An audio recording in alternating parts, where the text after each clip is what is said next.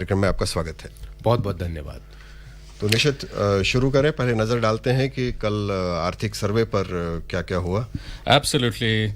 So, as we see that broadly, the Indian economy is recovering across sectors, positioning to ascend to a pre-pandemic growth level, almost the in FY23.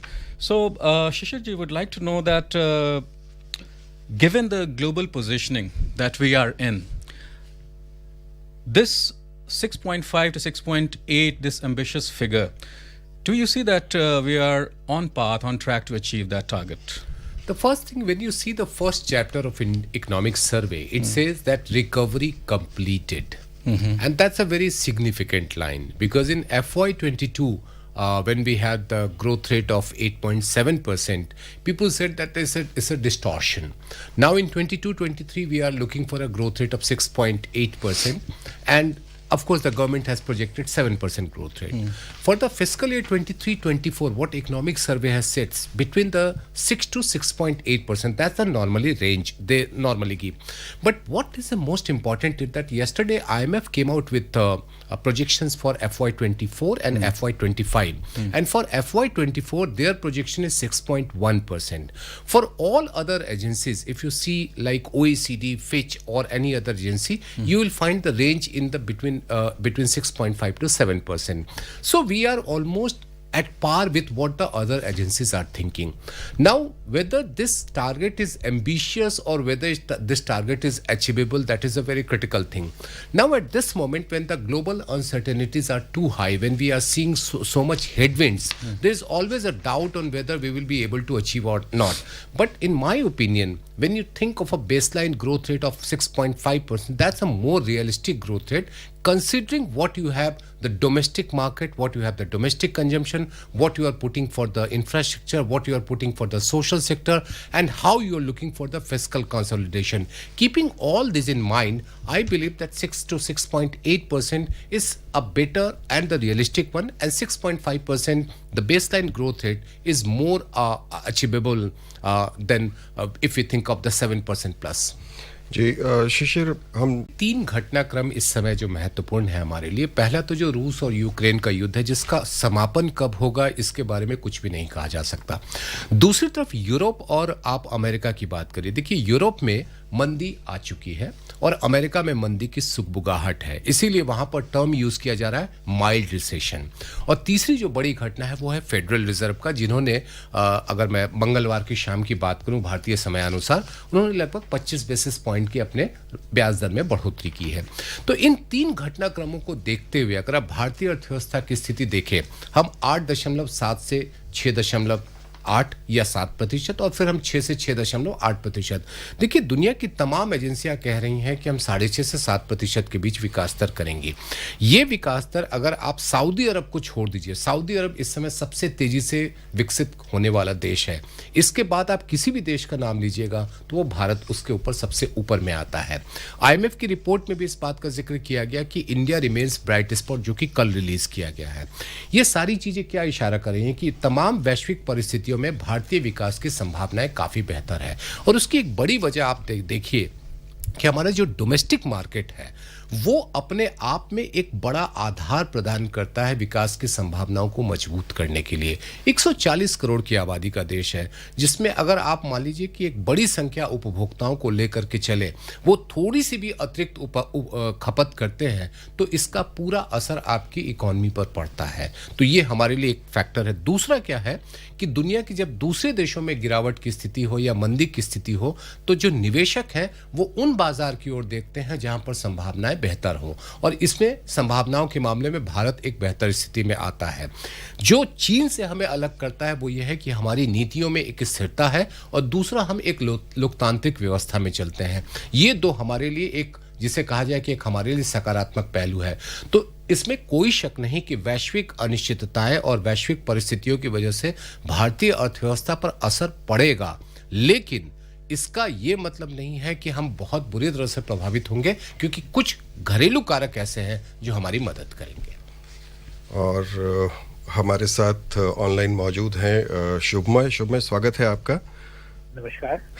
जी शुभ मैं अब थोड़ी देर में केंद्रीय budget प्रस्तुत किया जाने वाला है। आपको क्या उम्मीदें नज़र आती हैं इस बार के बजट से? देखिए, हमारी जो उम्मीदें हैं वो साधारण जनता की जो उम्मीदें हैं उससे थोड़ी हटके हैं। जी। वो क्यों? क्योंकि केंद्र सरकार का बजट को काफी बारी और आफ्टर राजनीतिक का एक कटाक्ष उसका रहता ही है, तो उससे अगर देखा जाए तो फिर बातें होती है कि आम जनता को क्या मिला, गरीब के पेट में कुछ एक्स्ट्रा कुछ आया या नहीं। लेकिन मेरा कहना यह है कि राज्य सरकारों का ये रोल होता है, केंद्र सरकार का जो कार्यक्रम होता है, केंद्र सरकार की जो मूल जो काम होता है वो ये है कि एक पूरे इकोनॉमी को एक सशक्त प्लेटफॉर्म पे रखना और उस पर जो कार्रवाई जरूरी है सिर्फ वही चीजें करना, यानी कि बहुत नए नए चीजें लाकर, जिसे कहते हैं लुहाने चीजें दिखाकर किसको डिस्ट्रैक्ट नहीं करना चाहिए।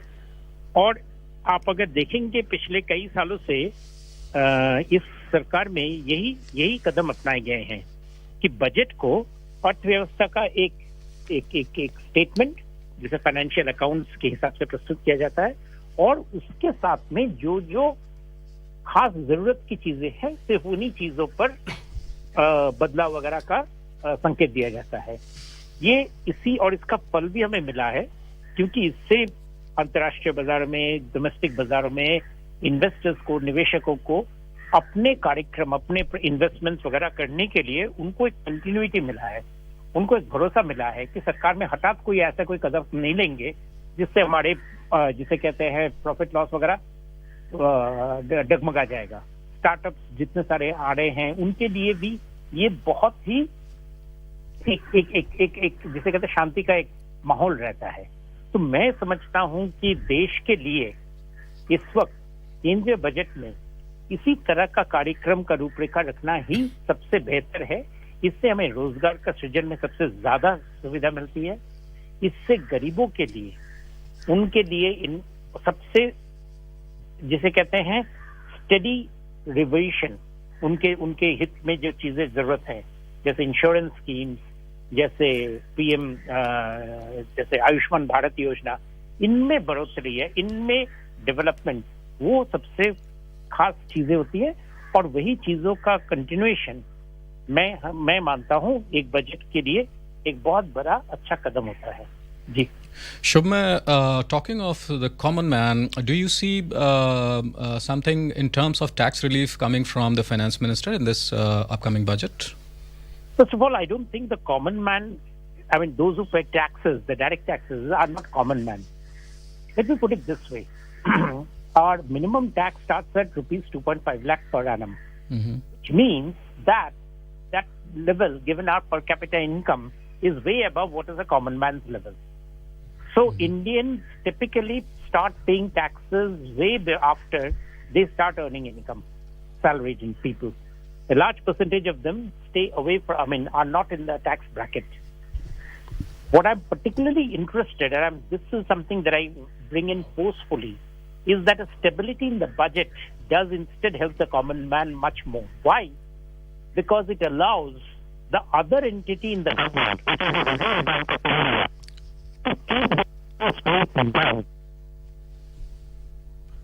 शायद हमारे किसी तकनीकी खराबी से शुभमय से हमारा संपर्क टूट गया है।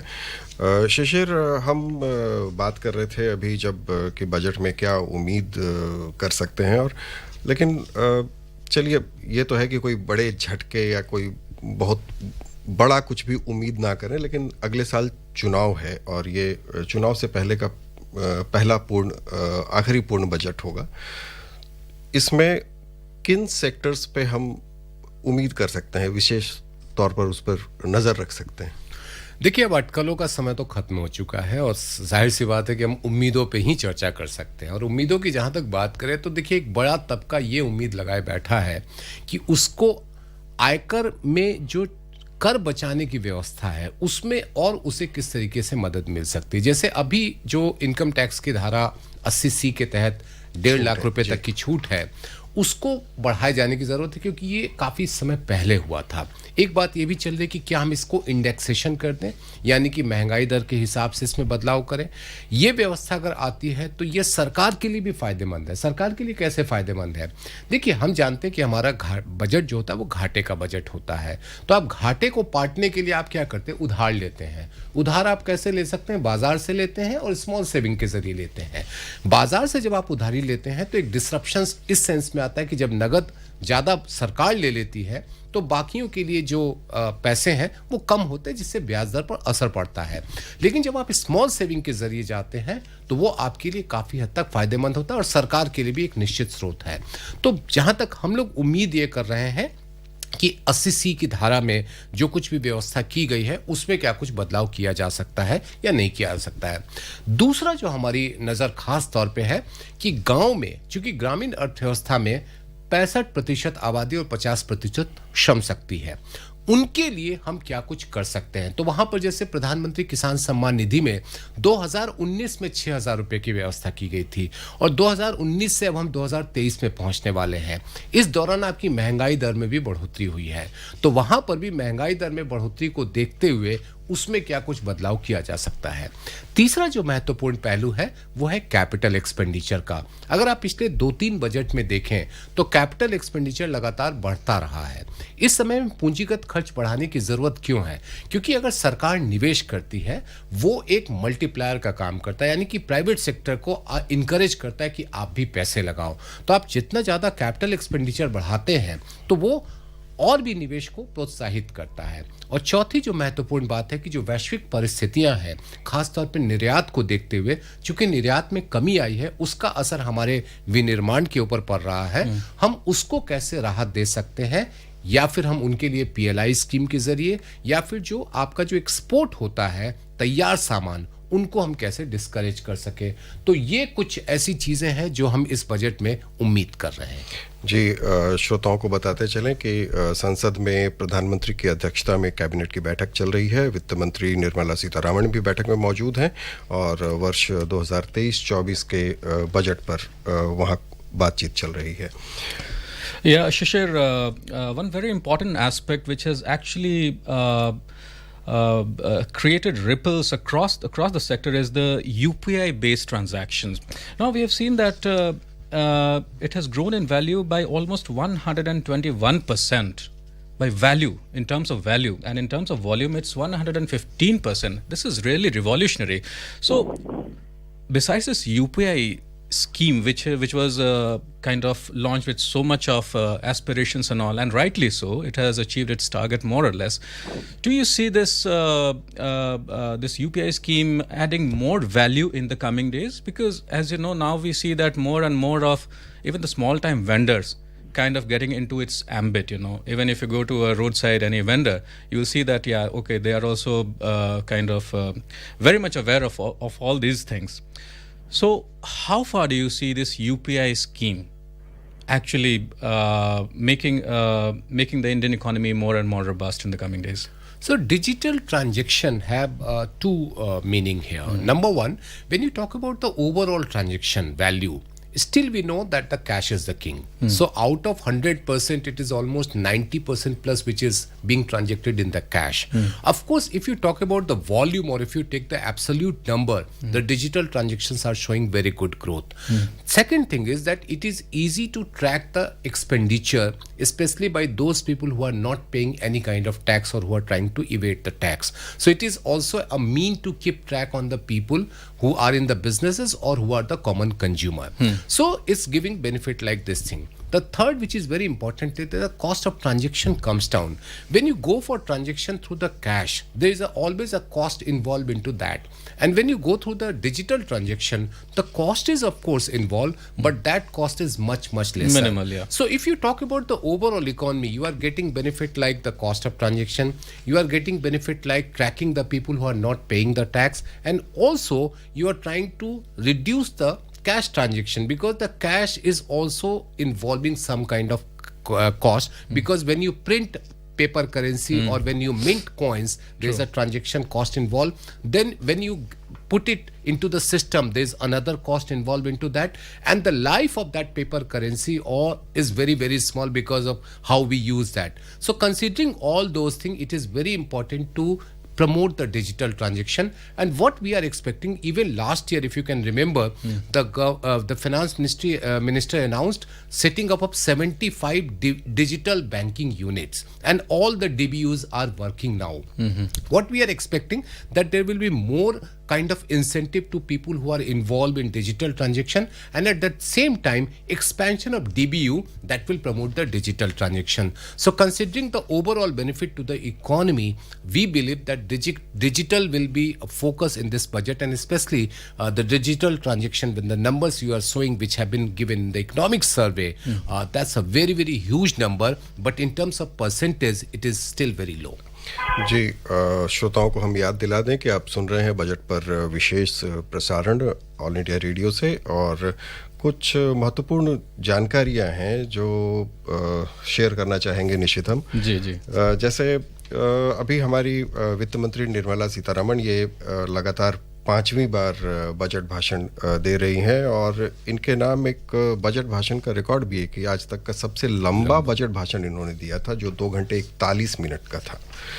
और इसके अलावा और भी कुछ दिलचस्प जानकारियां आती रहेंगी। एक और चीज आप जोड़ लीजिए कि ये निर्मला सीतारमण जी के नाम एक और रिकॉर्ड जोड़ने वाला है, वो ये कि इस पुरानी संसद भवन में वो पेश करने वाली आखिरी बजट वो पेश करेंगी, ये भी उनके नाम एक जुड़ जाएगा। जी, चलिए हम आगे चर्चा करेंगे। शुभमय फिर से हमारे साथ जुड़ गए हैं। शुभमय, आप थोड़ी सी जानकारी देना चाहेंगे हमारे श्रोताओं को कि ये बजट बनाने की प्रक्रिया कैसे शुरू होती है? बजट बनाने की प्रक्रिया करीब पूरा साल का रहता है, बट मोटा मोटी ऐसा रहता है कि जब पहला सत्र या पहला क्वार्टर खत्म हो जाता है, उसके बाद बजट की फिर से, जिसे कहते हैं डिटेल्स वगैरह शुरू होते हैं। यानी कि करीब मॉनसून सेशन में, जो ये विंटर बजट सेशन के बाद अगला सेशन जो होगा पार्लियामेंट में, उसमें सबसे पहली बार वित्त मंत्री फिर से एक सप्लीमेंट्री बजट पेश करते हैं, जिसके तहत वो कुछ चीजें जो बजट में रह गए हैं, कुछ जो इसी दौरान जो कुछ और भी कुछ खर्च सामने आए हैं या कुछ खर्च में फेरबदल का जरूरत है, इन सब चीजों के बारे में एक रूपरेखा लेकर पार्लियामेंट में आते। इसी तरह वो मॉनसून सेशन के बाद विंटर सेशन में भी एक और सप्लीमेंट्री बजट लेके आते हैं, और ये विंटर सेशन में भी इस बजट के बाद जो second half of the budget session होगा, उसमें भी वो थर्ड सप्लीमेंट्री बजट लेके आएंगे। कहने का मतलब ये है कि बजट में जो खर्चों का जो रूपरेखा है, चूंकि हर एक पैसा पार्लियामेंट के सैंक्शन के बिना नहीं हो सकता है, इसीलिए हर खर्च में कुछ भी अगर बदलाव लाना है तो वित्त मंत्री उनको संसद में पेश करते हैं, संसद के अप्रूवल लेते हैं। तो इस तरह से अगर देखा जाए तो budget is a year long activity. लेकिन बजट लिखना और बजट जो साधारण तरीके से देखा जाता है, जो बजट में जो जिस स्कीम्स, टैक्सेस इत्यादि इत्यादि जितने सारी चीजें होते हैं, इन सब चीजों के बारे में कामकाज शुरू हो जाता है करीब सितंबर वगैरह महीने में। क्यों? क्योंकि उस वक्त भारत ये नेशनल अकाउंट्स में भारत के जो बिजनेस साइकिल है उसको अगर हम देखें तो मॉनसून के बाद एक सरकार के लिए, केंद्र सरकार के लिए एक आइडिया आ जाता है कि किस तरह के चीजों का इस साल में गति ज्यादा पकड़ रहा है, किसमें कमी है। जैसे आपको पता होगा कि इस साल पिछले कई सालों से कैपिटल एक्सपेंडिचर, पूंजी निवेश में भारत सरकार काफी जोर दे रहे हैं। तो पूंजी निवेश का जो रेट है, क्योंकि वो एक बार ही तो होगा नहीं, मार्च ये नहीं कि पैसा अभी दिया गया और वो अगले साल मार्च में ही खत्म होगा, वो सारा साल में उसका खर्च करने का जरूरत है, और हर प्रदेश से। तो इसके लिए केंद्र सरकार की तरफ से वित्त सचिव या मोटा मोटी जो एक्सपेंडिचर सेक्रेटरी होते हैं, वो हर राज्यों से मुलाकात करना शुरू करते हैं कि उनका कामकाज, खासकर कुल मेजर जो एक्सपेंडिचर जो चीज के जो आइटम्स हैं, सोशल रिलीफ, कैपिटल पूंजी निवेश, इन सब चीजों में उनका क्या अभी फिलहाल गति है, उससे पता चलता है कि खर्च का मोटा मोटी साल तक अंत तक जाकर कितना परसेंट ऑफ पूरे जो पैसे लगाए गए हैं उसका कितना खर्च हो सकता है और कितना सेविंग्स होगा। ठीक उसी तरह से जैसे कोई इमरजेंसी आ जाए, जैसे आपको याद है इस साल में पीएम अन्न योजना को 2 बार एक्सटेंशन दिया गया। ये एक्सटेंशन एकदम जिसे कहते हैं करीब मंथ टू मंथ बदलाव है, लेकिन ये बहुत बड़े अमाउंट के हैं। कुल मिलाकर इन पर लागत करीब 80,000 करोड़ रुपए का है। तो इन चीजों का जो खर्च है वो खर्च को प्रोविजन में लाया जाता है। तीसरा चीज, जो टैक्स के जो प्रावधान है या उनमें जो बदलाव की जो बातें हैं, उनका काम शुरू होता है हर इंडस्ट्री चेंबर से सुझाव लेकर और भी इंटरेस्ट ग्रुप से सुझाव लेकर इनके बारे में मीटिंग, वित्त मंत्रालय में टैक्स की आलोचना शुरू हो जाती है करीब टिपिकली दिवाली वगैरह के बाद से, कि जो ठोस चीजें हैं उन पर क्या क्या कदम लेना चाहिए। एक इसमें जो सबसे लोगों की इंटरेस्ट रहती है वो है income tax rates. Income tax rates में जो आप कुछ देर पहले जिक्र भी कर रहे थे, इनकम टैक्स रेट्स की जो बदलाव वगैरह की जो बात होती है, ये आती है एकदम एंड में। करीब आप कह सकते हैं कि जैसे भी बजट 1 फरवरी को है, तो अगर कुछ बदलाव वगैरह किया गया है वगैरह, वो सब करीब जनवरी के बीचों बीच में जाके ही किया जाएगा, क्योंकि वो अंतिम चरण में ही उनके ऊपर स्टेप्स लिए जाते हैं। क्यों? क्योंकि उनसे सरकार को खर्च इतना ज्यादा हो जाता है कि उन पर स्टेप्स एकदम बाकी सारे बिंदुओं पर कंट्रोल करने के बाद, सारी चीजों पर निष्कर्ष पहुंचने के बाद ही उन पर निर्णय लिया जाता है। एक बजट में एक सबसे बड़ा चीज रहता, बहुत इंपॉर्टेंट चीज रहता है, वो है विभिन्न तबकों से, लोगों से आलोचना, यानी कि किन वर्ग में किस तरह का अटेंशन देना चाहिए, इस पर वित्त मंत्री एक आलोचना शुरू करते हैं। एक तो आप देखते होंगे कि प्री बजट मीटिंग वित्त मंत्री के होते हैं, लेकिन उससे भी पहले वित्त मंत्रालय में हर तबके के लोगों से सुझाव लिए जाते हैं। कभी आजकल मेल से ले जाते हैं काफी ज्यादा, कभी कभी क्वेश्चनेयर में भी। इस साल तो वित्त मंत्री ने जिक्र भी किया था कि आप हमें चिट्ठी लिखें और आपके सुझाव बताएं। इन सारे चीजों को काफी गौर से देखा जाता है और उन पर कदम लिए जाते हैं कि किस तरीके इसका बजट में इनका आवंटन किया जाएगा। और फाइनली होता है बजट को लिखना। बजट के जो स्पीच जो अभी थोड़ी देर में वित्त मंत्री देंगे, ये वित्त मंत्री अकेली नहीं लिखती है। हर मंत्रालय से बजट में उनका क्या स्कीम है, उस पर वो क्या चाहते हैं, वो एक बजट पैराग्राफ बनाकर वित्त मंत्रालय को पेश करते हैं। वित्त मंत्री, वित्त सचिव, बाकी सारे सचिव, आर्थिक सलाहकार, इन सब मिलकर रेगुलर मीटिंग चलती है करीब हर रोज, जिसको कहा जाता है ब्लू शीट मीटिंग।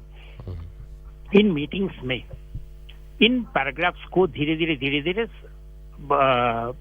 इकट्ठा किया जाता है और इसी तरह से बजट के स्पीच का जो, जिसे कहते हैं, मैं कहूंगा ऑलमोस्ट करीब 90% इन पैराग्राफ्स को ही एक साथ में जोड़कर बजट का स्पीच का रूपरेखा बनता है, बजट बनता है।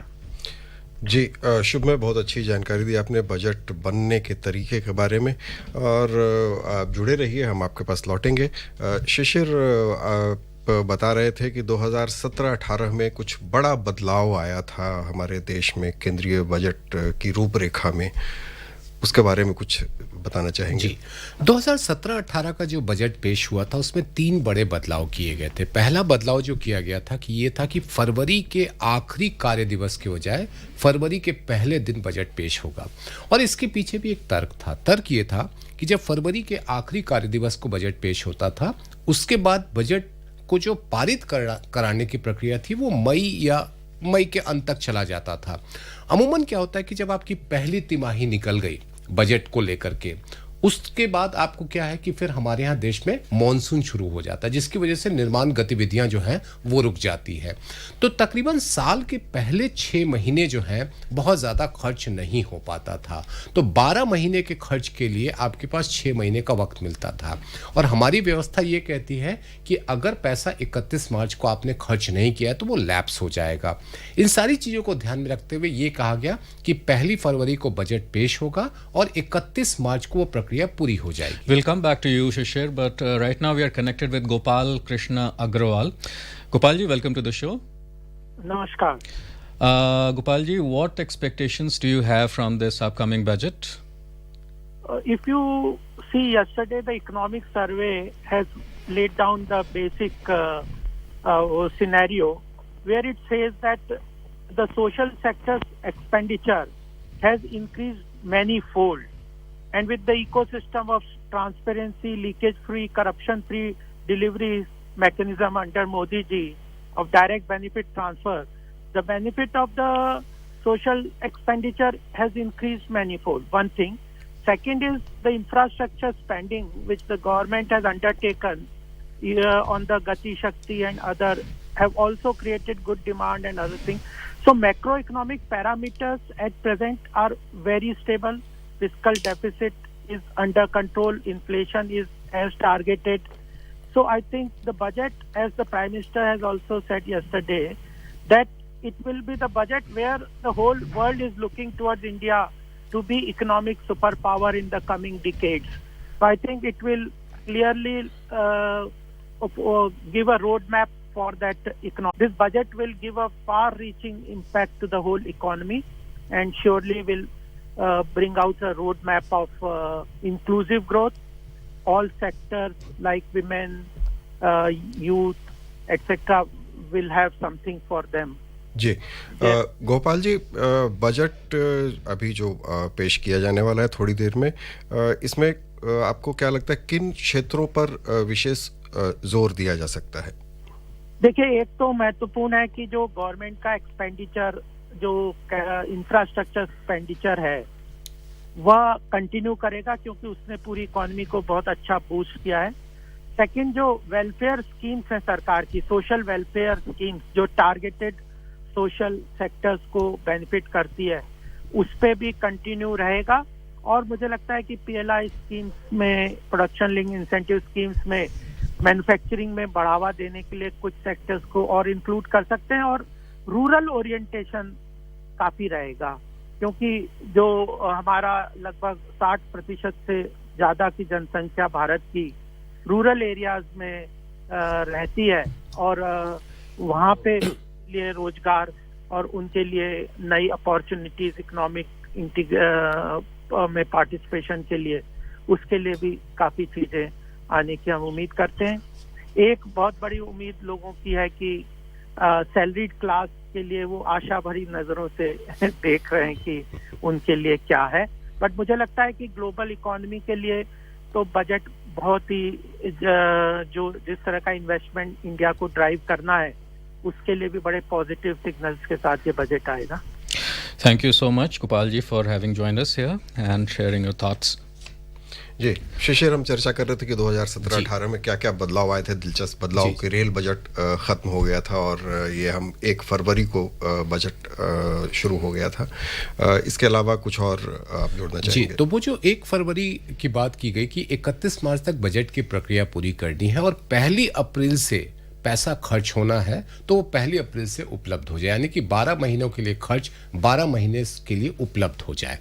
दूसरा जो बड़ा बदलाव किया गया कि 1924 से लेकर के 2016-17 तक हमने रेल बजट को अलग तरीके से पेश होता हुआ देखा। फिर ये महसूस किया जाने लगा कि रेलवे के लिए काफ़ी संसाधन आम बजट से जाता है, तो क्यों ना उसे आम बजट में शामिल कर दिया जाए। तो 2017-18 के बजट में रेल बजट को आम बजट में शामिल किया गया। तीसरा जो कि बहुत ही महत्वपूर्ण था, भले ही वो आम आदमी के नज़रिए से शायद उतना ज़्यादा उसकी चर्चा ना हो, लेकिन अर्थशास्त्र के नज़रिए से अगर आप देखें तो जो एक्सपेंडिचर यानी कि खर्चों का जो वर्गीकरण होता था, पहले 2 हिस्से थे। एक था योजनागत खर्च, फिर गैर योजनागत खर्च। खर्च, योजनागत खर्च में पूंजी खर्च, राजस्व खर्च, और उसी तरीके से गैर योजनागत खर्च में पूंजी खर्च और राजस्व खर्च। इससे काफी ज्यादा जटिलताएं आती थी। उसको ध्यान में रखते हुए गवर्नमेंट ने, सरकार ने रिजर्व बैंक के पूर्व गवर्नर सी रंगराजन की अध्यक्षता में एक समिति बनाई और उन्होंने सलाह ये दी कि हम सिर्फ और सिर्फ दो कैटेगरी लेकर के चले, पूंजी खर्च और राजस्व खर्च। तो इससे फायदा क्या होगा कि खर्चों को लेकर के स्पष्टता साफ तौर पर दिखेगी। तो ये तीन बड़े बदलाव जो है वो हमने 2017-18 के बजट में देखा। एक तो दिन का बदला जाना, दूसरा रेल बजट का मिलाया जाना, और तीसरा खर्चों का वर्गीकरण। और उसके बाद से आप देखेंगे कि 2017-18, 18-19, 19-20, 20-21, 21-22 और 22-23 जो खर्चों का प्रावधान बजट में किया गया है वो ज्यादा से ज्यादा खर्च हो पाता है, लैप्स जो हैं वो कम होते हैं। So now we are joined in by Bhupendra Singh, our correspondent who's connected right from Parliament House. So Bhupendra, what are the latest coming up from there, from the Parliament? आज 11 बजे वित्त मंत्री निर्मला सीतारमण आम बजट लोकसभा में पेश करेंगी। इससे पहले संसद भवन परिसर में प्रधानमंत्री की अध्यक्षता में कैबिनेट की बैठक चल रही है। बैठक के दौरान आम बजट को अनुमोदन दिया जाएगा। गृह मंत्री अमित शाह, रक्षा मंत्री राजनाथ सिंह, सूचना और प्रसारण मंत्री अनुराग सिंह ठाकुर और कई अन्य केंद्रीय मंत्री भी इस बैठक में मौजूद हैं। अभी बजट की प्रतियों को संसद भवन परिसर में लाया गया है और सुरक्षा जांच के बाद उसे संसद के अंदर लाया जा रहा है। जी, ये थे आकाशवाणी संवाददाता भूपेंद्र सिंह। और कुछ छोटी छोटी जानकारियां निश्चित जो हम शेयर कर रहे हैं, उसमें एक और है कि सबसे ज्यादा बार किसने बजट पेश किया था, ये मोरारजी देसाई के नाम जाता है, जो भारत के वित्त मंत्री रहे लंबे समय तक, बाद में प्रधानमंत्री भी रहे। उन्होंने वित्त मंत्री के रूप में 10 बार देश का बजट पेश किया। इसमें 8 बजट और 2 अंतरिम बजट शामिल हैं। Shubhma, coming back to you, we were talking about the construct and the making of the budget, the annual exercise. Now, as we know that this is the pre-election year, we are heading into elections next year in 2024. So now, for the benefit of our listeners, we'd also like to know what is there about the vote on accounts, as we hear all the time, for the benefit of our listeners, if you could. Normally, as you know, the budget is. शुभमय, आपको एक थोड़ी देर के लिए हम रोकना चाहेंगे। एक और कॉल हम ले रहे हैं। जी, हरवीर सिंह जी हमारे साथ हैं। हरवीर जी, स्वागत है आपका कार्यक्रम में। शायद उनसे हमारा संपर्क टूट गया। जी शुभमय, आप प्लीज अपनी जानकारी दें। हम जिन एक्टिविटीज को मानते हैं उसमें सबसे प्रधान चीज रहता है कि भारत सरकार और राज्य सरकार भी अपना सालाना आय व्यय के हिसाब संसद के सामने या स्टेट असेंबली के सामने प्रस्तुत करते हैं अनुमोदन के लिए। ये है बजट का सबसे अहम रोल। ये चीज चाहे इलेक्शन हो या चाहे नॉर्मल हो, किसी भी साल में इस रोल को बंद नहीं किया जा सकता है। वोट ऑन अकाउंट्स का जो वोट ऑन अकाउंट की जो बात आपने छेड़ा था, वो उसमें सिर्फ यही काम को पूरा किया जाता है, यानी कि सालाना आय व्यय जो हुआ है उस पर पार्लियामेंट या स्टेट असेंबली अपना अप्रूवल देते हैं। इसके साथ साथ बाकी जिन चीजों पे लोगों का इंटरेस्ट रहता है कि जैसे बजट में कुछ लोगों के लिए बेनिफिट्स या स्कीम्स या वगैरह वगैरह जो बाकी सारी चीजें होते हैं, उसके साथ में सरकार अपने fiscal responsibility budget management bill के तहत कुछ दस्तावेज प्रस्तुत करते हैं, और भी बाकी सारी जो चीजें डॉक्यूमेंट्स आते हैं, वो जिसे कहते हैं it is on the pressure of the government. सरकार चाहे तो कर सकते हैं, सरकार नहीं चाहे तो नहीं कर सकते हैं। जिस साल इलेक्शन होता है उस साल इन सब चीजों को मुलतवी किया जाता है। सिर्फ सरकार की जो आय व्यय का जो हिसाब है सिर्फ उसी को संसद पर अप्रूवल के लिए रखा जाएगा। यानी कि 2024 में चूंकि मई में तक इलेक्शन होकर नया संसद को गठन होना अनिवार्य है, इसीलिए अगले साल फरवरी में वित्त मंत्री सिर्फ यही स्टेटमेंट देंगे। साथ में साधारणतः ये रिवाज बन गया है कि वो कुछ स्टेटमेंट भी देते हैं, लेकिन जैसे मैंने कहा कि वो स्टेटमेंट अनिवार्य नहीं है। अकाउंट्स के साथ एक चीज जो मैं बताना भूल गया, वो है फाइनेंस बिल, यानी कि जो हर साल सरकार लागू करते हैं, इस टैक्स की अवधि सिर्फ 1 साल का होता है, खासकर डायरेक्ट टैक्स में। हर साल इस चीज को भी पार्लियामेंट को अप्रूवल लेना पड़ता है। क्यों? क्योंकि जैसे मैंने कहा कि कोई भी खर्चा होना या कोई भी राजस्व उठाना वो पार्लियामेंट का ही अधिकार है। इसीलिए इस साल जैसे फाइनेंस बिल प्रस्तुत किया जाएगा पार्लियामेंट में अकाउंट एक्सपेंडिचर के साथ साथ, ठीक उसी तरह अगले साल भी एक फाइनेंस बिल, यानी कि जो टैक्स रेट्स है उस पर फिर से पार्लियामेंट अप्रूवल देंगे। तो ये दोनों डॉक्यूमेंट्स वोट ऑन अकाउंट में या नॉर्मल ईयर में भी दोनों का रोल बिल्कुल रहता है। बाकी सारी जो चीजें हैं वो वित्त मंत्री अपने हिसाब से, जनरल कैबिनेट, प्रधानमंत्री, राज्य में मुख्यमंत्री, उनके लीडरशिप के अंदर और भी जो दस्तावेज वो मानते हैं कि देना या प्रस्तुत करना सही है, वो प्रस्तुत करते हैं। जी। Shishir, one very important aspect that we would like to delve on is the inflation thing. Now, as we all know that the RBI is comfortable sitting on, let's say, 4 to 6% as it is mandated almost. So now we are almost in that range. So now, in 2022, mostly, after the pandemic also almost weaned off, we saw the uptick in the rates, coming up by the RBI in different MPCs. Now, with this budget, do you see the RBI kind of reacting more with more incentives probably coming up from the finance minister? See, inflation is always considered as a poor man tax. That everybody who is not paying any kind of tax, he is paying tax through the inflation. That is one of the irony, or that is one of the feature of the inflation. Now, when we talk about inflation management through the budget, normally what we understand that if we talk about the economic policy, there is a monetary policy and there is a fiscal policy. Budget is more concerned about the fiscal policy. Shishir ji, will come back to you, but right now we have Charanjit Banerjee, the Director General from CII. Charanjit ji, welcome to the show. Good morning. Good morning, sir. So what expectations do you have from this upcoming budget? So lots of expectations, obviously. What the economic survey that we saw yesterday gives a good understanding as to, that the recovery is really complete. And we should see now focus on how do we take the consumption and the investment demand forward. So I would really look at more, tax concession, or rather, loosening up for the lower income brackets.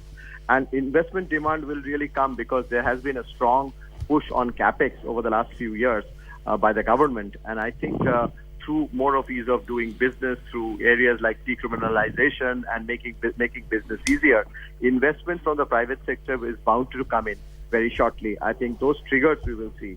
The third aspect I will see is a focus on fiscal consolidation. We have today. We will keep it to 6.4 is my belief, and slowly move towards the glide path which was defined earlier. I would also really look at the budget to see how we can focus on job creation by extending the PLI scheme, by really focusing on sectors which can really generate more of employment, like the tourism sector. Strong focus on that, so creation of employment. Even I will look at something like an urban Manrega, which can be very important. So lots of expectations from the budget, definitely. Chandrajit sir, Shishir बोल रहा हूं मैं। ये समझना चाहेंगे कि अभी जो वैश्विक परिस्थितियां हैं, उसको लेकर के ये जो एक चर्चा चल रही है, fiscal consolidation versus fiscal expansion, आपके नजरिए से इनमें से कौन सा महत्वपूर्ण है? फिस्कल कंसोलिडेशन पे हम ज्यादा फोकस करें, या अभी खर्च बढ़ाने की जरूरत है ताकि विकास की रफ्तार को आगे बढ़ाए रख सके, और कुछ समय के लिए हम फिस्कल डेफिसिट की चिंता छोड़ दें? देखिए, हम तो ग्रोथ का ऊपर फोकस करना चाहिए, और मेरा ख्याल से गवर्नमेंट काफी ट्रैक में है वैसे फिजिकल मैनेजमेंट के ऊपर हम 6.4 के ऊपर हम ध्यान देना चाहते हैं कि मेरे लगता है 6.4 तक रहेंगे, लेकिन हम रेवेन्यू ऑगमेंटेशन के ऊपर फोकस करना चाहिए और एक्सपेंडिचर रैशनलाइजेशन तो काफी इम्पोर्टेंट है। सो मैं देखना चाहूंगा कि जो नॉन मेरिट सब्सिडीज है जैसे कि पावर वगैरह, वहां पे हम गवर्नमेंट कट कर सकते हैं और जो इम्पोर्टेंट सब्सिडीज है उसपे उसका ऊपर शायद ध्यान दे। तो उसमें थोड़ा प्रूडेंस चाहिए। बहुत एग्रेसिव प्राइवेटाइजेशन टारगेट करना चाहिए, क्योंकि हम फिजिकल जो आप जो बात कर रहे हैं कि फिजिकल कंसोलिडेशन वहीं से आएंगे।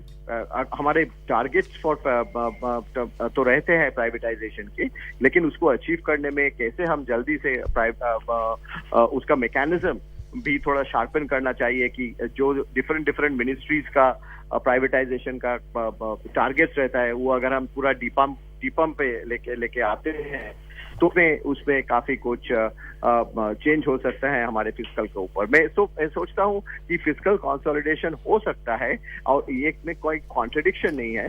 फिजिकल कंसोलिडेशन भी हो सकता है और अगर हम प्रूडेंट रहे तो डेफिनेटली ग्रोथ के ऊपर हम फोकस भी कर सकते हैं। जी चंद्रजीत जी, हम जानना चाहेंगे कि एमएसएमई के लिए क्या उम्मीदें हैं आपको इस बजट से? देखिए, एमएसएमई के ऊपर हम दो तरह के उम्मीदें हैं। नंबर 1, एक तो चीज हम गवर्नमेंट ने करना चालू किए हैं, वो डिक्रिमिनलाइजेशन का बात जो करने हैं। काफी सारे रेगुलेटरी फ्रेमवर्क है जो एमएसएमई को बहुत ही ज्यादा अफेक्ट करते हैं। जो अफेक्ट हमारे लार्ज कंपनीज तो उसको डील करने में कामयाब होते हैं, लेकिन उसपे ऊपर अगर हम ध्यान दें, काफी सारे मिड साइज कंपनीज उनको ईज ऑफ डूइंग बिजनेस का और कॉस्ट ऑफ डूइंग बिजनेस और ये डिक्रिमिनलाइजेशन में एक ही बकेट पे इनको बोल रहा हूँ, इसको करने से एमएसएमई को काफी हद तक आराम मिल सकता है। दूसरा चीज है, एमएसएमई से बहुत सारे एक्सपोर्ट्स होते हैं और हम चाहते हैं एक्सपोर्ट्स पे काफी गवर्नमेंट को भी फोकस करने का है। एक्सपोर्ट्स का हेडविंड्स है, आपको मालूम है। तो हमने देखना चाहता हूँ ये एक्सपोर्ट्स के लिए एमएसएमई के द्वारा हम ज्यादा फंड चाहिए वहाँ पे। More capital should be available, more finance should be available for exports and eight reasonable cost. So availability of credit to MSME and at reasonable cost, ये फोकस हम देखना चाहता हूँ MSME के लिए। Thank you so much, Chandrajit ji, for having joined us. So that was Chandrajit Banerjee, the Director General from the Confederation of Indian Industry, CII. Now, Shishir, coming back to you, we were talking about inflation. Yeah. So when we think about the inflation, what more can be done through the fiscal thing? Of course, the monetary has their own tools. They can raise the interest rate, they can raise a CRR, they can go for any other instrument. But in terms of fiscal policy, when you have to think about the inflation, there is always a dilemma. If you are putting more money into the hands of people, that means again you are fueling the inflation, because inflation always say a higher amount of money chasing too few goods. True. So that is one dilemma with the fiscal authorities, at how to curb the inflation. What is the best way to do the inflation? How to increase the supply rather than going for pushing the demand. If you increase the supply, that will also have an impact on the inflation side. So what we are expecting, that there could be a balance for the inflation management, putting some money into the hand of people through raising the standard deduction or providing more money under income tax exemption things. And at the same time, what more you can do to enhance the supply, what more you can do to push the supply or boost the supply. And there the various schemes to encourage production, various schemes to encourage the domestic production. Also, PLI schemes, what we are seeing, that is also going to help improving the supply. And at the same time, from the rural side, if you are going for the agri-marketing, how we can improve that so that agri-produce are reaching the market at the price which is reasonable. So it's a combination for the fiscal authority, it's a combination of pushing supply and also promoting demand. So that is what we are expecting in this budget. Investment of almost 47,500 crore rupees under the PLI scheme for FY22, 106% of the designated target for the year. This is humongous. Of course, and PLI, see, we all know that if we have to think about surviving in global turmoil or improving the growth rate with the kind of global uncertainty, we need to understand that we have to push the domestic industries at a very faster pace. And PLI scheme is one of the tool how you can push the domestic industry. That is why in the 14 sectors, we have seen very good increase in kind of incentive to the industries. And what we are expecting that this budget will try to give more incentive, try to include more areas and also enhance the amount prescribed for the PLI. These are the some things which we are expecting in this budget for PLI. शिशिर, अभी पिछले कुछ वर्षों से दो साल से ज़्यादा हो चुके हैं कि पूरी दुनिया महामारी से कोविड से जूझ रही थी और अर्थव्यवस्था पर इसका बहुत सीधा असर पड़ा है, बहुत बुरा असर पड़ा है हर जगह पे। लेकिन अब कई जगहों पे हम देख रहे हैं कि उबरने लगा है, कई देश उबर चुके हैं या कुछ पे अभी भी असर नज़र आ रहा है। लेकिन अपने देश के ही आंकड़े देख लें तो उड्डयन क्षेत्र इससे बहुत ज़्यादा प्रभावित हुआ था, लेकिन अब लगभग वो 90% पर आ चुका है प्री कोविड उसके। अभी क्या लगता है कि हमारी अर्थव्यवस्था में सब कुछ हम उस बुरे दौर से उबर चुके हैं या अभी भी कुछ सावधान रहना है? नहीं, देखिए, सेवा क्षेत्र में अभी भी जो स्थिति आप देख रहे हैं वो स्थिति बेहतर हुई है, लेकिन पूरी तरह से उबरना अभी शायद थोड़ा सा समय और चाहिए। तो मुझे लगता है कि अगले 6 महीने बहुत ही महत्वपूर्ण है और इन 6 महीनों के दरमियान सेवा क्षेत्र, चाहे आप उड्डयन की बात करें, चाहे आप होटल इंडस्ट्रीज की बात करें, इन सभी में जिस तरह से बुकिंग आ रही है वो यदि लगातार इंप्रूव होता है तो आप कह सकते हैं कि स्थिति काफ़ी बेहतर होगी। ये ना भूलिए कि सेवा क्षेत्र की अर्थव्यवस्था में हिस्सेदारी 53% से ज़्यादा का है। तो अर्थव्यवस्था की रफ्तार बढ़ाने के लिए अगर हम विनिर्माण क्षेत्र को बढ़ावा देते हैं तो सेवा क्षेत्र पर भी हमारी नज़र उतनी ही पैनी होनी चाहिए। और अच्छी बात यह है स्थिति सुधरी है, अच्छी बात यह है कि स्थिति 90% से ज़्यादा सुधर चुकी है, लेकिन अभी भी जो थोड़ा सा अंतर रह गया है वो 6 महीने 8 महीने में, अगर जैसे हम लोग अर्थशास्त्र में एक सिद्धांत यूज करते हैं जिसमें कहा जाता है if other thing remains the same, मैं यहां पर कहूंगा कि if other thing remains the same ना हो, चीजें थोड़ी सी बदले तो हो सकता है कि परिस्थितियां आपकी काफी बेहतर होंगी। और आज जो आप 6.5%, 6.7% की बात कर रहे हैं, हो सकता है कि हमारी विकास दर 7% को भी पार कर जाए। जी निश्चित, अब थोड़ी ही देर में संसद में बजट पेश किया जाने वाला है। हम इंतज़ार करते हैं वहाँ से सीधे प्रसारण का, लेकिन कुछ और दिलचस्प बातें हैं कि अब तक बजट में सबसे ज़्यादा शब्द किसने कहे हैं। ये डॉक्टर मनमोहन सिंह के नाम है रिकॉर्ड।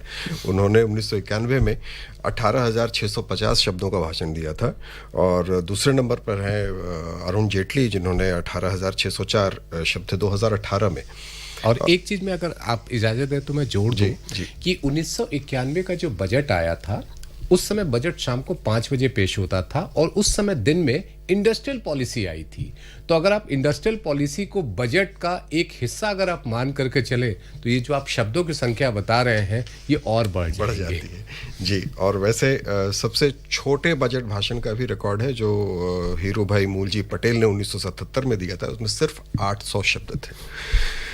तो ये कुछ दिलचस्प very interesting anecdotes really, Subodh, and we are almost waiting for the finance minister to open her budget speech.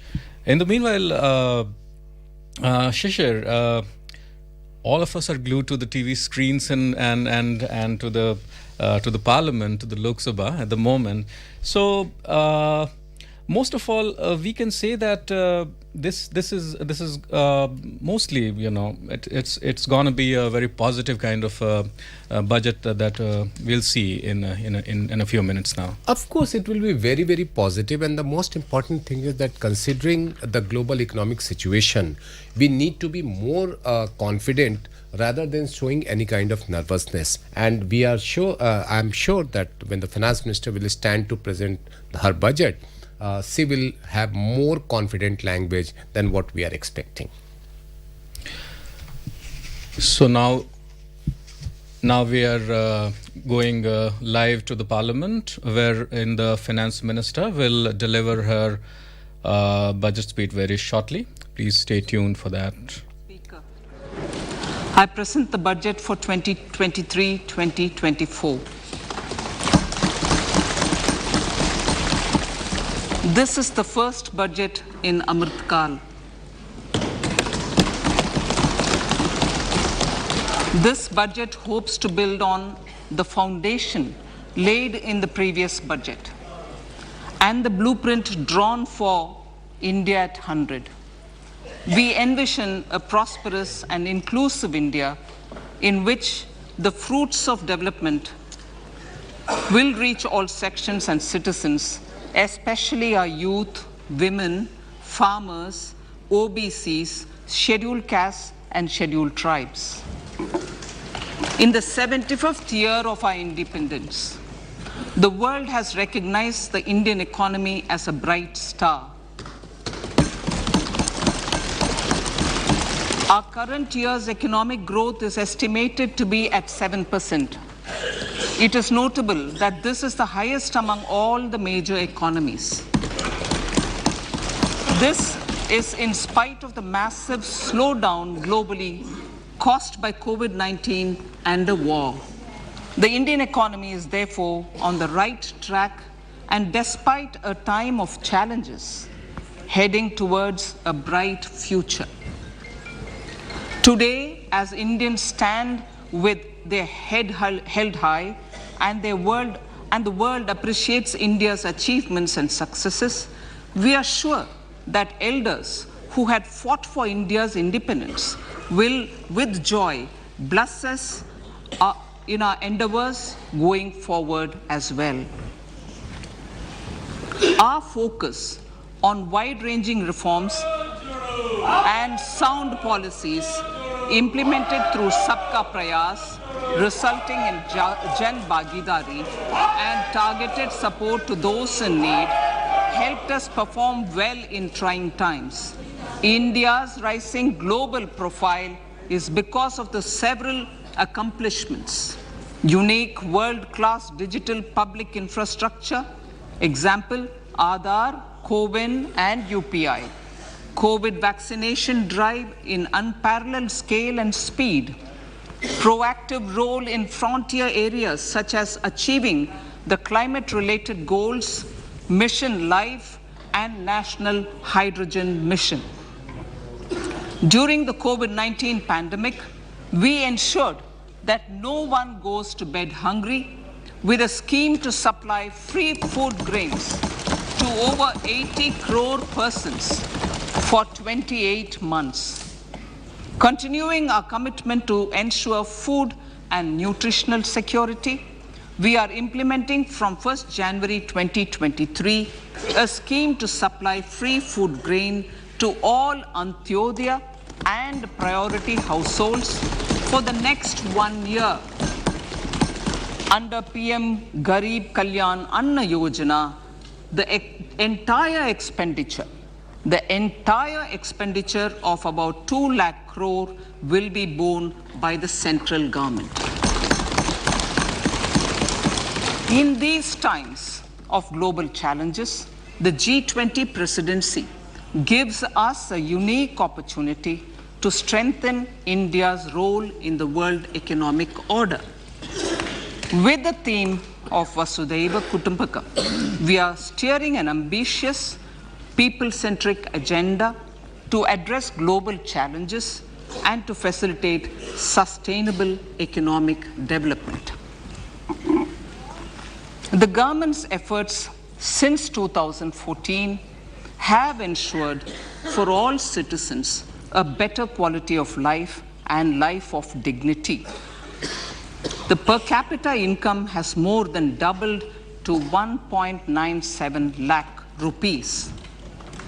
In these 9 years, the Indian economy has increased in size from being 10th to 5th largest in the world to 27 crore and rupees 7,400 crore digital payments of 126 lakh crore rupees through UPI in 2022. The efficient implementation of many schemes with universalization of targeted benefits has resulted in inclusive development. Some of the schemes are 11.7 crore household toilets under Swachh Bharat mission, which is achieved, 9.6 crore LPG connections under Ujjwala, 220 crore COVID vaccination of 102 crore persons, 47.8 crore PM Jan Dhan bank accounts, insurance cover for 44.6 crore persons under PM Suraksha Bima and PM Jeevan Jyoti Yojana, and cash transfer of 2.2 lakh crores of rupees to 11.4 crore to over 11.4 crore farmers under PM Kisan Samman Nidhi. Our vision for the Amrit Kal includes technology-driven and knowledge-based economy with strong public finances and a robust financial sector. To achieve this, Jan Bhagidari through Sabka Saath, Sabka Prayas is essential. The economic agenda for achieving this vision focuses on three things. First, facilitating ample opportunities for citizens, especially the youth, to fulfill their aspirations. Second, providing strong impetus to growth and job creation. And third, strengthening macroeconomic stability. To service these focus areas in our journey to India at 100, we believe that the following 4 opportunities can be transformative during Amrit Kal. Economic empowerment of women. Deen Dayal Antyodaya Yojana National Rural Livelihood Mission has achieved remarkable success by mobilizing rural women into 81 lakh self-help groups. We will enable these groups to reach the next stage of economic empowerment through formation of large producer enterprises or collectives, with each having several thousand members and managed professionally. They will be helped with raw materials supply and for better design, quality, branding, and marketing of their products. Through supporting these policies, they will be enabled to scale up their operations to serve the large consumer markets, as has been the case with the several startups growing into unicorns. PM Vishwakarma Kaushal Samman, PM Vikas. For centuries, traditional artisans and craftspeople who work with their hands using tools have brought renown for India. They're generally referred to as Vishwakarma. The art and the handicraft created by them represents the true spirit of Atmanirbhar Bharat. For the first time, a package of assistance for them has been conceptualized. The new scheme will enable them to improve the quality, scale, and reach of their products, integrating them with the MSME value chain. The components of the scheme will include not only financial support, but also access to advanced skill training, knowledge of modern digital techniques, and efficient green technologies, brand promotion, linkage with local and global markets, digital payments, and social security.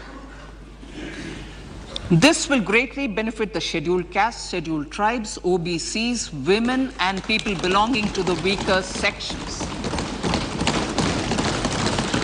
Tourism. The country offers immense attraction for domestic as well as foreign tourists. There is a large potential to be tapped in tourism, The sector holds huge opportunities for jobs and entrepreneurship for youth in particular. Promotion of tourism will be taken up on mission mode with active participation of states, convergence of government programs, and public-private partnerships. Green growth. We are implementing many programs for green fuel, green energy, green farming, green mobility, green buildings, and green equipment, and policies for efficient use of energy across various economic sectors. These green growth efforts help in reducing carbon intensity of the economy and provides for large-scale green job opportunities.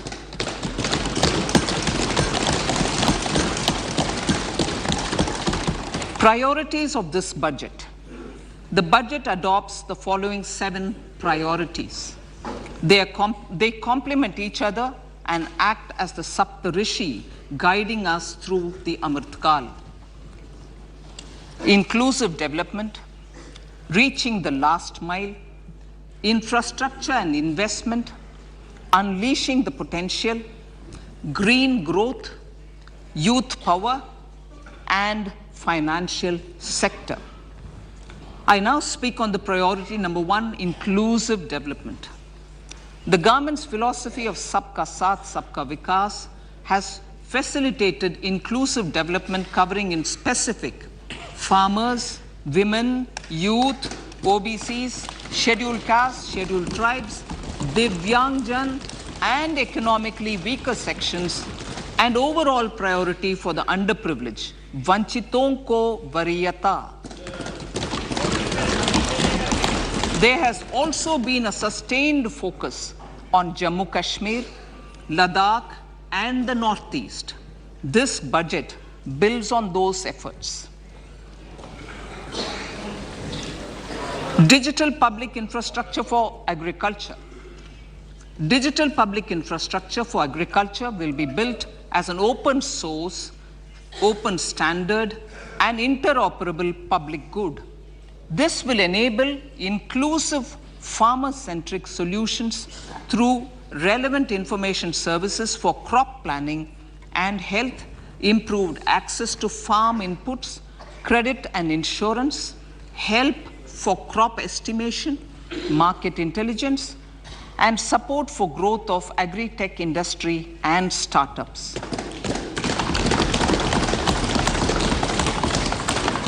An agriculture accelerator fund. An agriculture accelerator fund will be set up to encourage agri-startups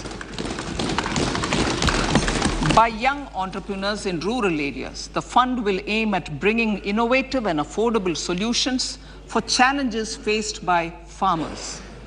It will also bring in modern technologies to transform agricultural practices, increase productivity and profitability. To enhance the productivity of extra long staple cotton, we will adopt a cluster-based and value chain approach through public-private partnerships.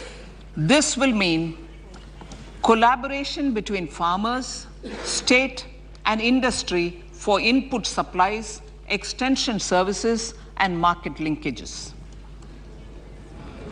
We will launch an Atmanirbhar Clean Plant program to boost availability of disease-free, quality planting material for high-value horticultural crops at an outlay of 2,200 crores.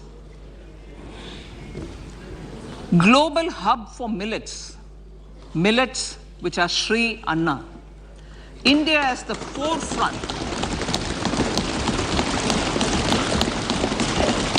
India's at the forefront of popularizing millets, whose consumption furthers nutrition, food security, and welfare of farmers, said the Honorable Prime Minister. We are the largest producer and second largest exporter of Sri Anna in the world. We grow several types of Sri Anna, such as Sri Anna Jowar, Shri Anna Ragi, Shri Anna Bajra, Shri Anna Kutu, Ramdana, Kangni, Kutni, Kutki, Kodo, China, and Sama. These have a number of health benefits and have been an integral part of our food for centuries. I acknowledge with pride the huge service done by small farmers in contributing to the health of fellow citizens by growing these Shri Anna. Now, to make India a global hub for Shri Anna, the Indian Institute of Millet Research, ideally Indian Institute of the Shri Anna Research, Hyderabad, will be supported as the center of excellence for sharing best practices, research, and technologies at the international level. The agricultural credit target will be increased to 20 lakh crores with focus on animal husbandry, dairy, and fisheries. We will launch a new sub-scheme of PM Matsya Sampada Yojana, which is an existing scheme, but we launch a new sub-scheme with targeted investment of 6,000 crores to further enable activities of fishermen, fish vendors, and micro and small entrepreneurs, improve value chain efficiencies, and expand the market. For farmers, especially small and marginal farmers and other marginalized sections, the government is promoting cooperative-based economic development model. A new Ministry of Cooperation was formed with a mandate to realize the vision of Sahkar Se Samriddhi. To realize this vision, the government has already initiated computerization of 63,000 primary agricultural credit societies with an investment of 2,516 crores. In consultation with all the stakeholders and the states, model bylaws for PACS were formulated, enabling them to become multi-purpose PACS. A national cooperative database is being prepared for countrywide mapping of societies and dairy cooperative societies in uncovered panchayat and villages in the next 5 years.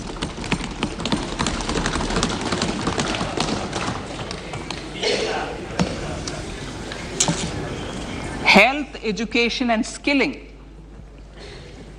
157 new nursing colleges will be established in co-location with the existing 157 medical colleges established since 2014. A mission to eliminate sickle cell anemia by 2047 will be launched. It will entail awareness creation, universal screening of 7 crore people in the age group of 0 to 40 years in affected tribal areas, and counseling through collaborative efforts of central ministries and state governments. Facilities in select ICMR labs, Indian Council for Medical Research labs, will be made available for research by public and private medical college faculty and private sector R&D teams for encouraging collaborative research and innovation. A new program to promote research and innovation in pharmaceuticals will be taken up through centers of excellence. We shall also encourage industry to invest in research and development in specific priority areas. Dedicated multidisciplinary courses for medical devices will be supported in existing institutions to ensure availability of skilled manpower for futuristic medical technologies, high-end manufacturing, and research. Teachers' training. Teachers' training will be re-envisioned through innovative pedagogy, curriculum transaction, continuous professional development, dipstick surveys, and ICT implementation. The District Institute of Education and Training will be developed as vibrant institutes of excellence for this purpose.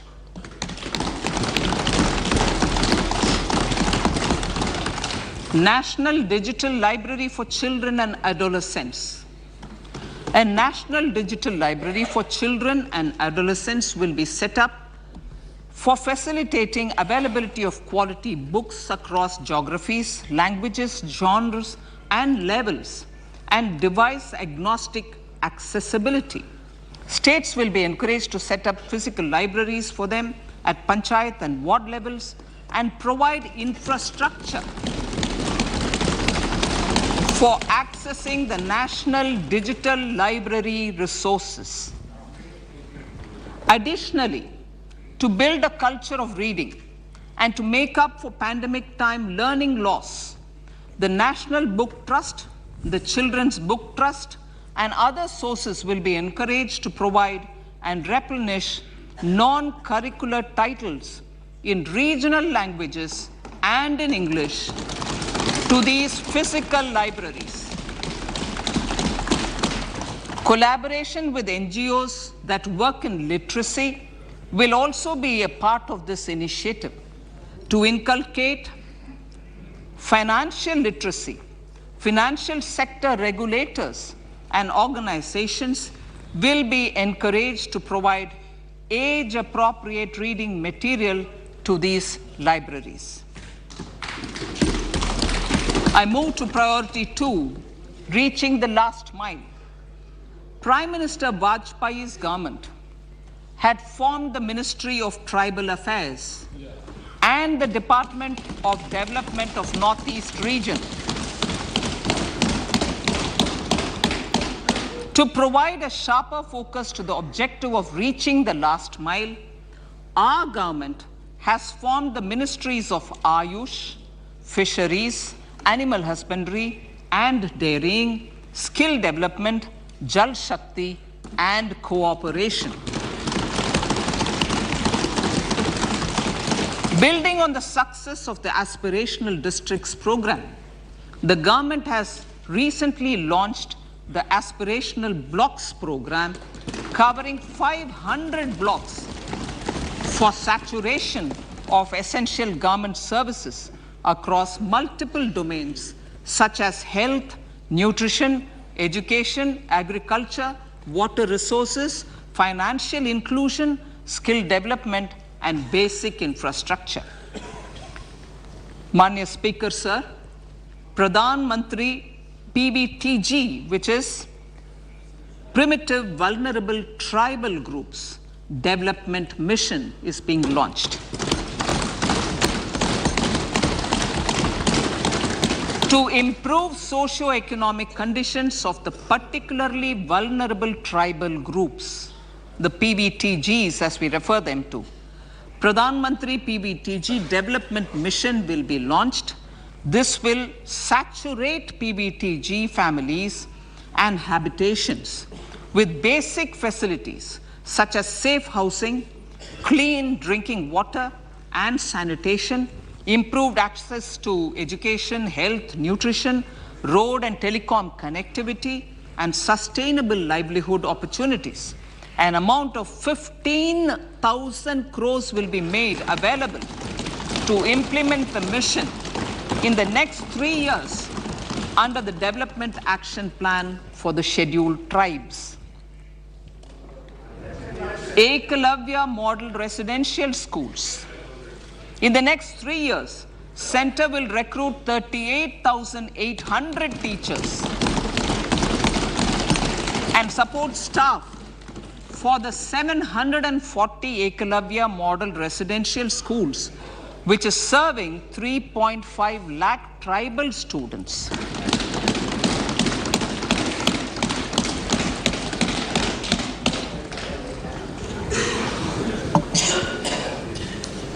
the drought-prone central regions of Karnataka, central assistance of 5,300 crore will be given to Upper Bhadra project to provide sustainable micro irrigation and filling up of surface tanks for drinking water. PM Awas Yojana. The outlay for PM Awas Yojana is being enhanced by 66% to over 79,000 crores. Bharat Shared Repository of Inscriptions will be set up in a digital epigraphy museum with digitization of 1 lakh ancient inscriptions in the first stage. Support for poor prisoners. For poor persons who are in prisons and unable to afford the penalty or the bail amount, required financial support will be provided. Priority number 3, infrastructure and investment. Investments in infrastructure and productive capacity have a large multiplier impact on growth and employment. After the subdued period of the pandemic, private investments are growing again.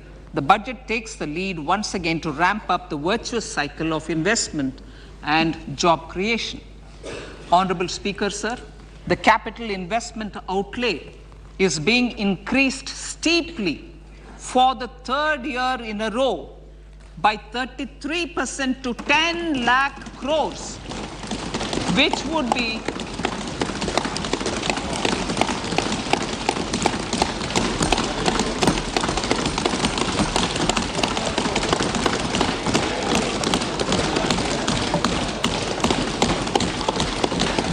which would be 3.3% of GDP. This will almost be 3 times the outlay made in 2019-20.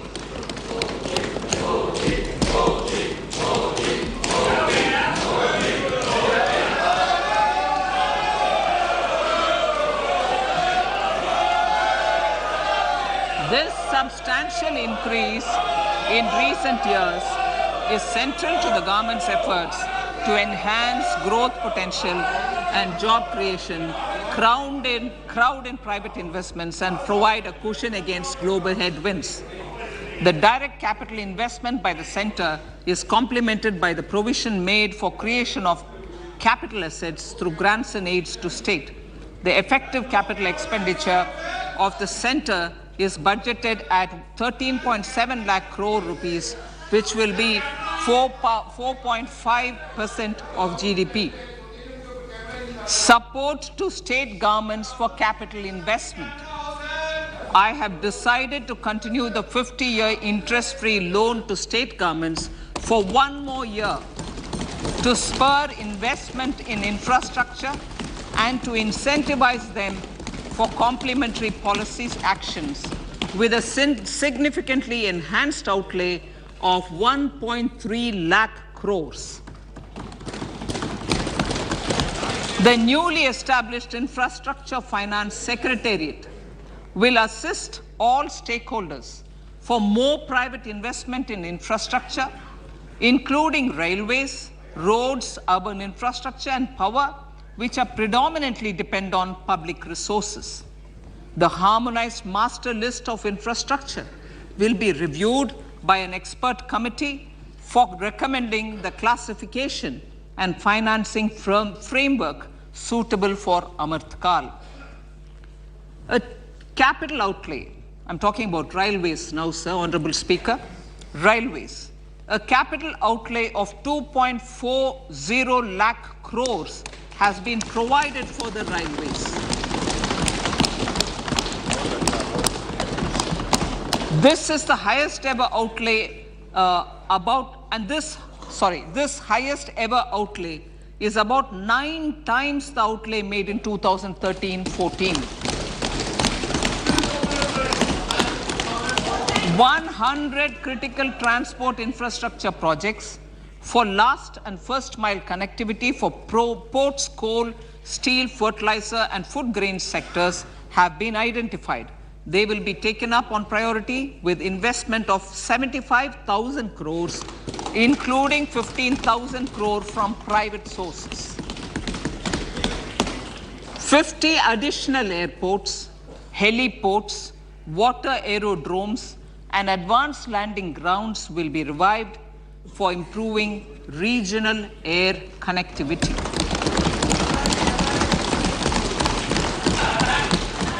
Sustainable cities for tomorrow.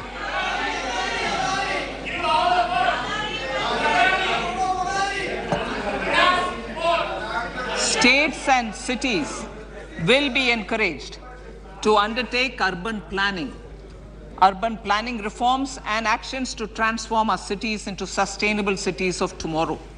This means efficient use of land resources, adequate resources for urban infrastructure, transit-oriented development, enhanced availability and affordability of urban land, and opportunities for all. Through property tax governance reforms and ring-fencing user charges on urban infrastructure, cities will be incentivized to improve their creditworthiness for municipal bonds. Like the RIDF, an urban infrastructure development fund will be established through use of priority sector lending shortfall. This will be managed by the National Housing Bank and will be used by public agencies to create urban infrastructure in Tier 2 and Tier 3 cities. States will be encouraged to leverage resources from the grants of the 15th Finance Commission as well as existing schemes to adopt appropriate user charges while accessing the UIDF. We expect to make available 10,000 crore rupees per annum for this purpose. All cities and towns will be enabled for 100% mechanical desludging of septic tanks and sewers to transition from manhole to machine hole mode.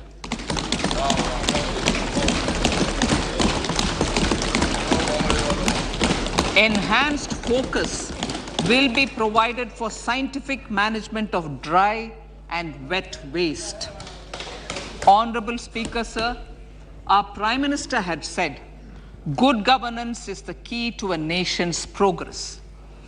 Our government is committed to providing a transparent and accountable administration which works for the betterment and welfare of common citizens. Mission Karma Yogi.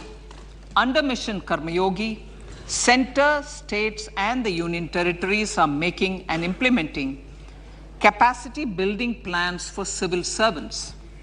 The government has also launched an integrated online training platform, I Got Karma Yogi, to provide continuous learning opportunities for lakhs of government employees to upgrade their skills and facilitate people-centric approach.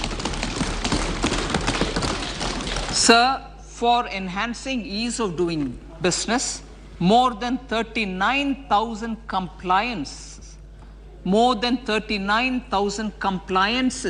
have been reduced and more than 3,400 legal provisions have been decriminalized.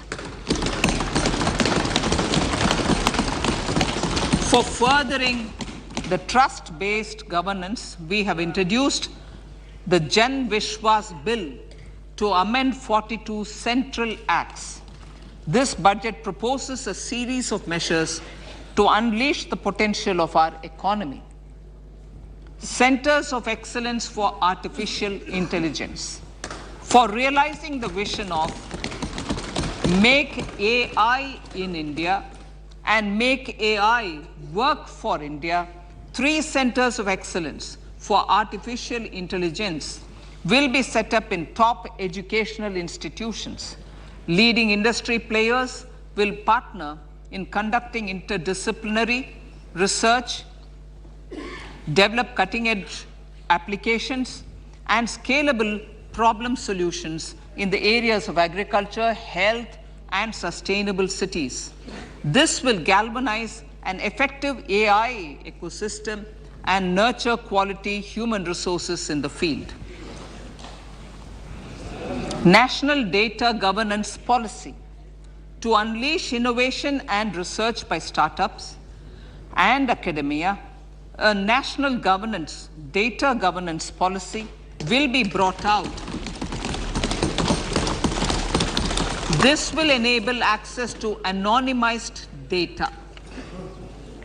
The KYC process will be simplified, adopting a risk-based instead of one-size-fits-all approach. The financial sector regulators will also be encouraged to have a KYC system fully amenable to meet the needs of digital India.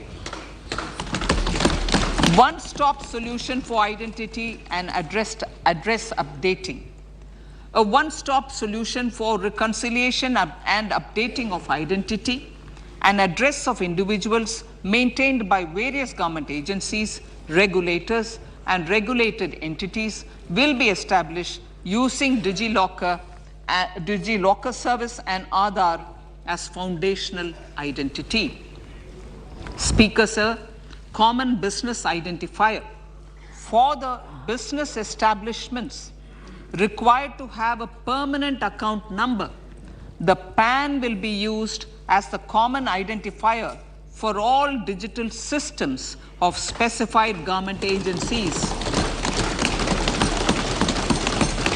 This will bring ease of doing business, and it will be facilitated through a legal mandate. For obviating the need for separate submission of same information to different government agencies, a system of unified filing process will be set up. Such filing of information or return in simplified forms on a common portal will be shared with other agencies as per the filer's choice. Vivad Se Vishwas 1, relief for MSMEs. In cases of failure by MSMEs to execute contracts during the COVID period, 95% of the forfeited amount relating to the bid or performance security will be returned to them by government and government undertakings. This will provide relief to the MSMEs. Vivad Se Vishwas 2, settling contractual disputes. To settle contractual disputes of government and government undertakings, wherein arbitral award is under challenge in a court, a voluntary settlement scheme with standardized terms will be introduced. This will be done by offering graded settlement terms depending on pendency level of the dispute.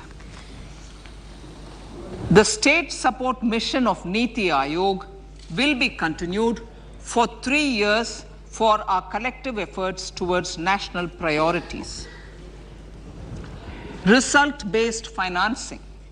To better allocate scarce resources for competing development needs, the financing of select schemes will be changed on a pilot basis from input-based to result-based. E-courts. For efficient administration of justice, Phase 3 of the e-courts project will be launched with an outlay of 7,000 crores. Fintech services in India have been facilitated by our digital public infrastructure, including Aadhaar, PM Jan Dhan Yojana, Video, KYC, India Stack, and UPI. To enable more fintech innovative services, the scope of documents available in DigiLocker for individuals will be expanded. An entity, DigiLocker, will be set up for the use by MSMEs, large businesses, and also charitable trusts. This will be towards storing and sharing documents online securely whenever needed with various authorities, regulators, banks, and other business entities. 5G services. 100 labs for developing applications using 5G services will be set up in engineering institutions.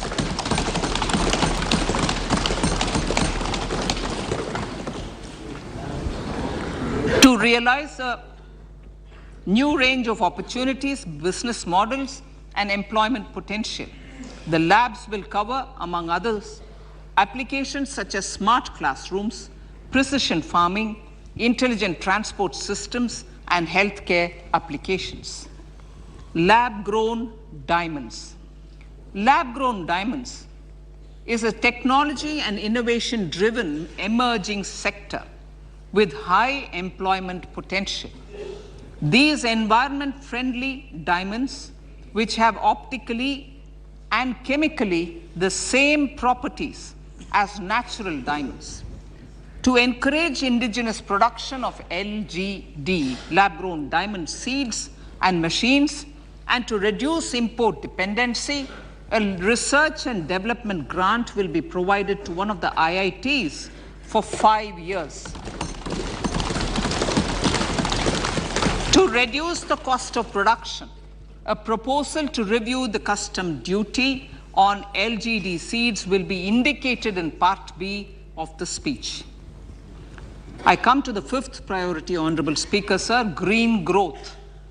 Honorable Prime Minister has given a vision for life or lifestyle for environment to spur a movement of environmentally conscious lifestyle.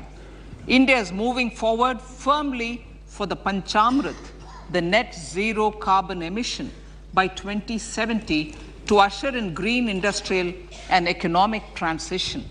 This budget builds on our focus on green growth. The recently launched National Green Hydrogen Mission, with an outlay of 19,700 crores, will facilitate transition of the economy to low carbon intensity, reduce dependence on fossil fuel imports, and make the country assume technology and market leadership in this sunrise sector. Our target is to reach an annual production of 5 MMT by 2030. Energy transition. This budget provides for 35,000 crores for priority capital investment towards energy transition and net zero objectives and energy security by Ministry of Petroleum and Natural Gas. To steer the economy on sustainable development path, battery energy storage systems with capacity of 4,000 MWH will be supported with viability gap funding. A detailed framework for pumped storage projects will also be formulated. Renewable energy evacuation. The interstate transmission system for evacuation and grid integration of 13 gigawatt renewable energy from Ladakh will be constructed with investment of 20,700 crore, including central support of 8,300 crores. And amelioration of Mother Earth, PM Pranam, will be launched to incentivize states and union territories to promote alternative fertilizers and balanced use of chemical fertilizers.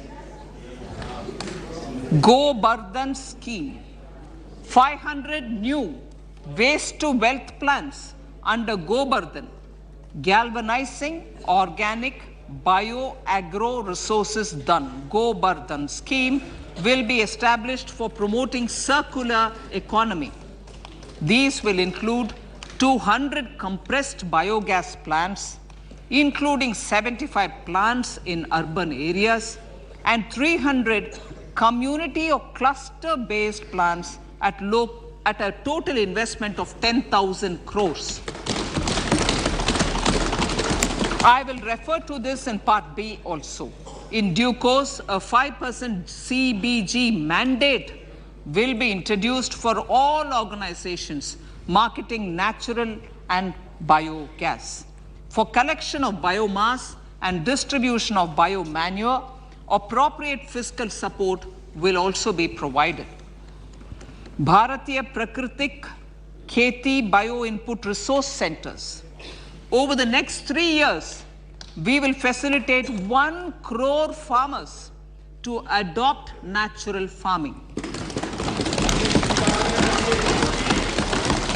For this, Honorable Speaker, 10,000 bio input resource centers will be set up, creating a national level distributed micro fertilizer and pesticide manufacturing network. Mishti.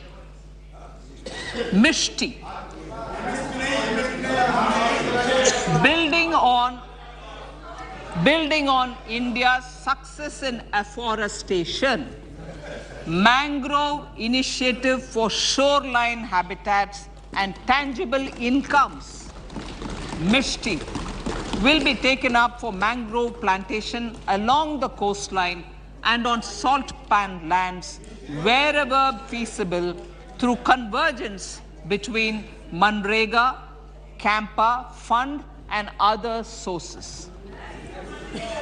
Amrit Dharohar. Wetlands are vital ecosystems which sustain biological diversity. In his latest Mann Ki Baat, the Prime Minister said, now, I quote, now the total number of Ramsar sites in our country has increased to 75, whereas before 2014, there were only 26, unquote. Local communities have always been at the forefront of conservation efforts.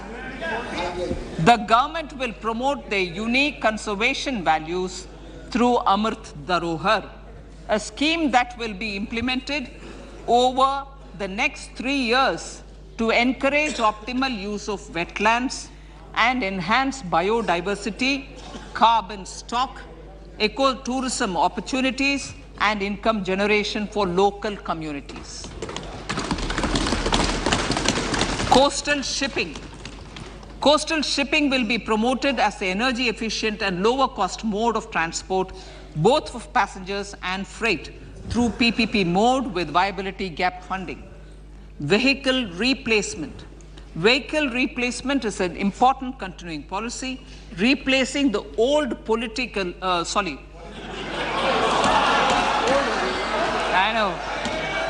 replacing, absolutely, thank you. Replacing old polluting vehicles. May be applicable, right? Replacing old polluting vehicles is an important part of greening our economy. In furtherance of the vehicle scrapping policy mentioned in Budget 21-22, I have allocated adequate funds to scrap old vehicles of the central government. States will also be supported in replacing old vehicles and old state ambulances. Honorable Speaker, sir, I move to priority 6, youth power. To empower our youth and help the Amrit PD realize their dreams, we have formulated the National Education Policy, which is very wide in its scope, but one of the things is also to focus on skilling, adopted economic policies that facilitate job creation at scale and have supported business opportunities. Pradhan Mantri Kaushal Vikas Yojana. Pradhan Mantri Kaushal Vikas Yojana 4.0 will be launched to skill lakhs of youth within the next 3 years. On-job training, industry partnership, and alignment of courses with needs of industry will be emphasized. The scheme will also cover new age courses for Industry 4.0 like coding, AI, robotics, mechatronics, IoT, 3D printing, drones, and other soft skills. To skill youth for international opportunities, 30 Skill India international centers will be set up across different states. The digital ecosystem for skilling will be further expanded with the launch of a unified Skill India digital platform for enabling demand-based formal skilling, linking with employers including MSMEs, and facilitating access to entrepreneurship schemes. To provide stipend support to 47 lakh youths in 3 years, direct benefit transfer under a pan-India national apprenticeship promotion scheme will be rolled out. Tourism. Honorable Speaker, sir, with an integrated and innovative approach, at least 50 destinations will be selected through challenge mode. In addition to aspects such as physical connectivity, virtual connectivity, tourist guides, high standards for food streets, and tourist security, all the relevant aspects would be made available on an app to enhance tourist experience. Every destination would be developed as a complete package. The focus of development of tourism would be on domestic as well as foreign tourists.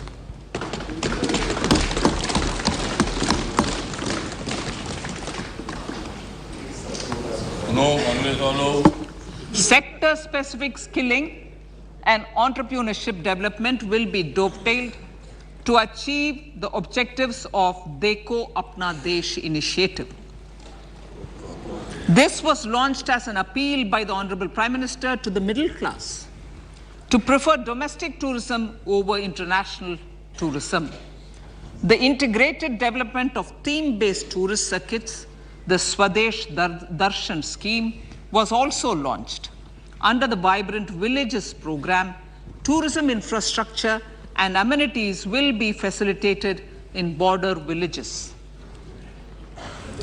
Unity Mall.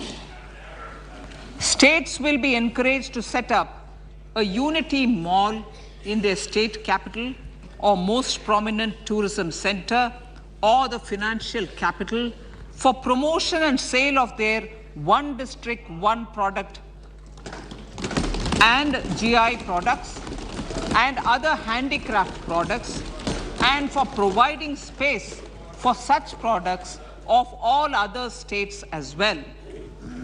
Sir, priority number 7, financial sector. Our reforms in the financial sector and innovative use of technology have led to financial inclusion at scale, better and faster service delivery, ease of access to credit, and participation in financial markets. This budget proposes to further these measures. Credit guarantee for MSMEs. Last year, I proposed revamping of the credit guarantee scheme for the MSMEs.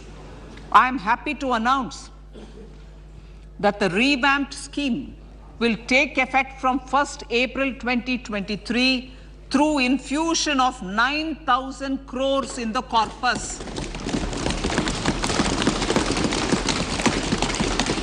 This will enable additional collateral-free guaranteed credit of 2 lakh crores of rupees.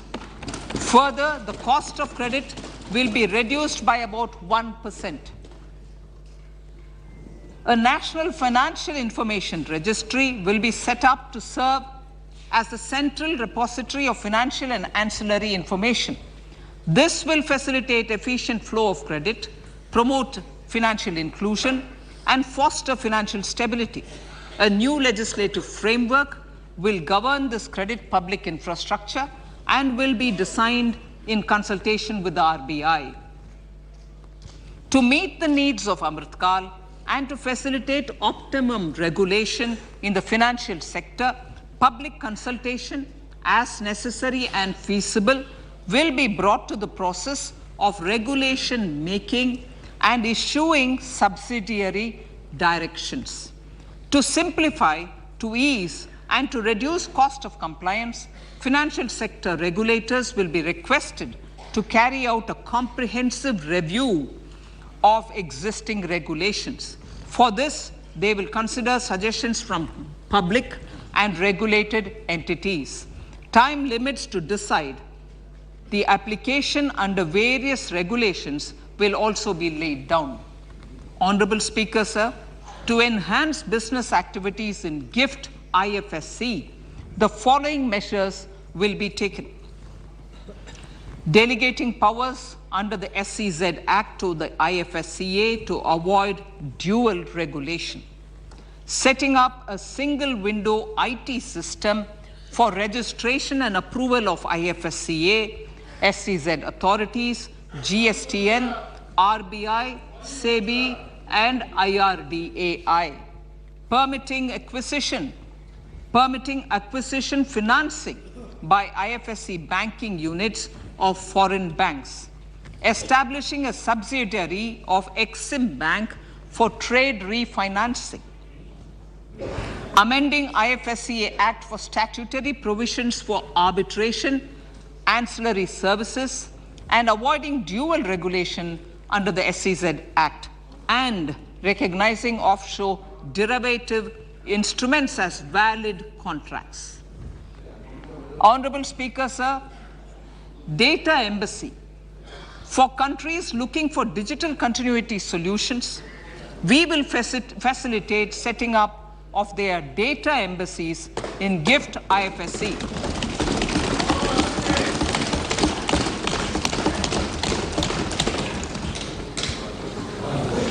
Improving government, maintain and enforce norms and standards for education in the National Institute of Securities Markets, and to recognize award of degrees, diplomas, and certificates. A central processing center will be set up for faster response to companies through centralized handling of various forms filed with field officers under the Companies Act. Reclaiming of shares and dividends. For investors to reclaim unclaimed shares and unpaid dividends from the Investor Education and Protection Fund Authority with ease,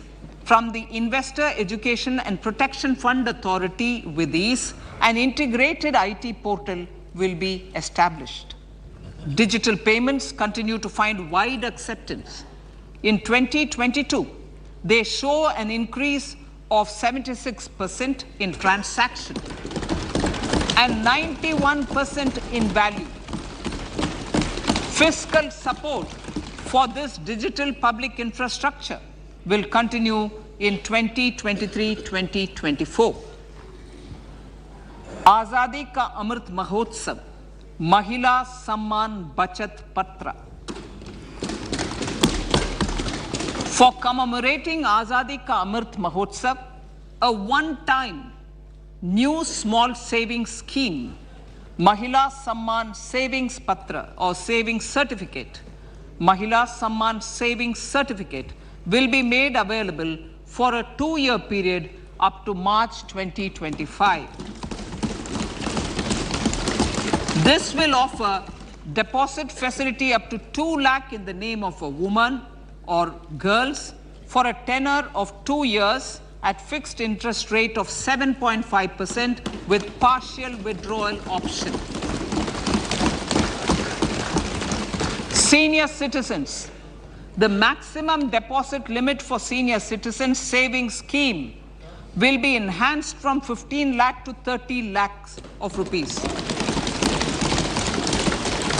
The maximum deposit limit for monthly income account scheme will be enhanced from 4.5 lakh to 9 lakh for single account. and from 9 lakh to 15 lakh for joint account. Honorable Speaker, sir, fiscal management. 50 years interest-free loan to states. The entire 50-year loan to states has to be spent on capital expenditure within 2023-24. Most of this will be at the discretion of the states, but a part will be conditional on states increasing their actual capital expenditure. Parts of the outlay will also be linked to or allocated for the following purposes: scrapping old government vehicles, urban planning reforms and actions, financing reforms in urban local bodies to make them credit-worthy for municipal bonds, housing for police personnel above or as part of the police station, constructing unity malls, children and adolescent libraries and digital infrastructure, and state share of capital expenditure of central schemes.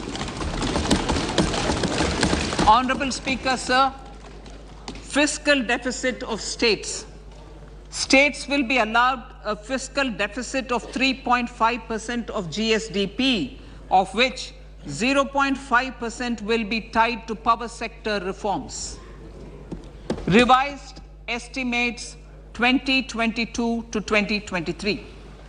The revised estimate, Honorable Speaker, sir, of the total receipts other than borrowing is 24.3 lakh crores, of which the net tax receipts are 20.9 lakh crores. The revised estimate of the total expenditure is 41.9 lakh crores of rupees, of which the capital expenditure is about 7.3 lakh crores. The revised estimate of the fiscal deficit is 6.4% of GDP, adhering to the budget estimate. So budget estimates of 2023-24. Coming to 2023-24, the total receipts other than borrowings and the total expenditure are estimated at 27.2 lakh crores and 45 lakh crores respectively. The net tax receipts are estimated at 23.3 lakh crores. The fiscal deficit is estimated to be 5.9% of the GDP.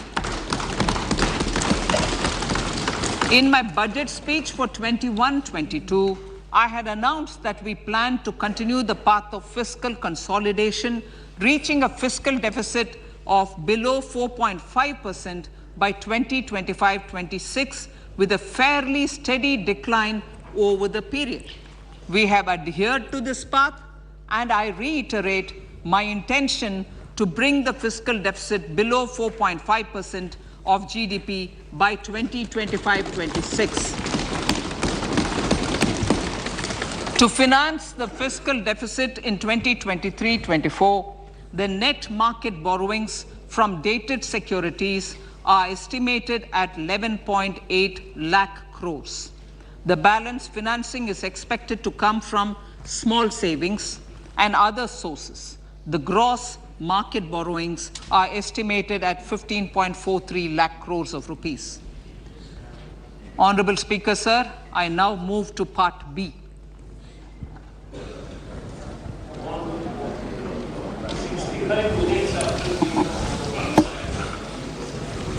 Indirect taxes. My indirect tax proposals will aim to promote exports, boost domestic manufacturing, enhance domestic value addition, encourage green energy and mobility. A simplified tax structure with fewer tax rates helps in reducing compliance burden and improving tax administration. I propose to reduce the number of basic customs duty rates on goods other than textiles and agriculture from 21 to 13. As a result, there are minor changes in the basic custom duties, cesses and surcharges on some items including toys, bicycle, automobiles and naphtha. Green mobility. To avoid cascading of taxes on blended compressed natural gas. I propose to exempt excise duty on GST paid compressed biogas contained in it. To further provide impetus to green mobility, customs duty exemptions is being extended to import of capital goods and machinery required for manufacture of lithium-ion cells for batteries used in electrical vehicles as well. Electronics. As a result of various initiatives of the government, including phased manufacturing program, mobile phone production in India has increased from 5.8 crore units valued at about 18,900 crore in 2014-15 to 31 crore units valued at 2,75,000 crore in the last financial year. To further deepen domestic value addition in manufacturing of mobile phones, I propose to provide relief to customs duty. I propose to provide relief in customs duty on import of certain parts and inputs like camera lens and continue the concessional duty on lithium-ion cells for batteries for another year. Similarly, to promote value addition in manufacture of televisions, I propose to reduce the basic customs duty on parts of open cells of TV panels to 2.5%. Electrical. To rectify inversion of duty structure and encourage manufacturing of electric kitchen chimneys, the basic custom duty on electric kitchen chimney is being increased from 7.5% to 15%, and that on heat coils for these is proposed to be reduced from 20% to 15%. Chemicals and petrochemicals. Denatured ethyl alcohol is used in chemical industry. I propose to exempt basic customs duty on it. This will also support the ethanol blending program and facilitate an endeavor for energy transition. Basic customs duty is also being reduced on acid-grade fluorospar from 5% to 2.5% to make the domestic fluorochemicals industry competitive. Further, the basic customs duty on crude glycerin for use in manufacture of epichlorohydrin is proposed to be reduced from 7.5% to 2.5%.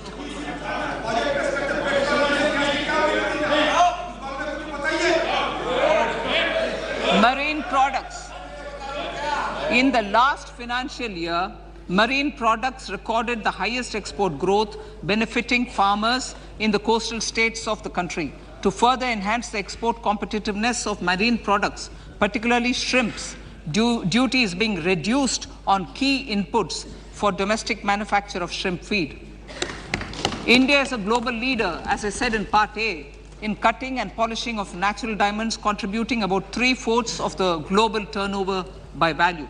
With the depletion of deposits of natural diamonds, the industry is moving towards lab-grown diamonds, and it holds huge promise. To seize this opportunity, I propose to reduce the basic customs duty on seeds used in their manufacture. Customs duties on door or doré and bars of gold and platinum were increased earlier this fiscal. I propose to increase the duties on articles made therefrom to enhance the duty differential.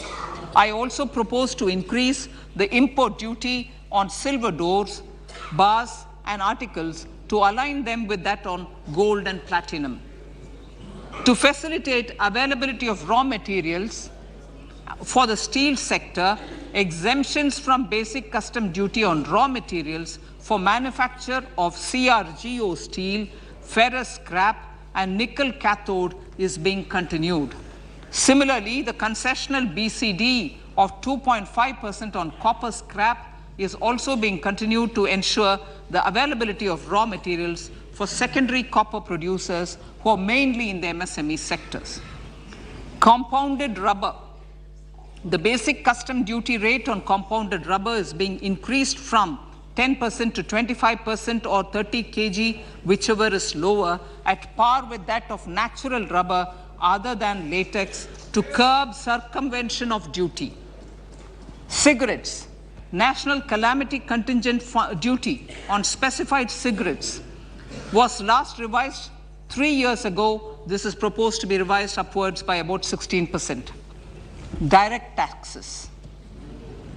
I now come to my direct tax proposals. Honorable Speaker, these proposals aim to maintain continuity and stability of taxation, further simplify and rationalize various provisions to reduce the compliance burden, promote the entrepreneurial spirit, and provide tax relief to citizens.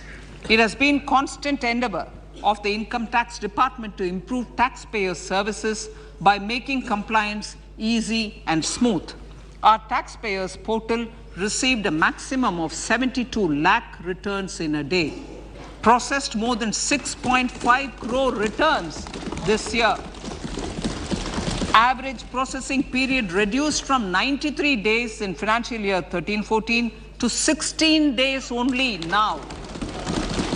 And 45% of the returns were processed within 24 hours. We intend to further improve this, roll out the next generation common IT return form for taxpayer convenience, and also plan to strengthen the grievance redressal mechanism. MSMEs and professionals. MSMEs are growth engines of our economy. Micro enterprises with turnover up to 2 crore of rupees and certain professionals with turnover of up to 50 lakh rupees can avail the benefit of presumptive taxation.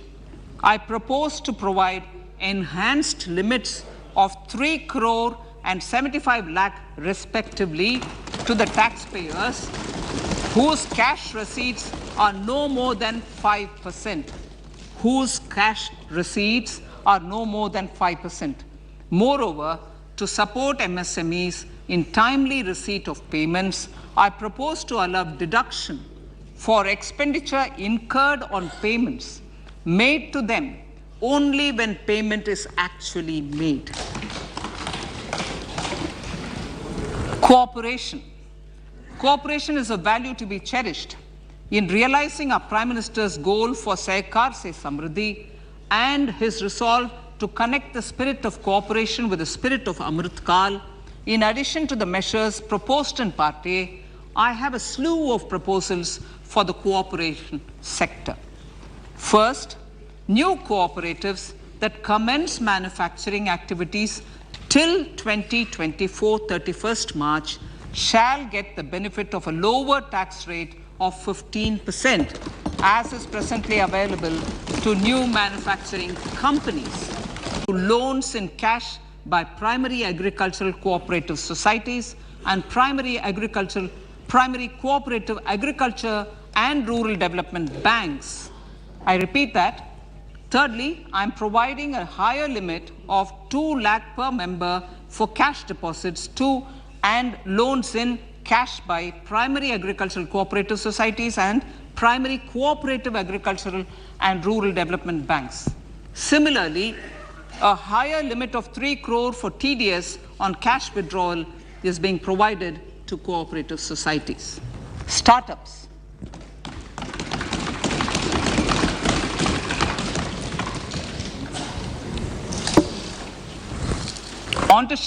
Entrepreneurship is vital for a country's economic development. We have taken a number of measures for startups and they have borne results.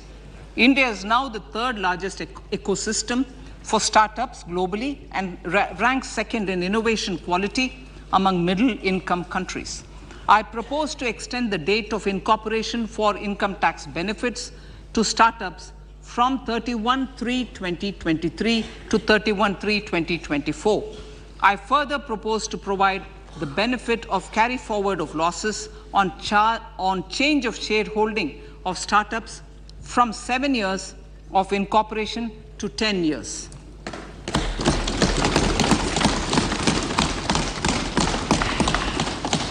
To reduce the pendency of appeals at commissioner level, I propose to deploy about 100 joint commissioners for disposal of small appeals. We shall also be more selective in taking up cases for scrutiny of returns already received this year. Better targeting of tax concessions. For better targeting of tax concessions and exemptions, I propose to cap deduction from capital gains on investment in residential house under Section 54 and Section 54F to 10 crores. Another proposal with similar intent is to limit income tax exemption from proceeds of insurance policies with very high value. Rationalization. Honorable Speaker, sir, there are a number of proposals relating to rationalization and simplification.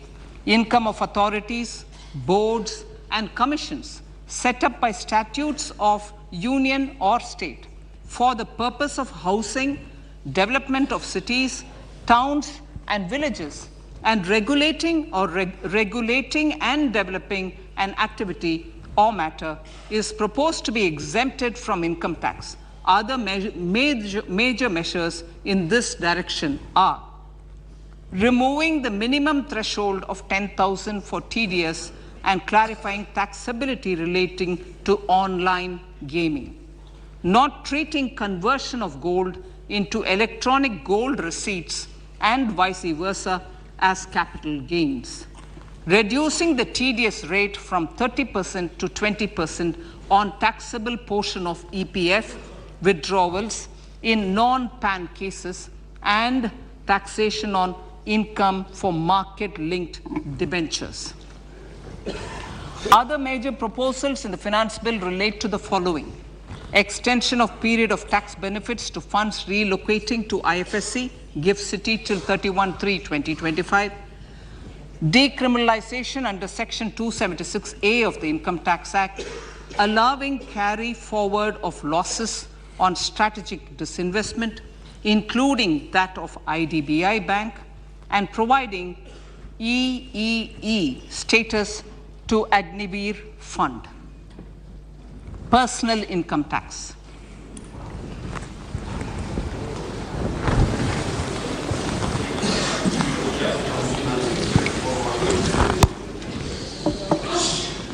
Now I come to what everyone is waiting for. Personal income tax. I have 5 major announcements to make in this regard. These primarily benefit our hard-working middle class. The first one concerns rebate. Currently, those with income up to 5 lakh do not pay any income tax in both old and new regimes. I propose to increase the rebate limit to 7 lakhs in the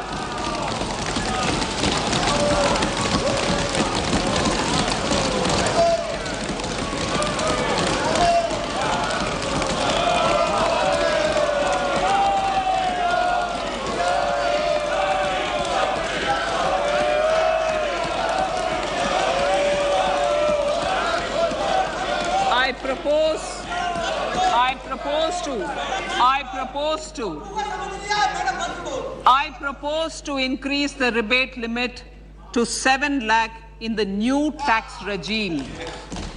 Thus, persons in the new tax regime with income up to 7 lakhs will not have to pay any tax at all. The second proposal relates to middle class individuals. I had introduced in the year 2020 the new personal income tax regime with 6 income slabs starting from 2.5 lakh. I propose to change the tax structure in this regime by reducing the number of slabs to 5 and increasing the tax exemption limit to 3 lakhs.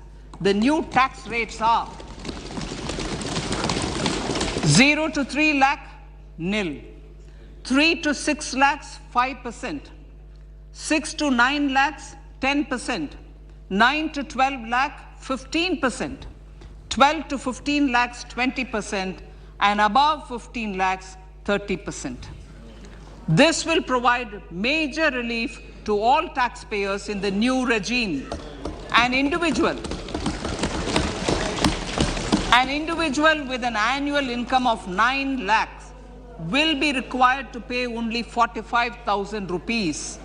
This is only 5% of his or her income. It is a reduction of 25% on what he or she is required to pay now. That is 60,000. So in the place of 60,000, it is now only 45,000. Similarly, an individual with an income of 15 lakh rupees would be required to pay only 1.5 lakh or 10% of his income or her income, a reduction of 20% from the existing liability of 1,87,500 rupees.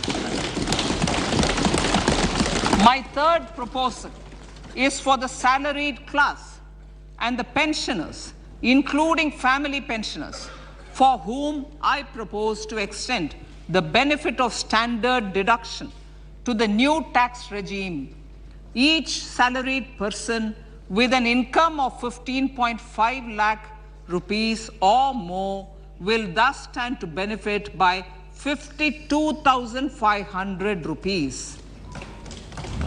My fourth announcement in personal income tax is regarding the highest tax rate, which in our country is 42.74%. This is among the highest in the world. I propose to reduce the highest surcharge rate from 37% to 25% in the new tax regime.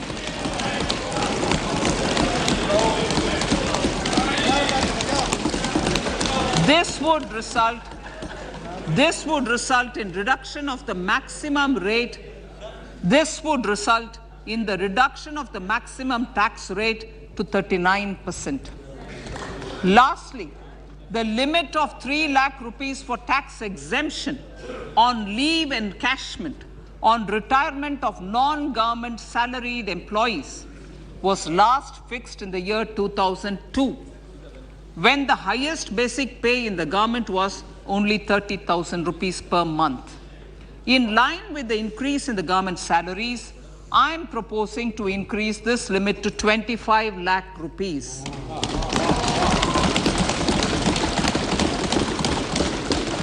We are also making the new income tax regime as the default tax regime. However, citizens will continue to have the option to avail the benefit of the old tax regime. Apart from these, I'm also making some other changes as given in the annexure. As a result of these proposals, revenue of about 38,000 crore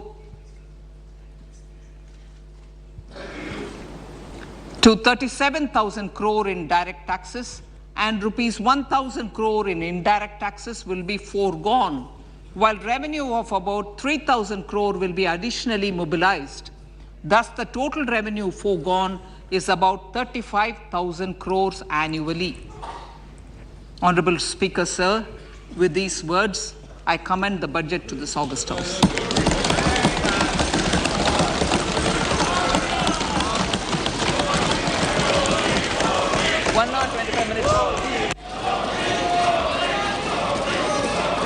item number 1। अभी आप सुन रहे थे संसद भवन से वित्त मंत्री निर्मला सीतारमण के बजट भाषण का सीधा प्रसारण। ये आकाशवाणी है। विशेष बजट प्रसारण के साथ मैं हूं सुबोध मिश्र और अंग्रेजी में मेरे साथ को एंकर हैं निशित। और बजट पर चर्चा के लिए हमारे साथ हैं आर्थिक मामलों के एक्सपर्ट उदयन राय। उदयन, स्टूडियो में स्वागत है। धन्यवाद। वेलकम उदयन। और उदयन, अभी बजट भाषण अभी ख़त्म हुआ है, आपकी राय, पहला रिएक्शन? पहला रिएक्शन तो जैसे T20 गेम में, क्रिकेट के गेम में जो फाइनल ओवर होता है वहाँ पे आप आतिशबाजी की उम्मीद रखते हैं बैटिंग में, और वित्त मंत्री ने वही आतिशबाजी दिखाई है आखिर में। उनकी जो प्रस्ताव है आपके इनकम टैक्स की, सैलरीड वेतन पाने वाले, वो काफ़ी लैंडमार्क मेरे हिसाब से हैं। और जो दो स्कीम्स थी, एक नई स्कीम थी जो कर देने की, उसको बात की जा रही थी कि उसको आकर्षक बनाया जाएगा, और मुझे लगता है कि इन पहले लुक्स में तो यही लग रहा है कि वो नई स्कीम को उन्होंने आकर्षक बनाया। और उसका सीधा फ़ायदा ये है कि जो एग्जेम्पशंस की एक जो जाल बुनी रहती थी, कॉम्प्लिकेटेड हो जाता था, आपको फॉर्म और फाइलिंग में जो कॉम्प्लिकेशंस आती थी वो और सिंपल हो गया है बाय डिफ़ॉल्ट। और अब सीधा सीधा आप कर दीजिए और आगे बढ़िए। तो वो जो एक on the one hand on the other hand वाला जो किस्सा होता था, असमंजस रहता था, वो अब वहाँ से एक सॉलिड डिपार्चर की तरफ देख रहे हैं। ऑल्दो इसमें फाइनल डिटेल्स क्या हैं वो तो गणित करके बताना पड़ेगा, पर ओवरऑल मतलब फर्स्ट अगर आप मेरे से पूछें और जो हम आपके श्रोता सुनना चाहेंगे वो ये है कि कर के हिसाब से, जो इनकम टैक्स देने के हिसाब से, वो नंबर 1 आइटम होना चाहिए। And also, Udayan, talking of the monthly income scheme and the senior citizen scheme, it is indeed very heartening, with the increase of the limit from 15 to 30 lakhs. Now, what do you have to say about that? That's again one of the highlights, and for the especially for the retired. They have been feeling the pinch, and as we all know, senior citizen scheme is a great scheme. It pays more than some of the other banks. They have been very, very cautious in raising the interest rates, and we know the kind of inflation. And if one recollects, it's been at 15 lakhs for God knows since when. So it's a very monthly income has been impacted, and of course the monthly income scheme for post office. आइए अब वक्त हो गया है विशेष budget bulletin का।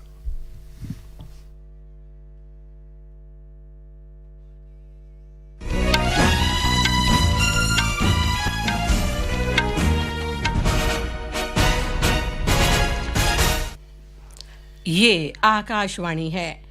अब आप lovely निगम से विशेष बजट बुलेटिन सुनिए। वित्त मंत्री निर्मला सीतारामन ने वित्त वर्ष 2023-24 का बजट पेश किया।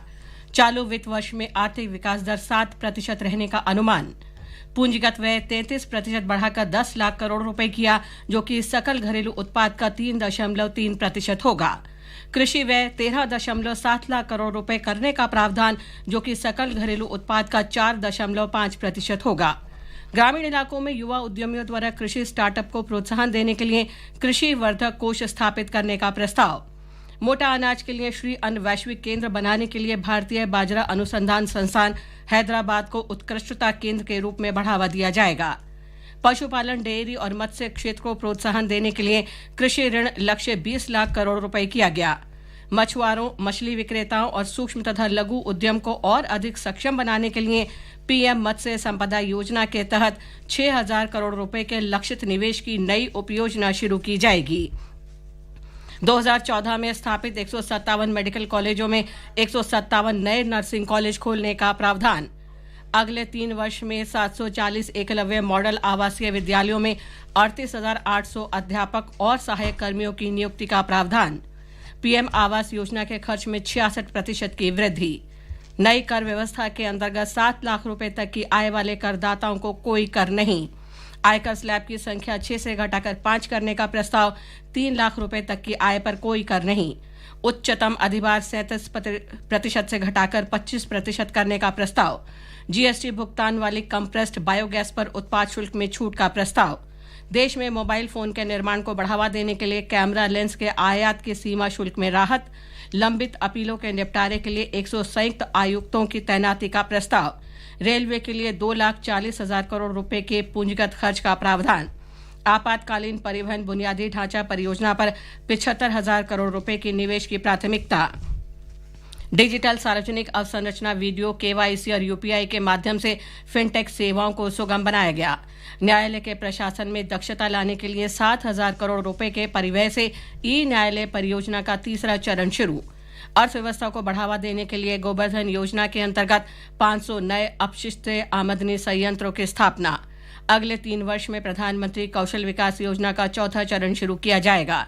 वरिष्ठ नागरिकों के लिए अधिकतम जमा सीमा 15 लाख रुपए से बढ़ाकर 30 लाख रुपए की गई। विशेष रूप से संवेदनशील जनजातीय समूहों PVTG प्रधानमंत्री विकास मिशन के तहत अगले 3 वर्षों में 15,000 करोड़ रुपए की राशि उपलब्ध कराने का प्रावधान। कर्नाटक की ऊपरी भद्रा परियोजना को 5,300 करोड़ रुपए की मदद। पीएम आवास योजना के खर्च में 66% की वृद्धि। 1 लाख प्राचीन पुरालेखों का डिजिटीकरण होगा। आर्टिफिशियल इंटेलिजेंस के लिए 3 उत्कृष्ट केंद्र खोले जाएंगे। वित्त मंत्री निर्मला सीतारामन ने आज लोकसभा में 2023-24 का बजट पेश किया।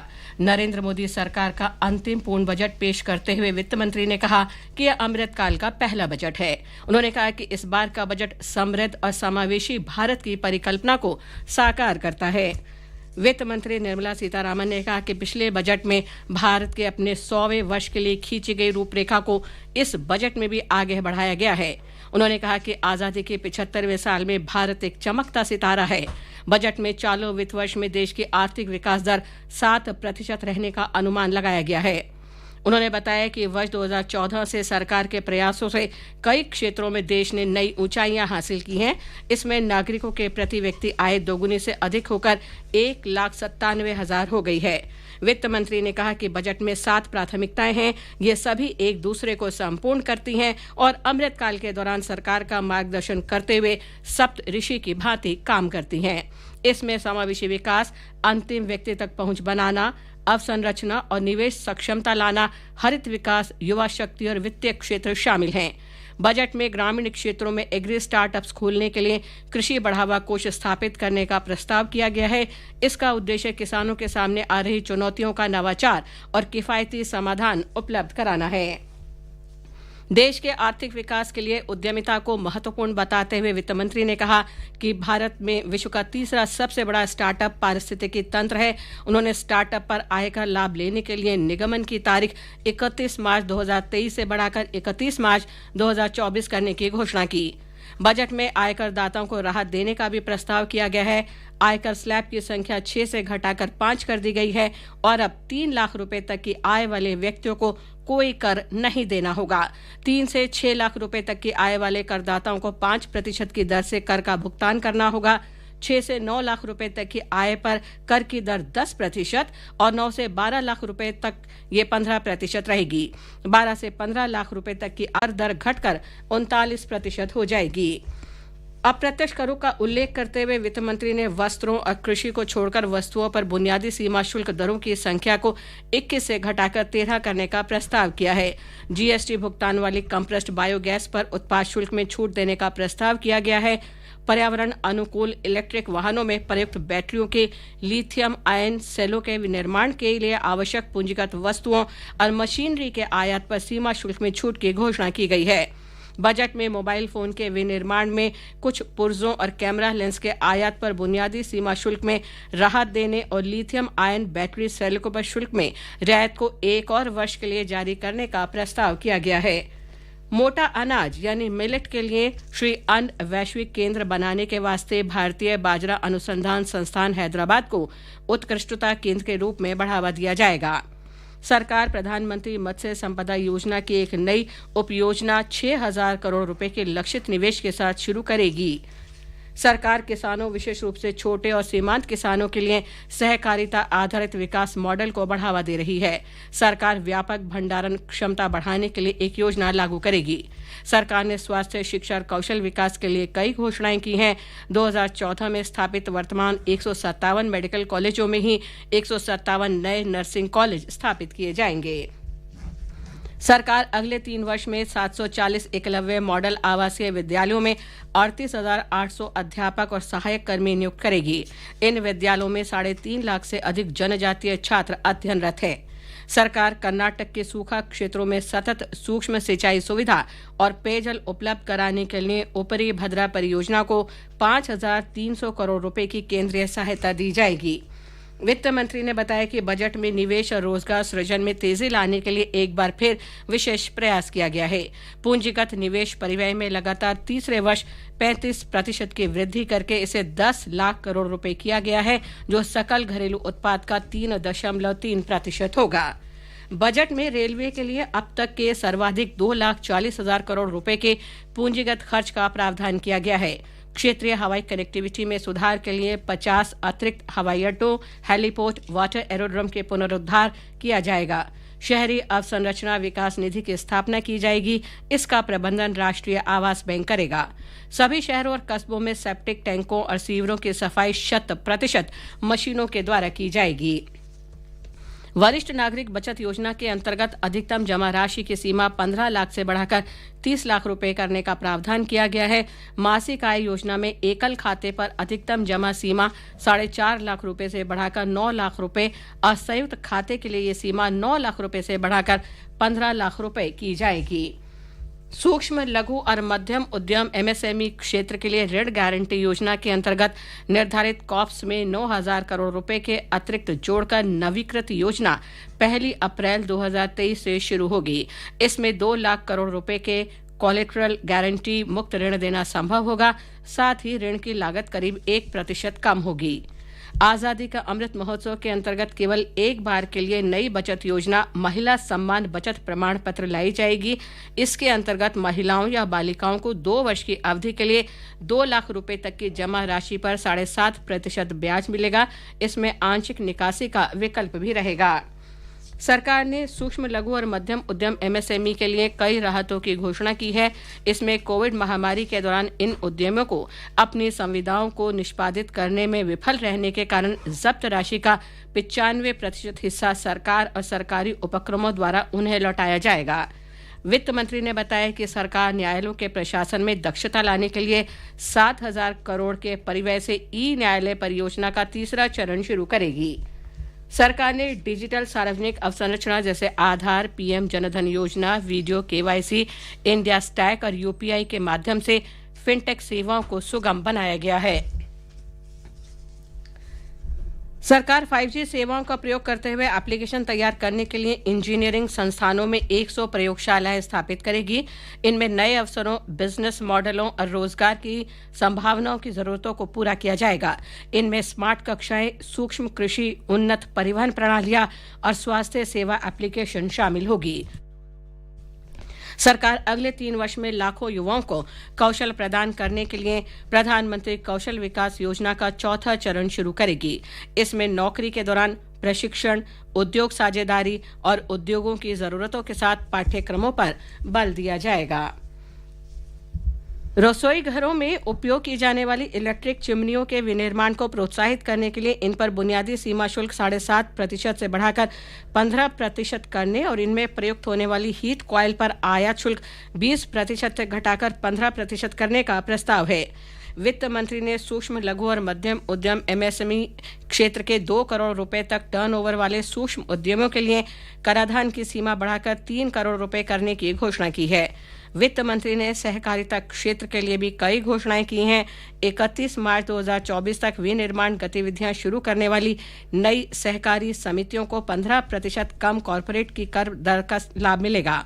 उन्होंने सहकारी समितियों को टीडीएस के लिए 3 करोड़ रुपए तक की नकदी की निकासी की उच्चतर सीमा प्रदान करने की बात कही। रसोई घरों में उपयोग की जाने वाली इलेक्ट्रिक चिमनियों के विनिर्माण को प्रोत्साहित करने के लिए इन पर बुनियादी सीमा शुल्क 7.5% से बढ़ाकर 15% करने और इनमें प्रयुक्त होने वाली हीट कॉइल पर आयात शुल्क 20% से घटाकर 15% करने का प्रस्ताव किया गया है। एथेनॉल मिश्रण योजना को बढ़ावा देने के लिए बजट में एथेनॉल अल्कोहल पर बुनियादी सीमा शुल्क पर छूट देने का प्रस्ताव किया गया है। वित्त मंत्री ने लेटेक्स को छोड़कर सम्मिश्रित रबड़ पर बेसिक सीमा शुल्क को 10% से बढ़ाकर 25% या 30 रुपए प्रति किलोग्राम करने की घोषणा की है। श्रीमती सीतारामन ने सिगरेट पर राष्ट्रीय आपदा आकस्मिकता शुल्क NCCD में 16% की वृद्धि करने का प्रस्ताव किया है। अंत में मुख्य समाचार एक बार फिर। वित्त मंत्री निर्मला सीतारामन ने वित्त वर्ष 2023-24 का बजट पेश किया। चालू वित्त वर्ष में आर्थिक विकास दर 7% रहने का अनुमान। पूंजीगत व्यय 33% बढ़ाकर 10 लाख करोड़ रुपए किया, जो कि सकल घरेलू उत्पाद का 3.3% होगा। कृषि व्यय 13.7 लाख करोड़ रुपए करने का प्रावधान, जो सकल घरेलू उत्पाद का 4.5% होगा। ग्रामीण इलाकों में युवा उद्यमियों द्वारा कृषि स्टार्टअप को प्रोत्साहन देने के लिए कृषि वर्धक कोष स्थापित करने का प्रस्ताव। मोटा अनाज के लिए श्री अन्न वैश्विक केंद्र बनाने के लिए भारतीय बाजरा अनुसंधान संस्थान हैदराबाद को उत्कृष्टता केंद्र के रूप में बढ़ावा दिया जाएगा। पशुपालन, डेयरी और मत्स्य क्षेत्र को प्रोत्साहन देने के लिए कृषि ऋण लक्ष्य 20 लाख करोड़ रुपए किया गया। मछुआरों, मछली विक्रेताओं और सूक्ष्म तथा लघु उद्यम को और अधिक सक्षम बनाने के लिए पीएम मत्स्य संपदा योजना के अंतर्गत 6,000 करोड़ रुपए के लक्षित निवेश की नई उपयोजना शुरू की जाएगी। 2014 में स्थापित 157 मेडिकल कॉलेजों में 157 नए नर्सिंग कॉलेज खोलने का प्रावधान। अगले 3 वर्ष में 740 एकलव्य मॉडल आवासीय विद्यालयों में 38,800 अध्यापक और सहायक कर्मियों की नियुक्ति का प्रावधान। पीएम आवास योजना के खर्च में 66% की वृद्धि। वरिष्ठ नागरिकों के लिए अधिकतम जमा सीमा 15 लाख रुपए से बढ़ाकर 30 लाख रुपए की गई। इसके साथ ही विशेष बजट समाचार बुलेटिन समाप्त हुआ। नमस्कार।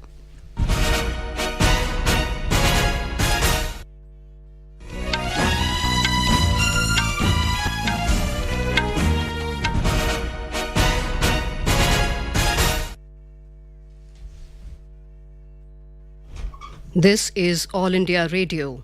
Special Budget Bulletin read by Valsa Williams. The highlights. Finance Minister Nirmala Sitharaman presents Union Budget for 2023-24 in Parliament. India's economic growth for current financial year is pegged at 7%. Capital investment outlay to be increased by 33% to 10 lakh crore rupees, which will be 3.3% of GDP. Effective capital expenditure is budgeted at 13.7 lakh crore, which will be 4.5% of GDP. Agriculture Accelerator Fund to be set up to encourage agri startups by young entrepreneurs in rural areas. Indian Institute of Millet Research, Hyderabad, to be supported as Centre of Excellence to make India a global hub for Shri Anna. Agriculture credit target to be increased to 20 lakh crore rupees with focus on animal husbandry, dairy and fisheries. New sub-scheme of PM Matsya Sampada Yojana with targeted investment of 6,000 crore rupees to be launched. Threshold limit increased for cooperative societies to withdraw cash without TDS. Highest capital outlay of 2.4 lakh crore rupees announced for railways. 100 critical transport infrastructure projects to be taken up on priority with an investment of 75,000 crore rupees. Payment received by Agniveers from Agniveer Corpus Fund exempted from taxes. 157 new nursing colleges to be established in co-location with the existing 157 medical colleges established since 2014. Centre to recruit 38,800 teachers and support staff for 748 Eklavya model residential schools in next 3 years. Outlay for Pradhan Mantri Awas Yojana to be enhanced by 66% to over 79,000 crore rupees. Persons with income up to 7 lakh rupees will not have to pay any tax in the new tax regime. Number of tax slabs reduced to 5 and tax exemption limit hiked to 3 lakh rupees from existing 2.5 lakh rupees. Maximum deposit limit for senior citizen savings scheme enhanced from 15 lakh to 30 lakh rupees. Excise duty on GST paid compressed biogas exempted to avoid cascading of taxes on blended compressed natural gas. Relief in customs duty on import of parts and inputs like camera lens for manufacturing of mobile phones extended by another year. Basic customs duty on parts of open cells of TV panels reduced to 2.5% to promote value addition in manufacture of televisions. National calamity contingent duty on specified cigarettes hiked by about 16%. Government to deploy about 100 joint commissioners for disposal of small appeals to reduce the pendency of appeals at commissioner level. Phase 3 of e-courts project to be launched with an outlay of 7,000 crore rupees for efficient administration of justice. 500 new waste-to-wealth plants under Gobardhan scheme to be established for promoting circular economy. Pradhan Mantri Kaushal Vikas Yojana 4.0 to be launched to skill lakhs of youth within next 3 years. Urban Infrastructure Development Fund to be established to create urban infrastructure in Tier 2 and Tier 3 cities. 50 additional airports, heliports, water aerodromes and advanced landing grounds to be revived for improving regional air connectivity. Now the news in detail. Finance Minister Nirmala Sitharaman presented the Union Budget for 2023-24 in Parliament today. She said that the Indian economy is on the right track and is heading towards a bright future despite challenging times. Ms. Sitharaman said the economic growth in the current year is estimated to be at 7%. Stating that this is the first budget in Amrit Kal, the Finance Minister said the vision for the Amrit Kal includes technology-driven and knowledge-based economy with strong public finances and a robust financial sector. The budget hopes to build on the foundation laid in the previous budget and blueprint drawn for India at 100. The Finance Minister announced that the capital investment outlay will be increased by 33% to 10 lakh crore rupees, which would be 3.3% of GDP.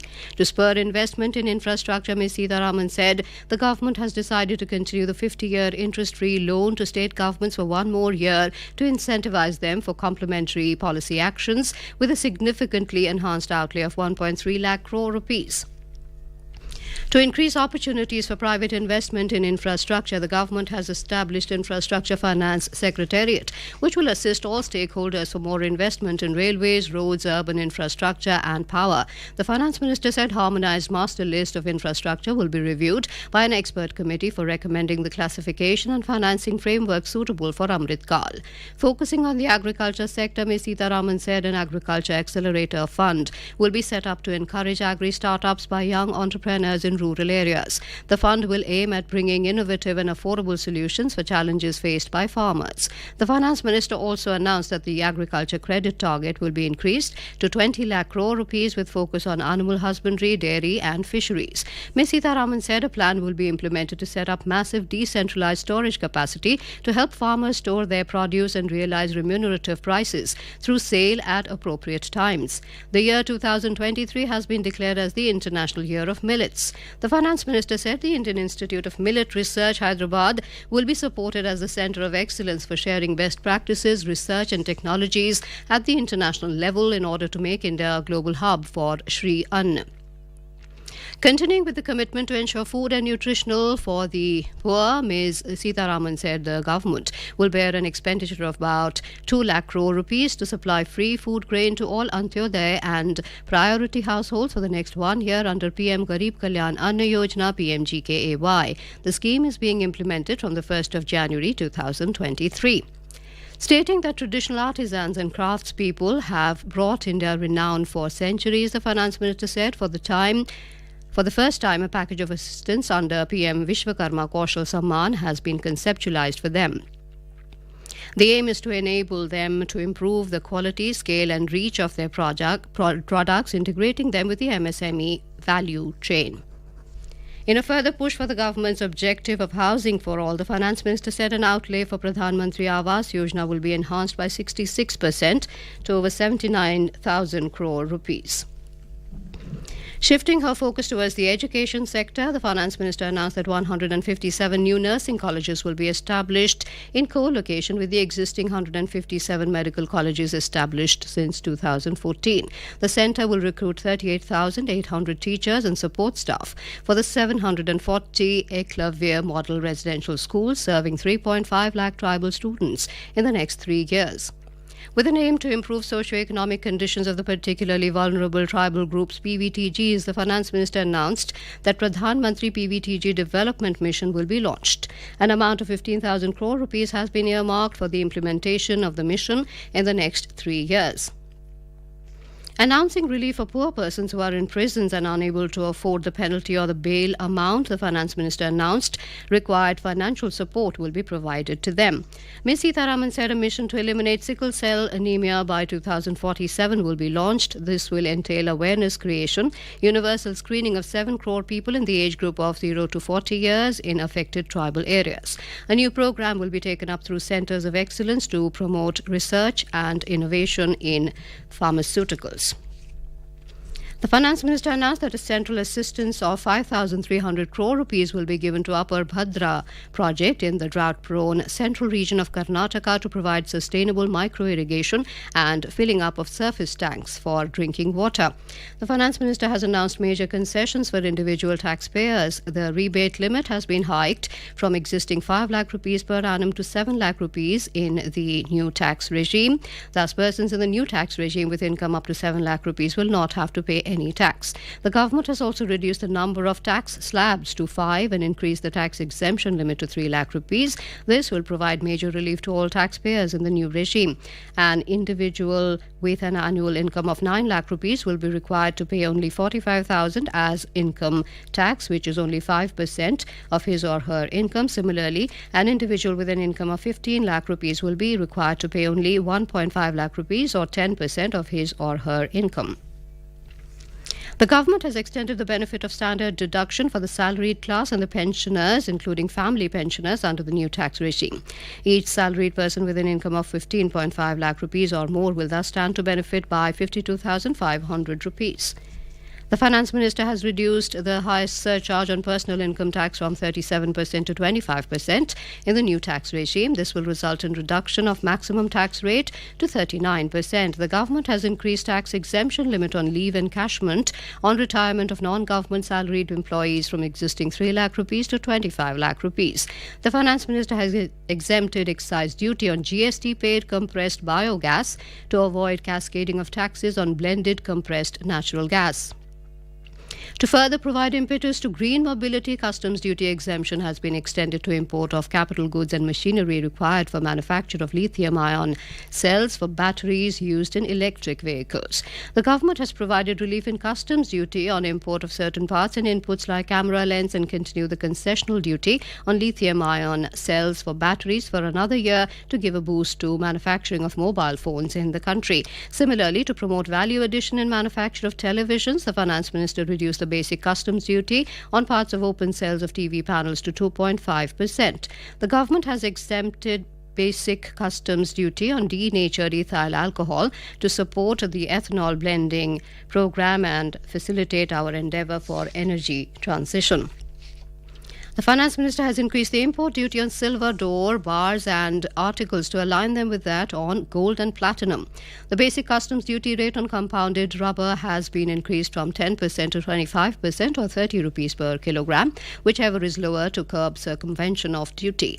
The government has hiked National Calamity Contingent Duty (NCCD) on specified cigarettes by about 16%. New cooperatives that commence manufacturing activities till the 31st of March 2024 will get the benefit of a lower tax rate of 15% as is presently available to new manufacturing companies. The move is aimed at realizing Prime Minister's goal of Sehkar Se Samriddhi and his resolve to connect the spirit of cooperation with the spirit of Amrit Kal. The government has hiked limit of 2 lakh per member for cash deposits to and loans in cash by primary agricultural cooperative societies (PACs) and primary cooperative agriculture and rural development banks (PCARD-Bs).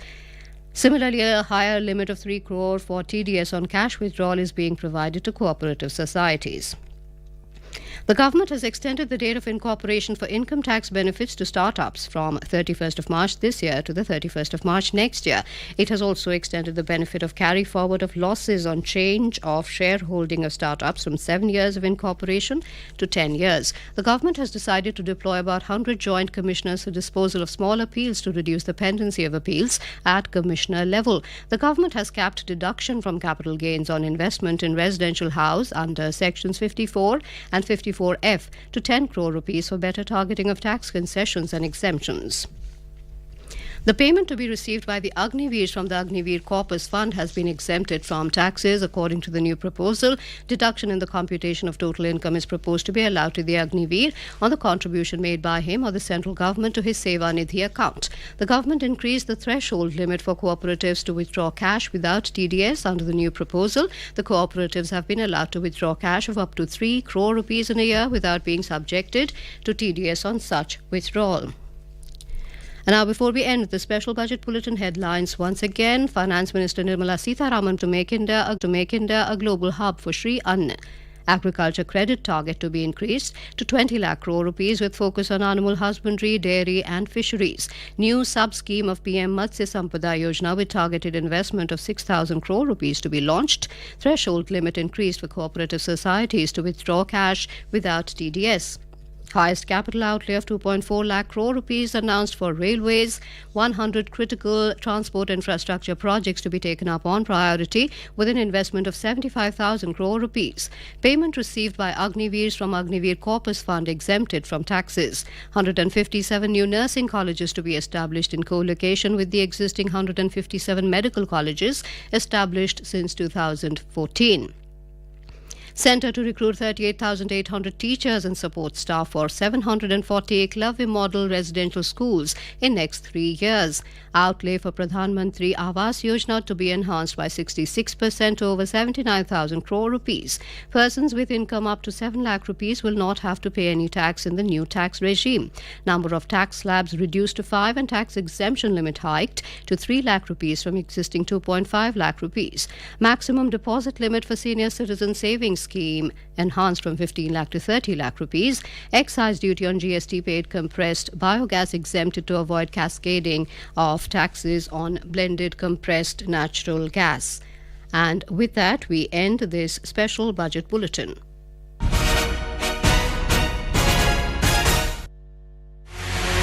Budget 2023.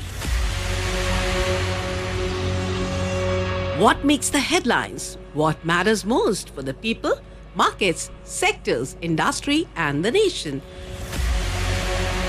Join All India Radio News for a special live day-long program on Union Budget.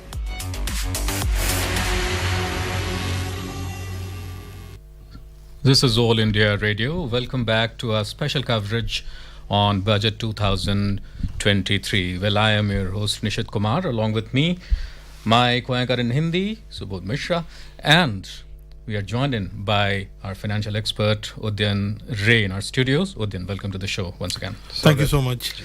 Dhanyawad. So, Udyan, to start off, how do you see this budget in totality and in broader terms?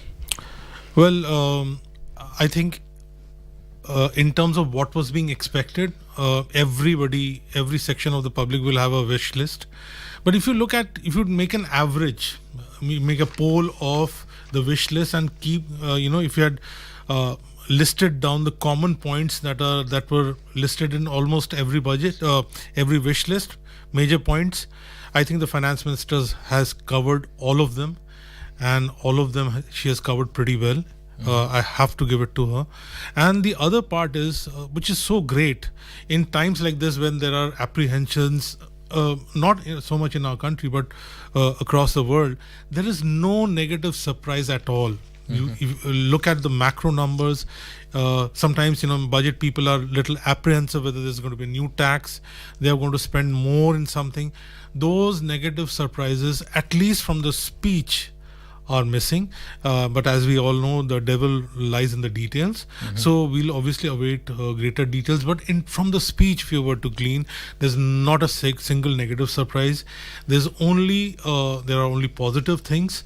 And as we mentioned before going into the break, I personally feel the personal income tax proposals for the new scheme are definitely they get my vote for the number one proposal in this budget. जी, उदयन, हमने देखा बाजार ने भी इसका जबरदस्त स्वागत किया है. सेंसेक्स लगभग 1200 अंक ऊपर है और निफ्टी भी 300 अंक बढ़ा हुआ है. ऐसे कौन से प्रावधान है जिससे बाजार में ज़्यादा उत्साह दिख रहा है?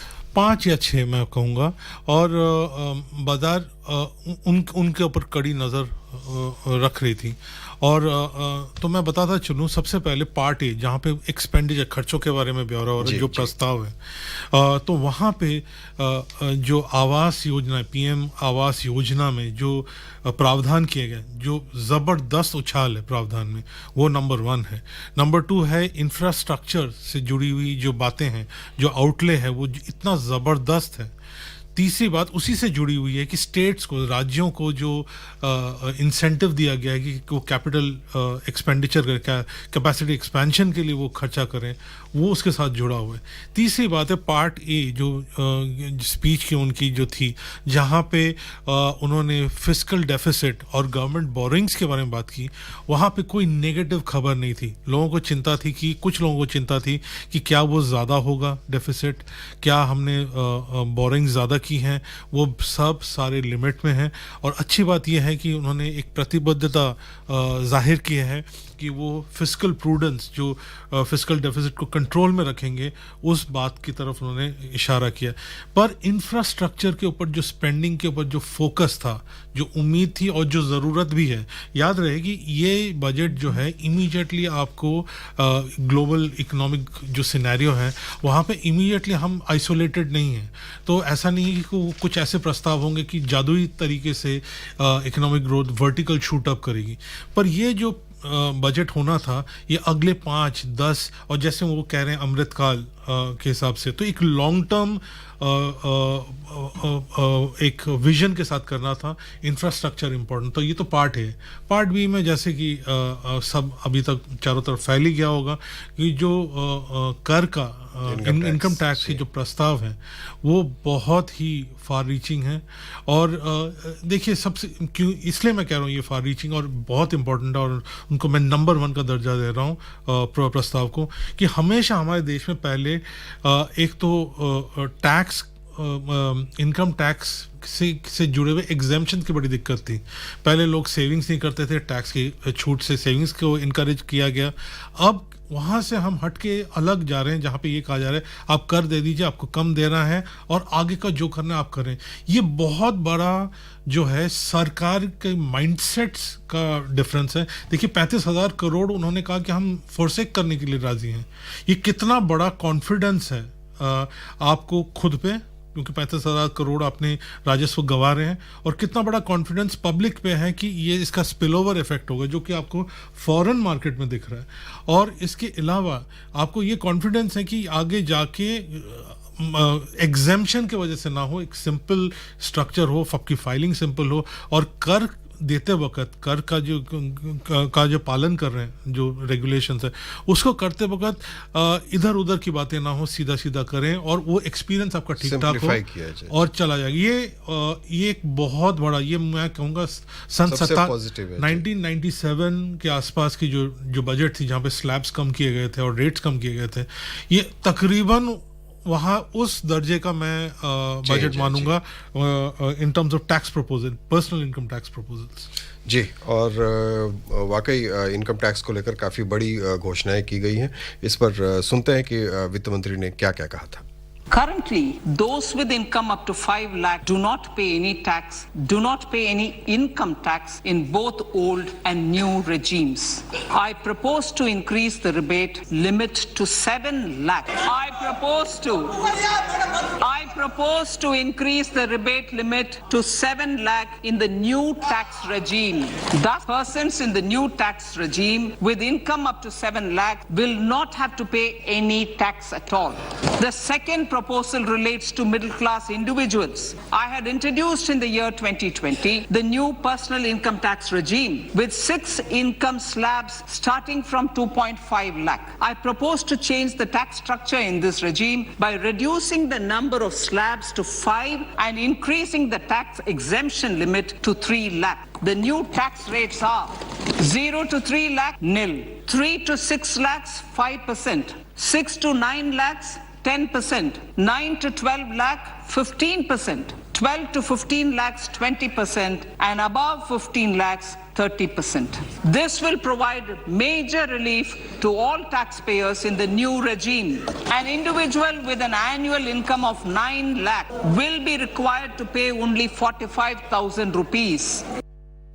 Now, this is really something nice to look forward to, Udyan. But besides that, the FM also touched upon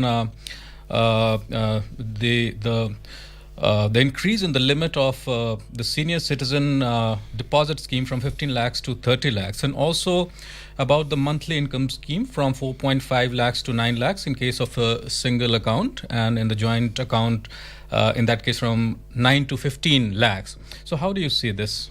Well, Nishit, the issue is that these limits were there for a very long time, and we know in our country, in the kind of inflation scenario that on an average prevails. So naturally, these are higher paying avenues. They are more secure. You feel confident.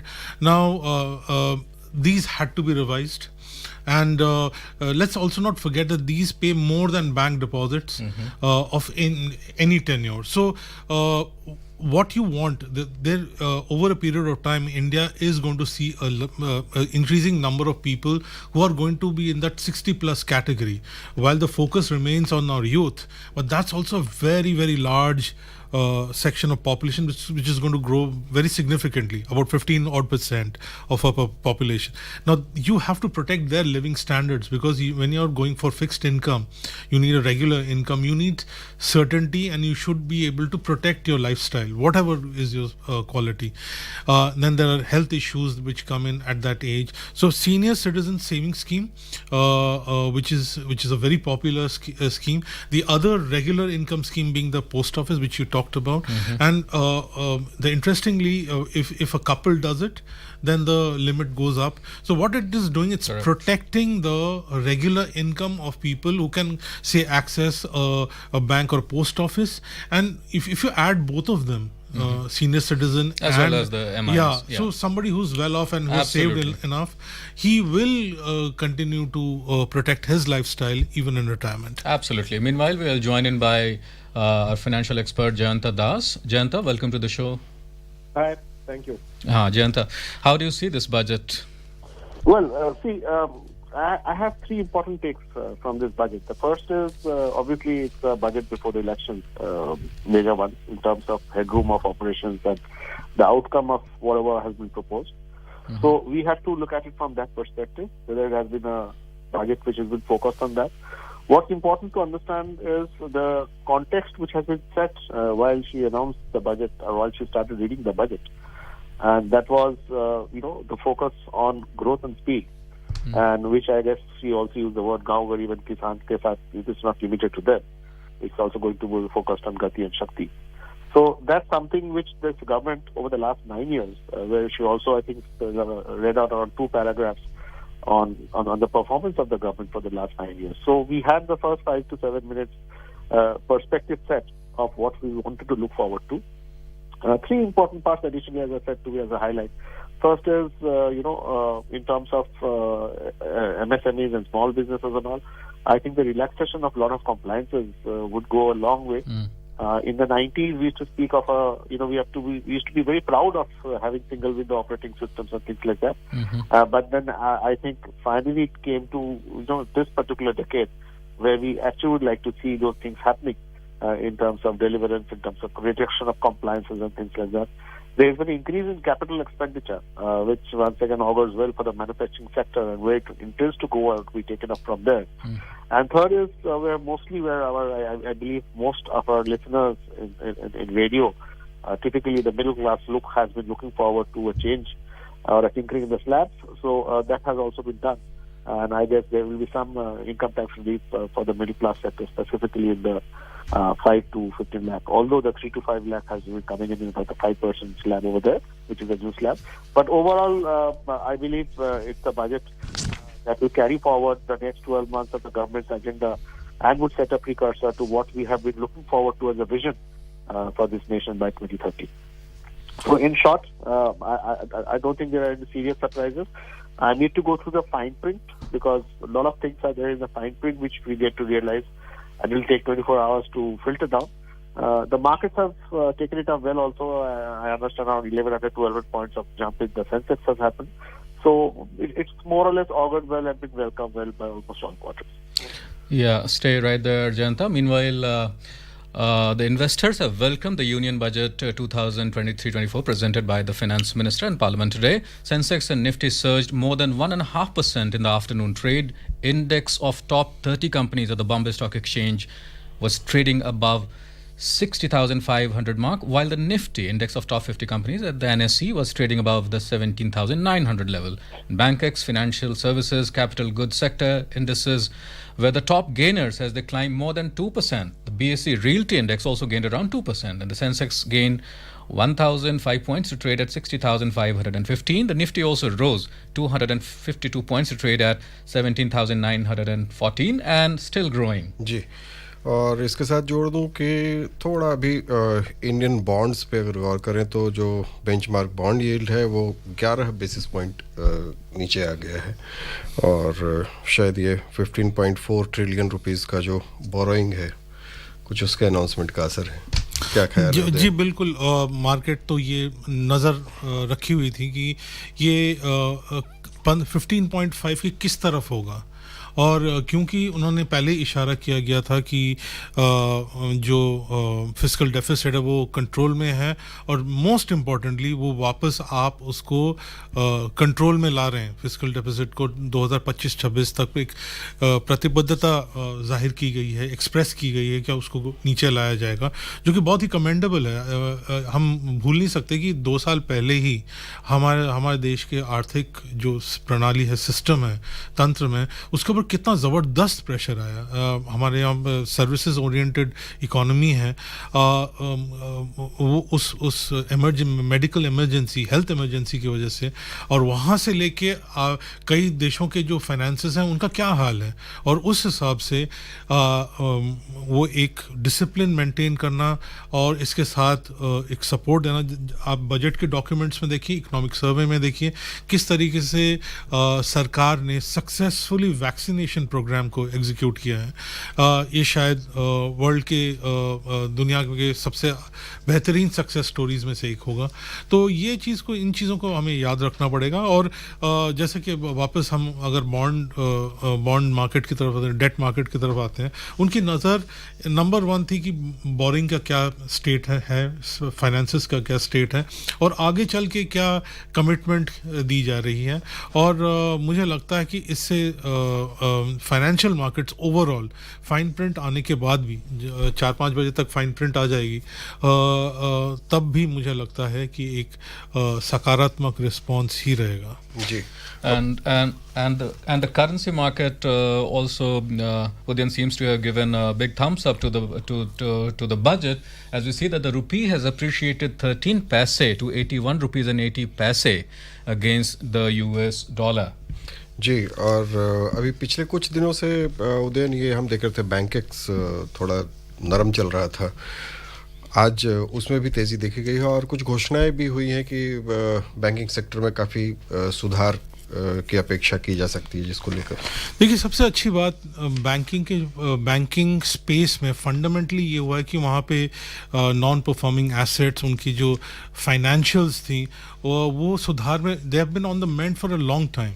और अब ये confidence जाहिर की जा रही है कि जब भी स्टेप अप करना चाहेंगी इंडिया इनकॉर्पोरेटेड, भारत के प्राइवेट सेक्टर या कॉर्पोरेट सेक्टर, और आगे अपने एक्सपैंड करने की कोशिश करेंगी, तो बैंकिंग सेक्टर उस स्थिति में रहेगी कि कॉन्फिडेंस के साथ जो फाइनेंसिंग रोल है, जो सपोर्ट कैटलिटिक रोल है, उसको वो प्ले कर पाएगी। इसका पूरा कॉन्फिडेंस है।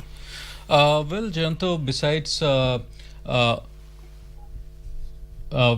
we are joined in by Rajiv Nagpal now. Rajiv, can you hear us? Welcome to the show. Yeah, I can hear you. Yeah, Rajiv, how do you see the budget and the stock market, the securities market giving a big thumbs up today? Well, I mean, the fact that, disposable income in the hands of people is likely to be increased, there is a very major boost for as far as infrastructure is concerned. There is nothing which one can complain about. I mean, both in terms of, and it's again a signaling that pushing people to go for, new tax, scheme taking rather than sticking to the old one. So broadly, it is very clear that the government is going to push for the continuous push on the infrastructure spending, and given the fact that whole of the world is in at the throes of recession, I think Indian market probably are very clearly well poised. जी राजीव, अगर हम आने वाले समय की बात करें या कुछ समय की बात करें तो कौन से शेयर बाजार में कौन से क्षेत्र हैं, किन सेक्टर्स में ज़्यादा उत्साह देखने को मिल सकता है? मेरे को लगता है जो एग्री रिलेटेड सेक्टर है, बिकॉज एग्री क्रेडिट को पुश करा गया है, जो फाइनेंशियल कंपनीज उस स्पेस में ऑपरेट करती हैं, उसमें हॉर्टिकल्चर में जो करती हैं, आप देखेंगे एलसीवी की जो कंपनीज हैं, जो हाउसिंग कंपनीज हैं, ये कुछ क्षेत्र हैं जिनको क्लियर बेनिफिट मिला है। बेनिफिट इन द सेंस कि जो काम पिछले सालों से हो रहे थे, जिस तरीके से पुश करा जा रहा था एक्सपेंडिचर को उस तरफ, it continues to be in that direction only.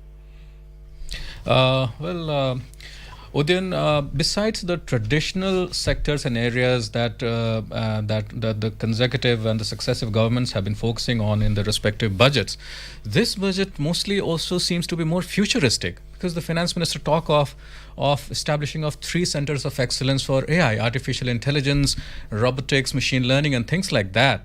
So how do you see this? And in the coming days, of course, we have to keep in consonance with the world outside as well. So how do you see this? Well, if you look at the economic survey, now one of the things the economic survey, very interestingly, it's arguing that about 50 basis points of economic growth will come through digital infrastructure. Now, for that you need manpower, you need physical sort of infrastructure. So the budget has taken care of this. I'll come back to you, Udyan, but before that, we are joined in by Sumant Sinha, ASSOCHAM President. Sumant, welcome to the show. Thank you. Yeah, hello, sir. So how do you see this budget and your comments on it? Yeah, look, I think it's a very prudent budget. It is very consistent with the government's prior philosophy of continue to hew towards macroeconomic stability and continue to build the future of India. And we're witnessing that in the form of significant increases in infrastructure spending, 2.9% of GDP to 3.3% of GDP.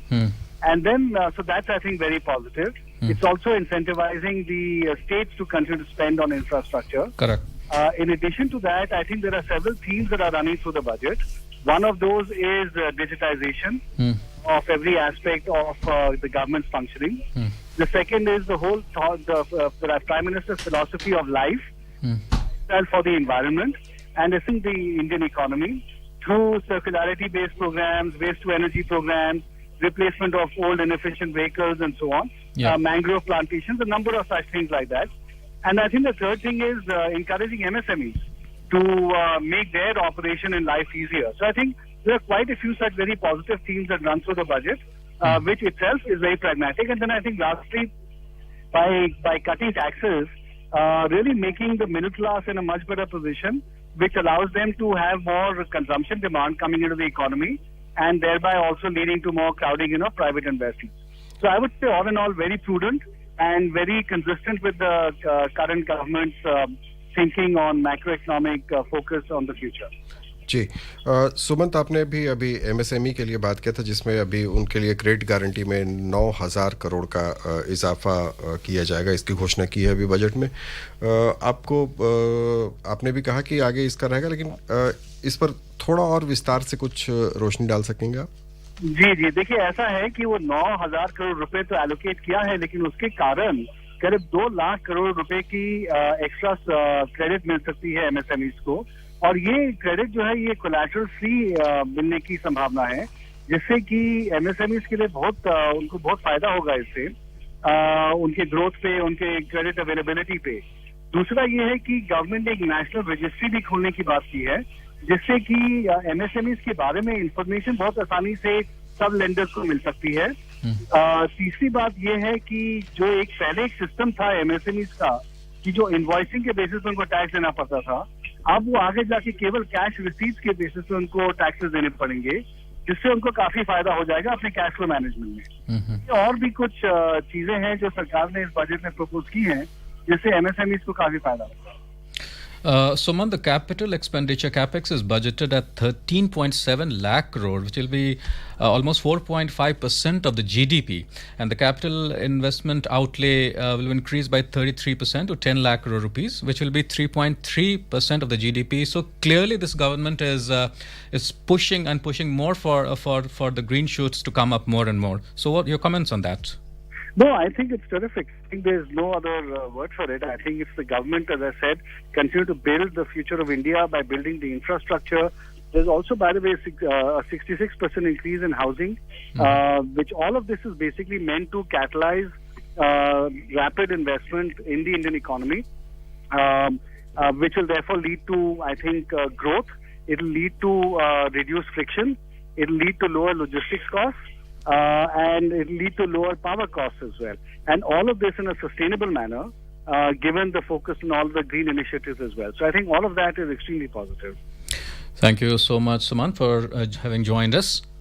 So that was Sumant Sinha, the ASSOCHAM president, joining us here live. Udayan के साथ हमारी चर्चा जारी है। उदयन, अभी तक हमने जितनी बातें की हैं, इसके अलावा आपको लगता है कि कोई बिंदु आप विशेष रूप से इसमें हाईलाइट करना चाहेंगे जो इस बजट की खासियत है? देखिए, जैसे किसी तस्वीर बनाते वक्त आपको कई बार जो पेंटर होता है उसको एक दो कदम पीछे हट के देखना होता है। अगर इस बजट को आप दो कदम पीछे हट के देखने की कोशिश करें तो एक फंडामेंटल बुनियादी फ़र्क नज़र आ रहा है। वो हमारे देश के गवर्नमेंट और उसके पीपल और उसके एडमिनिस्ट्रेशन की कॉन्फिडेंस को झलका रहा है। आप उसको रिस्क बोल सकते हैं। पहले के बजट और एक आर्थिक नीतियों के बारे में अगर आप देखें, वो डिमांड साइड होते थे। कैसे लोगों की मांग को आप मैनेज करेंगे, उनके मांग को, डिमांड को आप जनरेट करेंगे, इनकरेज करेंगे, ठीक है। जैसे हाउसिंग में जो टैक्स छूट मिलती थी वो डिमांड साइड था। पर अगर आप इस बजट को देखें तो वो सप्लाई साइड है। कैसे आप पुलें बनाएंगे, कैसे एयरपोर्ट्स होंगे, एयरपोर्ट्स के बारे में जो एक्सपेंशन हो रहा है, जो रेलवेज में आउटले हो रहा है, ये सप्लाई साइड इकोनॉमिक्स है। ये कितना बड़ा चेंज है, इसके बारे में हमारे पब्लिक कॉन्वर्सेशन में ये फीचर नहीं कर रहा है। ये बहुत बड़ा चेंज है। ये आपके कॉन्फिडेंस को दिखा रहा है कि आप सड़कें भी बना सकते हैं, पुलें भी बना सकते हैं, एआई में भी जा सकते हैं, आप अपने सिस्टम को बेहतर और एफिशिएंट बना सकते हैं। ये सप्लाई साइड मैनेजमेंट जो है, क्योंकि अगर आप देखें हमारे में किल्लत तो सप्लाई की है, चाहे वो प्रोफेशनल्स हों, क्वालिफाइड प्रोफेशनल्स हों, चाहे सड़कें हों, चाहे एयरपोर्ट्स हों, हमारे यहाँ पे सप्लाई साइड इशू है क्योंकि हमारी पॉपुलेशन इतनी ज़्यादा है। तो अगर हमारे देश को एक सस्टेनेबल हाई ग्रोथ करना है तो सबसे पहले इंफ्रास्ट्रक्चर जो है वो स्पर करेगा इन्वेस्टमेंट जो है आपकी जो है रोज़गार को स्पर करेगा। तो ये एक साइड है, कैपेसिटी और कैपिटल एक्सपेंडिचर से आप कैपेसिटी न्यू फ्रेश कैपेसिटी कर रहे हैं। दूसरी इंटरेस्टिंग बात है कि सारी की सारी जो बातें हैं वो private sector, existing private sector नहीं कर सकती, सरकार नहीं कर सकती, पर सरकार पहल कर सकती है। सरकार पहल करके इनकरेज कर रही है कि प्राइवेट सेक्टर आके इसमें पार्टिसिपेट करें, और वो अब कर सकते हैं क्योंकि उनकी बैलेंस शीट्स बेहतर हो गई हैं, बैंक सपोर्ट कर सकते हैं। ये एक साइड है। दूसरा साइड है जो स्टार्टअप्स के बारे में बातचीत हो रही है, जो उद्यम जो है, छोटे उद्यम है, नए उद्यम है, वो अब बहुत ज़बरदस्त एम्प्लॉयमेंट जनरेट कर रही हैं, और वो टीयर 2 टीयर 3 टाउन्स के अंदर चली गई जो कि इकोनॉमिक सर्वे उसको डॉक्यूमेंट कर रहा है। पहले तो हम चलते इधर उधर चलते बोल के चले जाते हैं, पर ये टीयर 2 टीयर 3 टाउन्स में लोग अब इनकरेज हो रहे हैं। तो ये जो दो इंजन हैं, ये इसका जो है, जो आप सारे जो प्रपोजल्स देखेंगे, अगर इस लेंस से देखें, तस्वीर को इस तरफ से देखें, इस दिशा से देखेंगे, तो आपको इस बजट का सिग्निफिकेंस और बेहतर अप्रिशिएट कर पाएंगे। जी, हमारे साथ ऑनलाइन जुड़े हुए हैं गोपाल कृष्ण अग्रवाल जी, स्वागत है आपका। बजट पर आपकी पहली प्रतिक्रिया क्या है? देखिए, जिस तरह से यह बजट आया है, प्रधानमंत्री जी के नेतृत्व में यह स्पष्ट हो गया कि टैक्स को बिना बढ़ाए बल्कि कम करके संसाधनों को कैसे बढ़ाया जा सकता है और जन कल्याणकारी योजनाओं को सशक्त कैसे किया जाए, और इंफ्रास्ट्रक्चर स्पेंडिंग, गवर्नमेंट की स्पेंडिंग, इन सबको बढ़ावा देते हुए अर्थव्यवस्था को कैसे गति प्रोवाइड की जा सकती है। ये अपने आप में एक उदाहरण प्रस्तुत प्रधानमंत्री जी ने किया है। जो मिडिल क्लास और सबके लिए जो सैलरीड क्लास है, उनके लिए टैक्स स्ट्रक्चर में बदलाव किया है, उनका टैक्स कम किया है। एमएसएमई सेक्टर के लिए कई तरह के जो हैं सुविधाएं प्रोवाइड की है, क्रेडिट ग्रो की है, लिमिट एनहांस की है, जो इंपोर्ट ड्यूटी रॉ मटेरियल में कम किया है, कंप्लायंस उनको स्मूथन किया है, डीक्रिमिनलाइजेशन किया है, और लार्ज इंडस्ट्रीज के लिए भी बहुत तरह की सुविधाएं इंफ्रास्ट्रक्चर स्पेंडिंग के अंदर प्रोवाइड किया है। किसानों और महिलाओं और युवाओं के सशक्तिकरण के लिए भी बड़े प्रावधान है। तो ओवरऑल यह एक तरीके से रोड मैप प्रोवाइड कर रहा है आने वाले समय में 2047 में भारत की अर्थव्यवस्था जो ऑलरेडी बहुत मजबूत स्थिति पे है उसको आगे कैसे लेके जाए। तो यह बहुत महत्वपूर्ण है कि सभी के लिए इसमें कुछ न कुछ प्रधानमंत्री जी और वित्त मंत्री जी ने सबके लिए सशक्तिकरण और एम्पावरमेंट के लिए प्रावधान किए, युवाओं के लिए, किसानों के लिए, महिलाओं के लिए, कोऑपरेटिव सेक्टर्स के अंतर्गत सभी को मजबूती प्रदान की गई है। Right, Gopal ji. So, talking of expenditure and also the growth story that we are looking forward to with this very positive budget presentation by our honorable finance minister. So, how much of the estimates that the numbers have thrown up in this budget can we expect to achieve in the coming fiscal? If you look and compare it with the last budget, all the targets that is well met, including fiscal deficit target, which was everybody was expecting that with the increase in expenditure in infrastructure, there will be reach of the fiscal deficit targets. But with finance minister has very well kept it within the targeted estimate of 6.4%, and she has also given a roadmap of next year's fiscal deficit of 5.9% and has set up a target that by 2025-26 we will achieve 4.5% of the fiscal deficit. So I think looking into the macroeconomic parameters, that the GDP is well poised to grow at a healthy level, and of the where the manufacturing sector and other schemes are required, there also support has been given. Even the capex expenditure has been increased by 66% to 10 lakh crore. That how much boost it will give to the whole economy. People will find that it's a very attractive capex expenditure target that the government has set for itself. So the way men have in a cooperative sector, rural areas will be out to the cooperative sector. So every sector has been taken care of. Thank you so much, Gopal ji, for having joined us. जी, और अभी हमारे साथ SP Sharma ji भी हैं online. स्वागत है आपका। Budget पर आपकी पहली प्रतिक्रिया क्या है? देखिए, बजट के ऊपर मेरी पहली प्रतिक्रिया है कि बजट बहुत ही अच्छा है, वेलफेयर इंड्यूसिंग बजट है। जैसे कि सरकार ने इसमें टैक्सेस में, डायरेक्ट टैक्सेस में टिंकरिंग की है कि 7 लाख रुपए की इनकम तक कोई टैक्स नहीं रहेगा। ये बहुत बढ़िया चीज है कि जो छोटी और स्मॉल इनकम्स के लोग हैं उनके ऊपर जो इंसिडेंस ऑफ टैक्सेशन है वो नहीं रहेगा। ये एक बहुत ही वेलफेयर इंड्यूसिंग कदम उठाया है सरकार ने।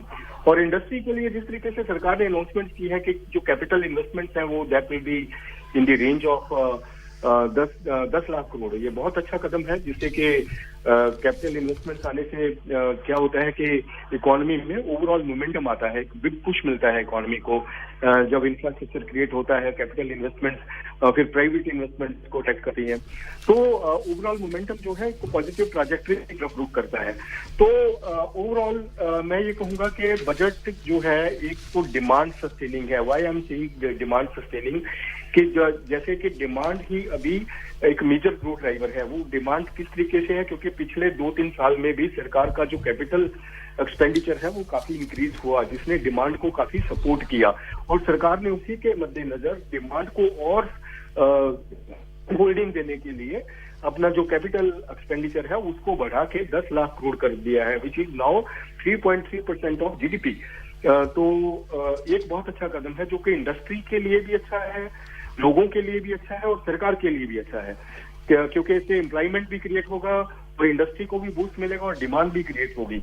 तो ओवरऑल मैं ये कहूंगा कि बजट ने एक पॉजिटिव मोमेंटम क्रिएट किया है और हर एक सेगमेंट के लिए, चाहे वो एग्रीकल्चर सेगमेंट है, चाहे वो एग्रीकल्चर कोऑपरेटिव्स हैं, चाहे वो एमएसएमईज हैं, चाहे वो इंडस्ट्री है या फिर एजुकेशन सेक्टर, सभी जो सेगमेंट्स हैं इकोनॉमी की, सभी को सरकार ने फोकस करके उनके लिए अच्छे प्रावधान किए हैं। Yes, so we are talking to SP Sharma from the PhD Chamber of Commerce and Industry. Sharma ji, what's there for the Indian industry in this budget? Yes, for the Indian industry, like they have provided the capital push to the Indian industry, which is needed at this juncture, so that private capex is also expanding and they are able to expand more in the economy. SP Sharma की उदयन हम थोड़ी चर्चा करें indirect taxes पर, जो है कि इनमें जो बुनियादी सीमा शुल्क दरों की संख्या 21 से घटाकर 13 करने का प्रस्ताव आया है और कुछ चीज़ों पर परिवर्तन किए गए हैं, चाहे मामूली ही हो। इनको किस रूप में ले हम, ये हमारी अर्थव्यवस्था में हमारे अपने जो मैन्युफैक्चरिंग की चीज़ें हैं, खास करके जो सीमा शुल्क में परिवर्तन है, उनको बूस्ट करने के लिए है? जी हाँ, जैसे आप मोबाइल फ़ोन में देखें तो भारत सरकार का ये एक फोकस एरिया है कि वहाँ पे इनकरेज किया जाए कि हमारे देश में हैंडसेट, जी बिल्कुल हैंडसेट्स बने। और उसी तरीके से मुझे लगता है कि अगर आप जब बजट के और डिटेल्स आएंगे, बारीकियाँ सामने आएंगी, तो आप पाएंगे जो ग्रीन एनर्जी रिलेटेड एरिया है, जो कि इकोनॉमिक सर्वे में भी और वित्त मंत्री के भाषण में भी देखा, तो उससे जुड़ी हुई जो हमारे यहाँ पे जो क्षेत्र है उसको प्रोत्साहन देने के लिए, जो आयात से जुड़ी हुई बातें हैं, टेक्नोलॉजी से जुड़ी हुई बातें हैं, उसको प्रोत्साहन देने के लिए आप प्रावधान को और प्रस्ताव देखेंगे। तो मुझे लगता है कि ये कुछ जो ट्रांजिशंस हम कर रहे हैं उसको इनकरेज करने के लिए, बाकी का जो डोमेस्टिक है वो तो जीएसटी टेक केयर कर ही लेता है, तो वहाँ पे ज़्यादा चेंजेस के वो उसका तो इलाका ही अलग है। पर ये वाला जो है, ये आपके जो ओवरऑल थ्रस्ट है उसके अकॉर्डिंगली अलाइन, तो आपने कुछ प्रस्ताव देखे होंगे। Then earlier we were talking about yet again we are joined in by SP Sharma. SP Sharma ji, welcome to the show. Ji, thank you. Yes, please. Yeah, Sharma ji, how do you see this budget? Your opening remarks. Yes, budget is very positive, and budget is welfare creating and demand inducing and investment attracting. Because government has introduced so many reforms for the people, those who are in the lower bracket of the income, and the government now has introduced that there will not be any tax up to the income of 7 lakh rupees. So that is a great welfare created by the government, that small incomes are not now facing the incidence of taxation. And second, the investment inducing, that the capital investments of the government will be in the tune of 10 lakh crore rupees, which is a great thing happening in the economy. And this is 3.3% of the GDP, which is a great thing, which will drive the growth trajectory and boost the demand to the further level, as demand is supported by the capital expenditure of the government. And capital expenditure also attracts a lot of private investments.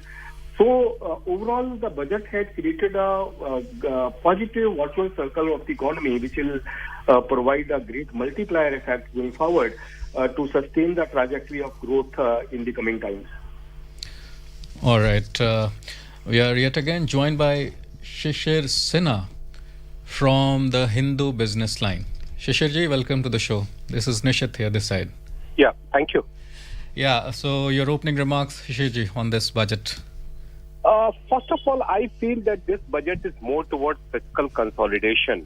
So if you take the overall size of the budget and also the fiscal deficit for the next fiscal, that is very, very critical. When you talk about a budget size of 45 lakh crore and a fiscal deficit of 5.9% of GDP, that shows that the government is more committed towards fiscal consolidation.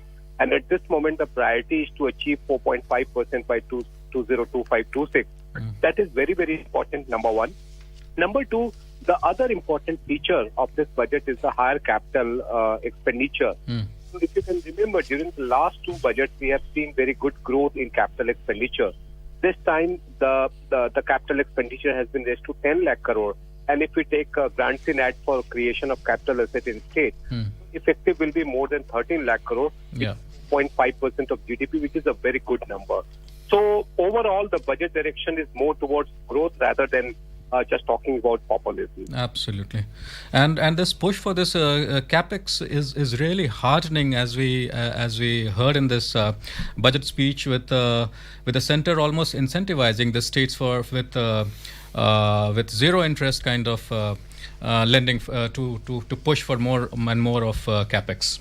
Yeah, that's a 50 years interest-free loan for creation of capital assets that has to be done within 23-24, and that amount is 1.3 lakh crore, which is a very, very significant amount in terms of states going for capital creation. And also, we also need to understand that when the government is when the center is providing money for capital expenditure, the asset will be created in the states only.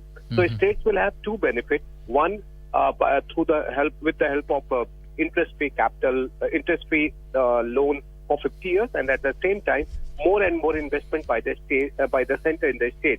And we should also remember that when center is making money or when center is putting money, that is providing a kind of hand-holding approach to the private sector. So it's going to be the multiplier. It's going to have the multiplier effect. So that is why capital expenditure is very critical at this juncture. जी आइए थोड़ी देर पहले हमने बात की CII के DG Chandrajit Banerjee से, सुनते हैं उनकी क्या राय है.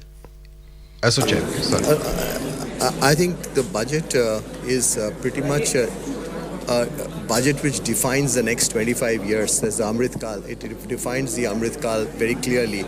It really looks at India becoming a developed economy by 2047 in a very clear roadmap which has been put in. Well, the reason why I'm saying that is because if you look at the focus that it has given on areas of urban infrastructure, if the rural infrastructure, the urban focuses are very, very strong. Like even how to make the focus on ease of living. So those are very, very important areas. One.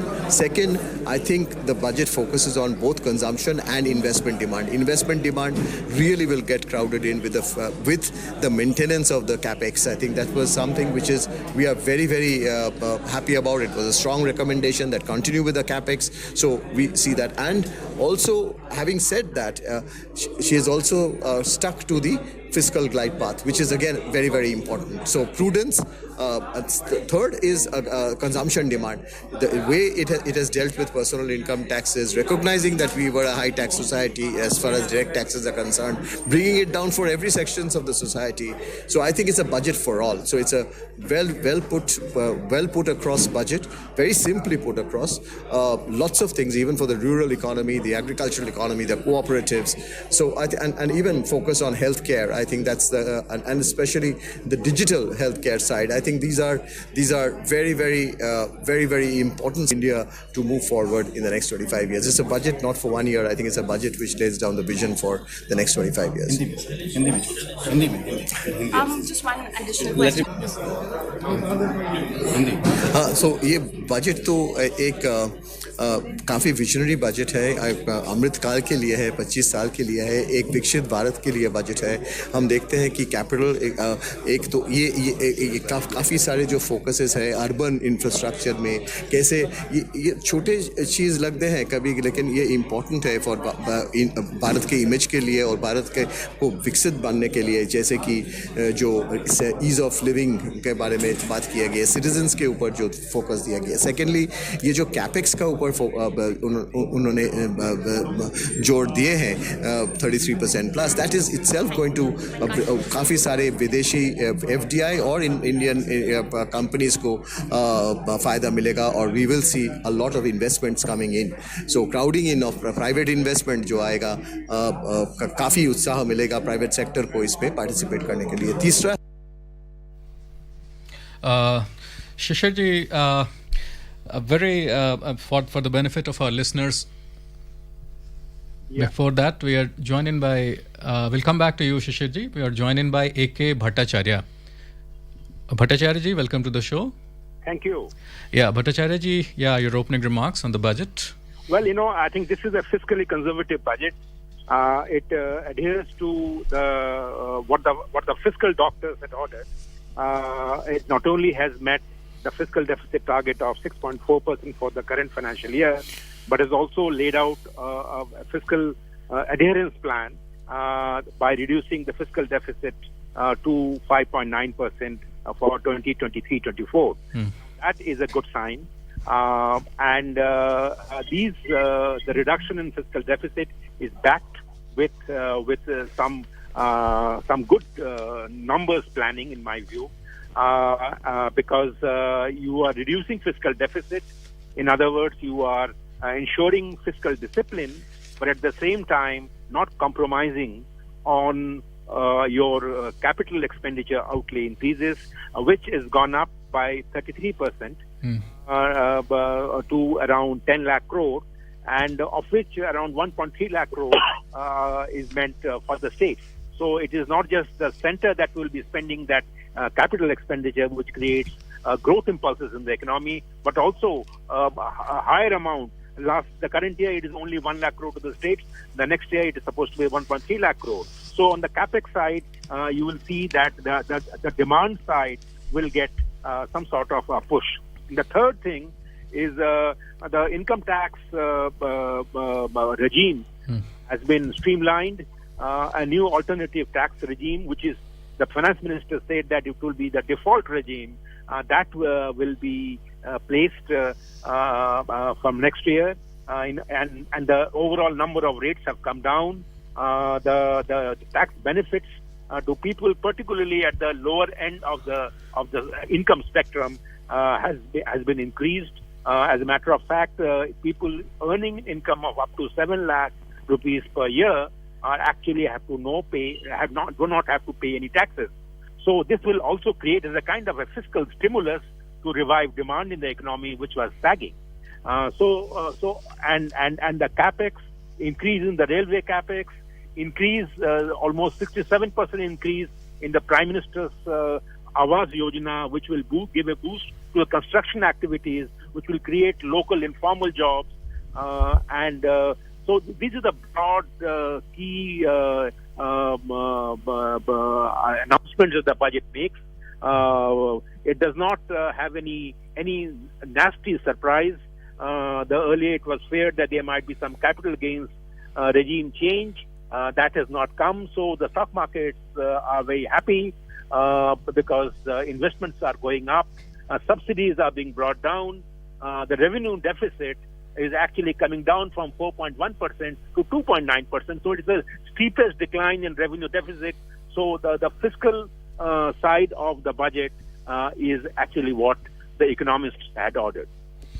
जी अभी वैसे एक update है बीच में कि जो बाजार में शुरुआती उत्साह देखा था हमने दो घोषणाओं के बाद, वो वापस अपने एक न्यूनतम स्तर पर आ गया है. वो 400 साढ़े 400 के लेवल पे है.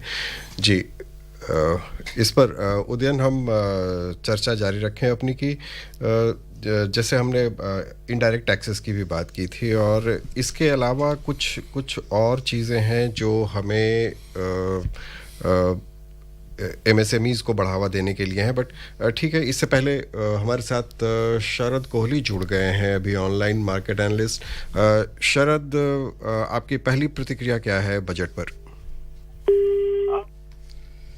हेलो. बैलेंस बजट आएगा और बिल्कुल बैलेंस आया है.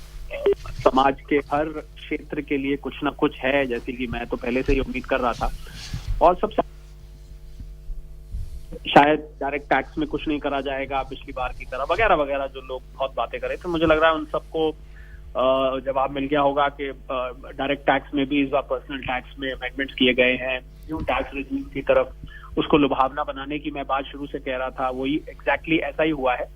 और कुल मिला के हम बजट देखें तो मुझे लग रहा है कि शायद ही कोई ऐसा क्षेत्र है जिसको टच नहीं करेगा. टूरिज्म से लेके, ग्रीन इनिशिएटिव से लेके, विमेन एम्पावरमेंट से लेके, इंक्लूसिव डेवलपमेंट हो, क्यू में खड़ा हुआ आखिरी व्यक्ति तक जो लाभ है बजट का वो पहुंचाने की प्रयास किया गया. और सबसे बड़ा मुझे लग रहा है जो एक बहुत नोटिसेबल पॉइंट बजट में है वो इंफ्रास्ट्रक्चर है, जहां मैं अपनी तरफ से 25% केपेक्स की बढ़ने की उम्मीद कर रहा था, पर वो 25% की बजाय 33% के करीब बढ़ा. और 10 लाख करोड़ का मैं समझता हूँ जो लोग नौकरियों को लेकर चिंता थे, जिनको बेरोजगारी की बहुत चिंता थी, उन लोगों की ये चिंता अब दूर हो गई होगी, क्योंकि इतनी बड़ी एक्सपेंडिचर जब देश इंफ्रास्ट्रक्चर पर करने जा रहा है, जो कि जीडीपी का 3.3% है, और ये 3 गुना हो गया है। ये आप अगर 2019-20 से कंपेयर करें, वित्त मंत्री महोदया ने भी ये बात बोली, 3 महीने इसको हम 3 गुना इसको हम बढ़ा। Yeah, Sharad ji. We are sorry, we'll have to cut you short. We are running short of time. But one very quick reaction from you. What's there for investors in the securities market for this budget? In this budget, I don't know if how many people paid attention to that, is that the KYC norms for making investments in financial markets have been made very simpler. Now you can access the forms by DigiLocker. People who used to invest in mutual funds and other, they had to go through a complicated process of KYC.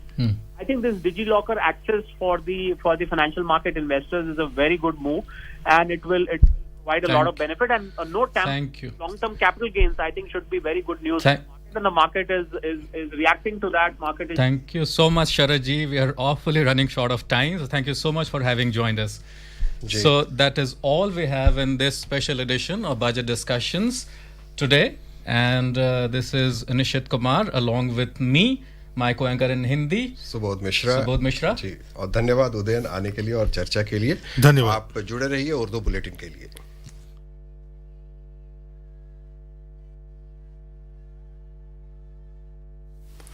आदाब, ये आकाशवाणी है। खबरों के साथ मैं अर्जुमंद अली खान।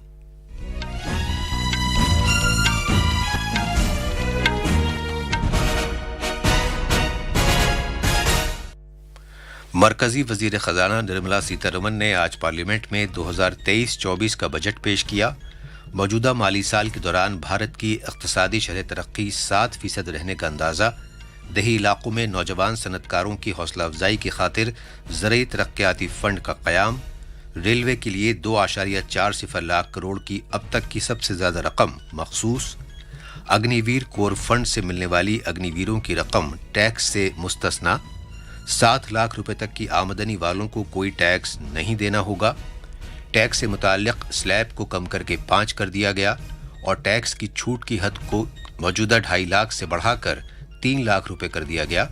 बुजुर्ग शहरियों के लिए बचत स्कीम की ज़्यादा से ज़्यादा रकम की हद 15 लाख से बढ़ाकर 30 लाख करना इस बजट की खुसूसियात में शामिल है।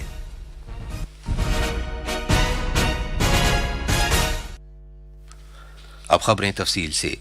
मरकजी वज़ीर ख़जाना निर्मला सीतारमन ने आज पार्लियामेंट में 2023-24 का बजट पेश किया। मौजूदा माली साल के दौरान भारत की इक्तिसादी शरह तरक्की 7% रहने का अंदाज़ा, देही इलाकों में नौजवान सनतकारों की हौसला अफजाई की खातिर ज़रई तरक्याती फ़ंड का क़याम, रेलवे के लिए 2.40 लाख करोड़ की अब तक की सबसे ज़्यादा रकम मखसूस, अग्निवीर कोर फंड से मिलने वाली अग्निवीरों की रकम टैक्स से मुस्तस्ना, 7 लाख रुपए तक की आमदनी वालों को कोई टैक्स नहीं देना होगा, टैक्स से मुताल्लिक स्लैब को कम करके 5 कर दिया गया और टैक्स की छूट की हद को मौजूदा 2.5 लाख से बढ़ाकर 3 लाख रुपए कर दिया गया। बुजुर्ग शहरियों के लिए बचत स्कीम की ज़्यादा से ज़्यादा रकम की हद 15 लाख से बढ़ाकर 30 लाख करना इस बजट की अहम खुसूसियात में शामिल हैं। वज़ीर ख़जाना निर्मला सीतारमन ने पार्लियामेंट में अगले माली साल का मरकजी बजट पेश करते हुए कहा कि भारत की मईशत सही राह पर गामज़न है और चैलेंजों के बावजूद इसका मुस्तक़बिल रोशन है। उन्होंने कहा कि मौजूदा साल में शरह तरक्की का अंदाज़ा 7% लगाया गया है। उन्होंने इस तरफ भी तवज्जो दिलाई कि ये अमृतकाल का पहला बजट है।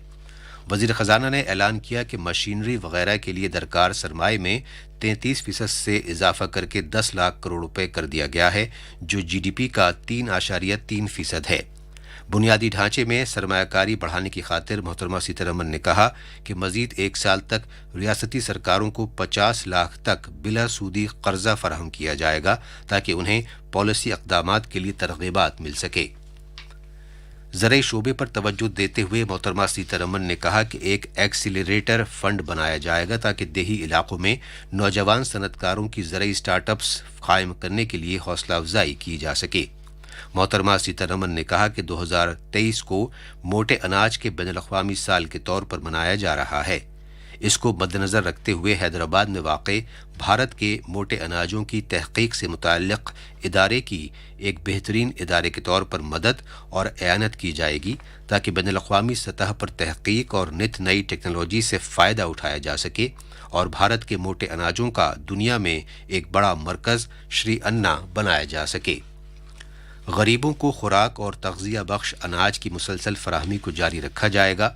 सरकार पीएम गरीब कल्याण अन्न योजना के तहत मजीद 1 साल तक अंत्योदय और तरजीही घरानों को अनाज की मुफ्त फराहमी के लिए तकरीबन 2 लाख करोड़ रुपए खर्च करेगी। सभी के लिए मकान फराहम करने के सरकार के मकासद की तकमील के लिए वज़ीर ख़ज़ाना ने कहा कि प्रधान की वजह से जेल में हैं, मतलूबा माली इमदाद फराहम करने का ऐलान किया। वज़ीर ख़ज़ाना ने इनफरादी टैक्स दहिंदगान को बड़ी रियायत देते हुए ऐलान किया कि टैक्स में रियायत की हद को 5 लाख रुपए सालाना से बढ़ाकर 7 लाख रुपए कर दिया गया है। नए इनकम टैक्स निज़ाम के तहत 7 लाख रुपए तक की आमदनी वालों को कोई टैक्स अदा नहीं करना होगा। सरकार ने टैक्स के स्लैब को कम करके 5 लाख कर दिया है और टैक्स में छूट की हद को बढ़ाकर 3 लाख रुपए करने का ऐलान किया है।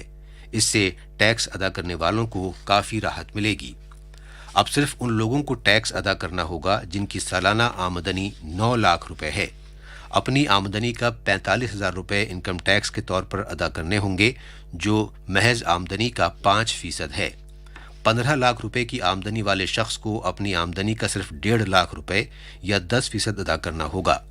नए टैक्स निज़ाम के तहत सरकार ने तनख्वाहदार तबके, पेंशनर और फैमिली पेंशन वालों को मयारी कटौती का फ़ायदा देने का ऐलान किया है। 15.5 लाख रुपए या इससे ज़्यादा आमदनी वाले तनख्वाहदार शख्स को 52,500 रुपए का फ़ायदा पहुंचेगा। वज़ीर ख़ज़ाना ने ज़ाती इनकम टैक्स पर सरचार्ज की ज़्यादा से ज़्यादा हद को 37% से कम करके 25% कर दिया है। सरकार ने कैमरे के लेंस जैसे कुछ हिस्से पुर्जों पर दरामदी महसूल में राहत का ऐलान किया है और बैटरी के लिए लिथियम एयॉन सेल्स पर रियायती महसूल मजीद 1 साल के लिए जारी रहेगा ताकि अंदरूने मुल्क मोबाइल फ़ोन की तैयारी की हौसला अफजाई की जा सके। वज़ीर ख़ज़ाना ने चांदी की छड़ों, सोना और चांदी की आमेजिश वाले साजो-सामान पर महसूल ड्यूटी में इजाफे का ऐलान किया है। ये खबरें आकाशवाणी से नशर की जा रही हैं। इस माह दूसरी बार जीएसटी की मजमूई वसूलियाबी सबसे ज़्यादा हुई है, जिससे पिछले साल अक्टूबर में पहले का दूसरा सबसे ज़्यादा वसूलियाबी का रिकॉर्ड टूट गया है। जनवरी में 1,55,000 करोड़ रुपए से ज़्यादा के मजमूई जीएसटी महसूल की वसूली हुई है। ये अब तक की दूसरी सबसे ज़्यादा वसूलियाबी है। पिछले साल अप्रैल में मजमूई तौर पर 1,68,000 करोड़ रुपए की वसूली हुई थी। जनवरी की वसूली में सीजीएसटी 28,963 करोड़, एसजीएसटी 36,730 करोड़ और आईजीएसटी 79,599 करोड़ रुपए शामिल हैं। 2022-23 में तीसरी बार जीएसटी की वसूली 1,50,000 करोड़ रुपए के निशाने को पार कर गई।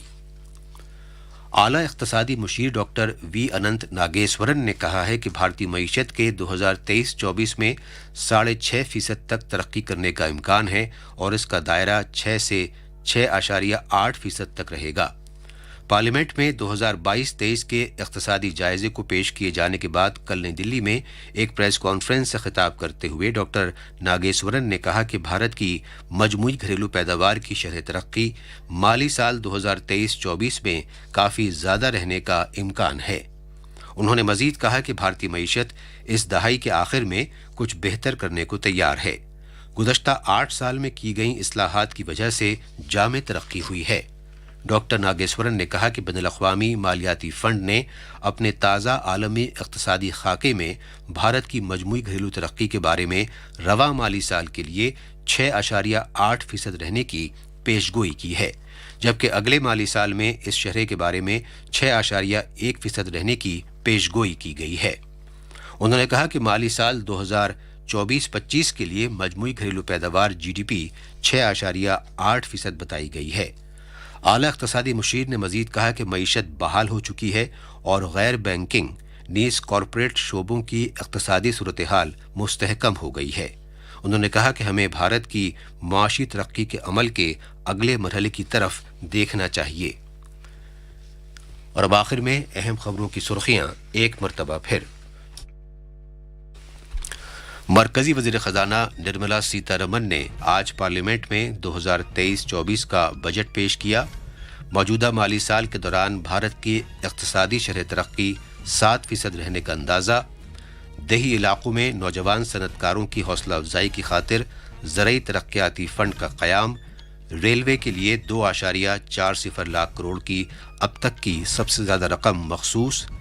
अग्निवीर कोर फंड से मिलने वाली अग्निवीरों की रकम टैक्स से मुस्तस्ना। 7 लाख रुपए तक की आमदनी वालों को कोई टैक्स नहीं देना होगा। टैक्स से मुताल्लिक स्लैब को कम करके 5 कर दिया गया और टैक्स की छूट की हद को मौजूदा 2.5 लाख से बढ़ाकर 3 लाख रुपए कर दिया गया। बुजुर्ग शहरियों के लिए बचत स्कीम की ज़्यादा से ज़्यादा रकम की हद 15 लाख से बढ़ाकर 30 लाख करना इस बजट की खुसूसियात में शामिल है। इसके साथ ही खबरों का ये बुलेटिन खत्म हुआ।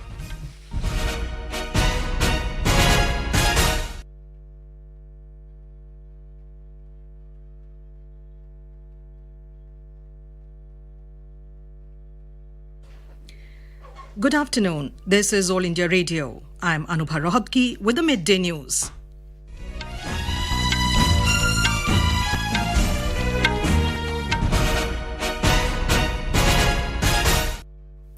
The headlines. Finance Minister Nirmala Sitharaman presents Union Budget for 2023-24 in Parliament. Rebate limit for income taxpayers increased from 5 lakh to 7 lakh rupees. India's economic growth for current financial year pegged at 7%. Capital investment outlay to be increased by 33% to 10 lakh crore rupees. Effective capital expenditure is budgeted at 13.7 lakh crore rupees. For railways, highest ever capital outlay of 2.4 lakh crore rupees announced. Agriculture credit target to be increased to 20 lakh crore rupees with focus on animal husbandry, dairy and fisheries. Agriculture Accelerator Fund to be set up to encourage agri-startups. Indian Institute of Millet Research, Hyderabad, to be supported as Centre of Excellence to make India a global hub for Sri Anna. Prime Minister PVTG Development Mission to be launched to improve social economic condition of the particularly vulnerable tribal groups. PM Vishwakarma Kaushal Samman package announced for traditional artisans and craftspeople to be integrated with MSME value chain. 100 critical transport infrastructure projects to be taken up on priority with an investment of 75,000 crore rupees. 35,000 crore rupees priority capital investment to promote green economy. And maximum deposit limit for senior citizens savings scheme enhanced from 15 lakh to 30 lakh rupees.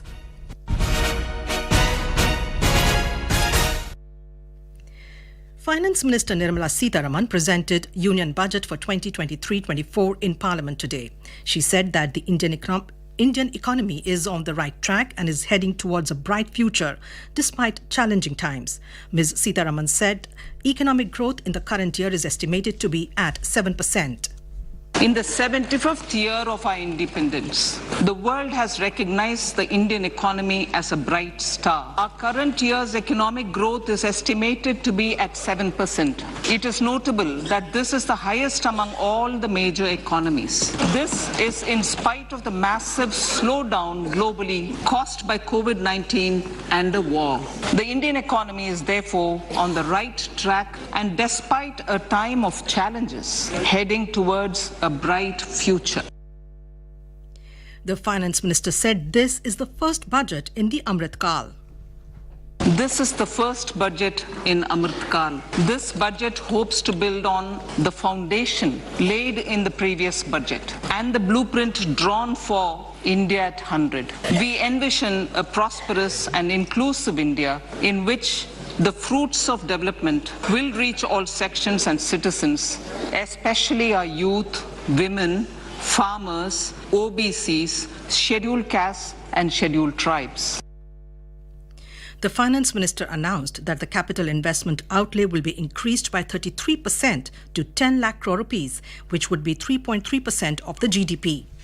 Coming to 2023-24, the total receipts other than borrowings and the total expenditure are estimated at 27.2 lakh crores and 45 lakh crores respectively. The net tax receipts are estimated at 23.3 lakh crores. The fiscal deficit is estimated to be 5.9% of the GDP. To spur investment in infrastructure, Ms. Sitaraman said the government has decided to continue the 50-year interest-free loan to state governments for one more year to incentivize them for complementary policy actions with a significantly enhanced outlay of 1.3 lakh crore rupees. To increase opportunities for private investment in infrastructure, the government has established Infrastructure Finance Secretariat, which will assist all stakeholders for more investment in railways, roads, urban infrastructure and power. Will assist all stakeholders for more private investment in infrastructure, including railways, roads, urban infrastructure and power, which are predominantly depend on public resources. The harmonized master list of infrastructure will be reviewed by an expert committee for recommending the classification and financing framework suitable for Amrit Kal.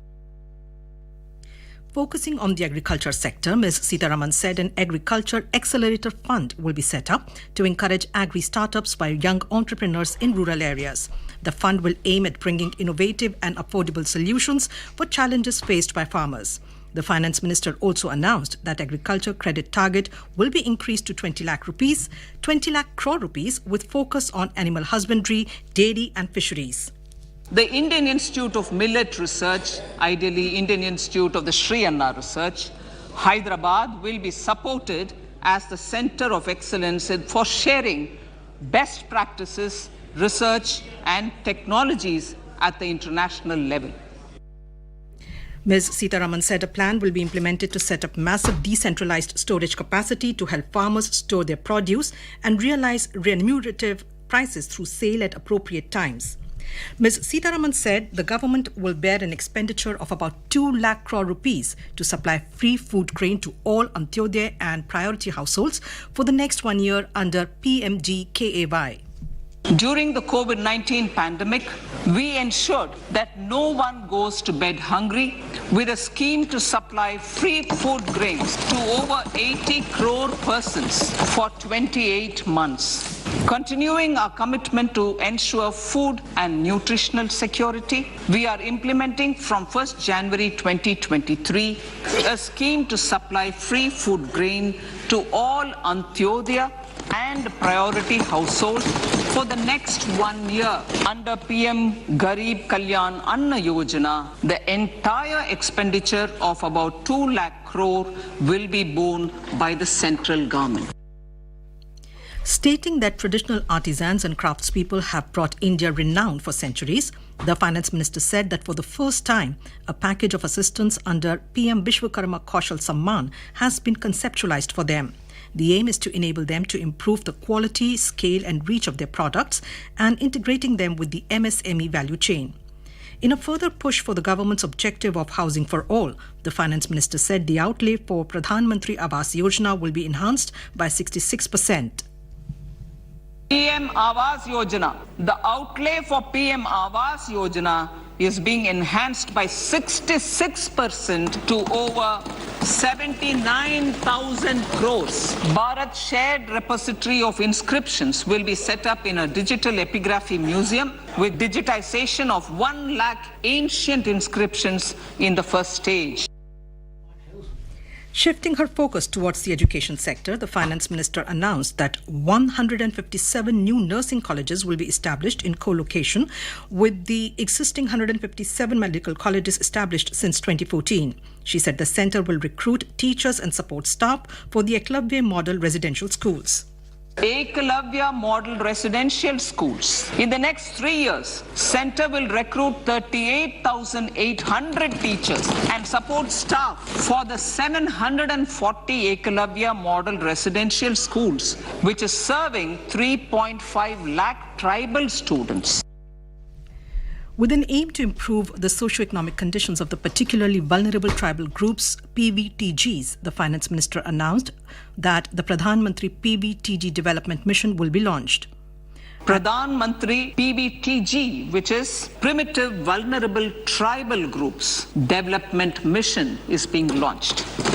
To improve socio-economic conditions of the particularly vulnerable tribal groups, the PBTGs as we refer them to, Pradhan Mantri PBTG Development Mission will be launched. This will saturate PBTG families and habitations with basic facilities such as safe housing, clean drinking water and sanitation, improved access to education, health, nutrition, road and telecom connectivity, and sustainable livelihood opportunities. An amount of 15,000 crores will be made available to implement the mission in the next 3 years. Announcing relief for poor persons who are in prisons and unable to afford the penalty or the bail amount, the Finance Minister announced required financial support will be provided to them. Ms. Sitaraman said a mission to eliminate sickle cell anemia by 2047 will be launched. This will entail awareness creation, universal screening of 7 crore people in the age group of 0 to 40 years in the affected tribal areas. The Finance Minister announced that a central assistance will be given to Upper Bhadra project in drought-prone central region of Karnataka. The drought-prone central regions of Karnataka, central assistance of 5,300 crore will be given to Upper Bhadra project to provide sustainable micro-irrigation and filling up of surface tanks for drinking water. The Finance Minister has announced major concessions for individual taxpayers. The rebate limit has been hiked from existing 5 lakh rupees per annum to 7 lakh rupees in the new tax regime. Currently, those with income up to 5 lakh do not pay any tax, do not pay any income tax in both old and new regimes. I propose to increase the rebate limit to 7 lakh. I propose to increase the rebate limit to 7 lakh in the new tax regime. Thus, persons in the new tax regime with income up to 7 lakh will not have to pay any tax at all. The second proposal relates to middle-class individuals. I had introduced in the year 2020 the new personal income tax regime with. And now we go live to listen to Prime Minister Narendra Modi's reaction to the budget. साथियों, परंपरागत रूप से अपने हाथ से औजारों और tools से कड़ी मेहनत कर कुछ न कुछ सृजन करने वाले करोड़ों विश्वकर्मा इस देश के निर्माता है। लोहार, सुनार, कुम्हार, सुथार, मूर्तिकार, कारीगर, मिस्त्री, अनगिनत लोगों की बहुत बड़ी लंबी लिस्ट है। इन सभी विश्वकर्माओं की मेहनत और सृजन को देश इस बजट में पहली बार अनेक प्रोत्साहन योजना लेकर के आया है। ऐसे लोगों के लिए ट्रेनिंग, टेक्नोलॉजी, क्रेडिट और मार्केट सपोर्ट की व्यवस्था की गई है। पीएम विश्वकर्मा कौशल सम्मान यानी पीएम विकास करोड़ों विश्वकर्माओं के जीवन में बहुत बड़ा बदलाव लाएगा। Coming back to the budget, the Finance Minister has exempted excise duty on GST-paid compressed biogas to avoid cascading of taxes on blended compressed natural gas. To further provide impetus to green mobility, customs duty exemption has been extended to import of capital goods and machinery required for manufacture of lithium-ion cells for batteries used in electric vehicles. The Finance Minister announced that a capital outlay of 2.4 lakh crore rupees has been provided for the railways, the highest ever outlay, about 9 times of the outlay made in 2013-14. She also announced that Phase 3 of the e-courts project will be launched with an outlay of 7,000 crore for efficient administration of justice. Industry bodies and common people have lauded the union budget as growth-oriented. The Federation of Indian Chambers of Commerce and Industry FICCI president Subhrakant Panda termed the budget as balanced and progressive and one that gives primacy to inclusive growth. Common people have also welcomed the budget, calling it future vision for the country's development. Talking to AIR News, people said the budget provides a big relief to the middle class with increased income tax slab. Both the Houses of Parliament have been adjourned for the day after the presentation of the Union Budget 2023-24. After the presentation of the budget in the Lok Sabha, the Finance Bill 2023 was also introduced in the House. Later, the Union Budget was tabled in the Rajya Sabha. Investors have also welcomed the Union Budget 2023-24. The Sensex and the Nifty surged more than 0.5% in the afternoon trade. And now, before we end the bulletin, the headlines once again. Finance Minister Nirmala Sitharaman presents Union Budget for 2023-24 in Parliament. Rebate limit for income taxpayers increased from 5 lakh to 7 lakh rupees. India's economic growth for current financial year is pegged at 7%. Capital investment outlay to be increased by 33% to 10 lakh crore rupees. Effective capital expenditure budgeted at 13.7 lakh crore rupees. For railways, highest ever capital outlay of 2.4 lakh crore rupees announced. Agriculture credit target to be increased to 20 lakh crore rupees with focus on animal husbandry, dairy and fishes. Institute of Millet Research Hyderabad to be supported as Center of Excellence to make India a global hub for Sri Anna. And with that, we end the midday news.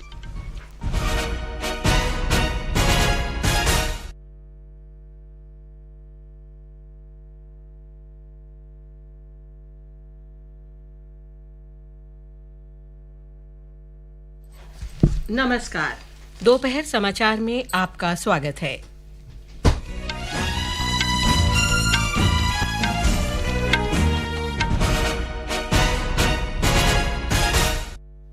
वित्त मंत्री निर्मला सीतारामन ने केंद्रीय budget 2023-24 संसद में पेश किया। आयकर दाताओं के लिए छूट की सीमा 5 लाख से बढ़ाकर 7 लाख रुपए की गई। वर्तमान वित्त वर्ष के लिए भारत की आर्थिक वृद्धि 7%। पूंजीगत निवेश परिव्यय 33% बढ़ाकर 10 लाख करोड़ रुपए किया गया।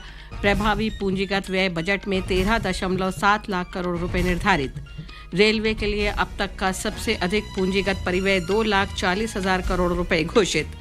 कृषि ऋण लक्ष्य को बढ़ाकर 20 लाख करोड़ रुपए किया जाएगा और पशुपालन, डेयरी और मछली पालन पर ध्यान केंद्रित किया जाएगा।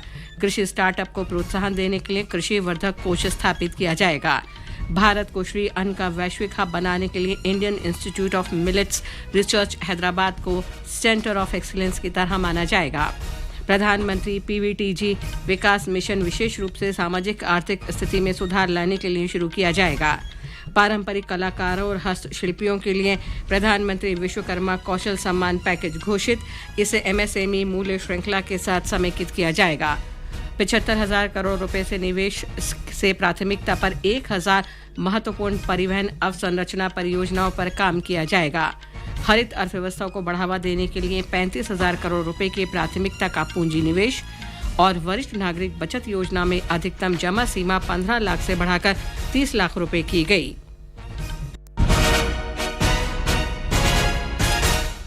दोपहर समाचार में फरहत नाज के साथ मैं lovely Nigam.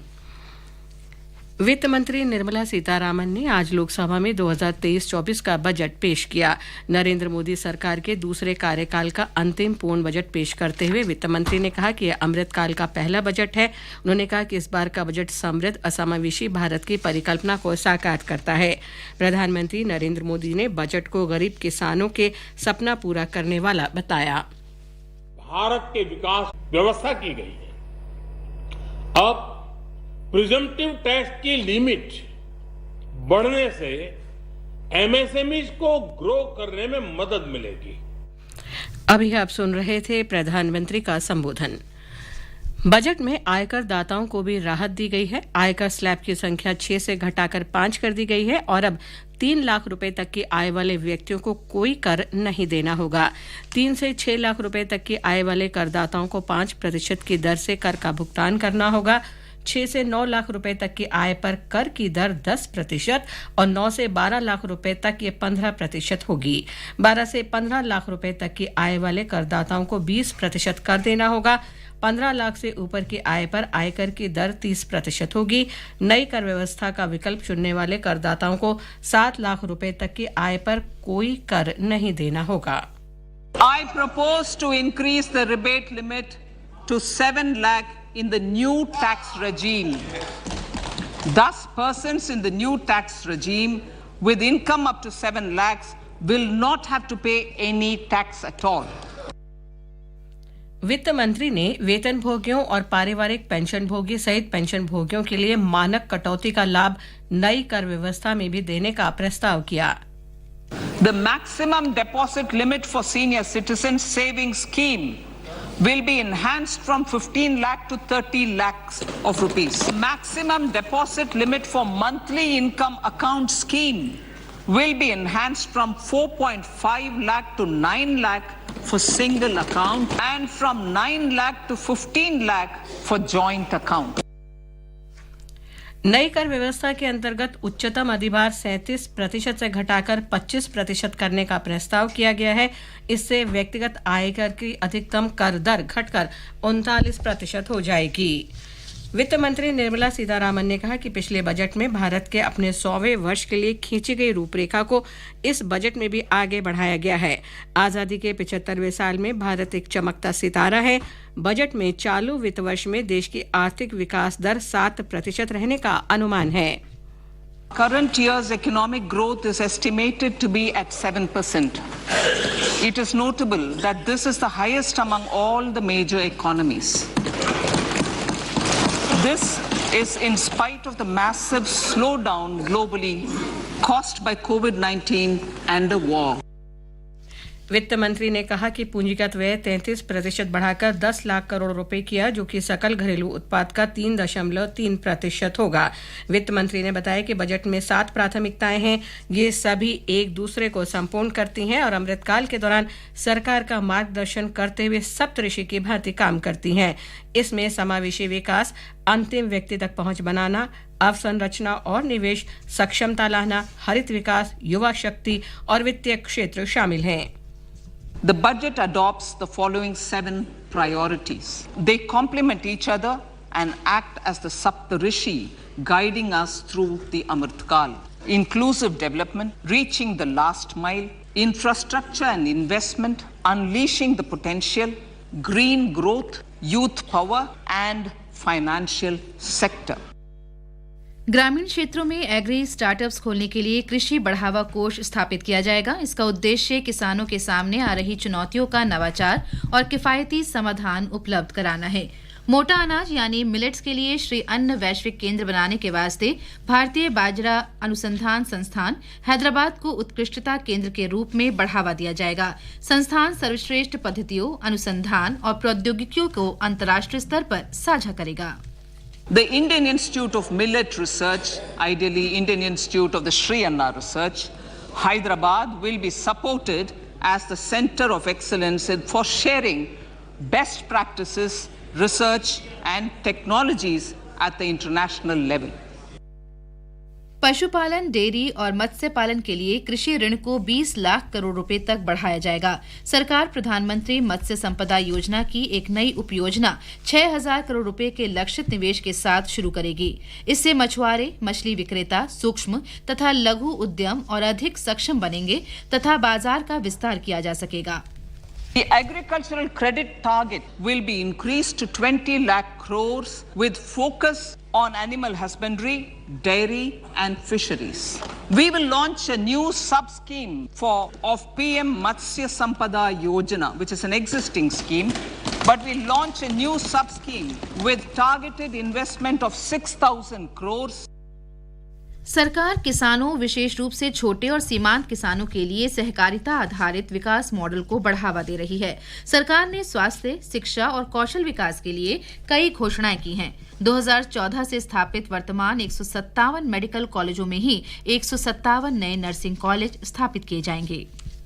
157 new nursing colleges will be established in co-location with the existing 157 medical colleges established since 2014. A mission to eliminate sickle cell anemia by 2047 will be launched.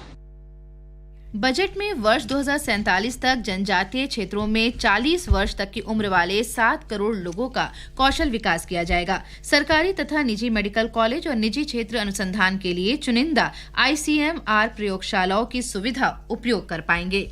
विशेष रूप से संवेदनशील जनजातीय समूह PVDG की सामाजिक आर्थिक परिस्थितियों में सुधार लाने के लिए प्रधानमंत्री PVTG विकास मिशन शुरू किया जाएगा। योजना के अंतर्गत अगले 3 वर्षों में 15,000 करोड़ रुपए की राशि उपलब्ध कराई जाएगी। सरकार अगले 3 वर्ष में 740 एकलव्य मॉडल आवासीय विद्यालयों में 38,800 अध्यापक और सहायक कर्मी नियुक्त करेगी। इन विद्यालयों में 3.5 लाख से अधिक जनजातीय छात्र अध्ययनरत हैं।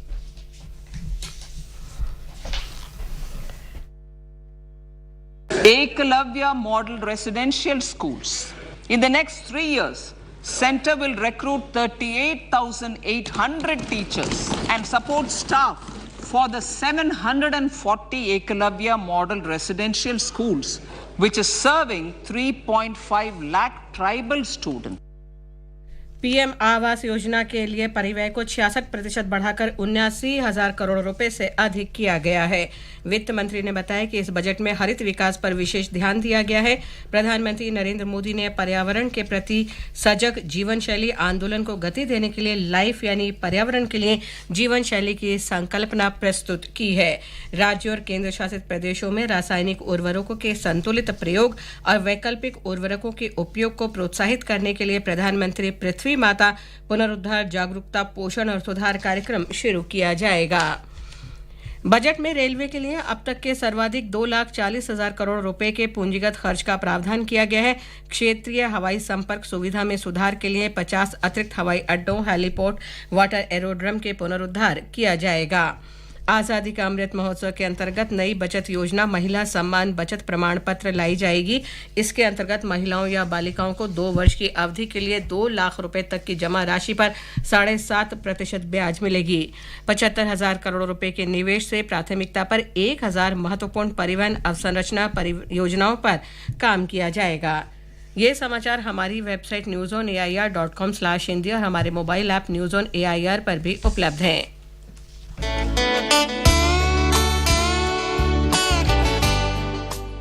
Northeast Diary program, broadcast every Thursday at 5:30 p.m.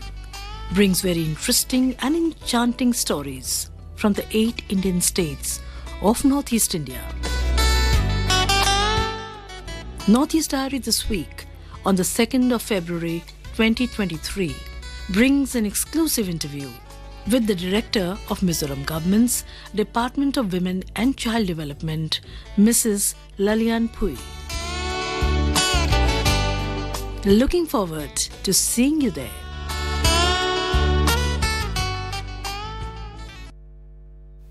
दोपहर समाचार में आपका फिर स्वागत है।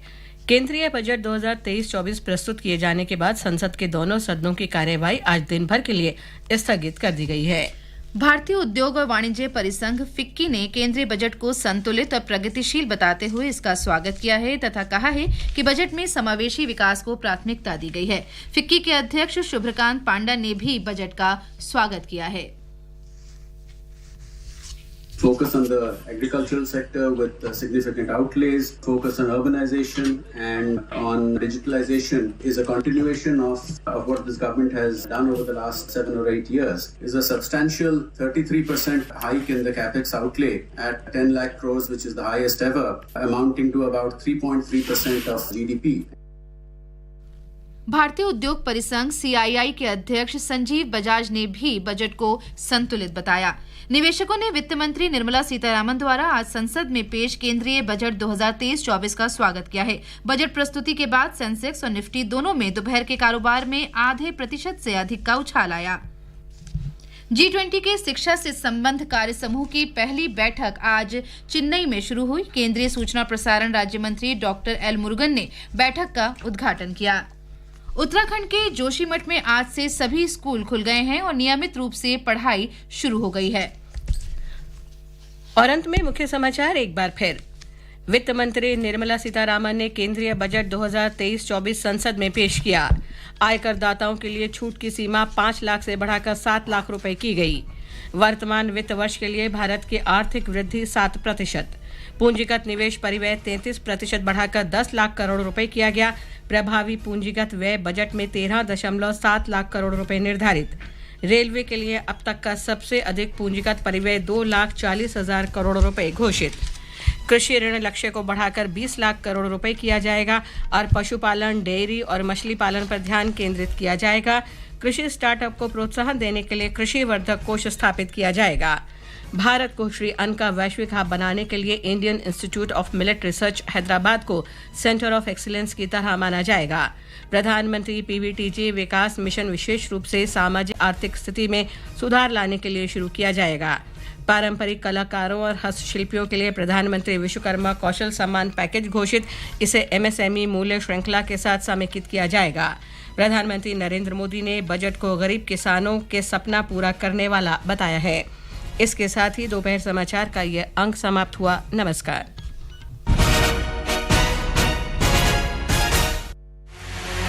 Budget 2023.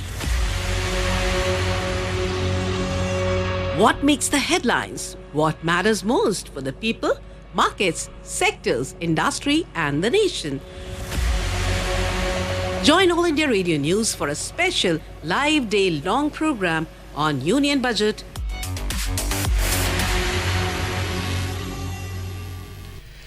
Good afternoon and a warm welcome to all our listeners on All India Radio.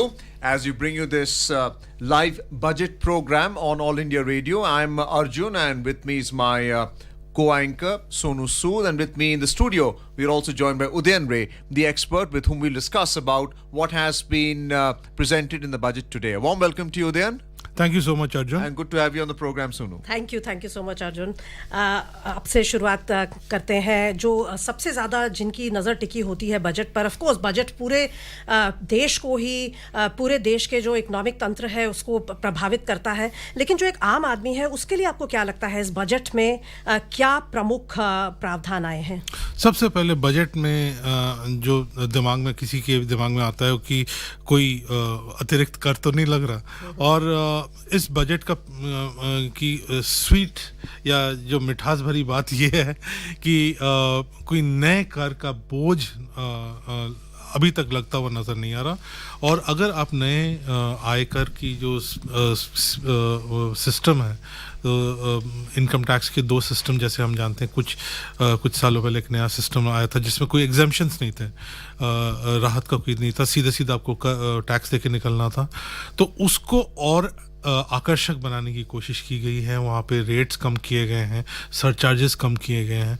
तो क्लियरली सबसे पहली बात तो ये है कि नए करों का बोझ नहीं है, जो कि बहुत पॉजिटिव है। दूसरी बात ये है कि कोई अगर आयकर, इनकम टैक्स, जैसे एल्बर्ट आइंस्टाइन ने कहा था कि वो सबसे कठिन चीज़ है इस दुनिया में, तो इसी को अगर लोगों को कॉम्प्लिकेटेड लगता है, जो ज़्यादातर लोगों को लगता है, तो इसको सिंप्लीफाई करने के लिए, आसान करने के लिए, क्योंकि जब आप एग्जेम्पशन लेना चाहते हैं तो 10 दस्तावेज, 10 चीज़ें, 10 जगह में निवेश, वो चीज़ अगर आप नहीं करना चाहते हैं तो वो उसका एक सीधा साधा सिंपल रूट है। तो वो नंबर 1 इम्पॉर्टेंट बात है, जो क्योंकि कर जो है वो इमीडिएटली लगता है।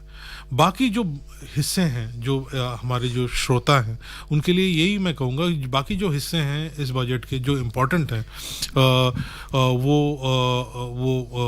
इंफ्रास्ट्रक्चर से जुड़ी हुई बातें हैं जो लॉन्ग टर्म में जाके प्ले करेंगे, बट बहुत सकारात्मक है। Now we're joined by our financial expert, Shri Jayanta Das online. Jayanta, warm welcome to you on this discussion on the budget presentation today. Jayanta, I hope we can hear us from the studio. शायद जयंतों से connection में कुछ अभी त्रुटि है, उसको हम अभी सुधारेंगे।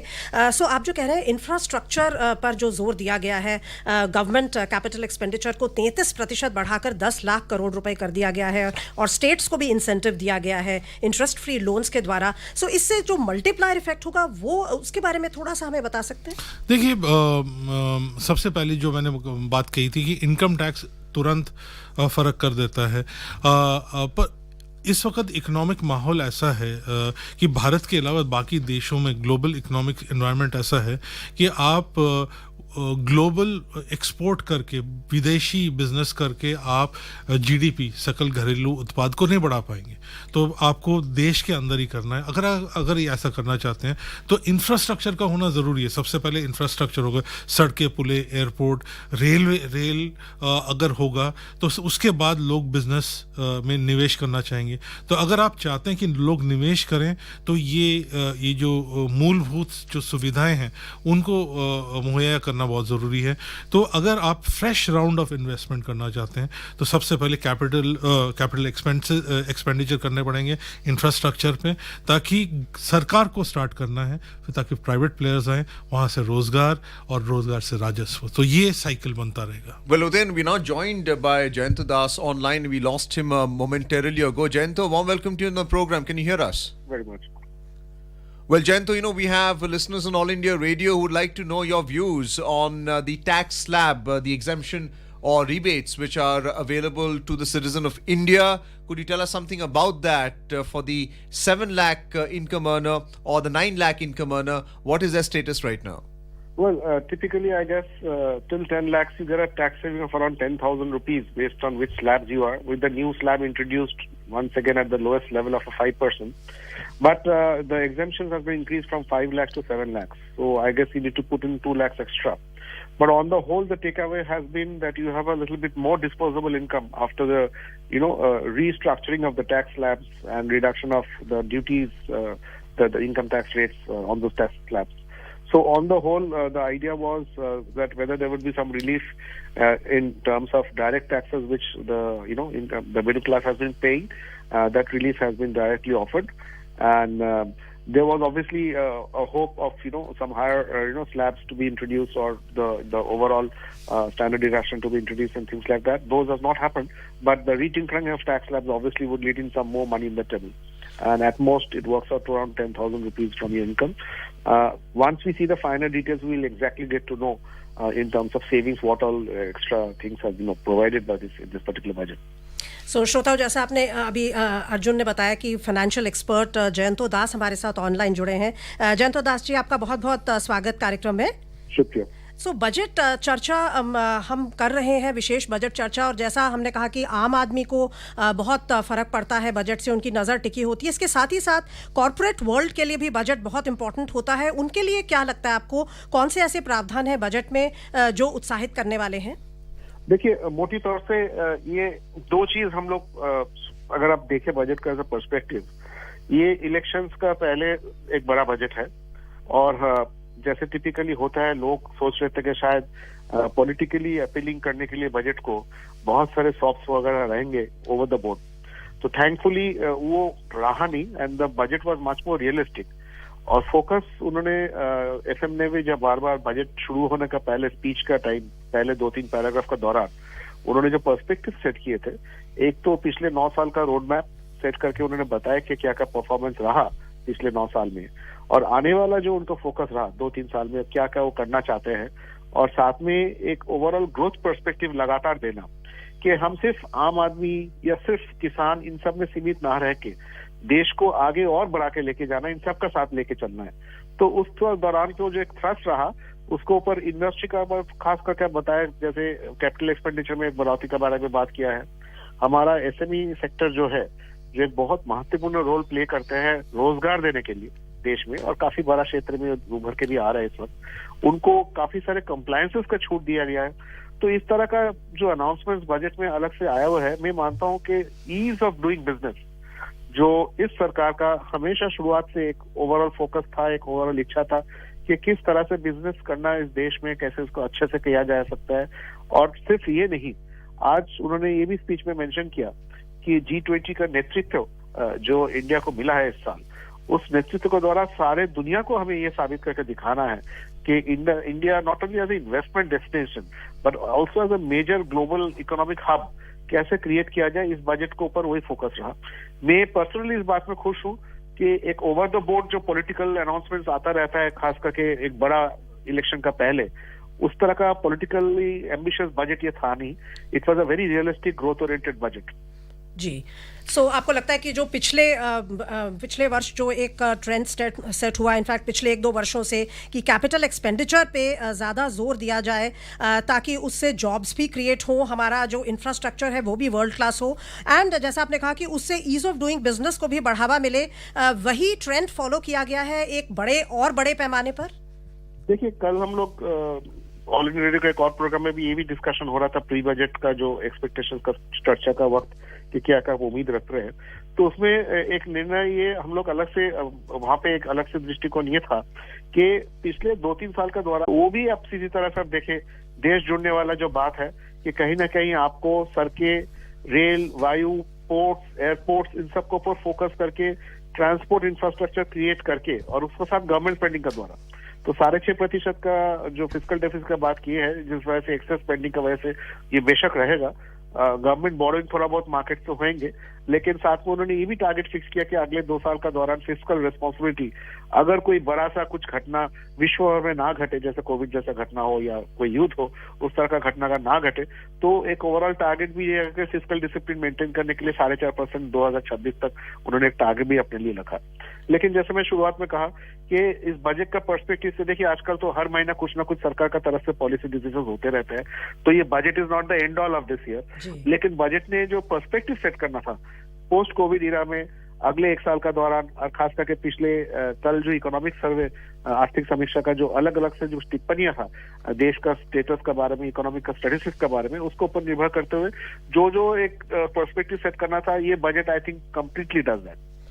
Jayanto, do stay with us online. We're now joined by agriculture expert who's also the editor of Rural Voice, Shri Harveer Singh. Harveer, a warm welcome to you on the budget discussion at All India Radio. Thank you. Harveer, what we have seen in the budget this time round, apart from the agriculture credit target, which has been increased to 20 lakh crore rupees with the focus on animal husbandry, dairy and fisheries, an agriculture accelerator fund is to be set up, which encourages agri startups by young entrepreneurs in rural areas. Do tell us something about this and what is a likely result of this policy of the government. No, actually, definitely the enhancement limit of agriculture credit is very important. It will be 20 lakh crore in the coming fiscal. This year it is touching 18.5 lakh crore. So it shows that if farmers will get good credit and that is a interest subvention scheme, because it is credit is a low cost credit. So that is a very important aspect for increasing the benefit of farmers are getting through reasonable rate of interest on this thing credit.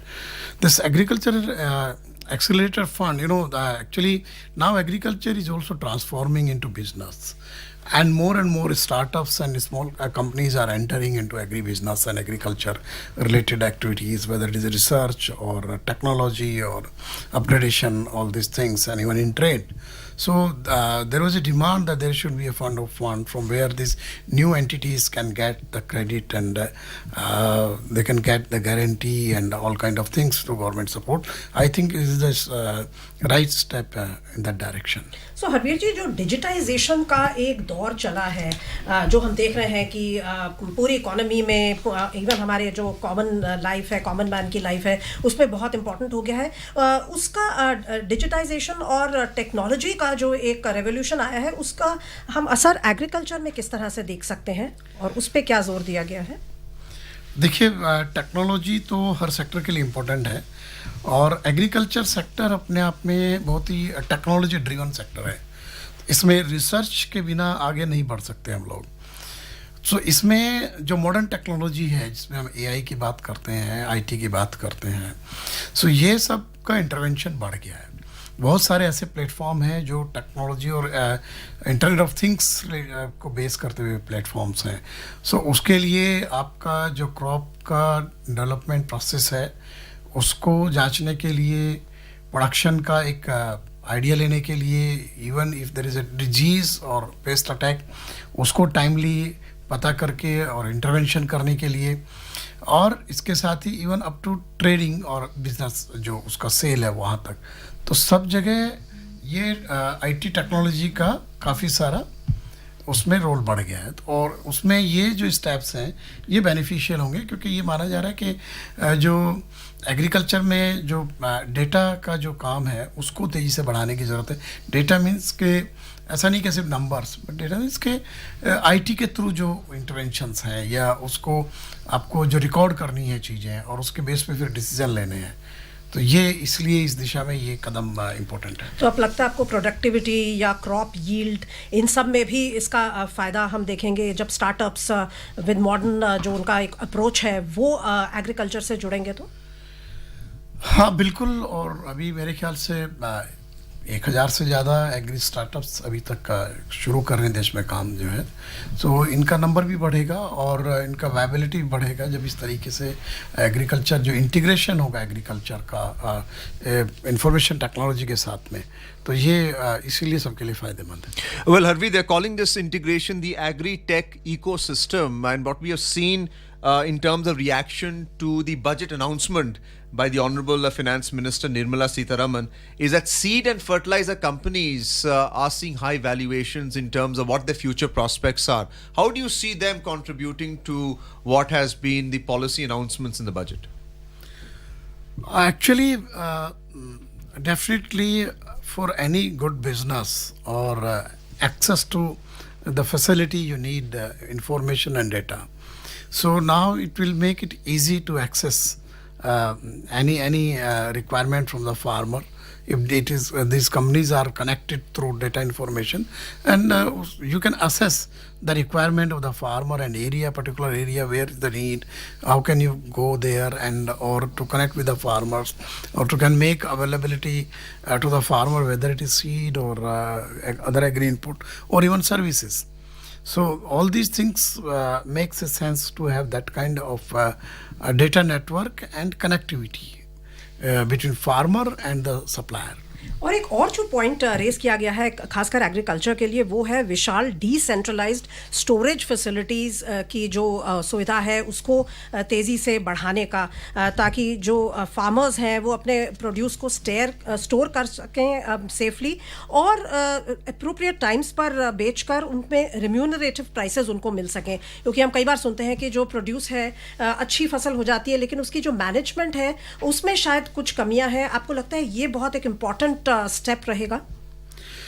देखिए ये well thought एक provision है कि decentralise storage system को develop करना एक important task है, क्योंकि जहां फार्मर का प्रोड्यूस है अगर उसके पास ही उसको स्टोरेज फैसिलिटी होगी और जब उसे ज़रूरत होगी वो स्टोर करने के बाद उसका ट्रांजैक्शन करेगा, बेचना है नहीं बेचना है, राइट टाइम पे प्राइस ठीक होगी।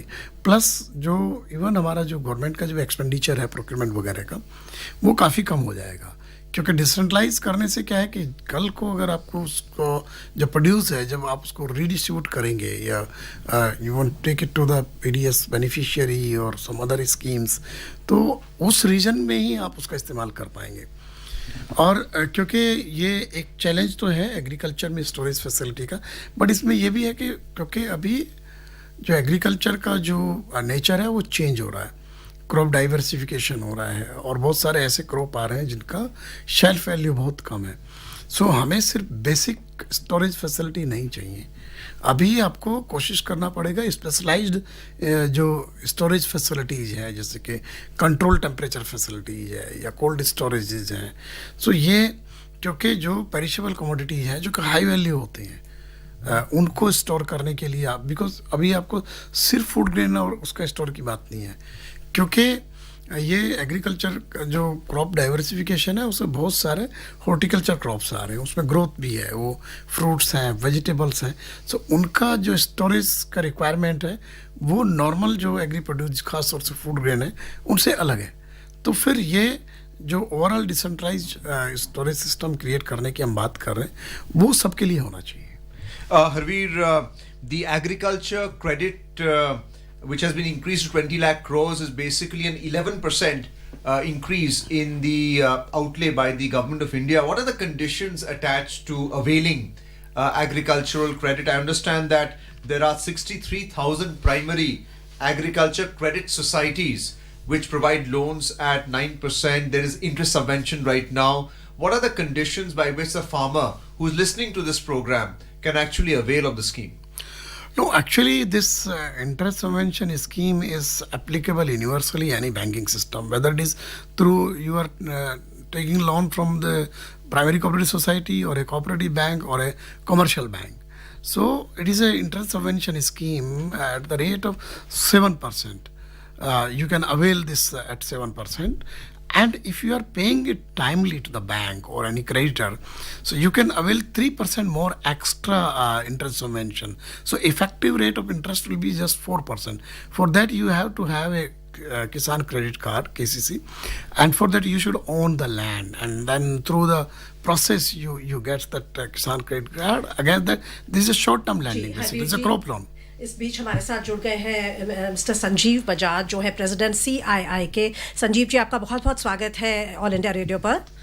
शुक्रिया। संजीव जी, जो आज बजट आया है, आप ओवरऑल इस बजट को कैसे देखते हैं कॉर्पोरेट वर्ल्ड के लिए, इकोनॉमी के लिए? क्या इसके प्रमुख आपको केंद्र बिंदु दिखाई देते हैं?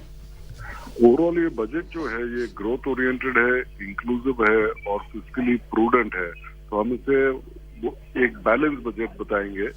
और इस बजट में जो significant increase in public capex spending रही है, this is a welcome step. ये CII की एक रिकमेंडेशन थी। दूसरी रिकमेंडेशन ये थी कि हमारी मिडिल एंड लोअर क्लासेस में जहाँ लोगों को सबसे ज्यादा तकलीफ हुई है इन द लास्ट 3 years, इन्हें पर्सनल इनकम टैक्स की कुछ बेनिफिट मिले। That announcement is also very much welcome.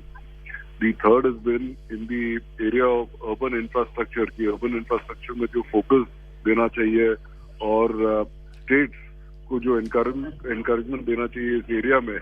In addition, पूरी जो environment है municipal bonds की, वो जो develop करनी चाहिए।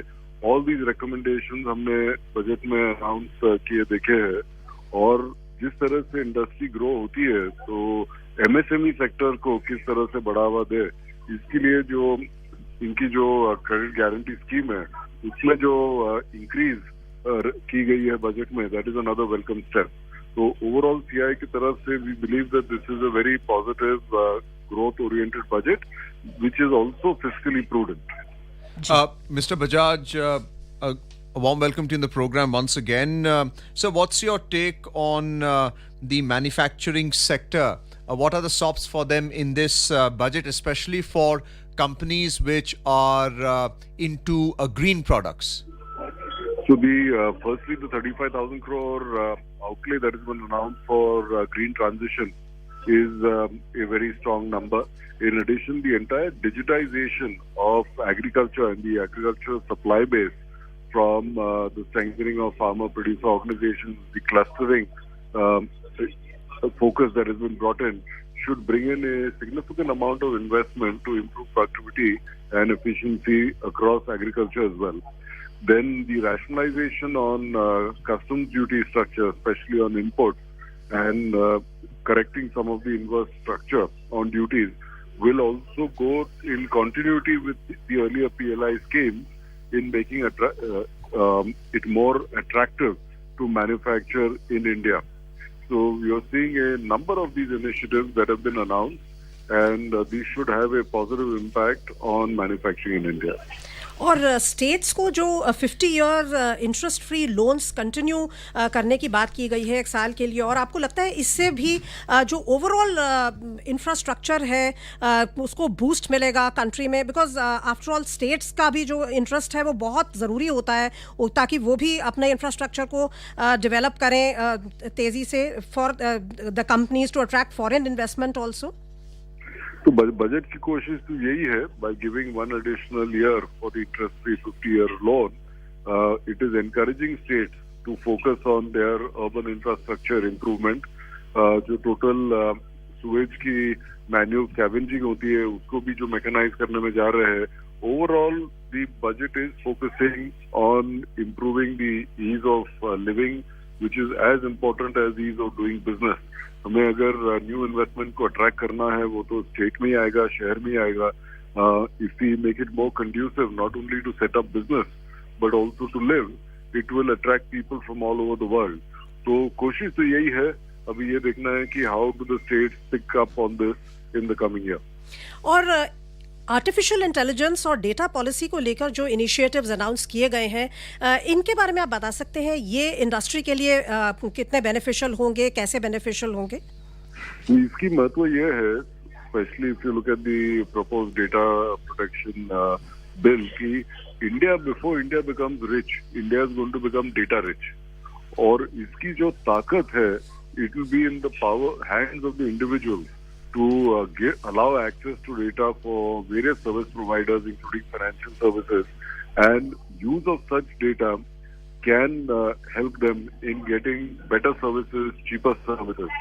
ये तो आज की बात हो गई, but data can also be leveraged using machine learning, artificial intelligence, और इसमें जो additional new institutes, colleges में announce की गई है, that will continue to make India a favored destination for technology, for the use of data, and should continue to provide the necessary support for the individual to get good quality services at competitive prices. Mr. Bajaj, we now have the remarks of the Honorable Prime Minister of India on the budget announcement. It's so nice to have you on our program and give us your views on what the budget announcements has been and its impact on industry. अमृत काल का ये पहला budget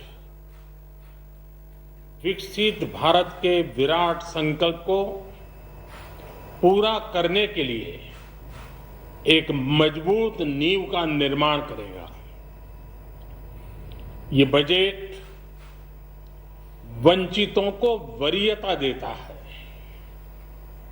ये budget आज की aspirational society, गांव, गरीब, किसान, मध्यम वर्ग, सभी के सपनों को पूरा करेगा। मैं वित्त मंत्री निर्मला जी और उनकी टीम को इस ऐतिहासिक बजट के लिए बधाई देता हूं।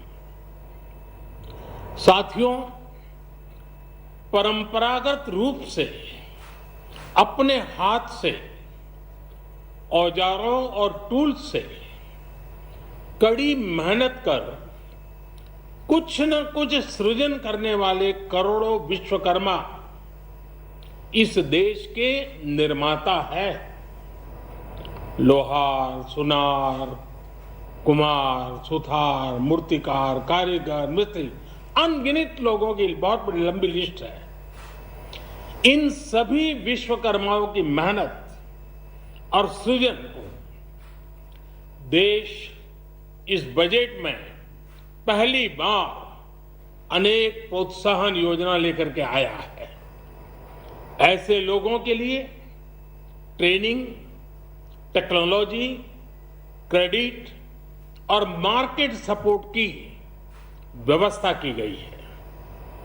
पीएम विश्वकर्मा कौशल सम्मान यानी पीएम विकास करोड़ों विश्वकर्माओं के जीवन में बहुत बड़ा बदलाव लाएगा। साथियों, शहरी महिलाओं से लेकर गांव में रहने वाली महिलाएं हो,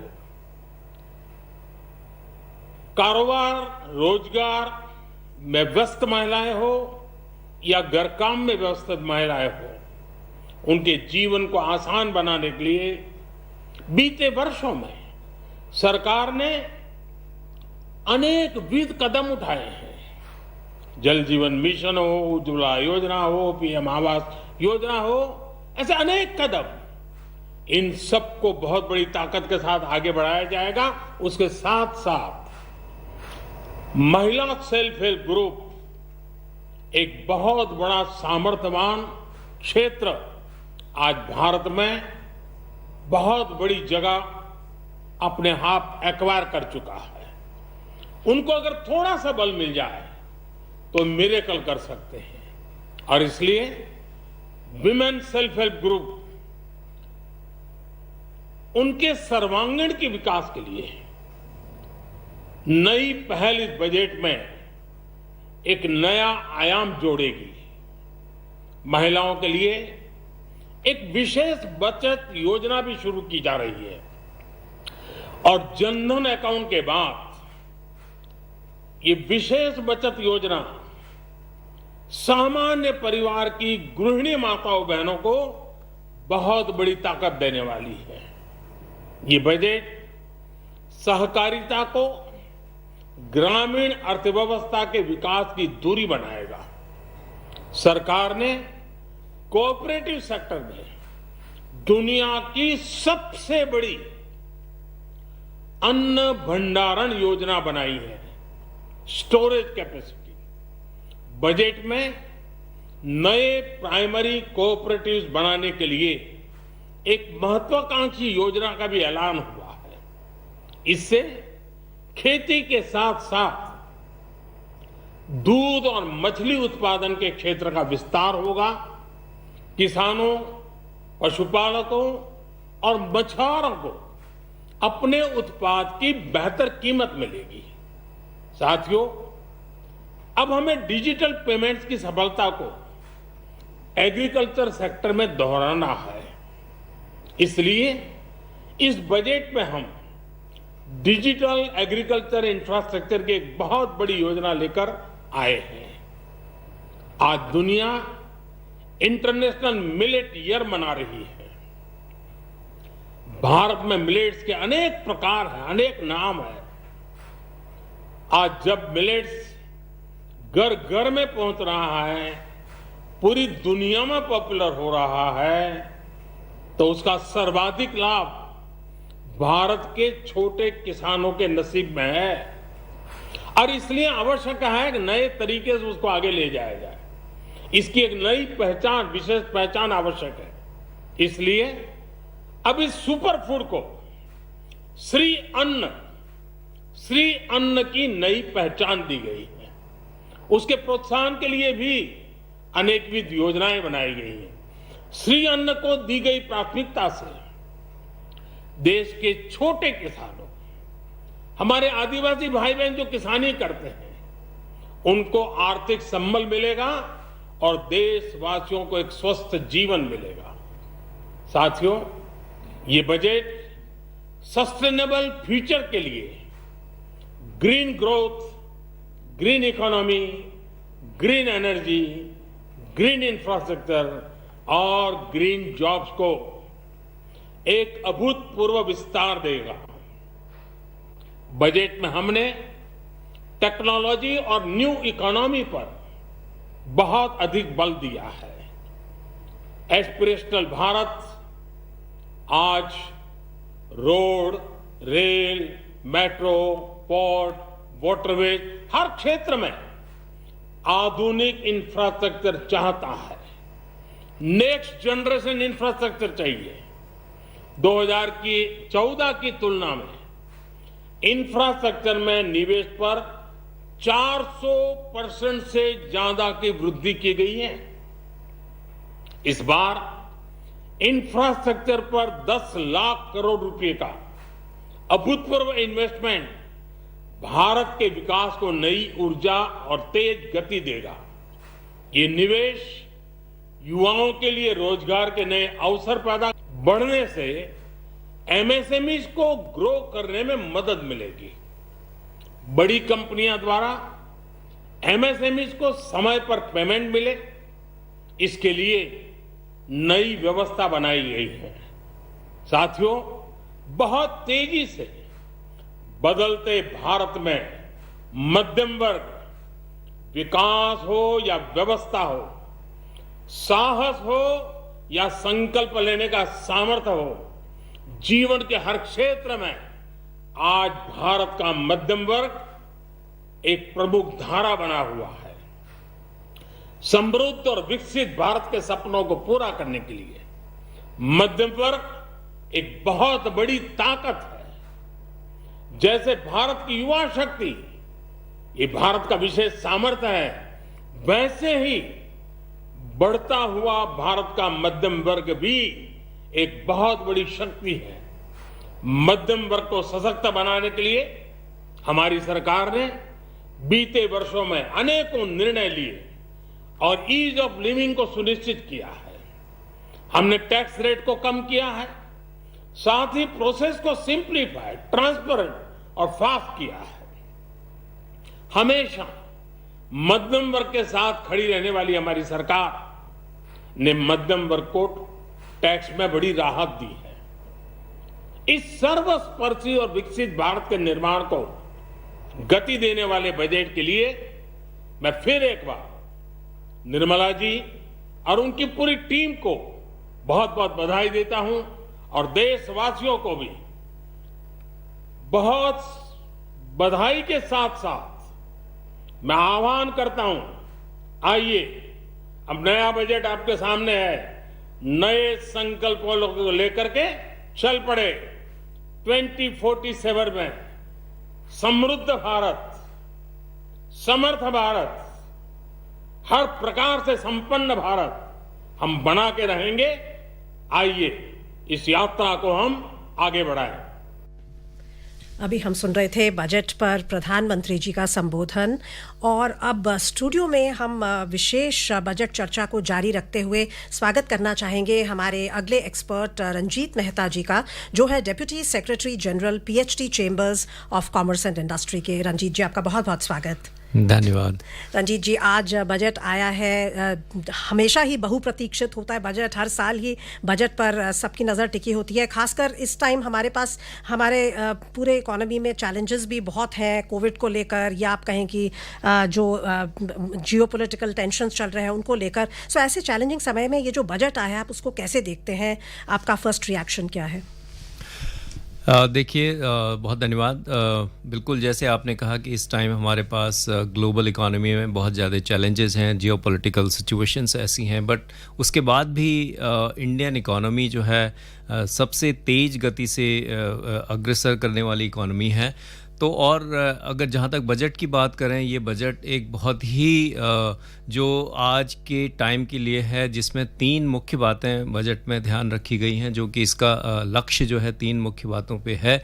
एक तो अपॉर्चुनिटीज़ फॉर यूथ, जो हमारे यूथ हैं, हर सिटीजन्स के लिए अपॉर्चुनिटी क्रिएट करना, स्पेशली फोकस होगा हमारे जो यूथ हैं, युवा सिटीजन्स हैं, उनके ऊपर फोकस है।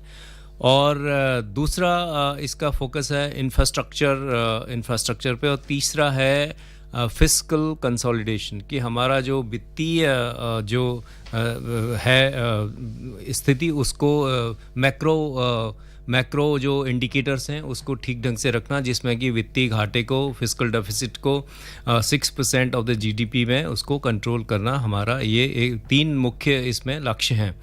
तो अगर उसमें देखें तो देखिए इस टाइम जो है हम ये उम्मीद कर रहे थे कि क्योंकि इंफ्रास्ट्रक्चर एक ऐसी चीज़ है जिसमें कैपिटल एक्सपेंडिचर, जिसमें कि अगर आप 1 रुपया गवर्नमेंट खर्च करती है पब्लिक इंफ्रास्ट्रक्चर पे, तो उसका इकोनॉमी में करीब 2.5 रुपये जो है उसका इकोनॉमी में बढ़ोतरी होती है। तो उस बात को ध्यान में रखते हुए हम ये सोच रहे थे कि करीब 7 लाख करोड़ जो है इंफ्रास्ट्रक्चर के लिए आउटले किया जाएगा, लेकिन इसमें 10 लाख करोड़ रुपए जो है इंफ्रास्ट्रक्चर के लिए आउटले किया गया है। और दूसरी बात है, मुख्य बात इसमें एग्रीकल्चर के लिए जो 20 लाख करोड़ का आउटले किया गया है, जिसमें कि एग्रीकल्चर एक्सीलरेटर फंड भी इसमें रखा गया है। और जिस तरीके से ये फंड इसलिए रखा गया है कि गवर्नमेंट की ये सोच है कि एग्रीकल्चर में एक बहुत रिफॉर्म की ज़रूरत है, और जो स्टार्टअप है हमारे यहाँ, जो विश्व का 3रे नंबर का स्टार्टअप इकोसिस्टम है। और एक बहुत अच्छी बात इस टाइम, क्योंकि India is also the president of G20, तो उस पर एक स्टार्टअप 20 इंगेजमेंट ग्रुप इंडिया ने इसमें किया है। और हमने देखा पिछले 7 साल में करीब 106 हमारे पास यूनिकॉर्न्स हैं। तो उसको ध्यान में रखते हुए एग्रीकल्चर एक्सीलरेटर फंड, जो कि स्टार्टअप्स को इसमें इनकरेज किया है कि किस तरीके से वो एग्रीकल्चर सेक्टर में इनोवेशन ला करके हमारे किसानों को किस तरह जो है उनकी प्रोडक्टिविटी, उनका जो उत्पाद है उसको बढ़ाने में फोकस है इसका। And now we're joined by Shri Arun Chawla, Director General at FICCI. Sir, a very warm welcome to you on our budget discussion at All India Radio. Thank you. Mr. Chawla, what are your key takeaways from the budget when it comes to industry? Well, let me start by saying that it's a very balanced and progressive budget with the focus on growth, infrastructure, digitization, and sustainability, which is in continuity. And of course, the fantastic thing is it has touched all sections of the society. So 33% increase in capex outlay is a big plus, which will not only help crowd in private investments, but give a great support to green shoots already emerging. It's a continuation of heavy lifting by government on capital expenditure. Incidentally, capital investment outlay has been increased steeply for the third consecutive time. The budget is also very inclusive with focus on gender diversity, underprivileged, tribals. MSMEs have lots of positive in terms of getting credit at lower rates as well as moving away from the accrual to the cash basis. So when I talk about inclusiveness, Eklavya model residential schools, 66% increase in allocation to PM Awas Yojana. Now, another thing which I would like to sort of highlight is that there is a continuous focus on ease of doing business. The compliances have been reduced by 39,000. It has decriminalized 3,000 laws. There is a portal which has a repository of information. Then the e-courts outlay has increased, which means, speedier justice. Settlement of disputes when arbitration award is challenged. Now, there is a clear target for sustainable development also by allocation of 35,000 crores towards energy transition, net zero objective, green credit program which will incentivize environment sustainable actions by corporate and local bodies, PM Pranam program which is balanced use of chemical fertilizers, Govardhan scheme established to promote circular economy, Bharatiya Prakriti Bioresource Centers which have 1 crore farmers towards natural farming, encouraging farmers for natural farming. Mishti, building on India's success in afforestation for mangrove plantation along coastline. Local communities, forefront of conversion measures. Now, innovation is also a very strong underlying theme. Innovation is very important for any country to break out of the middle income trap. Finally, I would say that this is a very credible budget. It is meeting fiscal deficit intact. It is keeping fiscal deficit intact, and the glide path has been well defined with intention to bring it down below 4% in the next 3 years. The tax structure changes, which will mostly certainly help the increased consumption, and this is a bonanza for the middle class. सो चावला जी, जैसा आप कह रहे हैं कि inclusive budget है, innovative budget है, credible budget है, glide path जो है फिस्कल डेफिसिट को कंट्रोल में रखने का, उसको धीरे धीरे नीचे लाने का, उसकी तरफ पूरा ध्यान दिया गया है. आपको लगता है कि ये जो कैपिटल एक्सपेंडिचर पर जैसा आपने बताया कि 33% हाइक किया गया है और PM आवास योजना पे 60% हाइक किया गया है, इस सब से आपको लगता है कि जॉब्स जनरेट होंगी और प्राइवेट सेक्टर को भी बूस्ट मिलेगा ईज ऑफ डूइंग बिजनेस से? प्राइवेट, ना सिर्फ प्राइवेट सेक्टर डोमेस्टिक बल्कि फॉरेन प्राइवेट इन्वेस्टमेंट भी अट्रैक्ट होगी. देखिए, कैपिटल एक्सपेंडिचर जो है वो उसमें automatically jobs is employment oriented, और ये ना कि सिर्फ सेंट्रल गवर्नमेंट ने ऐड किया है, वो उन्होंने स्टेट गवर्नमेंट्स को भी ऐड किया है, which means 4.5% of the GDP का बढ़ावा होएगा उससे. और उसके अलावा capital outlay for railways 2.4 lakh crores, which is 9 times what was in the year 2014. तो आप अंदाजा लगा सकते हैं कि कितने इसमें ऑटोमेटिकली जॉब्स जनरेट होंगे. 50 additional airports, heliports to be revived to improve regional air connectivity. More than 100 transport projects across multiple sectors. तो jobs तो automatically बढ़ेंगे ही बढ़ेंगे. So this is my submission to you कि ये बहुत ही बेहतरीन बजट है जिसका मतलब last budget of the government, but definitely touching all sections of the society. So jobs बढ़ेंगे तो आप कह रहे हैं कि demand भी बढ़ेगी and consequently investment बढ़ेगी. So it's a kind of a cycle, a virtuous cycle.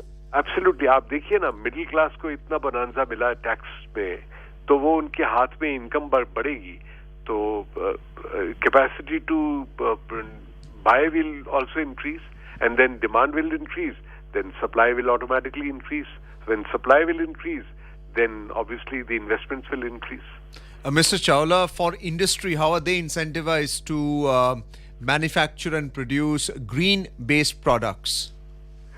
Well, there is, as I said, there is an incentive for them to become sustainable. MSMEs को भी बढ़ावा देने के लिए, MSMEs को sustainable path पे ले जाने के लिए इसमें बहुत वो एक फाइन प्रिंट में तो देखना पड़ेगा कि क्या स्कीम्स है, बट ओवरऑल जो फाइनेंस मिनिस्टर ने बोला है वो बहुत ही बेहतरीन चीज है कि जिससे पूरा देश जो है मिलके आगे बढ़ पाएगा. इसमें इनफैक्ट अभी हम पीएम का संबोधन सुन रहे थे प्रधानमंत्री जी का, तो उन्होंने कहा कि विभिन्न स्किल से जुड़े जो अनगिनत विश्वकर्मा हैं, विश्वकर्माओं के लिए training, credit, technology, market support, ये सब जो प्रोवाइड किया जाएगा, इसको और उस पर और ध्यान दे रहा है पीएम कौशल विकास योजना 4.0. सो आपको लगता है ये जो एक इंक्लूसिव अप्रोच है सारे जो डिफरेंट ट्रेड्स हैं उनके लिए और विमेन पर, कोऑपरेटिव्स पर, सेल्फ हेल्प ग्रुप्स पर, इससे भी एक छोटे माइक्रो लेवल पर जो इंडस्ट्री है या कहें कि जो एक लाइवलीहुड्स है वो जनरेट होंगी, उनको ज्यादा बढ़ावा मिलेगा? तो मैं आपको सेक्टर वाइज बता सकता हूँ जी कि एग्रीकल्चर में digital public infrastructure for agriculture to be built as digital public good relevant information for crop planning, crop estimation, market intelligence, agri-tech industries and startups. और एग्रीकल्चर एक्सेलरेटर फंड जो है वो it will start agri startups in rural areas to bring modern technology to farmers. Cluster based and value chain approach through PPP model. आत्मनिर्भरता clean programme to spend 2200 crore for horticulture. आप health care ले लीजिए, health, nursing and skilling, 157 new colleges to be set up. New program to promote pharma research and innovation. There are dedicated multidisciplinary courses for medical devices to be created for high-end manufacturing and research. And so is the case in education. Teacher training revised through better pedagogy. National Digital Library for Children and Adolescents will be set up to facilitate availability of wide-ranging books. So ये inclusive schemes जो है ये कई सारी और निकाली हैं जिससे वल्नरेबल, पुअर और ट्राइबल और विशेष करके महिलाओं को बहुत बढ़ावा मिलेगा. Eklavya model residential school 66% increase है allocation to PM Awas Yojana. तो all through it's a very good budget. आप कुछ और पूछना चाहेंगे? Mr. Chawla, could you tell us something about the transport infrastructure projects briefly, for which the outlay 75,000 crore rupees in terms of airports, ports, rail and metro stations? Well, overall what we've heard is that this is going to be the investment in the transport infrastructure. So I have not really delved on the details of the investment, which of course will be sort of given out in the fine print, and we'll see that. Well, thank you so much, Mr. Arun Chawla, for being with us on All India Radio and giving us your valuable views on the budget announcements made today. श्रोताओं, ये थे Arun Chawla, director general FICCI के, जो हमसे बात कर रहे थे। और हमारे साथ स्टूडियो में जुड़े हुए हैं मिस्टर रंजीत मेहता, जो है deputy secretary general PhD chambers of commerce and industry के, और मिस्टर हरवीर सिंह, जो है एग्रीकल्चरल एक्सपर्ट और एडिटर रूरल वॉइस के। मिस्टर मेहता, आपसे हम जानना चाहेंगे, जो इनकम टैक्स को लेकर प्रावधान आए हैं, आप हमें थोड़ा सा सरल शब्दों में समझा सकते हैं कि क्या एग्जैक्टली चेंजेस किए गए हैं, किस तरह से इनकम टैक्स का जो एक कहें कि जो चेंजेस हैं उनको उनके द्वारा नई जो एक प्रणाली आई थी पिछले साल, उसको ज़्यादा अट्रैक्टिव बनाया गया है? देखिए, जो इनकम टैक्स में है, पहले एक 5 लाख की जो एक थ्रेशोल्ड लिमिट थी, उसको 7 लाख कर दिया गया है। उससे ये हुआ, जो सैलरी क्लास हैं और कई मिडिल क्लास लोग हैं, उनके हाथ में ज़्यादा स्पेंडिंग पावर आएगी, इससे कंजम्पशन बढ़ेगी।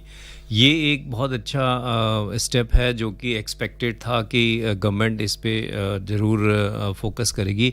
ये एक बहुत अच्छी बात है। उससे पहले जो आपने कहा था कि जैसे ट्रांसपोर्ट में क्या इम्पैक्ट आएगा, या ट्रांसपोर्ट सेक्टर के लिए जो एलोकेशन है उसका क्या मतलब है।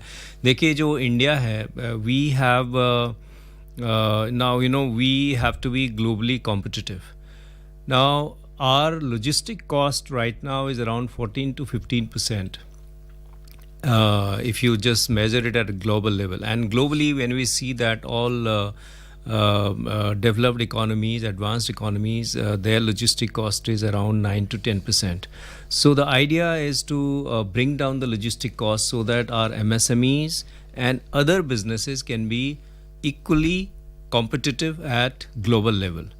To do that, government has already envisioned PM Gati Shakti mission. So in PM Gati Shakti mission, I mean, the main focus of PM Gati Shakti mission is definitely to bring down the logistic cost.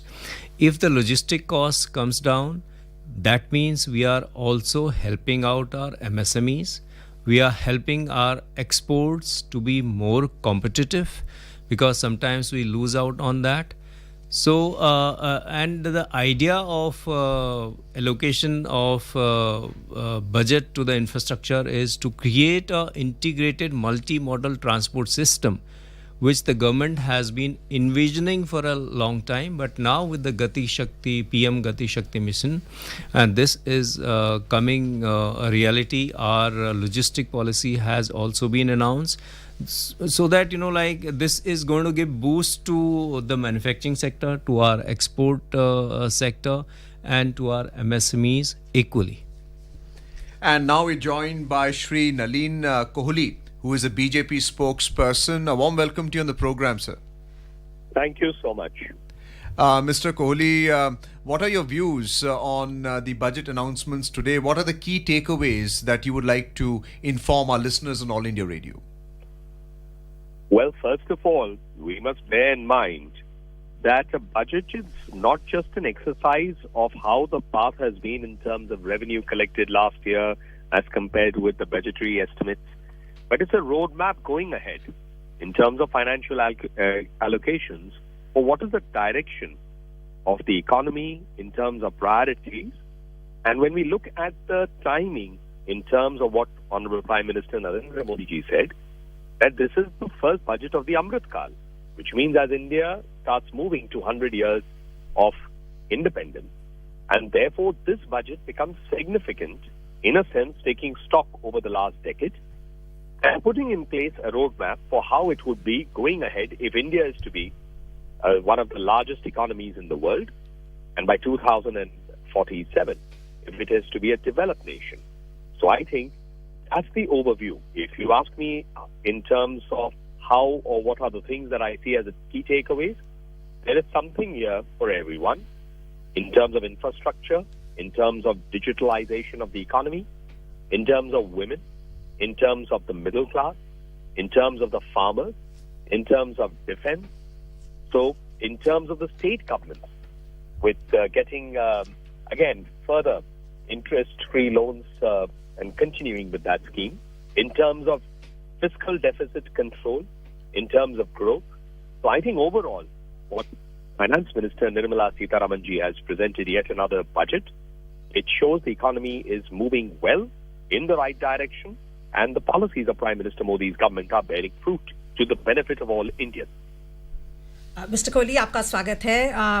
आपसे ये भी जानना चाहेंगे कि जैसा आपने कहा कि बहुत इंक्लूसिव बजट है और अलग अलग जो तबके हैं इकोनॉमी के उनको बेनिफिट करने के लिए उसमें प्रावधान लाए गए हैं। अगर हम कैपिटल इन्वेस्टमेंट की बात करें, जिसे 33% से बढ़ाया गया है, या रेलवेज में जो एक्सपेंडिचर किया गया है, ये क्या विजन, जो सरकार की जो विजन है उसके बारे में आप थोड़ा सा बता सकते हैं कि कैपिटल एक्सपेंडिचर को इतना बूस्ट देने के क्या प्राइमरी और सेकेंडरी बेनिफिट्स हैं? पहली बात है कि जब अर्थव्यवस्था में कैपिटल एक्सपेंडिचर होता है तो उसका मतलब है एसेट्स क्रिएट हो रहे हैं जी।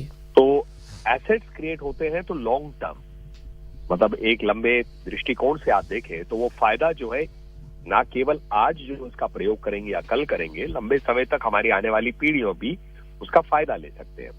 तो ये जो 33% से कैपिटल आउटले बढ़ा है या जिसका प्रावधान किया जा रहा है 10 लाख करोड़ से लगभग 13 लाख 14 लाख करोड़, इसका अर्थ क्या पहले क्यों हो रहा है? क्योंकि अर्थव्यवस्था मजबूत हुई है मोदी जी के नेतृत्व में। दूसरी बात, रेवेन्यू कलेक्शन बढ़ा है, चाहे जीएसटी के रूप से आप देखें चाहे डायरेक्ट टैक्स के रूप से देखें। तीसरी बात, फॉर्मलाइजेशन ऑफ इकोनॉमी हुआ है, यानी कि पहले कैश इकोनॉमी बड़ी होती थी, अब डिजिटल ट्रांजैक्शंस सबसे फॉर्मलाइजेशन हो रहा है। अब कैपिटल इन्वेस्टमेंट नॉर्मली इंफ्रास्ट्रक्चर की तरफ जाता है, सड़कें हो, एयरपोर्ट्स हो, रेलवेज हो, बांध हो, सेतु हो, कई चीजें होती हैं। और ये जो है आप देखिए अब एक्सप्रेसवेज के जिस गति से काम हो रहा है, एक जमाने में कहा जा रहा था आज से 9 साल पहले कि 2, 4, 5 किलोमीटर प्रतिदिन हाईवे बनते थे, आज 27 किलोमीटर प्रतिदिन बन रहे हैं। आज ये कल्पना की गई है जो एक्सप्रेसवे बन रहा है दिल्ली और मुंबई के बीच, जो पहले इतना समय लगता था वो अब आधे के करीब समय लगेगा, क्योंकि एक्सप्रेसवे बहुत गति से लोगों को ले जाती है। लिए ना केवल ट्रैवल के लिए, गुड्स का मूवमेंट भी तो जल्दी पहुंचता है, जिससे क्या होता है कि इकोनॉमी की एफिशिएंसी बढ़ती है, कॉस्ट कम होता है, तो इसके फायदे बहुत दूरगामी होते हैं। इस बात को आप मन में रखिएगा कि पिछले 9 सालों में जो है पर कैपिटा इनकम, जिसमें जो कहते हैं कि एक व्यक्ति क्या कमा रहा है औसत रूप से, वो लगभग दुगनी हुई है। भारत जो है 10वीं बड़ी अर्थव्यवस्था थी, आज 5वीं बड़ी अर्थव्यवस्था विश्व में हो चुकी है। और इस 9 साल में 8 साल से ऊपर मोदी जी की सरकार रही है। और आपने कैपिटल इन्वेस्टमेंट की बात की, साथ साथ मैंने अभी कहा कि फॉर्मलाइजेशन ऑफ इकोनॉमी बहुत हो रहा है। और ये फॉर्मलाइजेशन ऑफ इकोनॉमी दिखाता है कि भाई अगर आपके प्रोविडेंट फंड जो है और यूपीआई का डेटा देखें तो जो लोग फॉर्मल इकोनॉमी का पार्ट है वो दुगने हो गए हैं, फिस्कल डेफिसिट घटा है। तो मैं मानता हूं कुल मिलाके बहुत अच्छा बजट है, जो अमृत काल भारत का होने वाला है अगले 25 साल, जब 2047 तक ये 100 वर्ष हो जाएंगे हमारे स्वतंत्र होने के। तो इस 25 साल की नींव का ये एक महत्वपूर्ण पहला बजट है। Mr. Kohli, you spoke about asset creation, which is justifying capital investment outlay, and this is 3.3% of GDP. We also have another line item, which is the effective capital expenditure, which is to be 4.5% of GDP. What is the key? For example, let's take the Pradhan Mantri Garib Kalyan Yojana, Anna Yojana. That is to feed the hungry. Now, one person can argue, an economist can argue that subsidy should be reduced and you should not give anything at a low cost or free. But the other side is, in a country where we have a large number of people who require support, can a government not spend money? So therefore it is obligatory on a government to do for those till the time you bring them above that level to the middle class level, and from middle class level to prosperity. The formalization of the economy or the formalization of formal employment increasing is a good indicator. Per capita income doubling is a good indicator. That wasteful expenditure is not happening. What is happening is support. And at the same time, the structural changes that are being brought in terms of economic activity, those structural changes are strengthening the economy for it more and more to expand in a manner that, as I mentioned, from the 10th largest economy to the 5th, en route to become the second largest by 2047, which is the vision. Nalin जी बहुत बहुत आपका धन्यवाद कि आप शामिल हुए इस चर्चा में और आपने हमें इतना अच्छा एक विजनरी अप्रोच दिया इस बजट के बारे में, जो एक बैलेंस्ड बजट है, जो हर तरह की जो जिम्मेवारियां हैं सरकार की उनको निभा रहा है। बहुत बहुत धन्यवाद आपका। श्रोताओं, ये थे नलिन कोहली, बीजेपी प्रवक्ता, जो हमसे आज के बजट पर चर्चा कर रहे थे। और हमारे साथ स्टूडियो में हैं डॉक्टर रंजीत मेहता और हरवीर सिंह जी।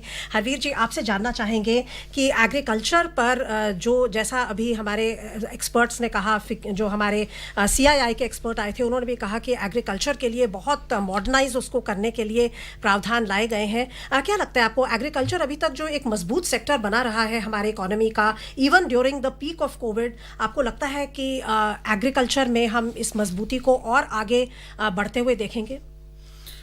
देखिए, वाकई एग्रीकल्चर एक मजबूत सेक्टर बना रहा है। अगर हम पिछले 3 फाइनेंशियल ईयर देखें, जब इकोनॉमी बहुत बेहतर नहीं कर रही थी कोविड वगैरह में, और एग्रीकल्चर ने दोहरा सपोर्ट किया। एक तो पॉजिटिव ग्रोथ रही, दूसरे जो फूड सिक्योरिटी को बहुत अच्छे से सस्टेन किया देश में, ये बड़ा फैक्टर था। और इस बार भी एग्रीकल्चर की ग्रोथ अच्छी है। मैं तो कहता हूँ मैन्युफैक्चरिंग से बेहतर एग्रीकल्चर की ग्रोथ है।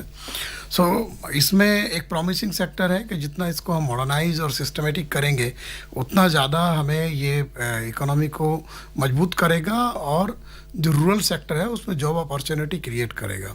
सो ये जो इसमें डिजिटलाइजेशन और मॉडर्न सिस्टम लाने की कोशिश है, और ये डिसेंट्रलाइजेशन जो फूड जो गोडाउंस की जो बात हुई है, तो ये मेरे ख्याल से काफ़ी इम्पोर्टेंट है। और जो क्रेडिट का भी जो लिमिट बढ़ाई है, that is also very important. Ranjit ji, जब हम आपसे भी बात कर रहे थे तो आप इंफ्रास्ट्रक्चर के बारे में बता रहे थे, PM गति शक्ति योजना की आप बात कर रहे थे। थोड़ा सा और बता सकते हैं कि अभी इंडियन इंफ्रास्ट्रक्चर जो है उसमें किस तरह के हम इस बजट के बेसिस पर या जो स्कीम्स ऑलरेडी इम्प्लीमेंटेड हैं, हम किस तरह के बदलाव की उम्मीद कर सकते हैं? देखिए, जो बजट है अपना इंफ्रास्ट्रक्चर में जो बजट आउटले है, वो तो निश्चित रूप से अभी तक का सबसे अधिक बजट इसके लिए एलोकेट किया है। और इसमें जो है आप एक मेन फोकस ये देखिए कि इंडियन रेलवेज़ में भी इस बार जो है 2 लाख करोड़ से ऊपर का बजट निर्धारित किया गया है। क्योंकि जो अगर आप ट्रांसपोर्ट सेक्टर को देखें, इस टाइम इंडिया का जो रोड नेटवर्क है वो सेकेंड हाईएस्ट है इन द वर्ल्ड। एंड अभी ये है कि जल्दी ही हम लोग जो है number 1 road network in the world बन जाएंगे। तो यहाँ पे जो मैक्सिमम जो अभी ट्रांसपोर्ट होता है सड़क के थ्रू होता है, तो ये गवर्नमेंट का ये मानना है, और जो कि कई स्टडीज़ भी कहती हैं कि जब आप इसको रेलवे में जो ट्रांसपोर्टेशन कॉस्ट है उसमें कम आती है, और उससे भी कम आती है आपके इनलैंड वाटरवेज में। तो इसमें इस बजट में इंफ्रास्ट्रक्चर में इनलैंड वाटरवेज में भी बहुत ज़्यादा फोकस किया गया है। इस टाइम देश में करीब 111 ऐसी नदियां हैं जिसको कि नेशनल वाटरवेज घोषित कर दिया गया है। उसमें आपने देखा कि बनारस से वहाँ डिब्रूगढ़ तक ऑलरेडी यातायात जारी है पानी के थ्रू, नदी के थ्रू। और ये जो योजना सरकार की है कि इनलैंड वाटरवेज को ज़्यादा फोकस किया जाए, उससे क्या होता है कि हमारी जो ट्रांसपोर्ट की कॉस्ट है वो काफ़ी कम आएगी। अगर 25 में से अगर इनलैंड वाटरवेज में ट्रांसपोर्ट लगता है, तो उसी को ले जाने के लिए रेल में करीब 60 पैसे लगेंगे और सड़क को ले जाने में ₹1.25 पैसे। तो ये इसमें फ़र्क है। तो इस पूरी जो सोच है गवर्नमेंट की, मैं समझता हूँ कि इसमें सबसे बड़ी सोच ये है कि ओवरऑल जो है इंफ्रास्ट्रक्चर डेवलपमेंट हो, जिसमें अर्बन इंफ्रास्ट्रक्चर भी है, क्योंकि जिस तरीके से देश में एक माइग्रेशन हो रहा है, आप रूरल एरिया से सिटीज़ के ऊपर बहुत ज़्यादा प्रेशर हो रहा है। तो उससे क्या है कि अर्बन जो हमारे अर्बन सेंट्रल बिजनेस डिस्ट्रिक्ट्स हैं उसके ऊपर काफ़ी स्ट्रेस आ रहा है। तो उसको भी कैसे कि अर्बन इंफ्रास्ट्रक्चर को और अच्छा किया जाए, मजबूत किया जाए। और तीसरी चीज़ ये है कि सस्टेनेबिलिटी। अब पूरा विश्व जो है, ये तो आप जानते हैं कि जैसे एक क्लाइमेट चेंज के उसमें है, क्लाइमेट चेंज के इफ़ेक्ट में है, तो क्लाइमेट मिटिगेशन करने के लिए जो कि हमारा लक्ष्य है कि जो क्लाइमेट जो ग्लोबल वार्मिंग है उसको 1.5 डिग्री तक सीमित किया जाए। तो उसके लिए ज़रूरी है कि हमारे जो भी फोकस हो वो ग्रीन इंफ्रास्ट्रक्चर पे भी हो, जैसे ग्रीन कंस्ट्रक्शन है इसको बढ़ावा दिया जाए, और ऐसे ही ट्रांसपोर्ट सेक्टर है, इसीलिए गवर्नमेंट ने ट्रांसपोर्ट सेक्टर में आपके जो ग्रीन ग्रोथ है, ग्रीन इकोनॉमी की तरफ ज़्यादा फोकस किया गया है। अल्टीमेटली ये एक सस्टेनेबल डेवलपमेंट की तरफ जा रहा है, क्योंकि हमारा कमिटमेंट है कि हम 2047 तक कार्बन न्यूट्रल होंगे। तो ये जो एक ओवरऑल एक लंबी सोच है सरकार की इस दिशा में, ये जो बजट है एक नई दिशा की तरफ जा रहा है, क्योंकि एक मॉडर्न इंडिया को क्रिएट करने के लिए बजट है। तो उसमें इसमें डेफिनेटली रोज़गार पे फोकस है, और फोकस है कि जो अपॉर्चुनिटीज क्रिएट करने के लिए हमारे सिटीजन्स के लिए। And now we're joined by Shri Praveen Khandelwal, who is the General Secretary at the Confederation of All India Traders. Praveen ji, a warm welcome to you on the program. Thank you. Praveen ji, how do you see a special interest group, the traders, being represented in the budget? And do give us your views on the MSME credit guarantee scheme for companies that are seeking to start up and grow. Well, in totality, if we see the budget is pragmatic and positive budget, and the finance minister has outlined the 7 priorities in the budget, and whatever announcements have been made for all the 7 priorities will certainly lead to a robust increase of demand in the market, which ultimately will be benefiting not only to the traders but even for our small industries as well. Whereas on the other side, no levy of new taxes and a relief in individual income tax is certainly going to be a big relief for the medium class, which was really looking for.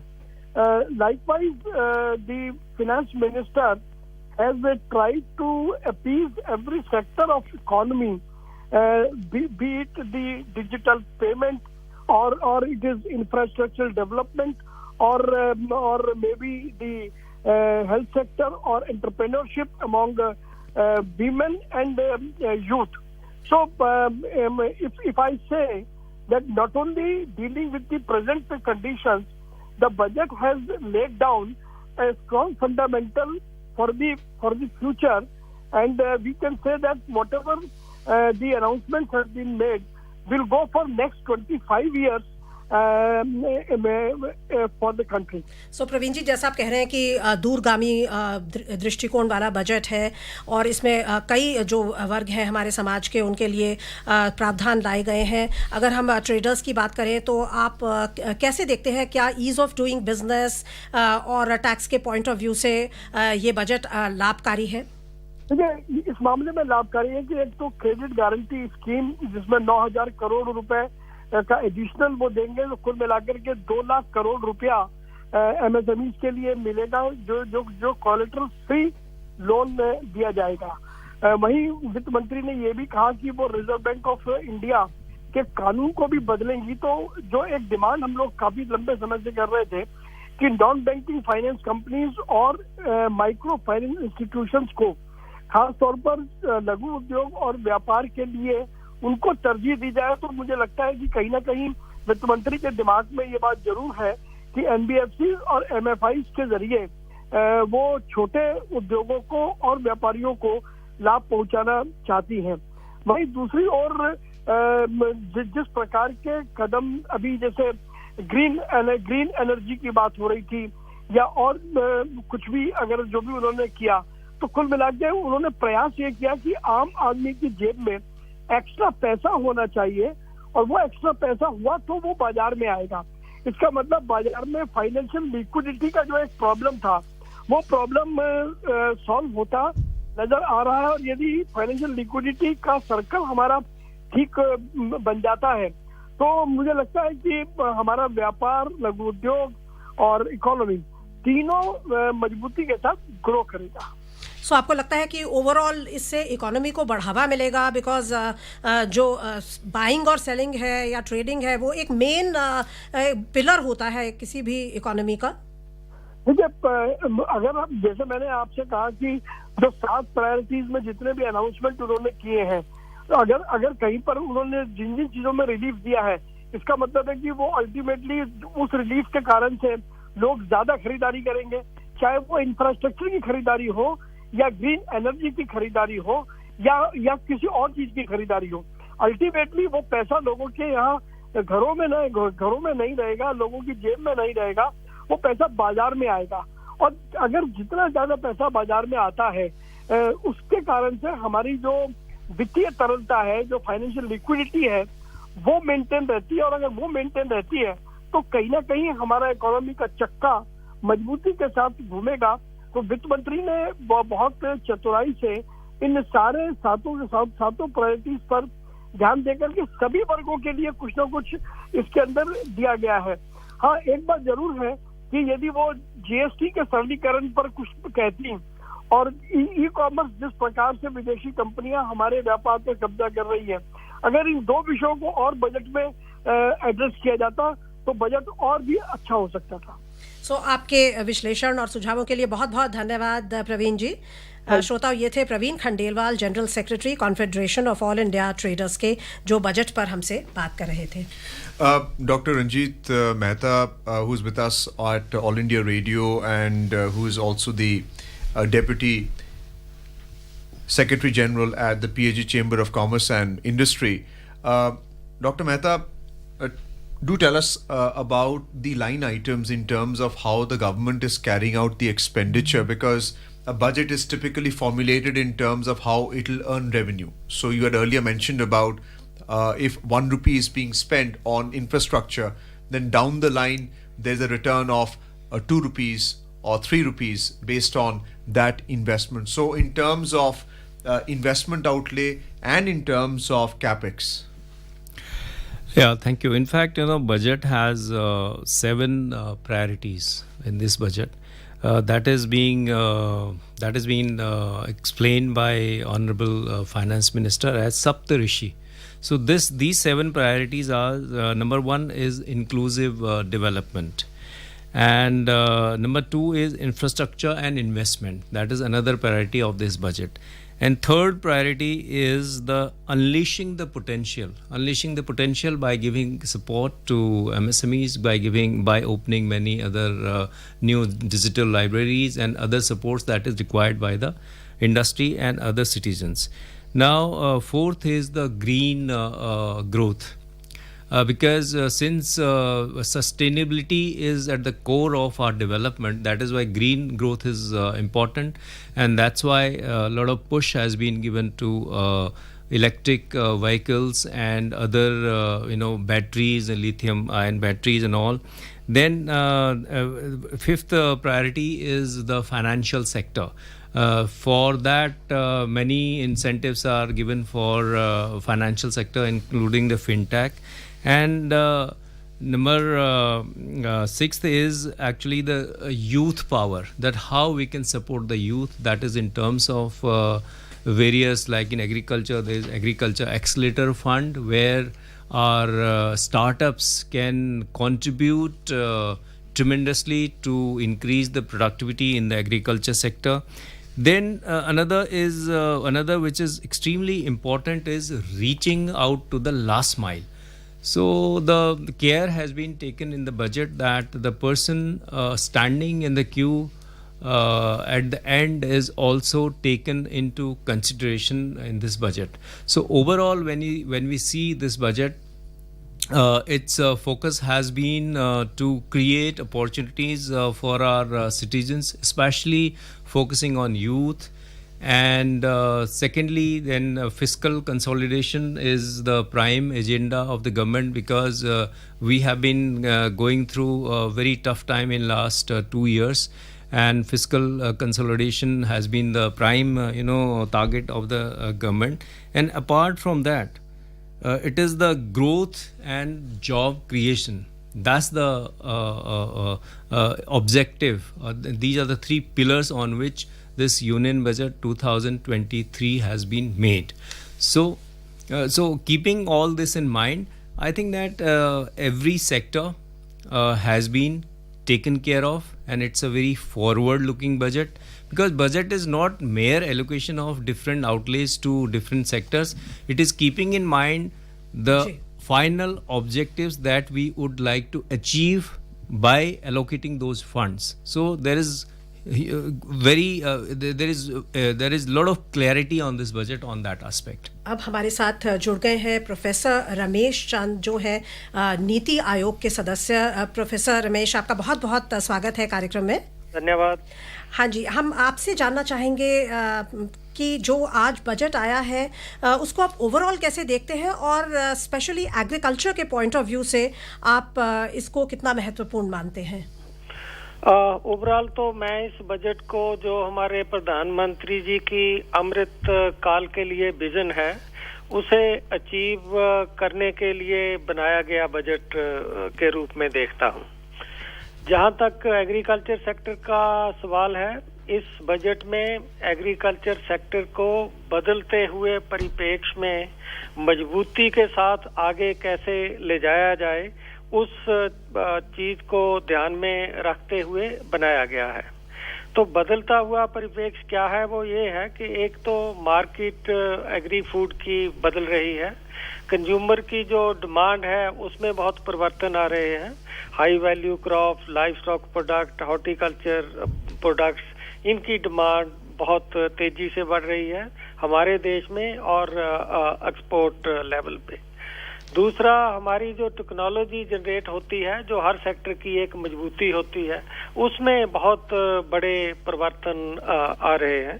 तो इन सारी चीजों को देखकर इस budget में लगभग 1 दर्जन के लगभग घोषणाएं एग्रीकल्चर के लिए की गई हैं, और वो एक एक्शन ओरिएंटेड घोषणाएं हैं। यदि उनमें से मैं कुछ जो अनाउंसमेंट्स हैं उनका जिक्र करूं, जैसे सबसे पहले फाइनेंस मिनिस्टर ने कहा कि हम digital public infrastructure for agriculture बनाएंगे। अब एग्रीकल्चर के लिए हमें डिजिटल पब्लिक इंफ्रास्ट्रक्चर की क्यों आवश्यकता पड़ी? 2 कारण से। एक तो जो हमारा एक्सटेंशन सिस्टम है, जिसके थ्रू हम लैब टू लैंड टेक्नोलॉजी लेकर जाते थे, वो कुछ प्रदेशों में तो कोलैप्स कर गया है और बाकी बहुत जगह वो बहुत कमजोर हो गया है।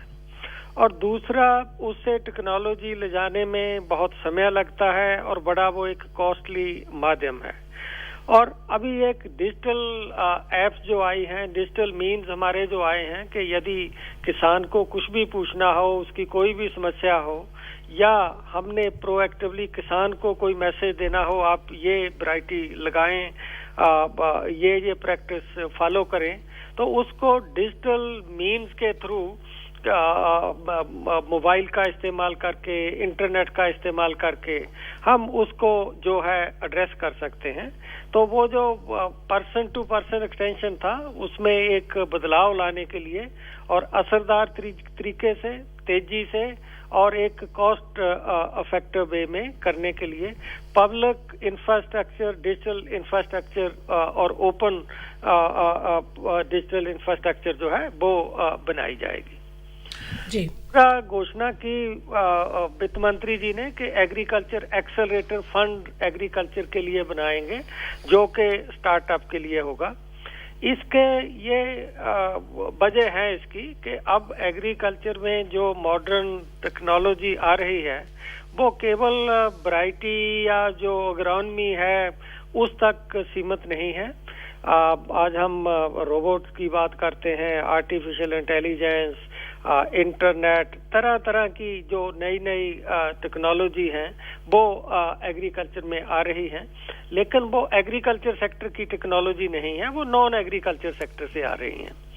तो उनको आगे ले जाने के लिए एक विशेष किस्म की एक्सपर्टीज और विशेष किस्म का एक नेटवर्क चाहिए, जिसमें कुछ पॉकेट्स में स्टार्टअप देखा गया है कि वो बहुत अच्छा रोल प्ले कर रहे हैं। एग्रीकल्चर टेक स्टार्टअप बहुत अच्छा रोल प्ले कर रहे हैं। और इसी तरह से जो एग्रीकल्चर स्टार्टअप्स हैं वो फार्मर को मार्केट से लिंक करने के लिए, फार्मर को कंज्यूमर से लिंक करने के लिए एक बहुत बड़ी भूमिका अदा कर रहे हैं, और जिससे कि किसान को ज़्यादा प्राइस मिल जाती है, उसके प्रोड्यूस की एक बेटर रियलाइजेशन, बेटर इनकम मिल रही है। उसमें भी हमारे स्टार्टअप का बहुत बड़ा रोल है। ऐसी बहुत सी चीजें हैं, लेकिन मैं केवल 2 और अभी मेंशन करना चाहूंगा इसमें एक जो कहा फाइनेंस मिनिस्टर ने कि हम कोऑपरेटिव की नई मिनिस्ट्री हमने बनाई, और उसका बहुत बड़ा रोल है एग्रीकल्चर को फ्यूचर में डेवलप करने के लिए। तो हमने पास्ट में भी देखा है कि डेयरी कोऑपरेटिव में जैसे अमूल का रोल रहा, या बाकी जगह भी हम देखते हैं हर प्रदेश में एक कोऑपरेटिव, डेयरी कोऑपरेटिव ने फार्मर को एक बेटर प्राइसेस जो दिए, वो प्राइवेट वेंडर की तरह नहीं कि आपको कब पैसे मिलेंगे, बड़ा प्रॉम्प्ट पेमेंट होता है। तो एक एटीएम की तरह जो हमारी डेयरी कोऑपरेटिव्स हैं उन्होंने काम किया, एक उसका हमारा एक्सपीरियंस है। दूसरा जो क्रेडिट है, यदि कोऑपरेटिव से किसान को क्रेडिट मिलता है वो बहुत आसानी से, और उसमें कोई ज़्यादा पेपर वर्क वगैरह भी नहीं करना पड़ता। और तीसरा फर्टिलाइजर के सेक्टर में जैसे हमारे इफको, क्रिबको, इनका एक बहुत बड़ा रोल हमें देखने में नजर आता है। क्वालिटी फर्टिलाइजर, कॉम्पिटिटिव प्राइस पे फर्टिलाइजर, और किसान के कोऑपरेटिव के थ्रू फर्टिलाइजर की सप्लाई करना। तो इन सब को देखते हुए कोऑपरेटिव का दायरा बहुत बढ़ाया जा रहा है। अब हम मल्टीपर्पज कोऑपरेटिव सोसाइटीज अलग अलग क्षेत्र में ला रहा है देश। एक्सपोर्ट्स के लिए कोऑपरेटिव्स आ रही हैं, प्रोक्योरमेंट के लिए फार्मर का प्रोड्यूस कोऑपरेटिव आ रही हैं। इवन ये भी सोच रहे हैं कि क्या पीडीएस वगैरह जो है वहाँ भी डिस्ट्रीब्यूशन के लिए हम कोऑपरेटिव को यूज कर सकते हैं। तो ये एक और एरिया है।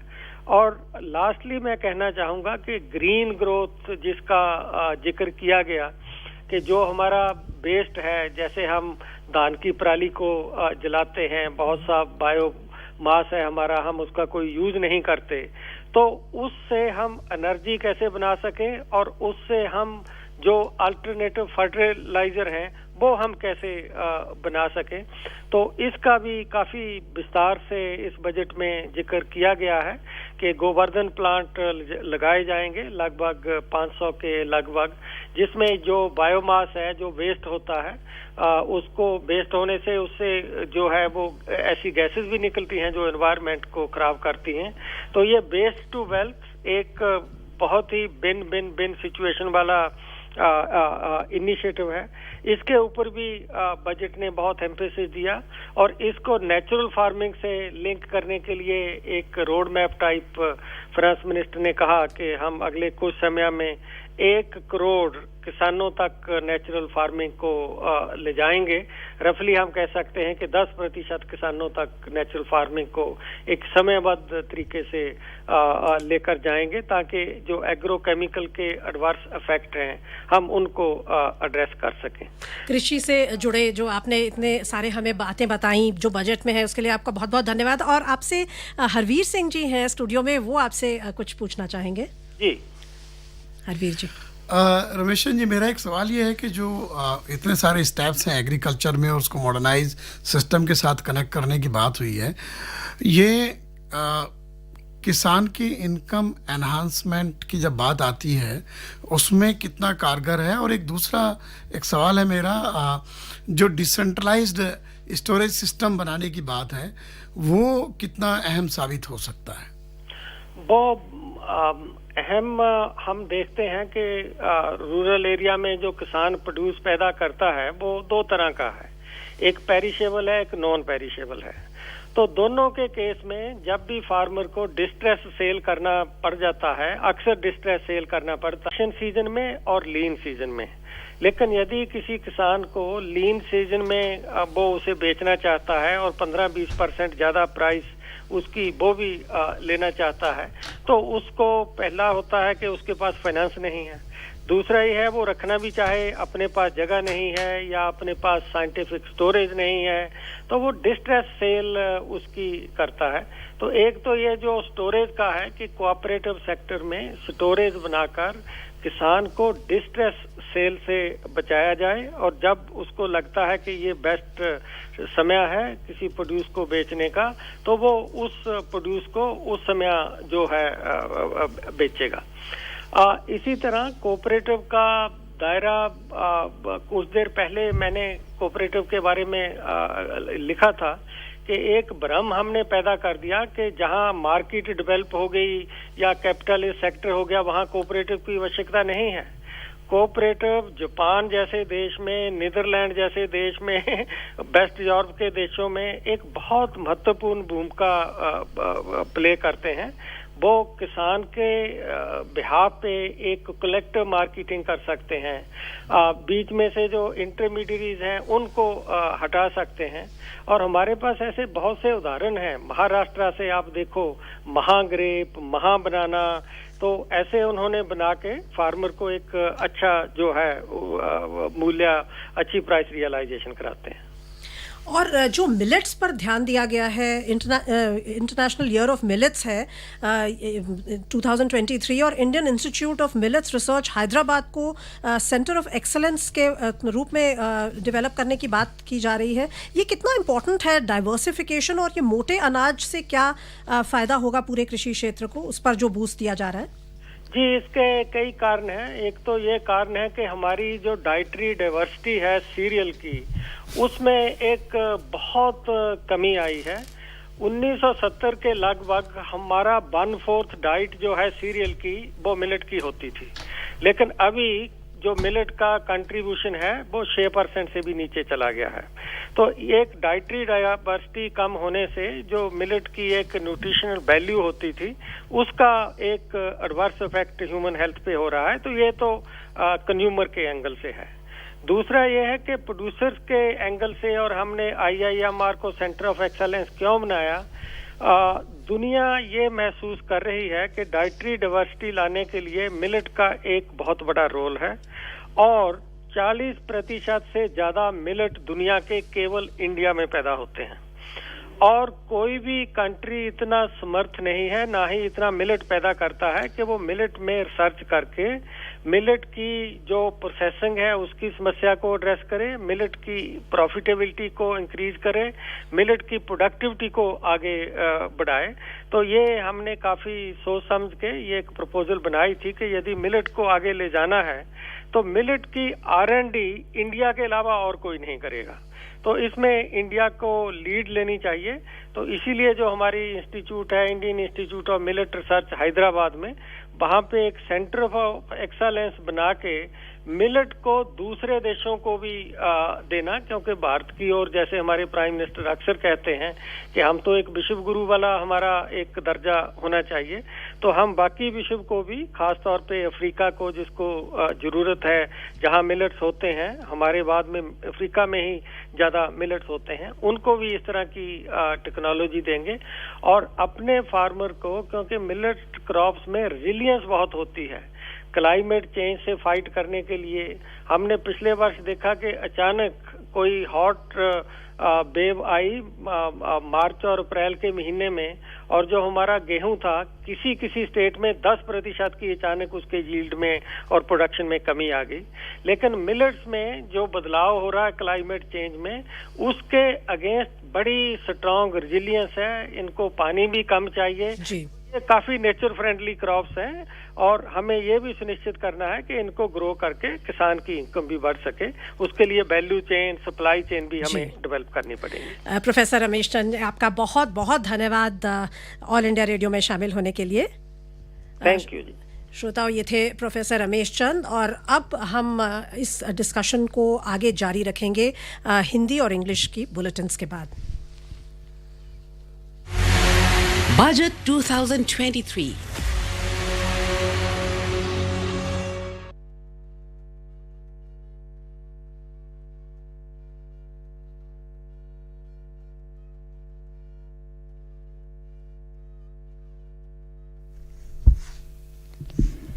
ये आकाशवाणी है। अब आप जागृति शर्मा से समाचार सुनिए।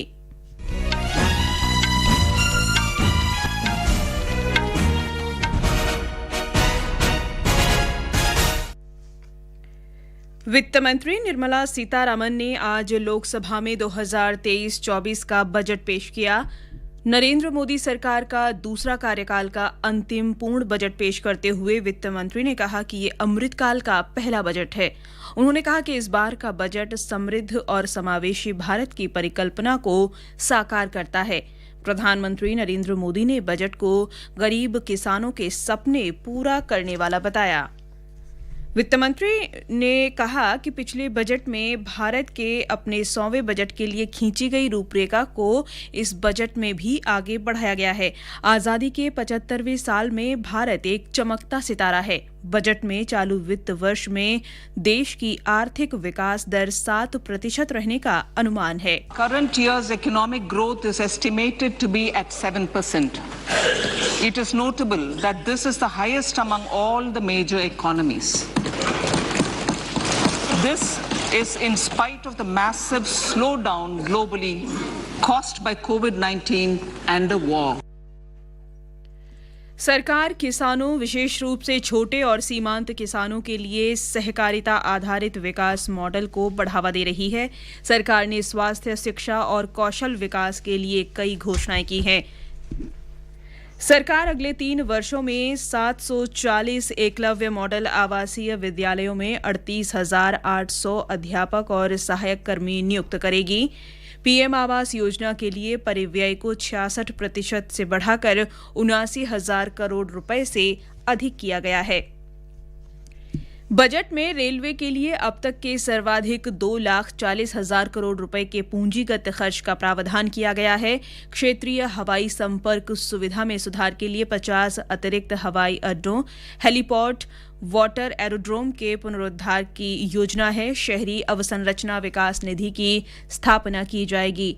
आजादी का अमृत महोत्सव के अंतर्गत नई बचत योजना महिला सम्मान बचत प्रमाण पत्र लाई जाएगी। इसके अंतर्गत महिलाओं या बालिकाओं को 2 वर्ष की अवधि के लिए 2 लाख रुपए तक की जमा राशि पर 7.5% ब्याज मिलेगा।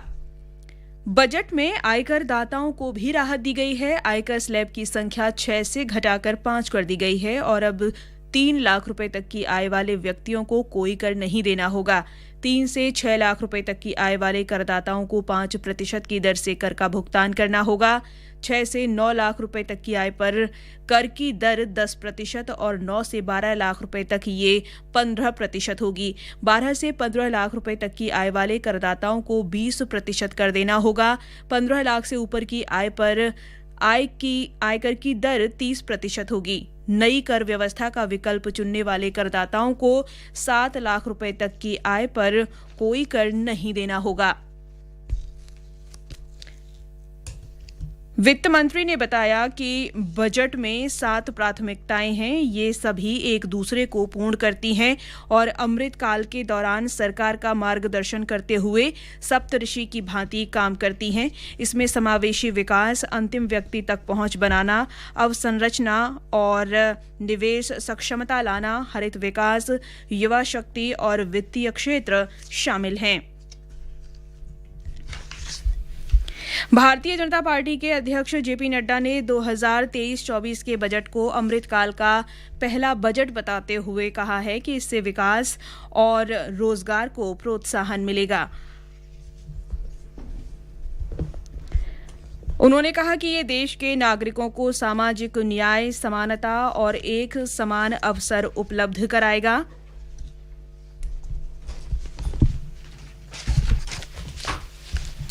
आम जनता ने बजट का स्वागत किया है। बजट में आयकर स्लैब में बढ़ोतरी से मध्यम वर्ग को बड़ी राहत मिली है। आकाशवाणी से बातचीत में लोगों ने कहा कि सरकार ने इस बजट में समाज के सभी वर्गों का ध्यान रखा है। इसके साथ ही ये समाचार बुलेटिन समाप्त हुआ।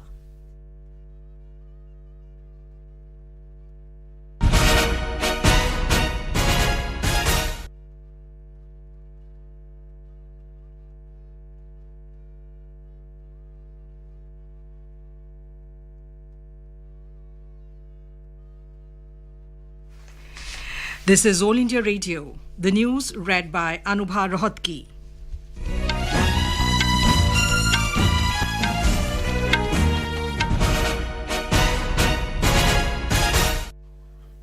Finance Minister Nirmala Sitharaman presented the Union Budget for 2023-24 in Parliament today.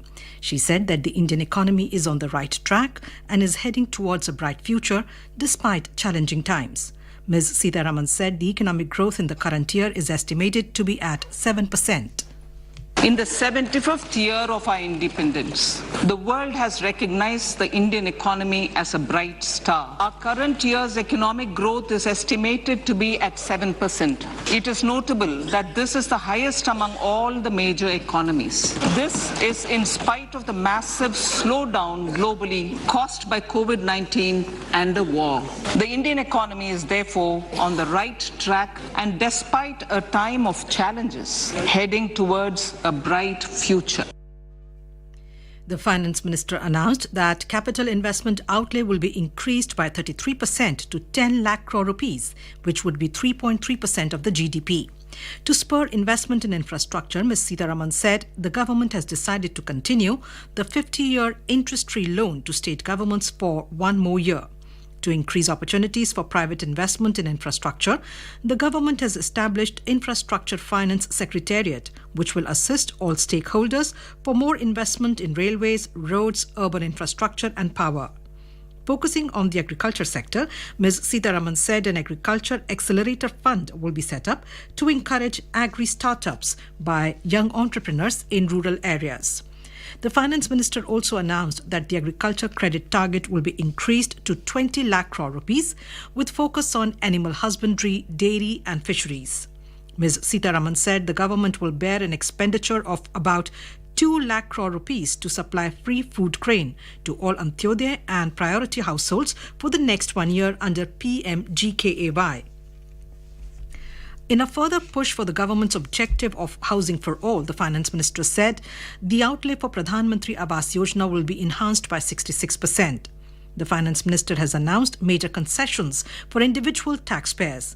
The rebate limit has been hiked from existing 5 lakh rupees per annum to 7 lakh rupees in the new tax regime.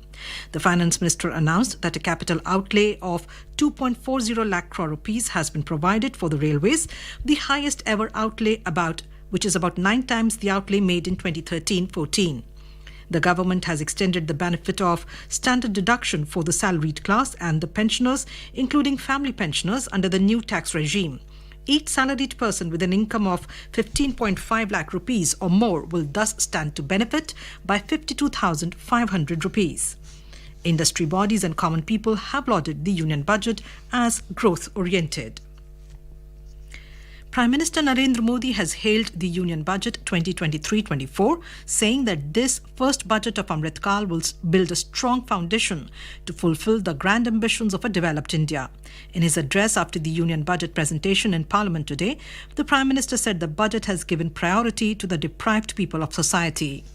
अमृत काल का ये पहला budget विकसित भारत के विराट संकल्प को पूरा करने के लिए एक मजबूत नींव का निर्माण करेगा। ये बजट वंचितों को वरीयता देता है। ये बजट आज की एस्पिरेशनल सोसाइटी, गांव, गरीब, किसान, मध्यम वर्ग सभी के सपनों को पूरा करेगा। BJP President JP Nadda has hailed the Union Budget 2023-24, calling it the first general budget of Amrit Kal, which will provide a strong impetus to growth and job creation.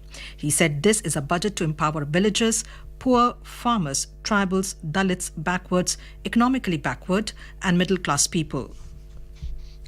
The Congress has lauded the union budget announcement related to tax cuts. Talking to media outside Parliament, party MP Karti Chidambaram said any tax cut is a welcome step.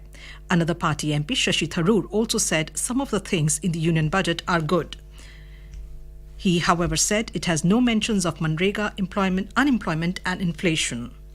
DMK MP Dayanidhi Maran termed the budget as disappointing. And that is the end of this news bulletin.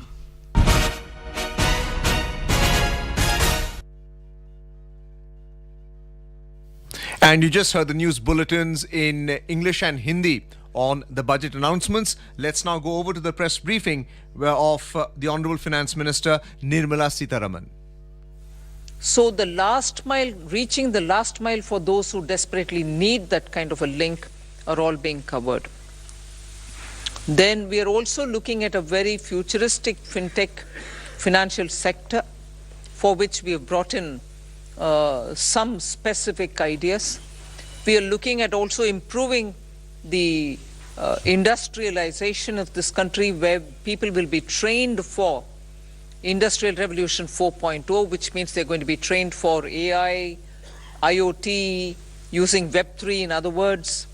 So training manpower to ready themselves for industries which are rapidly becoming industrialized in the Web3 context. Then digital economy, unleashing the digital power of India in various walks of life, setting up an artificial intelligence research center, center for excellence. So all these are in part A. There's a lot of increase in the agriculture credit availability, 20 lakhs being made available for agriculture credit. Also a sub-scheme under the PM Matsya Sampada Yojana, making sure that people living in the coastal areas are going to benefit from it, fishermen are going to benefit from it. Now, if largely the Part A has looked at these, Part B has aimed at rationalizing the customs duties, also making sure personal income tax, after a very long time, has had substantial changes which will benefit the middle class. And also because this country has been waiting for direct taxation to be simplified, also waiting for direct taxation to be a lot more easy in compliance, and therefore the new taxation regime that we brought in for direct taxation 2-3 years ago has now got greater incentives, greater attraction, so that people can unhesitatingly move from the old to the new. Of course, we are not compelling anybody. Those who want to remain in old can still remain there for enough justifications that they can have. But the new one obviously is now attractive because it gives greater rebate.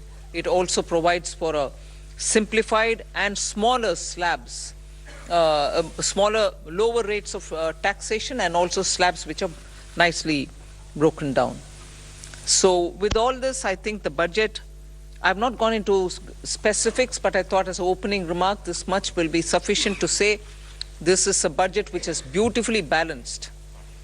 Both growth considerations, because the capital investment has never before seen double-digit investment announcements. 10 lakh crore, which includes 1.3 lakh crores being given to states, is going to give a big leg up for capital investment from government. So balancing that I'm talking about is looking at public sector investments, continuing that good tradition of capital investment in infrastructure, and also attending to MSMEs, because they are the engine of growth. We've given them relief, we have also given them new access, we have extended and widened the emergency credit liquidity guarantee scheme, also given them back their securities, 95% of it, even if they fail to deliver on contractual promises which were during the COVID pandemic.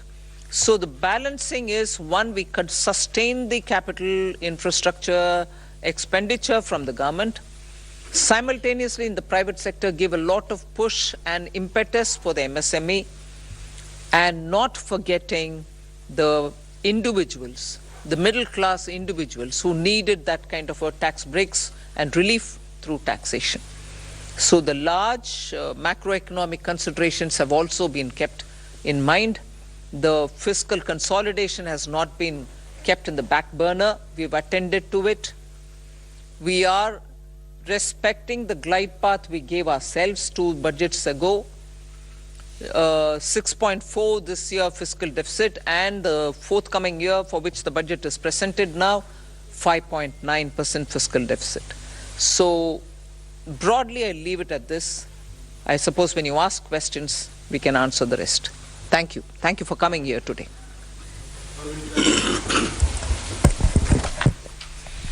Good afternoon. And that was the press briefing of the Honourable Finance Minister Srimati Nirmala Sitharaman that you just heard on All India Radio. Now we are joined by our special economic expert, Shri Gopal Krishna Agarwal, on this budget discussion at All India Radio. A warm welcome to you on the program, sir. Namaskar. And I'm also joined by Sonu Sood, my co-anchor in Hindi. धन्यवाद अर्जुन, आपका बहुत बहुत स्वागत। आपसे आपकी पहली प्रतिक्रिया जानना चाहेंगे आज के बजट पर। बजट की घोषणा हुई है आज, और बजट एक ऐसा अनाउंसमेंट है जिसका पूरा देश इंतजार करता है। सो आप क्या कहेंगे, इसके प्रमुख केंद्र बिंदु क्या है? देखिए, सबसे पहले तो मैं ये कहना चाहता हूँ कि बजट को कई लोग बड़ा कॉम्प्लेक्सिटी के अनुसार मानते थे। इसमें इस बार बजट बिल्कुल ही सरल बजट है, बिल्कुल किसी तरह का जरगोन नहीं है, और इसमें सभी सेक्टर्स का पूरी तरह से ध्यान रखा गया है।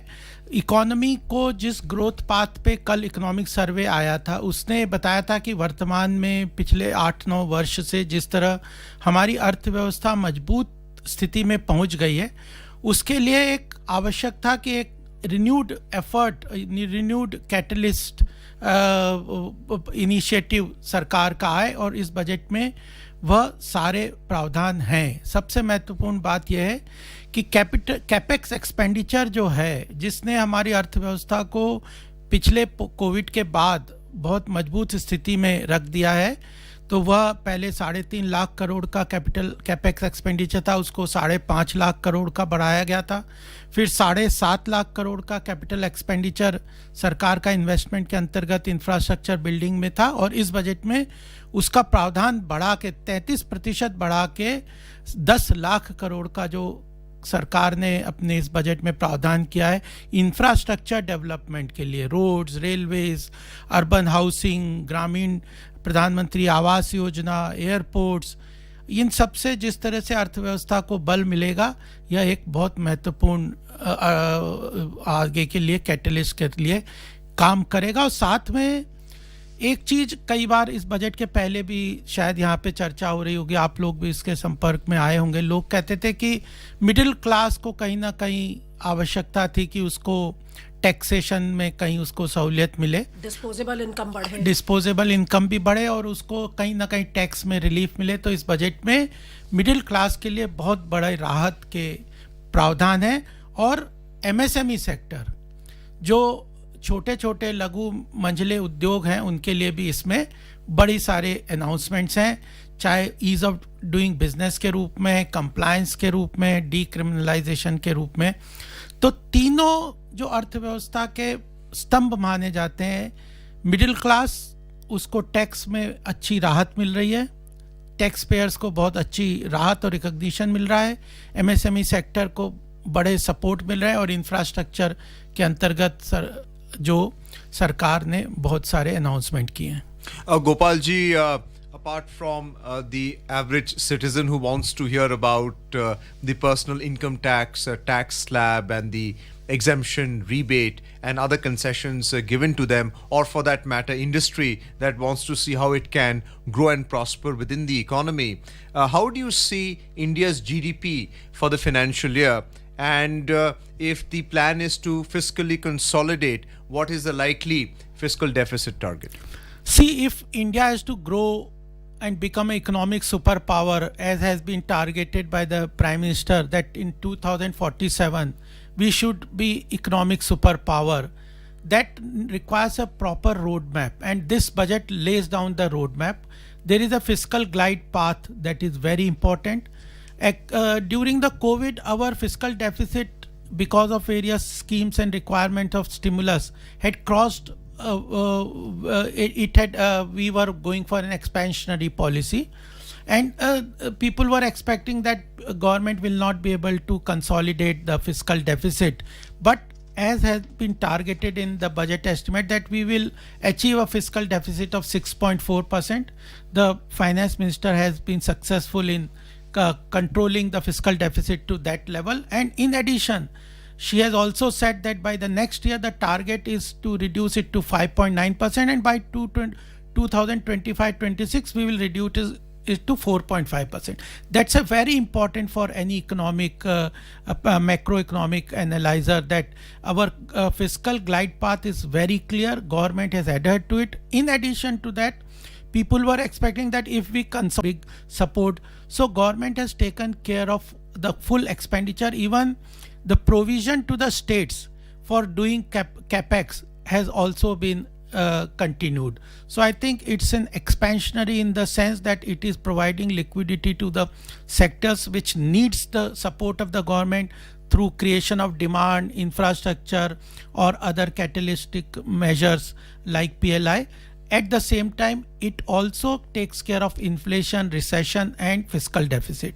So it will attract the global investment also. And if you look at across the world, you will find that lot of global MNCs and multinational companies, manufacturing companies are looking towards investment into India. We see the brownfield projects coming out. The finance minister in her budget speech said that the mobile manufacturing sector has seen tremendous growth.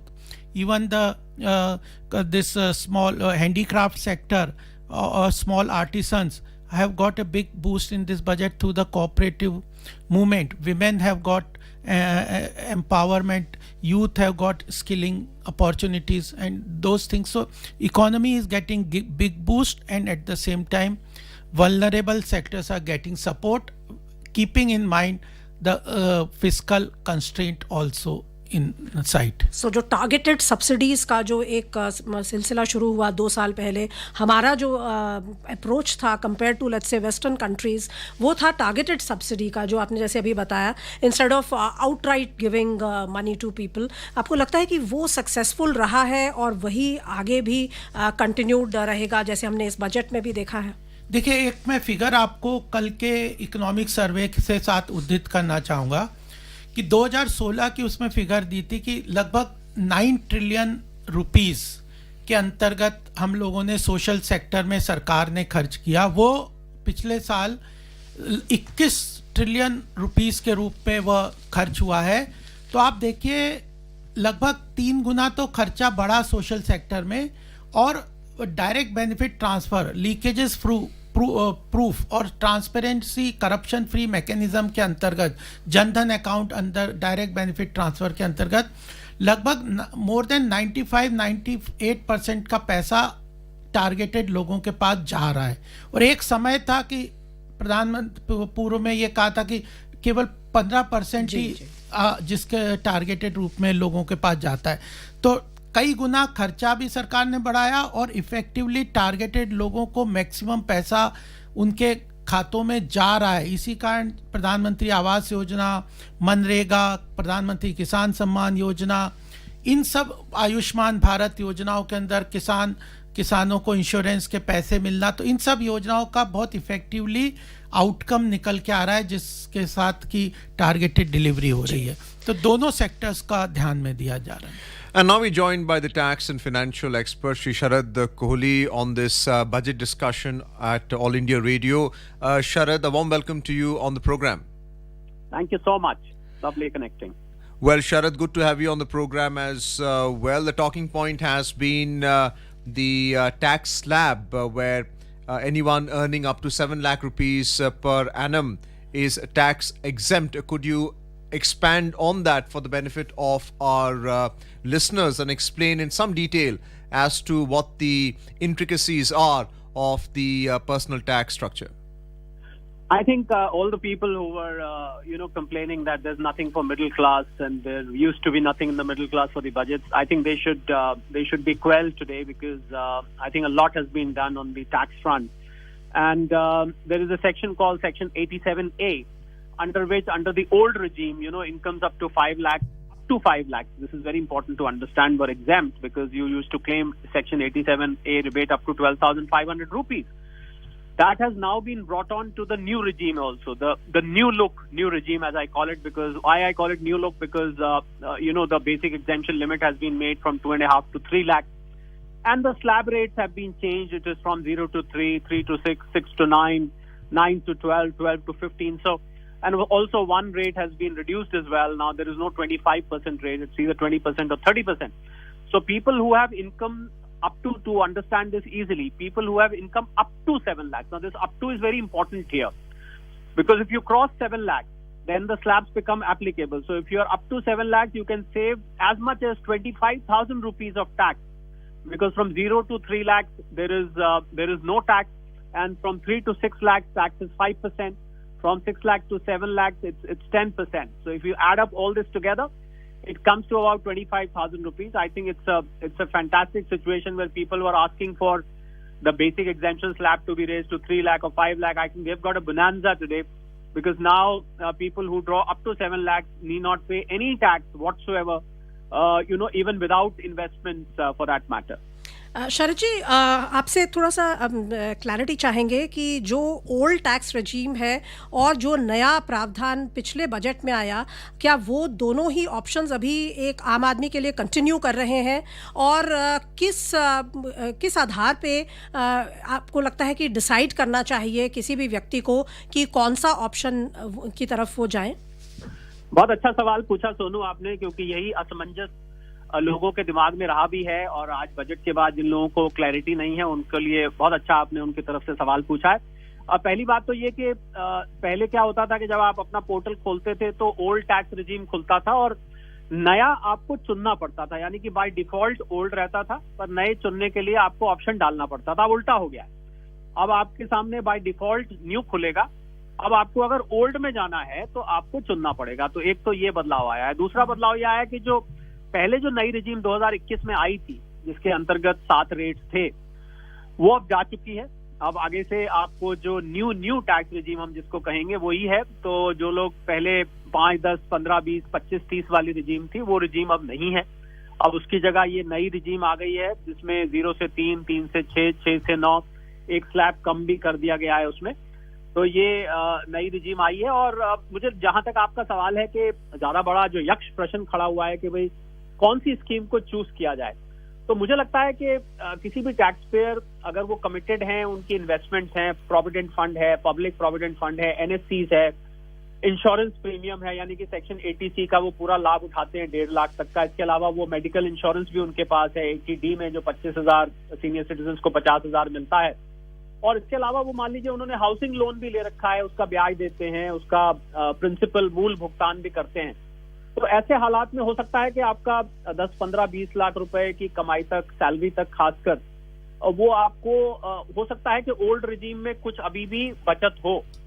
और मान लीजिए आपने housing loan नहीं लिया हुआ है, फिर आपकी 10 लाख तक इनकम है और आप ATC और चैप्टर 6 से डिडक्शन जिनको बोलते हैं उनमें आप निवेश करते हैं, तो आपको फिर भी ओल्ड रिजीम में फायदा हो सकता है। पर हो सकता है 10 लाख से ऊपर जब आप जाएंगे और हाउसिंग लोन नहीं है, तो आपको न्यू रिजीम में आपको फायदा नजर आना शुरू हो जाएगा। कुल मिला के हम देखें सोनू, तो न्यू रिजीम को और ज्यादा लुभावना बनाया गया, जैसा कि मुझे उम्मीद थी। मैं बार बार इसको बोलता भी था कि न्यू रिजीम में क्योंकि बहुत ज्यादा लोग पहले नहीं ज्वाइन कर पाए थे, उनकी अपनी इन्वेस्टमेंट्स और डिडक्शंस को छोड़ नहीं पाए थे, उनको वहां ज्यादा फायदा नजर आता था। तो इस वजह से न्यू रिजीम को अब और लुभावना बना गया। एक और बड़ा चेंज जो सोनू आया है, जो खासकर जो सैलरी के लोग हैं हमें सुन रहे हैं, उनके लिए ये जानकारी आवश्यक है कि अब स्टैंडर्ड डिडक्शन जो कि पहले न्यू रिजीम में बिल्कुल नहीं मिलती थी, अब वो अगर आपकी 15.5 लाख रुपए या उससे ऊपर की सैलरी है, तो अब आप स्टैंडर्ड डिडक्शन 52,500 की वहां ले सकते हैं। जबकि ओल्ड रिजीम में स्टैंडर्ड डिडक्शन 50,000 रहती है। इतनी भी आपकी सैलरी हो, ये 50,000 ही रहती है, पर न्यू रिजीम में वो भी लाया गया है। तो मैं समझता हूँ कुल मिला के करदाताओं के लिए एक अच्छा विकल्प अब निकल के आया है। पहले ये विकल्प उतना लुभावना नहीं था, पर अब इसको और लुभावना बना दिया गया है। तो मुझे अब उम्मीद है कि बहुत सारे लोग जो लोग पुरानी रजीम में थे, उनके लिए मैं सलाह ये देता हूं कि टैक्स के पोर्टल पर एक कैलकुलेटर डाल दिया जाएगा बहुत शीघ्र ही, उसमें परिवर्तन लाके। तो आप उस कैलकुलेटर में डालकर अपनी फिगर्स को, आपको जरूरी नहीं है कि आपको किसी कर सलाहकार के पास जाना पड़े या आप परेशान हो कि पता नहीं मेरे लिए कौन सी रिजीम ठीक है। आप उस कैलकुलेटर में लॉग इन करके अपनी फिगर्स डालिए और वो कैलकुलेटर आपको बता देता है कि आपके लिए कौन सी ज्यादा फायदेमंद है स्कीम। तो ये मैं समझता हूँ स्वागत करने योग्य कदम है आज वित्त मंत्री महोदया ने। और ऐसा लग रहा है कि इसके पीछे काफी मेहनत वित्त मंत्री के गलियारों में हुई है, क्योंकि बहुत सोच समझ के और बहुत कैलकुलेशन करके और बहुत तोल मोल के, जिसको कहते हैं, ये अनाउंसमेंट्स की गई हैं।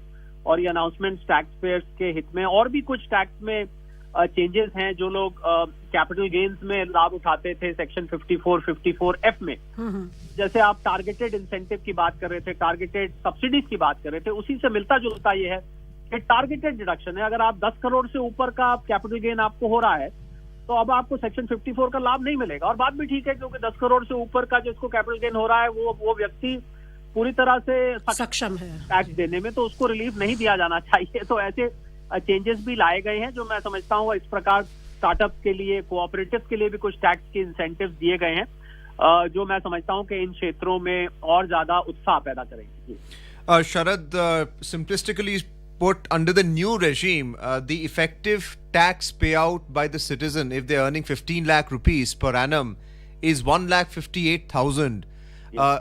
Is this on the basis of a person who is new to a job without any prior investment or any other liability or obligation? Is that how it works? And does one make a decision based on comparing it to the old regime where there is already a structure in place in terms of savings and investments? Absolutely. I think that is where the point of decision would be.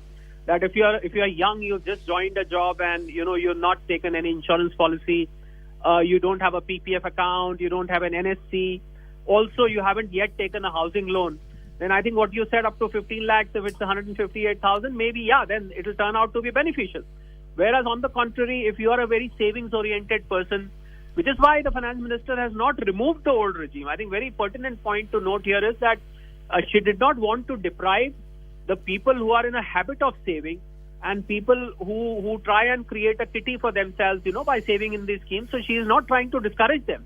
She's only given an alternate. So if you have a housing loan, if you have a PPF, if you have an NSC, if you have got an insurance policy, to pay for the next 10, 15 years, you can continue to remain in the old regime and avail of those benefits under Section 80C. If you got a Mediclaim policy under 80D, you're making donations under 80G. You are availing electric vehicle advantage under Section 80EEB or an education loan under Section 80E. I think for those people, they must continue to remain in old regime. But before they take that decision, Arjun, very important is that they must use the tax portal calculator once to see what is good for them. So I think a decision should not be theoretical. It should be mathematically, approved by the either a tax advisor or an expert or by the calculator which is available on the portal, and then take a decision. But prima facie, to answer your question straightforward, yes, a person who doesn't have these savings, new regime will certainly prove to be more beneficial. Arjun, और एक और point पे आपकी clarification और conformation चाहेंगे, खासकर youth के लिए आई थिंक वो काफ़ी रेलेवेंट होगा कि 7 लाख तक की जो इनकम है उसमें जो नए रेजीम में के लिए ऑप्ट करते हैं उनके लिए कोई टैक्स नहीं है। जी हाँ, बिल्कुल। अगर आपकी इनकम 7 लाख तक है, अब ये इसमें तक वर्ड को मैं इन्वर्टेड कॉमर्स में डालना चाहूंगा, क्योंकि यहीं आके बहुत सारे लोग, मेरे पास जब से बजट आया है, बहुत सारे लोग यही बात पूछ रहे हैं कि ये कैसे है, कंफ्यूजन क्यों हो रहा है। शायद आपके मन में भी सवाल इसीलिए आया होगा श्रोताओं की तरफ से कि जब 0 से 3 लाख और 3 से 6 लाख का स्लैब है तो फिर ये स्लैब बनाने की क्या जरूरत थी अगर 7 लाख रुपए तक कोई। तो इसमें जो अहम शब्द है वो तक है। अगर आपकी इनकम मान लीजिए 6,90,000 है तो आपके ऊपर 0 टैक्स आएगा, आपको सेक्शन 87A का रिबेट पूरा मिल जाएगा और आपके ऊपर 0 टैक्स हो जाएगा। परंतु अगर आपकी इनकम 7,05,000 हो जाती है, अब ये बहुत ध्यान देने वाली चीज है, जैसे ही आप 7 लाख को पार करेंगे तो आप 87A के लिए एलिजिबल नहीं रहेंगे। आपके ऊपर जो स्लैब्स बनाए गए हैं नए टैक्स रिजीम में, यानी कि 0 से 3 लाख रुपए तक कोई टैक्स नहीं है, 3 से 6 लाख रुपए तक 15,000 का टैक्स आता है और उसके ऊपर फिर आप 7 से 7,05,000 या जितनी भी आपकी है वो टैक्स आप देंगे। तो बिल्कुल भी इस बात पे मैं जोर देना चाहूंगा कि 7 लाख तक अगर है तो आपको कोई टैक्स नहीं देना। जैसे ही आप 7 लाख पार करेंगे आपके ऊपर वो जो नई रिजीम में स्लैब्स बताए गए हैं और जो रेट्स बताए गए हैं वो अप्लाई करने लग जाएंगे। सोनू, और वरिष्ठ नागरिकों के लिए भी कुछ प्रावधान आए हैं? देखिए, वरिष्ठ नागरिकों के लिए पहले जो लोग 60 साल से और 80 साल के बीच में थे उनके लिए पहले ही 3 लाख का स्लैब था। हालांकि वो अब 3 लाख का स्लैब नए टैक्स रिजीम में सभी के लिए कर दिया गया है, सीनियर सिटीजन्स के लिए। मुझे लग रहा है सीनियर सिटीजन्स के लिए जो सबसे अच्छी बात हुई है वो हुई है प्रधानमंत्री व्यय वंदना योजना, जो है जिसके अंतर्गत सीनियर सिटीजन्स को 15 लाख रुपए जमा कराने का प्रोविजन था, उसको बढ़ा के अब ज्यादा कर दिया गया है। तो मुझे लगता है सीनियर सिटीजन्स जो इसको अवेल करते थे इस बेनिफिट को, उन लोगों के लिए बहुत अच्छी खबर है, क्योंकि वो लोग परेशान रहते थे कि मात्र 15 लाख ही, क्योंकि उनकी तो जिंदगी भर की सेविंग्स होती थी, तो वो लोग सेविंग्स को चाहते थे कि ज्यादा से ज्यादा निवेश करके और उसका लाभ उठाएं, क्योंकि उसमें इंटरेस्ट रेट ज्यादा मिलता है। तो अब उस प्रधानमंत्री व्यय वंदना योजना को और विस्तृत कर दिया गया है। उसके अंदर लिमिट, अगर मैं ठीक याद कर पा रहा हूं, तो डबल कर दी गई है, और इस लिमिट को वो अवेल करें और ज्यादा वो ब्याज कमा सकते हैं, इसका लाभ उठा सकते हैं। बाकी सीनियर सिटीजन्स के लिए जहां तक टैक्स के प्रोविजंस है, उन टैक्स प्रोविजंस में कोई ऐसा सीनियर सिटीजन के लिए विशेष चेंज नहीं किया गया। ना ही कुछ महिलाओं को उम्मीद थी कि शायद महिलाओं के लिए कुछ किया जाए, उनके लिए भी ऐसा, महिलाओं के लिए कोई ऐसा स्पेशल प्रोविजन नहीं डाला गया है। तो सीनियर सिटीजन्स के लिए ये एक और अच्छी खबर सीनियर सिटीजन्स के लिए सोनू मैं बताना चाहूंगा कि पोस्ट ऑफिस में MIS स्कीम्स होती है, मंथली इनकम स्कीम, बहुत सारे लोग उसको अवेल करते हैं। तो अगर हमारे श्रोताओं को याद है तो उसमें एक व्यक्ति 4.5 लाख से ज्यादा डिपॉजिट नहीं कर सकता था। अगर आप ज्वाइंट अपने पति पत्नी करते हैं तो 9 लाख तक कर सकते थे। अब उसको भी बढ़ा के प्रति व्यक्ति 9 लाख कर दिया गया है और ज्वाइंट 15 लाख कर दिया गया। तो मैं समझता हूँ ये भी एक बहुत अच्छी खबर है, क्योंकि मैं आपने सीनियर सिटीजन का पूछा, तो यहाँ पर ये बहुत जरूरी हो जाता है बताना कि सीनियर सिटीजन जो कि एक अपने निवेश पर एक फिक्स्ड आय पर निर्भर रहते हैं, उनको हर महीने जो ब्याज आता है उसके सहारे वो अपना बुढ़ापा काटते हैं, अपने जीवन के बाकी के साल काटते हैं। तो एक तरह से पेंशन का ये काम करता है। तो ये बहुत अच्छी खबर मैं मानता हूं वहां पर कि उनको एक ज्यादा स्पैन मिल गया है अब निवेश करने का। तो बाकी जगह से हटा के हो सकता है अपने MIS को वो अब और ज्यादा बढ़ाना चाहें, जिससे कि ज्यादा उनको जो मंथली इनकम आती है वो उनको आराम से आती रहे और बढ़ के आती रहे पहले के मुकाबले। जी Sharad, apart from the liability of personal income tax and the reliefs, exemptions that the citizen has enjoyed under this budget with the announcement of the tax slabs and how it is or is not applicable, what is the industry's response in terms of direct and indirect taxes applicable to it? See, Arjun, indirect taxes as far as industry is concerned, as we know, apart from the import duty changes on things like, bicycle, toys, automobiles, green mobility, some electronic components of mobile phones, a television panels, a camera lens for mobile phones. Apart from, some import duty reduction has been done on these items. But basically, we must not forget that indirect taxes is within the purview of GST Council. But industry overall, I've been talking to people from industry, from various chambers also. I've been talking to representatives from various industries ever since the budget came through my media interactions. And I think they are overall very happy because the budget has managed to maintain fiscal discipline. Fiscal deficit of less than 6% in a scenario where the world has totally lost control over fiscal deficit. Some of the finest and most developed parts of the world have got no control over fiscal deficit ever since COVID came. They have been spending recklessly without being bothered about government revenue. So I think with India, no wonder India has been called a shining star, a very, very, very calculated move. And I think this is why India is a shining spot today, because India did not do anything over the board during COVID, which could have probably spiraled the inflation out of control. We have got inflation which is down. We've got our fiscal deficit which is down. Our tax collection is buoyant. Look at the GST collection, 1,56,000. So I think Indian economy overall is doing well. So why would industry not be happy? Industry has given a very positive response. As for the stock markets, I think a very important aspect, we saw the market initially was up 250 points Nifty when the market started, and it was crossing 250 Nifty, and then finally the market closed down by about 46 points Nifty. That was profit booking came because I think the insurance sector in particular was a bit jittery after the withdrawal of this new regime on the youngsters, especially. They felt that the smaller policy would not be sold. Also, the high value policies where the premium was 5 lakh rupees will now not enjoy exemption under Section 1010A. So I think that made the insurance sector a bit nervous. But then overall, I think we have a very important Fed meeting tonight. The outcome would be out tonight. So I think it's because of, we are expecting another 25. So the nervousness is because of the 25 basis point hike, or probably more or less. So it's anybody's guess. I think that has made the market more nervous. I think a clearer picture, Arjun, would be emerging tomorrow. And I don't see, the budget has got nothing which can negate the market, which can reverse the market, because the market would have reacted had the long-term capital gain tax been fiddled with or tinkered with. Even corporate tax अगर हम देखें तो 2 साल पहले जो कटौती की गई, so one of the lowest tax regimes है corporate tax regime in India. So उसमें आपको लगता है अगर स्टेटस को भी मेंटेन्ड हो तो वो भी एक संतोषजनक स्थिति होगी कॉर्पोरेट्स के लिए? बिल्कुल ऐसा ही हुआ, ऐसा ही है सोनू, बिकॉज जब आपने no news is good news, long term capital gains में हम सुबह यही अटकलें लगा रहे थे जब हम मार्केट में बैठे हुए थे कि लॉन्ग टर्म कैपिटल गेन्स में अगर कुछ नहीं किया गया तो मार्केट खुश होगी, और मार्केट खुश हुई. उसके बाद फिर वो फेड की मीटिंग है, कुछ प्रॉफिट बुकिंग बाद में आई, कुछ लोगों ने पोजीशंस क्रिएट की हुई थी, उन्होंने पोजीशंस को स्क्वायर अप किया. कल मार्केट की वीकली एक्सपायरी भी है, तो सबको देखते हुए वो आपने जो प्रॉफिट बुकिंग देखी है, पर मुझे लगता है कि अगर फेड से कोई ऐसी बहुत बुरी खबर नहीं आती है तो मार्केट आपको वापस बॉयंट होते दिखेंगे. और ये भी देखा गया है सोनू, एक बहुत जरूरी बात मैं यहाँ कहना चाहूंगा मार्केट्स के बारे में कि बजट जब आता है तो ट्रेडर्स को, इन्वेस्टर्स को बजट को हजम करने में 1-2 दिन लगते हैं. आप समझते हैं सारे प्रोविजंस को कि किस प्रोविजन का, किस प्रावधान का क्या किस सेक्टर पे कितना असर होगा.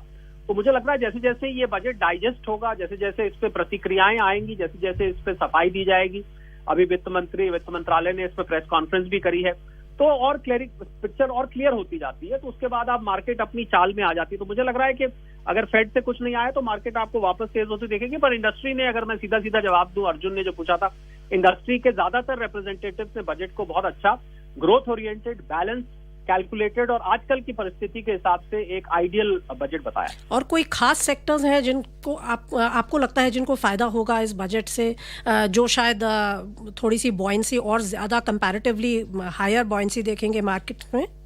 सोनू, मुझे तो बल्कि आपके प्रश्न को मैं पलट दूं और ये कहूं कि कौन सा सेक्टर ऐसा नहीं होगा को फायदा होगा, तो वो ज्यादा मतलब अप्रोप्रिएट प्रश्न होगा. क्योंकि आप देखिए, फिशरीज से लेके एनर्जी तक, ग्रीन एनर्जी से लेके ऑटोमोबाइल्स तक, आप लगाइए कि स्टार्टअप से लेके फाइनेंशियल सेक्टर तक, बैंकिंग से लेके, आप सारे ही सेक्टर्स को लगभग इसमें टच किया गया. मेरे पास पूरे सेक्टर्स की लिस्ट है जहां चेंजेस किए गए हैं, जहां अनाउंसमेंट की गई हैं. तो मुझे लगता है कि सारे ही सेक्टर, खासकर ग्रीन एनर्जी पे आपने क्योंकि पूछा है, तो मैं किसी एक सेक्टर का नाम जरूर लेना चाहूंगा. जितने भी ग्रीन एनर्जी से रिलेटेड कंपनीज हैं जो उस पे काम कर रही हैं, ग्रीन प्रोजेक्ट्स पे, ग्रीन पावर जनरेशन में, ग्रीन एनर्जी से रिलेटेड जितना भी है, मुझे लग रहा है उन सबको एक विशेष इम्पेटस इसमें मिलने वाला है, क्योंकि सरकार इसको लेके बहुत चिंतित है, पूरा विश्व इसको लेके चिंतित है.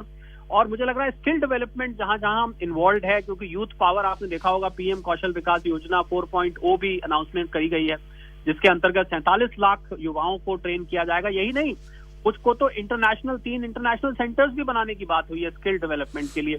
तो ओवरऑल इंडस्ट्री के लिए बहुत अच्छा है, एक्सपोर्ट सेक्टर के लिए बहुत अच्छा है. एग्जिम बैंक की सब्सिडरी बनाने की बात की गई है. और आप किसी भी सेक्टर में जाएं, वहां पर आपको कुछ ना कुछ मिलेगा. स्टार्टअप्स के लिए जाए, स्टार्टअप्स में 10 साल स्पैन कर दिया गया है. जो टैक्स एग्जेम्पशन मिलती थी उसको अब बढ़ा के कर दिया गया है. इंफ्रास्ट्रक्चर से रिलेटेड जो सेक्टर है, ये मेरे ख्याल इसके जिक्र किए बिना तो ये सारी वार्तालाप अधूरी रहेगी.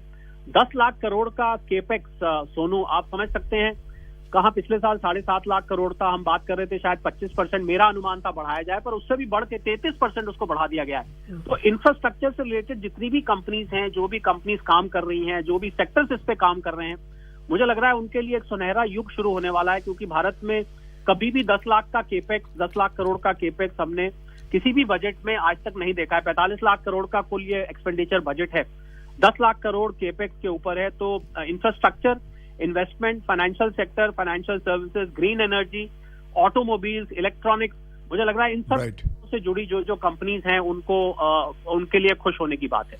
Thank you, Sharad. Do stay with us online because our listeners would like to hear more about the budget announcements today in terms of its tax treatment. Now we are joined by Shri Narendra Taneja, who is an energy expert. Narendra ji, a warm welcome to you on this discussion at All India Radio on the budget announcements. Thank you. Narendra ji, what's your take on the government incentives that are being announced in the budget for green energy, like green hydrogen?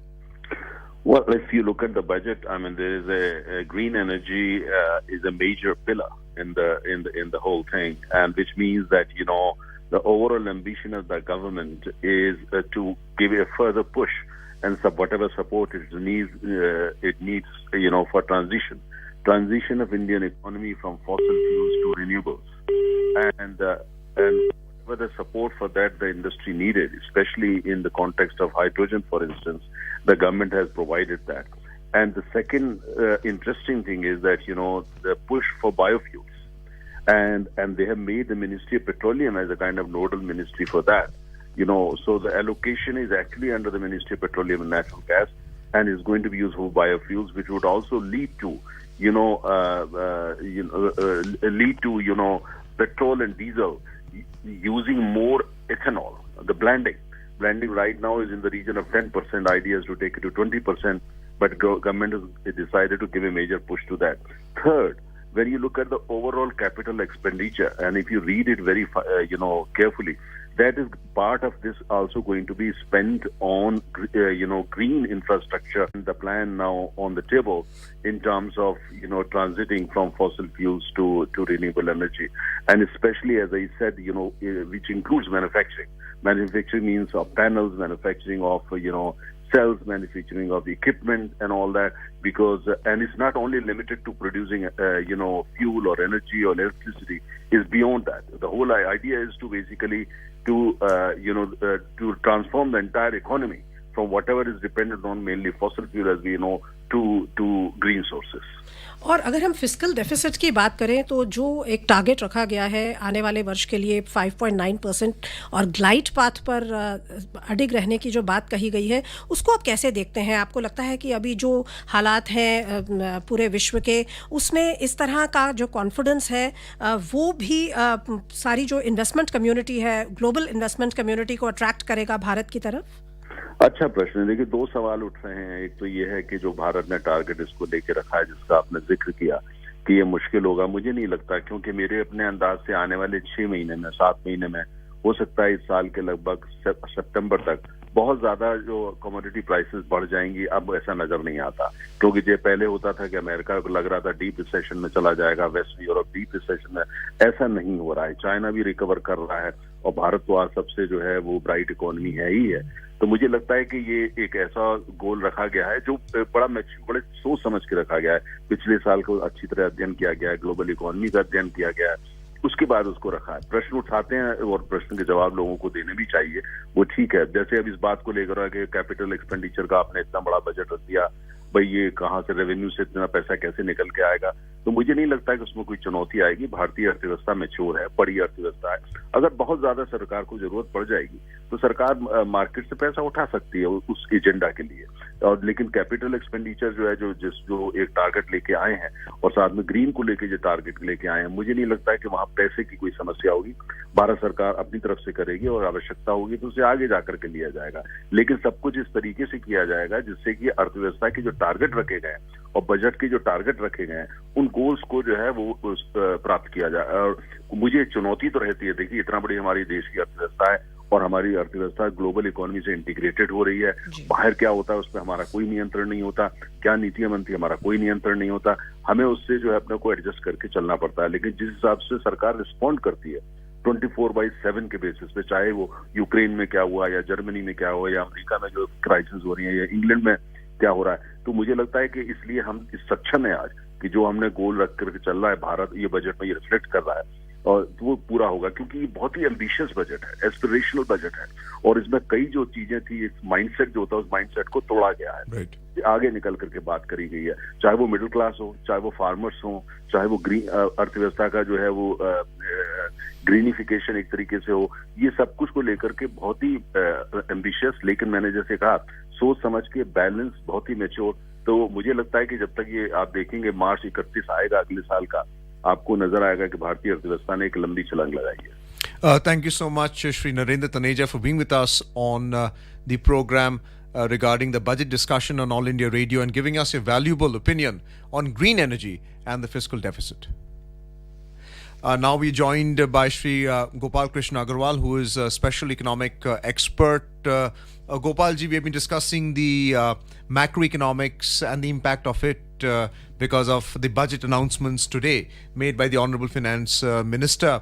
And during the course of her announcement, and what we've been hearing from experts like yourself and others, is about the glide path. And why is this term being used? What is the significance of it? Is it connected to the 25-year roadmap that the government has set out?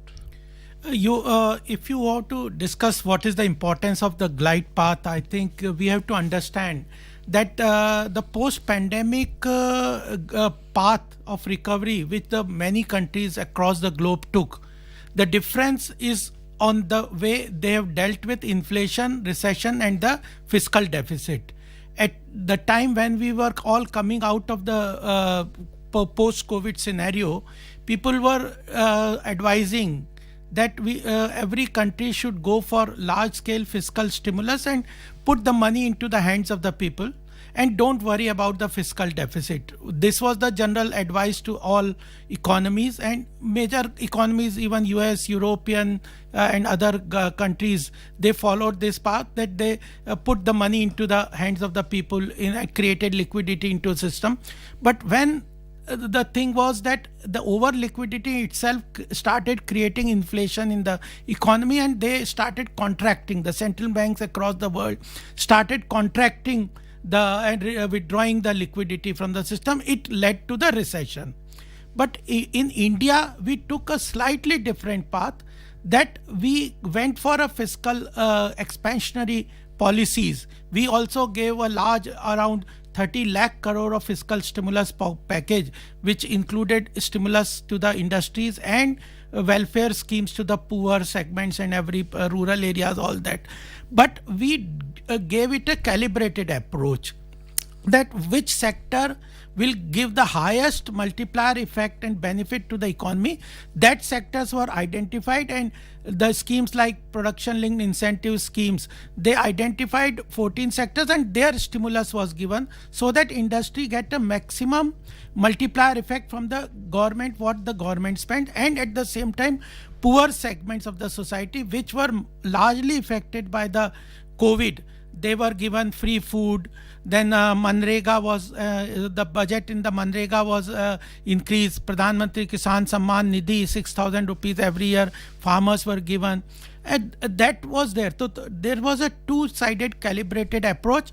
And if we did not get into the cycle of a high inflation and recession, so the way our fiscal glide path is maintained by the government is important, and therefore you see the outcome of that we are at present the fastest growing economy without worrying too much on the inflation side and without getting into the cycle of recession. Our economy is out of recession.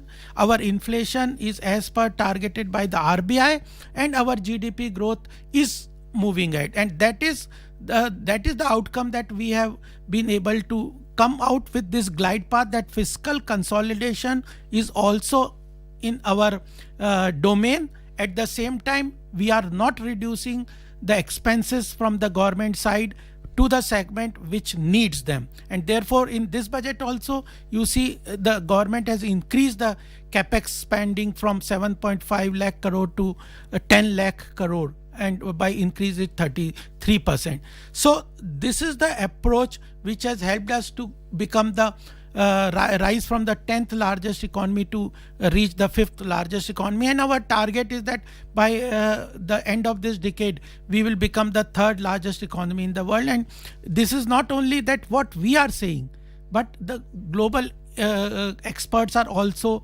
agreeing to this, that India will become the 3rd largest economy. And at the same time our fiscal our GDP growth rate at present, which is expected to be 7%, next year also around 6.5%, it will continue, and we will have a good macroeconomic parameters, good growth in the economy, and the whole path of fiscal consolidation is on place. तो जो आप कह रहे हैं कि जो reforms oriented approach है और एक टारगेटेड सब्सिडीज़ की अप्रोच है भारत सरकार की, जो काफ़ी इन दो पहलुओं पर अडिग रही है, उसके चलते हमने जैसे रशिया यूक्रेन का भी अभी देखा पिछले वित्त वर्ष में, रादर जो मौजूदा वित्त वर्ष है उसमें एक अनएक्सपेक्टेड जो एक चैलेंज आया, उसके बावजूद हमारे फिस्कल डेफिसिट के टारगेट्स मीट हुए. सो आपको लगता है कि ये बजट भी वैसा ही ग्रोथ ओरिएंटेड है और शॉक्स को एब्जॉर्ब करने की भी क्षमता है इसमें? बिल्कुल, शॉक्स तो जो शॉक्स हैं उसको तो एब्जॉर्ब इसलिए कर लेंगे कि प्रॉपर फिस्कल डेफिसिट का हमारे पास टारगेट है और इन्वेस्टमेंट का भी पूरा टारगेट है, और अल्टीमेटली सरकार ने इस बात को भी ध्यान में रखा हुआ है कि इन्फ्लेशन को भी हम कंट्रोल रखेंगे. और जो रिसोर्स जनरेशन है, सबसे बड़ी बात है कि आप टैक्स बायंसी जो हमारे में देखते हैं, अभी रिपोर्ट आई है कि जीएसटी का collection in spite of reduction in indirect tax के बावजूद भी 1,56,000 करोड़ का पिछले महीने में हुआ, जो हाईएस्ट जीएसटी कलेक्शन है. और डायरेक्ट टैक्स में भी काफ़ी बायंसी हमारे को नज़र आती है. तो डायरेक्ट टैक्स कलेक्शन भी बढ़ता जा रहा है, जो रिसोर्स भी जनरेट कर रहा है. और हमारे साथ फिर जुड़ गए हैं शरद कोहली जी. शरद जी, हम अभी बात कर रहे थे हम गोपाल जी से स्टूडियो में, डायरेक्ट टैक्स का वो जिक्र कर रहे थे, डायरेक्ट टैक्स की जो मजबूती है उसके बारे में बता रहे थे. आपको लगता है कि ये जो नई रेजीम है, जो नया टैक्स रेजीम अब आया है इस बजट में, उसको जब अच्छी तरह समझ लेंगे टैक्स पेयर्स, तो टैक्स बॉयंसी बढ़ेगी या मेंटेन रहेगी? क्या उम्मीद है आपको? हाँ, देखिए सोनू, अगर हम वित्त मंत्री महोदया की जो लोग स्पीच सुन रहे थे, उनको तो उन्होंने सुना ही होगा, पर जिन्होंने नहीं सुनी उनके लिए जानकारी के लिए मैं बता देता हूँ कि उन्होंने बोला कि ये जो सारे हमने टैक्स के रिलीफ दिए हैं डायरेक्ट टैक्स में, ये 38,000 करोड़ के करीब का इसको सरकार को हिट लेना पड़ेगा. और इसमें समझने वाली बात यह है कि जैसे जैसे आप टैक्स को सिंपल बनाते हैं और जैसे जैसे टैक्स के रेट्स कम होते हैं, हमने देखा कि टैक्स के रेट्स कम, 0 से 3 लाख, 3 से 6 लाख, न्यू रेजीम में आप ओवरऑल टैक्स देखेंगे तो टैक्स कम है. तो इंसिडेंस ऑफ टैक्स जब कम होता है तो ये टिपिकली दुनिया भर में ये देखा गया और सैद्धांतिक रूप से भी ये सत्य है कि आपको टैक्स की कंप्लायंस बढ़ती है, और टैक्स की कंप्लायंस बढ़ेगी. हम टैक्स पेयर्स बेस को बड़ा करने की बात करते हैं, तो ये रिस्क जब सरकार लेती है तो बहुत कैलकुलेटेड होता है. क्योंकि आप नए टैक्स पेयर्स जुड़ेंगे, पुराने टैक्स पेयर्स टैक्स देने से भागेंगे नहीं, लोग रिटर्न फाइल करने के लिए आगे आएंगे जी, कि चोरी के तरीके नहीं ढूंढेंगे, टैक्स बचाने के, टैक्स से छुपने के तरीके नहीं ढूंढेंगे, तो उससे टैक्स में बोयंसी और आएगी. और 1,56,000 करोड़ जो अभी गोपाल जी बता रहे थे, उसमें जीएसटी में कलेक्शन आया है, ये सेकंड हाईएस्ट कलेक्शन है. मैं समझता हूँ भारतीय अर्थव्यवस्था के लिए, जहाँ दुनिया भर की अर्थव्यवस्थाएं इस समय जूझ रही है, मंदी की आहट है, कहीं मंदी आ चुकी है, कहीं मंदी आने वाली है, कहीं मंदी बिल्कुल दरवाजे पर खड़ी है. ऐसे में भारतीय अर्थव्यवस्था में अगर जीएसटी का कलेक्शन एक सीधा मापदंड होता है सोनू, वो सीधा ये बताता है कि आपकी अर्थव्यवस्था कहाँ जा रही है. क्योंकि जीएसटी एक ऐसा टैक्स है जो एक पैदा होता बच्चा भी देता है. अब वो बच्चा भी पैदा होकर डायपर आएगा, उसका बेबी फूड आएगा, कुछ ना कुछ खरीदेंगे, हर आदमी देता है, पूरी की पूरी जनता देती है. तो उसमें बोयंसी बहुत अच्छा संकेत देती है हमको कि अर्थव्यवस्था बहुत अच्छी कर रही है. और हमने देखा कि 25% बढ़ोतरी, हमने जो आखिरी डायरेक्ट टैक्स के आंकड़े मापे गए थे तो 14,70,000 करोड़ के आंकड़े आए थे, 25% पहले से ज्यादा था. तो मुझे लग रहा है कि टैक्स की बोयंसी सरकार को भी एनकरेज कर रही है. और जो आज आपको रिबेट देखने को मिले हैं, जो रिलीफ दिए हैं, ये भी सरकार का उत्साह इससे बढ़ता है कि लोग टैक्स आगे आके दे रहे हैं, तो हम जो लोग ऑलरेडी दे रहे हैं उनको हम कुछ रिलीफ दें. और ये भी साथ में है कि टैक्स पेयर्स बेस आगे इससे नए टैक्स रेजिम से मुझे लग रहा है कि आपको बढ़ता हुआ नजर आएगा. शरद जी, बहुत बहुत आपका धन्यवाद कि आप शामिल हुए इस बजट पूर्व चर्चा में और आपने हमारे श्रोताओं को टैक्सेस से जुड़े कई पहलुओं पर विस्तृत जानकारी दी. And it's time now to also go to the bulletin that is going to be read by the newsreaders in Hindi and English. So do stay tuned on our budget discussion. We'll be back after the bulletin is read. Budget 2023.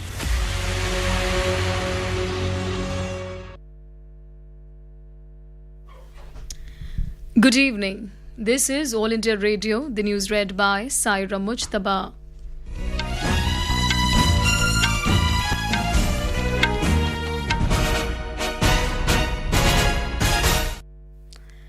Finance Minister Nirmala Sitharaman presented the Union Budget for 2023-24 in Parliament today.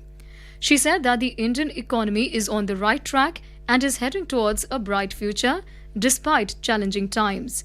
Ms. Sitharaman said the economic growth in the current year is estimated to be at 7%. In the 75th year of our independence, the world has recognized the Indian economy as a bright star. Our current year's economic growth is estimated to be at 7%. It is notable that this is the highest among all the major economies. This is in spite of the massive slowdown globally caused by COVID-19 and the war. The Indian economy is therefore on the right track and despite a time of challenges, heading towards a bright future. The Finance Minister announced that capital investment outlay will be increased by 33% to 10 lakh crore rupees, which would be 3.3% of the GDP. To spur investment in infrastructure, Ms. Sitharaman said the government has decided to continue the 50-year interest-free loan to state governments for one more year.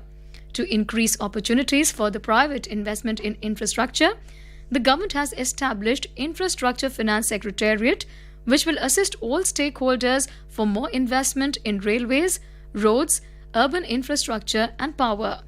Focusing on the agriculture sector, Ms. Sitharaman said an agriculture accelerator fund will be set up to encourage agri-startups by young entrepreneurs in rural areas.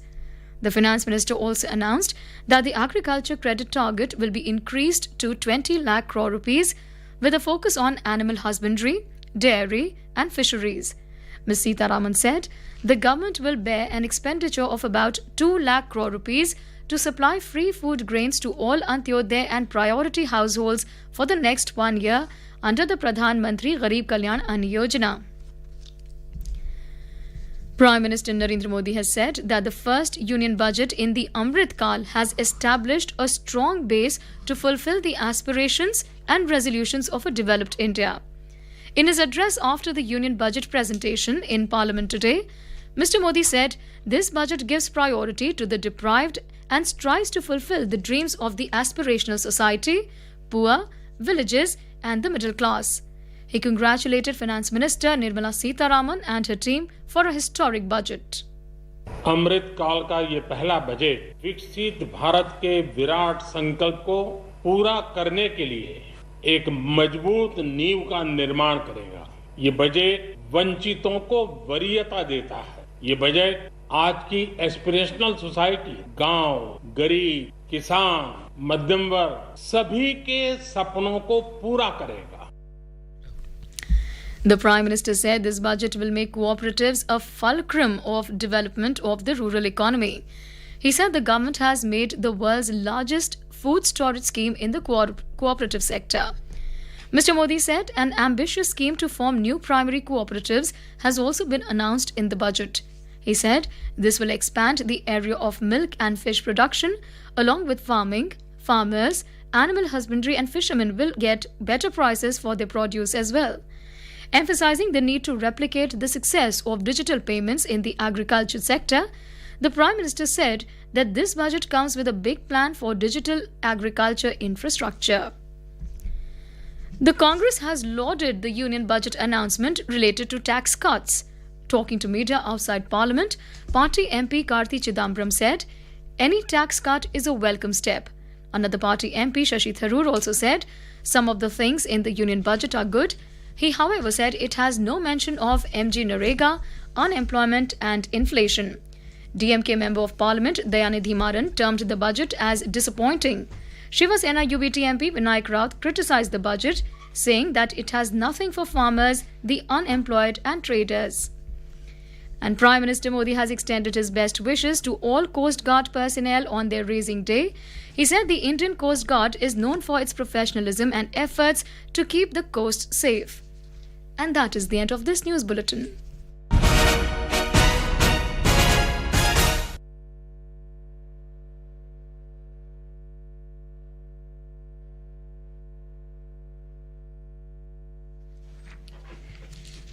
ये आकाशवाणी है। अब आप जागृति शर्मा से समाचार सुनिए।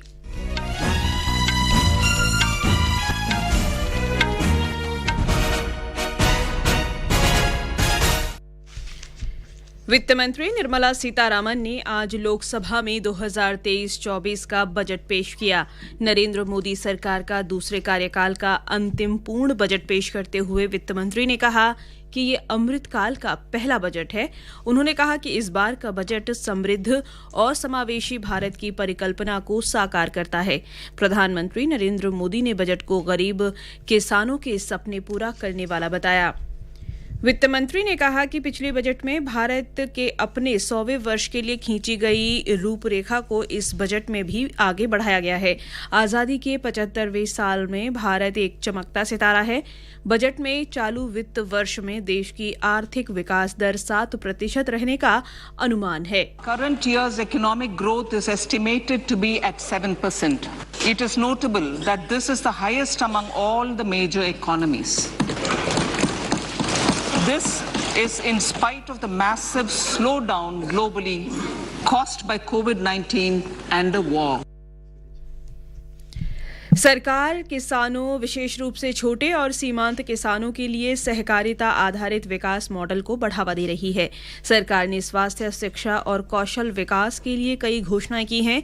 2014 से स्थापित वर्तमान 157 मेडिकल कॉलेज में ही 157 नए नर्सिंग कॉलेज स्थापित किए जाएंगे। बजट में वर्ष 2047 तक जनजातीय क्षेत्रों में 40 वर्ष तक की उम्र वाले 7 करोड़ लोगों का कौशल विकास किया जाएगा। सरकार अगले 3 वर्षों में 740 एकलव्य मॉडल आवासीय विद्यालयों में 38,800 अध्यापक और सहायक कर्मी नियुक्त करेगी। इन विद्यालयों में 3.5 लाख से अधिक जनजातीय छात्र अध्ययनरत हैं।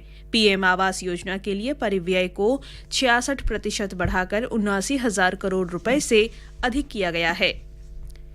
वित्त मंत्री ने बताया है कि बजट में 7 प्राथमिकताएं हैं। ये सभी एक दूसरे को संपूर्ण करती हैं और अमृतकाल के दौरान सरकार का मार्गदर्शन करते हुए सप्तऋषि की भांति काम करती हैं। इसमें समावेशी विकास, अंतिम व्यक्ति तक पहुंच बनाना, अवसंरचना और निवेश, सक्षमता लाना, हरित विकास, युवा शक्ति और वित्तीय क्षेत्र शामिल हैं। बजट में रेलवे के लिए अब तक के सर्वाधिक 2,40,000 करोड़ रुपए के पूंजीगत खर्च का प्रावधान किया गया है। क्षेत्रीय हवाई संपर्क सुविधा में सुधार के लिए 50 अतिरिक्त हवाई अड्डों, हेलीपोर्ट, वाटर एरोड्रोम के पुनरुद्धार को शामिल किया गया है। शहरी अवसंरचना विकास निधि की स्थापना की जाएगी। बजट में आयकर दाताओं को भी राहत दी गई है। आयकर स्लैब की संख्या 6 से घटाकर 5 कर दी गई है और अब 3 लाख रुपए तक की आय वाले व्यक्तियों को कोई कर नहीं देना होगा। 3 से 6 लाख रुपए तक की आय वाले करदाताओं को 5% की दर से कर का भुगतान करना होगा। 6 से 9 लाख रुपए तक के लिए 10% और 9 से 12 लाख रुपए तक ये 15% होगी। 12 से 15 लाख रुपए तक के लिए कर की दर 20% होगी। 15 लाख से ऊपर की आय पर कर की दर 30% होगी। नई कर व्यवस्था चुनने वाले करदाताओं को 7 लाख रुपए तक की आय पर कोई कर नहीं देना होगा। आम जनता ने बजट का स्वागत किया है। लोगों का कहना है कि इसे देश के विकास को ध्यान में रखकर तैयार किया गया है। बजट में आयकर स्लैब में बढ़ोतरी से मध्यम वर्ग को बड़ी राहत मिली है। प्रधानमंत्री ने केंद्रीय बजट की सराहना करते हुए कहा है कि अमृतकाल के इस पहले बजट से विकसित भारत की महत्वाकांक्षाएं पूरी करने का मजबूत आधार बनेगा। आज संसद में केंद्रीय बजट की प्रस्तुति के बाद अपने संबोधन में प्रधानमंत्री ने कहा कि बजट में समाज के वंचित लोगों को प्राथमिकताएं दी गई हैं। सूचना और प्रसारण मंत्री अनुराग सिंह ठाकुर ने केंद्रीय बजट को मध्यम वर्ग और युवाओं का हितैषी तथा उन्हें सशक्त बनाने वाला और समावेशी बताया है।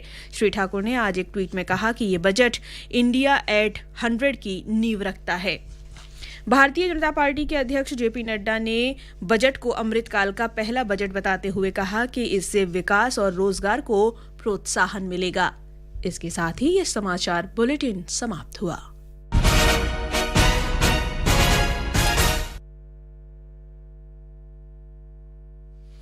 We just heard the English and Hindi bulletin on the budget announcements today. And to continue the budget discussion in detail, I'm your moderator Arjun, and with me is Sonu Sood, who is moderating in Hindi. Thank you so much Arjun. So आज का जो budget है उस पर हम सुबह से हमारी चर्चा लगातार चल रही है और हम अभी शरद कोहली जी हैं, टैक्स एक्सपर्ट, फाइनेंशियल एक्सपर्ट, उनके साथ जुड़े हुए हैं। शरद जी, आपसे ये जानना चाहेंगे कि जो स्टार्टअप्स हैं उनके लिए किस तरह से इस बजट में टैक्सेशन के पॉइंट ऑफ व्यू से रिलीफ दिया गया है। दोबारा आप एक बार बोलेंगे? जो स्टार्टअप्स इकोसिस्टम है, जो नए बिजनेस स्टार्टअप्स के लिए क्या स्पेशल टैक्स प्रावधान है? देखिए, जो मान्यता प्राप्त स्टार्टअप्स हम सब जानते हैं करीब। Hello Sharad, I'm afraid we have lost you there briefly. शरद जी, आप हमारे साथ जुड़े हुए हैं?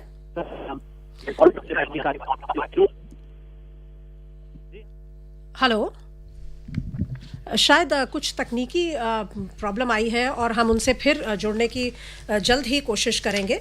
इस बीच हम अपने सभी श्रोताओं को बता दें कि जो बजट है उसके प्रमुख केंद्र बिंदु क्या हैं।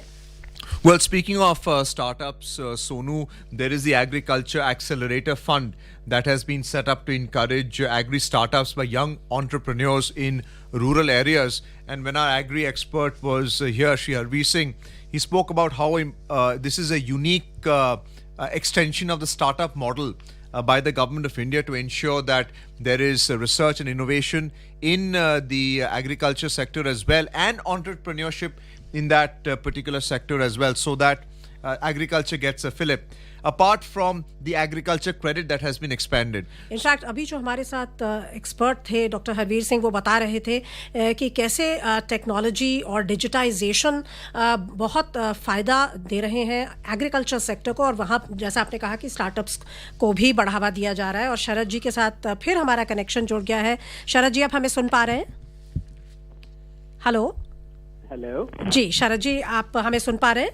जी, मैं सुन पा रहा है कि अब आप 10 साल ये स्पैन रख सकते हैं बजाय 7 साल के। आप 10 साल में वो 3 साल चुन सकते हैं जब आप टैक्स की एग्जेम्पशन चाहते हैं। तो नॉर्मली स्टार्टअप्स क्या करते हैं, जब उनको लगता है इन 10 साल में सबसे ज्यादा मुनाफा जिन सालों में है, उन सालों में वो उसको एग्जेम्पशन को अवेल कर लेते हैं। तो स्टार्टअप्स के लिए बहुत अच्छी खबर है, क्योंकि ये बहुत रेयर था कि किसी भी नए बिजनेस को पूरी तरह से टैक्स एग्जेम्पशन मिल जाए, जितनी भी उनकी प्रॉफिट हो उस पे कोई टैक्स ना लगे। तो स्टार्टअप्स के लिए एक बहुत अच्छी, मैं समझता हूँ, खबर निकल के आई। Sharad, when you have an announcement like the Agriculture Accelerator Fund for benefiting agri startups, how does this fund operate, and how does a typical applicant apply for such a startup program, so that they can contribute their intellectual know-how and their energy into this kind of an enterprise, bearing in mind that there is also a tax incentive or a tax holiday available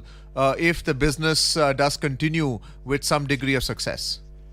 Well, I think this is in continuation to what Sonu asked just now, because the Accelerator Fund for Agriculture is a very unique idea. Because there are a lot of startups which are either doing research or wanting to come up in the agriculture sector. We should not forget that yesterday's economic survey gave the data that 47% of the households in India have their livelihoods dependent on agriculture. So keeping that in mind, I think there's a lot of work going on in agriculture. Agriculture is no more an activity which is restricted to a farm, which is restricted to sowing the seeds, which is only restricted to harvesting. There's a lot of technology around agriculture, and I think this Accelerator Fund will provide support to all the agri-related startups, if there are any, or any irrigation ideas, or any ideas with regard to, improvisation of seeds, improvisation of agriculture marketing. So anything connected with agriculture, I think, will be covered within the purview of the Accelerator Fund. And I think it is great news, because these people can be amongst the farmers. These people could be farmers' children who've been educated. These people could be independent startups who have their unique idea on agriculture.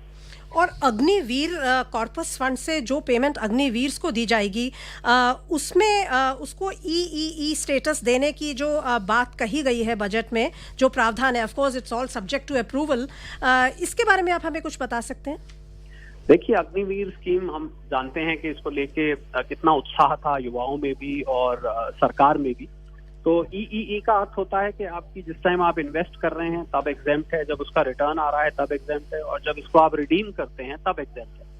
तो Agniveer corpus fund में triple E exemption मैं समझता हूँ बहुत अच्छी खबर है। और अगर आप इसका एग्जाम्पल लेना चाहते हैं कि और कौन सा ऐसा फंड है जो कि जिसको ट्रिपल-E बेनिफिट मिलता है। उसमें मैं पब्लिक प्रोविडेंट फंड जो है, PF जिसको बोलते हैं या PPF कह लीजिए, वो ट्रिपल-E है, जिसके निवेश पे, जिसके रिडेम्पशन पे, जिसके ब्याज पे, तीनों चीजों पे आपको माफी होती है टैक्स की।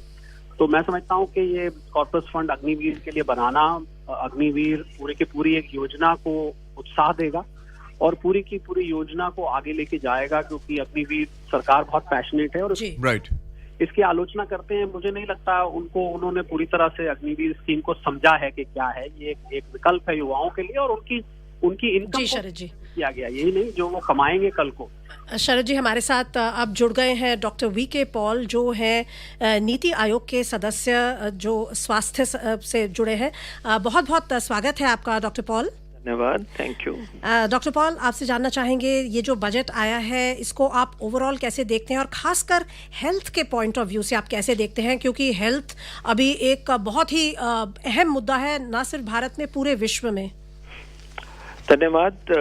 इस बजट में जो एक बहुत बात उभर के आती है कि ये एक इंक्लूसिव डेवलपमेंट वाला बजट है, जो कि एक इसका मेन मुद्दा है। सप्तऋषि 7 जो गाइडिंग प्रिंसिपल्स हैं उनमें से एक इंक्लूसिव डेवलपमेंट का मुद्दा है और उसमें एम्फेसिस है जो हमारे सोशल वेलफेयर और सोशल प्रोग्राम्स हैं उनके ऊपर डिलीवरी का, उनको सैचुरेट करने का और उनका इम्पैक्ट तक लेके जाने की जो रिजॉल्व है वो दिखाई देता है।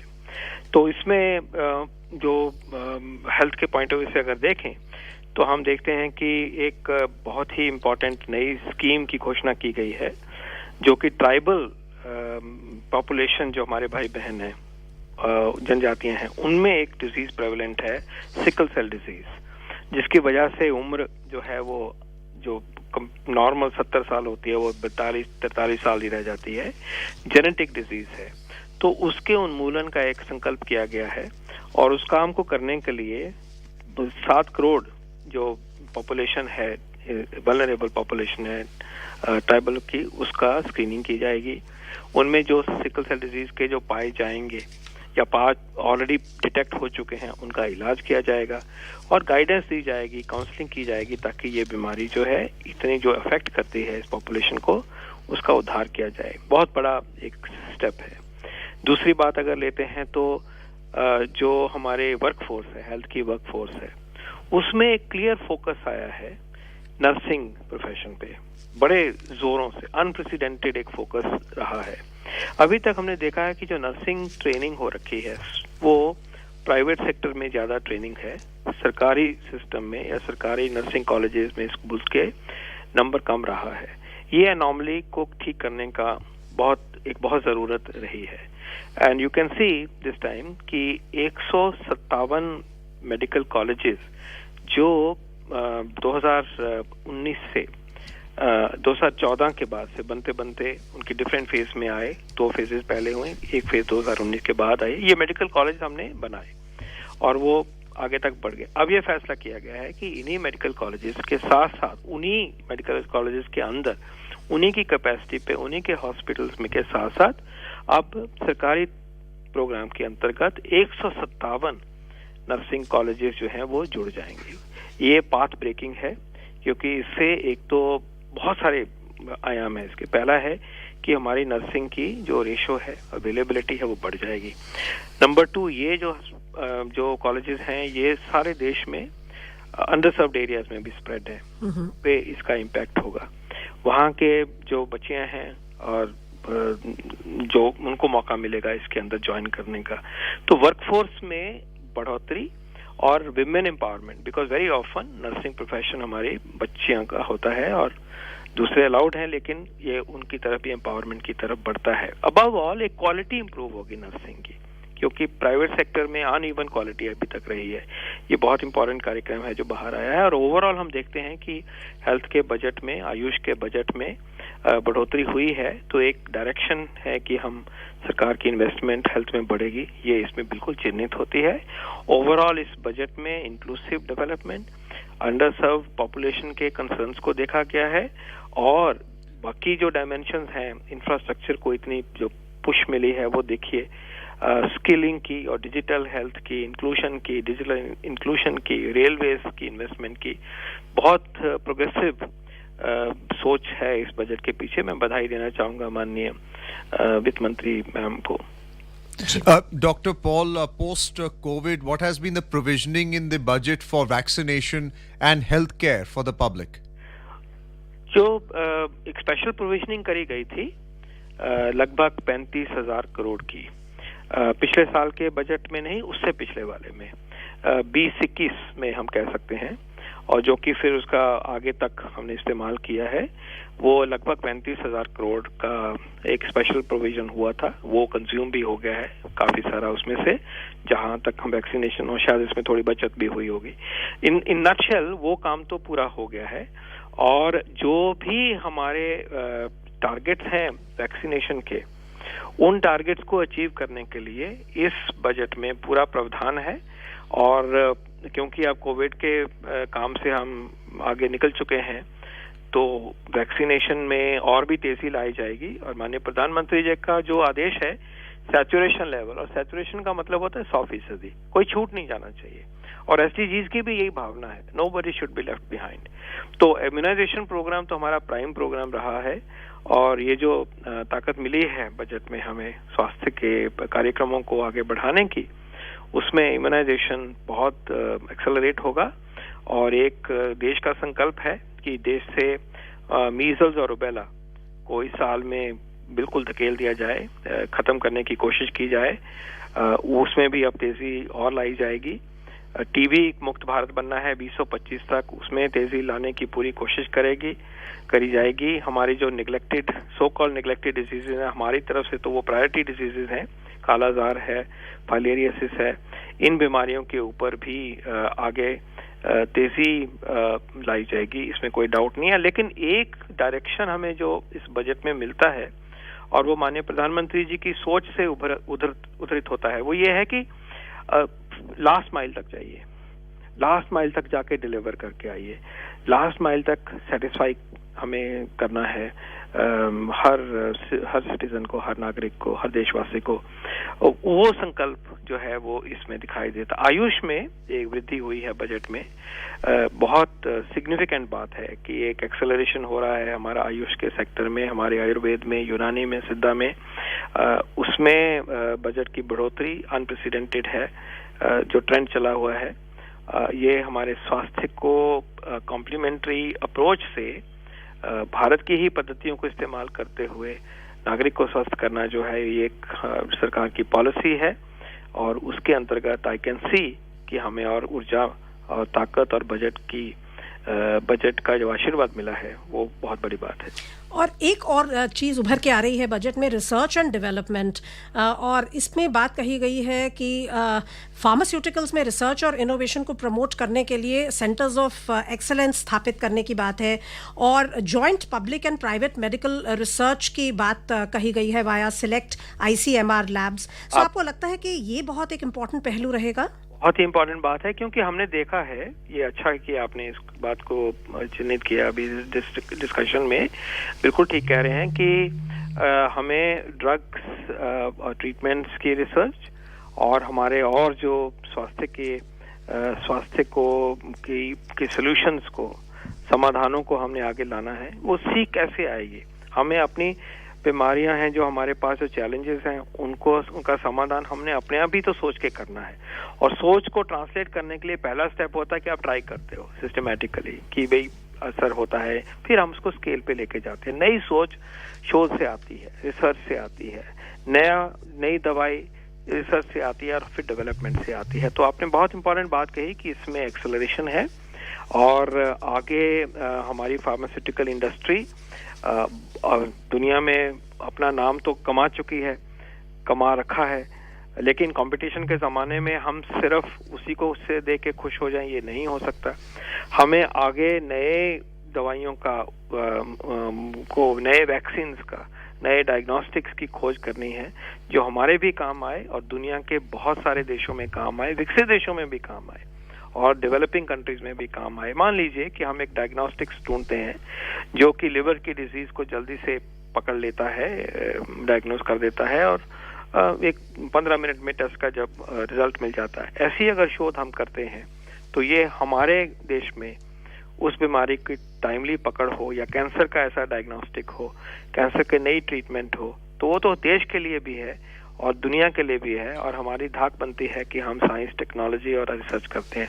तो ये भी जो सेंटर ऑफ एक्सीलेंस की बात कही है उसमें दिखाई देता है और हमें बजट मिला है। और जो दूसरा प्राइवेट पब्लिक मिलके और सॉल्यूशंस ढूंढे, Indian council of medical research के प्रावधान के अंतर्गत ह्यूमन रिसर्च हो, उसमें भी बढ़ोतरी बढ़ोतरी के लिए बजट में प्रावधान किया गया है। तो ये भी एक क्लियर कट एक पॉलिसी ट्रांसलेशन इनटू प्रोग्राम। बहुत बहुत धन्यवाद आपका डॉक्टर पॉल हमसे जुड़ने के लिए।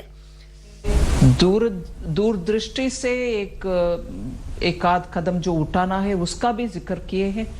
साथ साथ जैसे माननीय प्रधानमंत्री जी वंचितों को वर्चस्व देने के लिए जो बजट की बात होती है, इसमें इतने सारे अंश हैं जिसके द्वारा हर एससी, हर एसटी और इकोनॉमिकली वीकर सेक्शन, ओबीसी, इन सबको प्रावधान दिया गया है। Ma'am, congratulations on your 5th consecutive budget, and of course you did mention just now that these have been really bad 5 years, some of the toughest times that our country has faced, but still we are right up there as a bright star.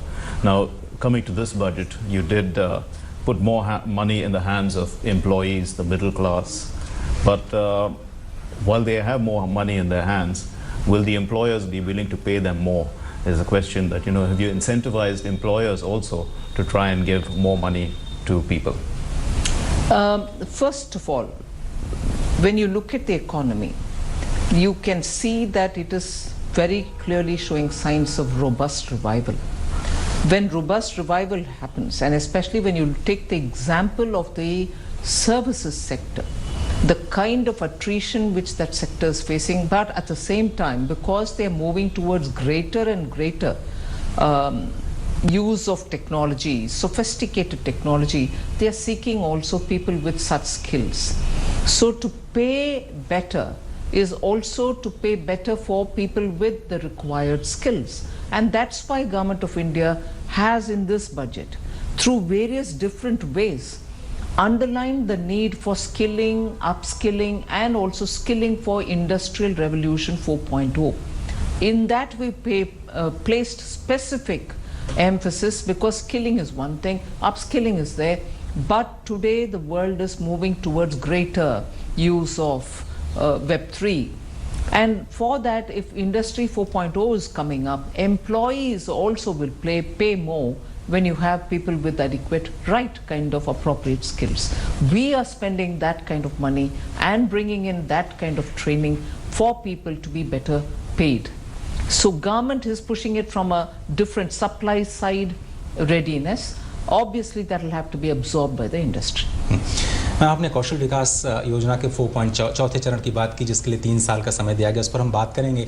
लेकिन आम जनता जो सबसे striking point budget में है वो आपका नया tax regime जिसका आपने ऐलान किया, उसके पीछे का रैशनल थोड़ा सा हमें समझाइए कि जब 2 रिजीम आपने पहले लॉन्च की, जिसमें एक में एग्जम्पशन बिल्कुल नहीं है, दूसरे में एग्जम्पशंस के साथ है, तो आप क्यों ये नई रिजीम को लेकर के मिडिल क्लास के लिए आए?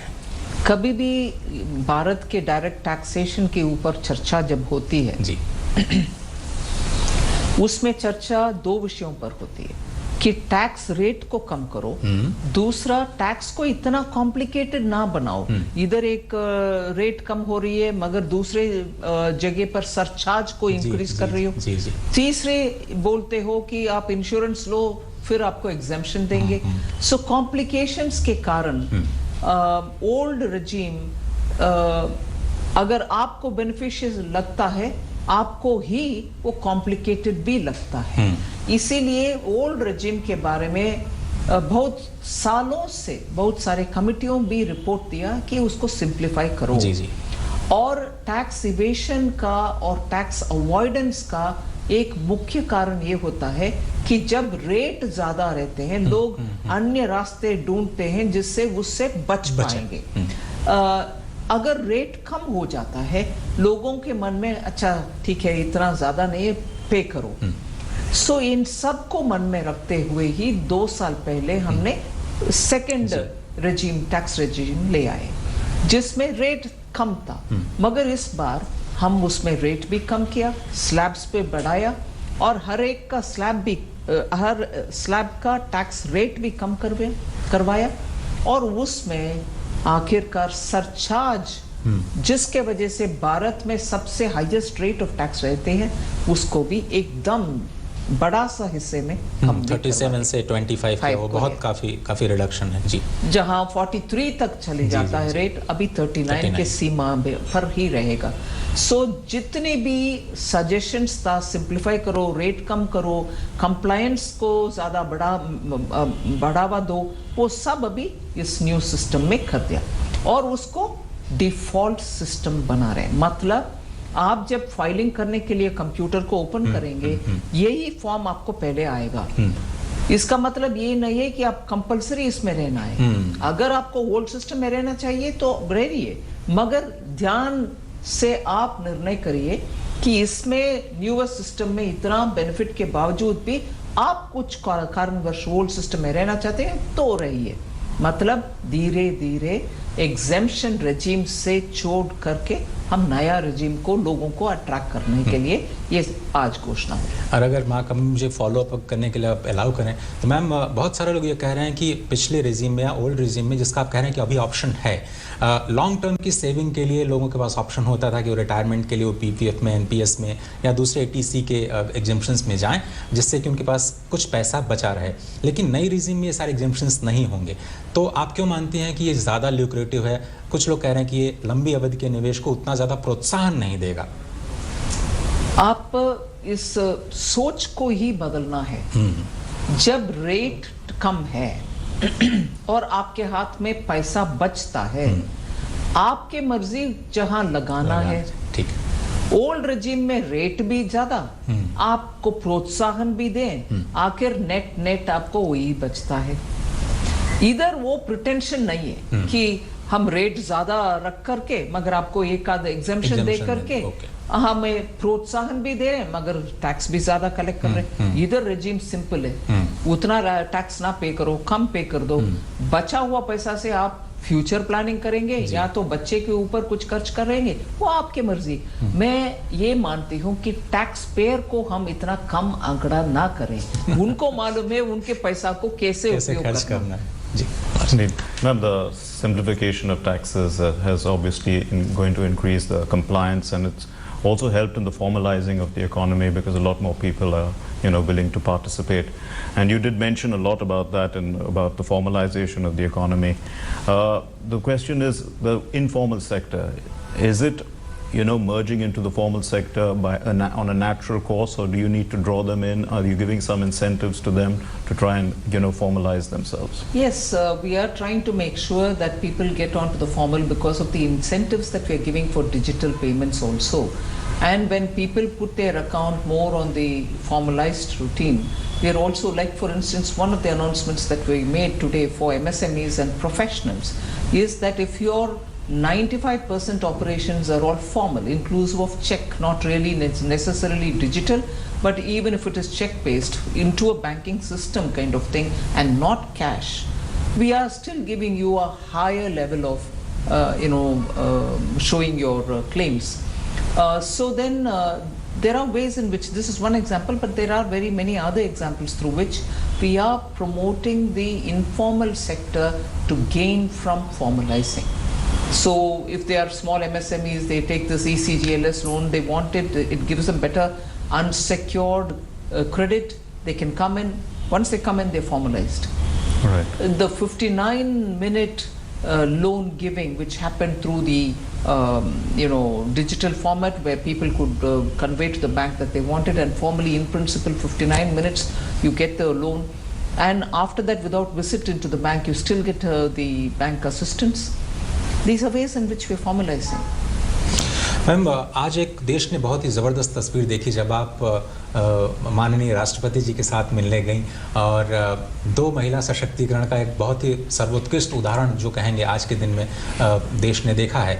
बजट भी महिला सशक्तिकरण पे फोकस करता है, जिसकी प्रधानमंत्री ने बहुत उनको फैसिलिटेशन करने के लिए किए उसमें हमारी युवा, क्योंकि वो इतना इनोवेटिव है, स्टार्टअप्स लगातार बढ़ते आए नंबर में आज 80,000 से ज़्यादा है, मगर उनमें से 100 से ज़्यादा ऑलरेडी यूनिकॉर्न्स बन चुके हैं। सो हमारे मन में अगर भारत देश में महिला हो पुरुष हो, उनको प्रोत्साहन सही समय पर पॉलिसी के तहत, उसमें डिस्क्रिशन नहीं है, उनको आपको कर रहे हैं इनको नहीं करेंगे ऐसे नहीं, पॉलिसी के तहत जब सपोर्ट करते हैं और उनको सही महीने पर जो चाहिए वो करना, ना कि दिल्ली में बैठ करके आपके मनमानी। इसी तरीके से हम जब SHG महिला ग्रुप्स को बड़े संख्या पर क्लस्टर जैसे उनको यूनाइट करके उनको रॉ मटेरियल जो सप्लाई करना है अच्छे क्वालिटी का, समय पर, स्टैंडर्ड अफोर्डेबल सोर्सेस से, और उनको प्रोफेशनल तरीके से रन करने के लिए ये सब जब करते हैं और उनका मार्केटिंग वगैरह हम हेल्प करते हैं, हम मानते हैं कि जैसे स्टार्टअप में शॉर्ट पीरियड में इतना बड़ा सा रेवोल्यूशन हुआ, वैसे इधर भी महिला सशक्तिकरण होगा और उनके द्वारा देश का मैन्युफैक्चरिंग और सर्विसेज में अच्छा उन्नति हम कर पाएंगे।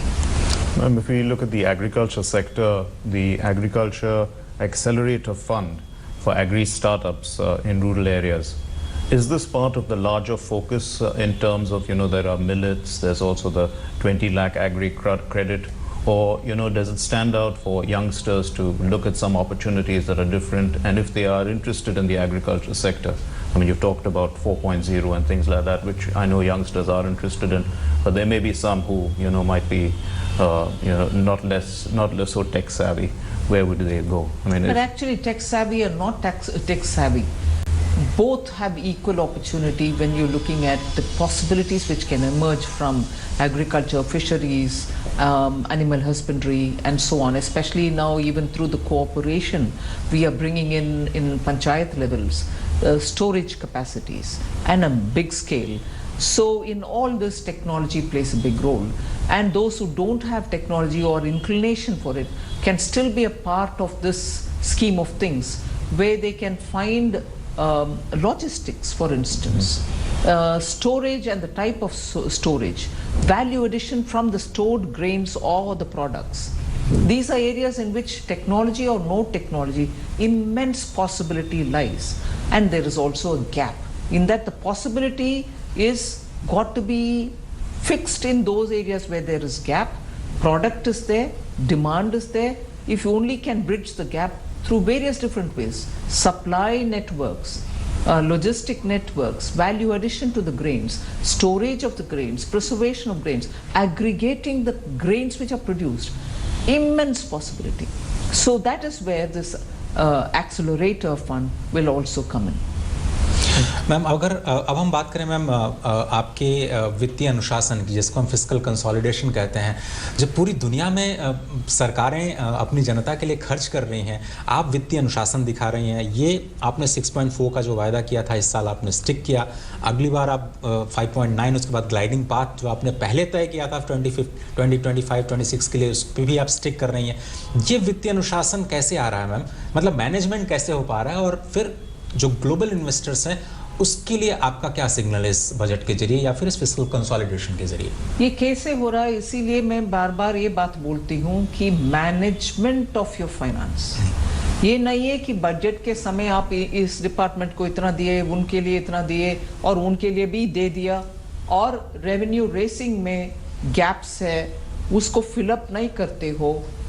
दोनों तरफ जो रेवेन्यू गैप्स है उसको फिलअप करो, बंद करो, और एफिशिएंसी ले आओ। टेक्नोलॉजी को उपयोग करते हुए आज हम ट्रेल कर सकते हैं कौन नहीं पे कर रहा, जो पे करने लायक उतने बारीकी से एक इनकम और रेवेन्यू बढ़ाने के लिए एफर्ट हो रही। दूसरी तरफ जब डिपार्टमेंट्स को खर्च करने के लिए पैसा देते हैं, क्या वो पूरे के पूरे उपयोग में आ रही है कि नहीं आ रही? एफिशिएंसी इन इफेक्टिव यूटिलाइजेशन, पैसा नीचे तक अगर नहीं पहुंचता, आपके मकसद जो है पैसा पहुंचने में डिमांड बढ़ेगी, इन्वेस्टमेंट बढ़ेगी, वो तो आप अचीव कर नहीं पाएंगे। इसीलिए मैं मानती हूं कि फिनांस मिनिस्ट्री का काम एकदम बजट प्रेजेंटेशन के ऊपर जितने ध्यान देना है उससे 3 गुना अधिक पूरे साल में इम्प्लीमेंटेशन में, लूप होल प्लग करने में, इवेशन रोकने में, और जहां लूप होल्स को उपयोग करते हुए पैसा कहीं और जा रहा उसको रोकने में, एक्शन लेने में, और जहां बार बार गलतियां हो रही है उनको उनके ऊपर एक्शन लेके उनके संपत्ति को लेने में कोर्ट के द्वारा। हर एस्पेक्ट ऑफ फाइनेंस मिनिस्ट्री पूरे के पूरे काम ऑन देयर टोस करना चाहिए। बैंकिंग सेक्टर में उदाहरण के लिए मैं बोल रही हूँ, कोविड के समय वो emergency credit guarantee liquidity scheme government announce किया, सरकार ने आपको गारंटी के तरह और गारंटी देते हुए पीछे खड़े हो रही है। अगर बैंक एफिशिएंटली इसको इम्प्लीमेंट नहीं करते, स्कीम का तो बिल्कुल मकसद ही फेलियर हो जाता है। सो उस समय उनके ऊपर उसी हद में और उसी लेवल पर आज क्रेडिट को सबको पहुंचाने में बैंक की जिम्मेदारी है। सो मैं मानती हूँ बैंक हर एक सेक्टर फिनांस मिनिस्ट्री के अंदर डिपार्टमेंट पे डिपार्टमेंट टॉप नॉच परफॉर्मेंस करने के ही कंपटीशन हो रहा है। उसके कारण ही आज हम इतने दुनिया में चैलेंजेस रहने के बाद भी आज हम खड़े होकर के बोल सकते हैं ठीक है, हमारे रेवेन्यू बोएंसी इतना है, खर्च में कोई वेस्ट नहीं है, पूरे के पूरे यूटिलाइजेशन हो रही है, बैंक सेक्टर जो करना है वो सब रूरल तक पहुंच रही है, क्रेडिट अवेलेबल हो रही है। ऐसे करके हर एक एंगल में इकोनॉमी को ध्यान से चलाना पड़ता है। और एक कॉलरली मैम इससे जुड़ा हुआ सवाल ये कि जो पब्लिक इन्वेस्टमेंट में आपने लगातार 3 सालों में बढ़ोतरी की वो कैसे हुआ, और क्या अब ये मतलब आपने सोच समझ करके ये कल्चर एक तरह से रखा कि हम पब्लिक इन्वेस्टमेंट बढ़ाएंगे, या फिर कोरोना की वजह से आपकी सोची समझी रणनीति थी कि इस पर आगे बढ़ेंगे? हमने देखा 10 लाख करोड़, अगर आप स्टेट ग्रांट्स को देख लें तो 13.7 लाख करोड़ का ये पूरा का पूरा पब्लिक इन्वेस्टमेंट हो जाता है। 10 लाख करोड़ है, उसमें स्टेट को जो दे रहे हैं 1.3 लाख करोड़ उसमें शामिल है 10 में ही। मगर विषय ये है कि पब्लिक इन्वेस्टमेंट के द्वारा जो पैसा खर्च होता है उसमें रिटर्न ज्यादा आता है, क्योंकि उस पैसा का हर रुपया का इम्पैक्ट जो सोसाइटी में लगता है वो इन्वेस्टमेंट में, इंफ्रास्ट्रक्चर इन्वेस्टमेंट में जब आप करते हैं उसके रिपल इफेक्ट ज्यादा होता है, मल्टीप्लायर जो कहते हैं। मगर हाथ में पैसा रखने वाले वो राजनीति बात अगर हम करते हैं उससे इतना मल्टीप्लायर नहीं मिलता। इसलिए हम दृढ़ता से मानते हैं कि यही रूट है जो इकोनॉमी को उठा सकते हैं। जो कोविड के समय से हम हर साल देख रहे हैं उससे पॉजिटिव रिजल्ट्स मिल रही है। अभी भी उसी पेस में हम ग्रो करना है तो पब्लिक एक्सपेंडिचर ही अच्छा सा श्योर रास्ता है। So, madam, you say that CAPEX is also helping us, prevent the headwinds or deal with it to a large extent. It's going to promote growth potential, job creation, but how much of crowding in of private investment is actually taking place as a result of this kind of massive investment you're doing? In fact, in the media conference this evening, it was very clearly explained how between 2021, 2022, and now you'll see, there has never been a negative impact on private investment because of increasing public investments in infrastructure. The crowding in that we spoke about has been questioned, saying what kind of a crowding in? This is the first time we are hearing. But you see that the private investments, also because we brought the corporate tax down, also we extended the period by which many of them will have to bring in additional capacities or establish new units. All of them together is working now in the favor of private sector to invest. So when you go to the market to borrow, you find many of them are equally able to raise revenues, raise monies in the market, and that has not stopped anybody. And that is exactly what crowding in means. People are able to come in, raise revenues. Banks are able to raise revenues. Private sector is able to raise Indian equity. This is not as though money is coming from elsewhere. So it is the right combination of policies which I think has enabled crowding in, not just that public investments in infrastructure. Right policy together with this. But if you look at a direction, ma'am, in terms of, let's say, the Northeast or some of the aspirational districts, do we see that investments are going in these areas and whether the states are willing to respond with... Yes. Yeah. In fact, I'm happy to say that Northeast, because we have specifically given funds for them for their infrastructure development and also for their livelihood-related programs, both of which are very successful. Much before this year's budget, during the discussions, many of the Northeast states said, please continue it. It's made a lot of difference for us. And we are anyway continuing it. So it's made a difference for the Northeast, and also many states other than the Northeast also have very clearly said, please continue. We are able to bring in some of the primary asset building for the states through this fund. Ma'am, आपने अमृतकाल के budget में जो 4 बड़े pillars हमारे सामने रखे, उसमें महिला सशक्तिकरण पे आपने अपनी राय रखी। अब मैं जो दूसरी स्कीम है, आपकी बड़ी स्कीम पीएम विकास, उस पर आपकी राय जानना चाहता हूँ। वो पूरी स्कीम है क्या? और प्रधानमंत्री को अगर मैं कोट कर पाऊँ, उन्होंने कहा कि परंपरागत रूप से जो सृजन करने वाले विश्वकर्मा हैं, इस देश के निर्माता हैं, और सभी विश्वकर्माओं की मेहनत को पहली बार बजट में प्रोत्साहन देने का आपने शुरुआत की है। तो ये पीएम विकास है क्या? कैसे आप उसको मोबिलाइज करेंगी ग्रोथ पोटेंशियल के लिए? उसके लिए डिटेल्स अभी वर्कआउट करना बाकी है, मगर इससे विश्वकर्मा जब हम बोलते हैं, सिर्फ एक कम्युनिटी नहीं है, और कई राज्यों में उस नाम पर कोई कैस्ट है, सिर्फ वो नहीं है। देश में जैसे प्रधानमंत्री जी सटीक बोले कि हाथों से और हाथ में पकड़ा हुआ टूल्स से जो क्रिएटिव क्राफ्ट्स करते हैं, क्रिएटिव वर्क करते हैं, उन सब के लिए ये स्कीम के द्वारा प्रोत्साहन देंगे, जिससे युवा भी उस पीढ़ियों से वो कलाकार जो रहते हैं, उनको भी इससे बेनिफिट मिलेगा। डिटेल्स प्रोग्राम का हम जल्द से जल्द विवरण देंगे कि कैसे इसको लागू करेंगे। जी। Now, if you look at some of the green aspects of the budget, let me just start with you. You also talk about scrapping of old government vehicles. You're going to provide some funds for that. But is the government, actively adopting e-vehicles? I mean, that you're promoting for the rest of the country? First of all, we want to set an example by saying both central government and state governments, if they want, can go ahead with scrapping their vehicles, inclusive of some of the government-promoted ambulances.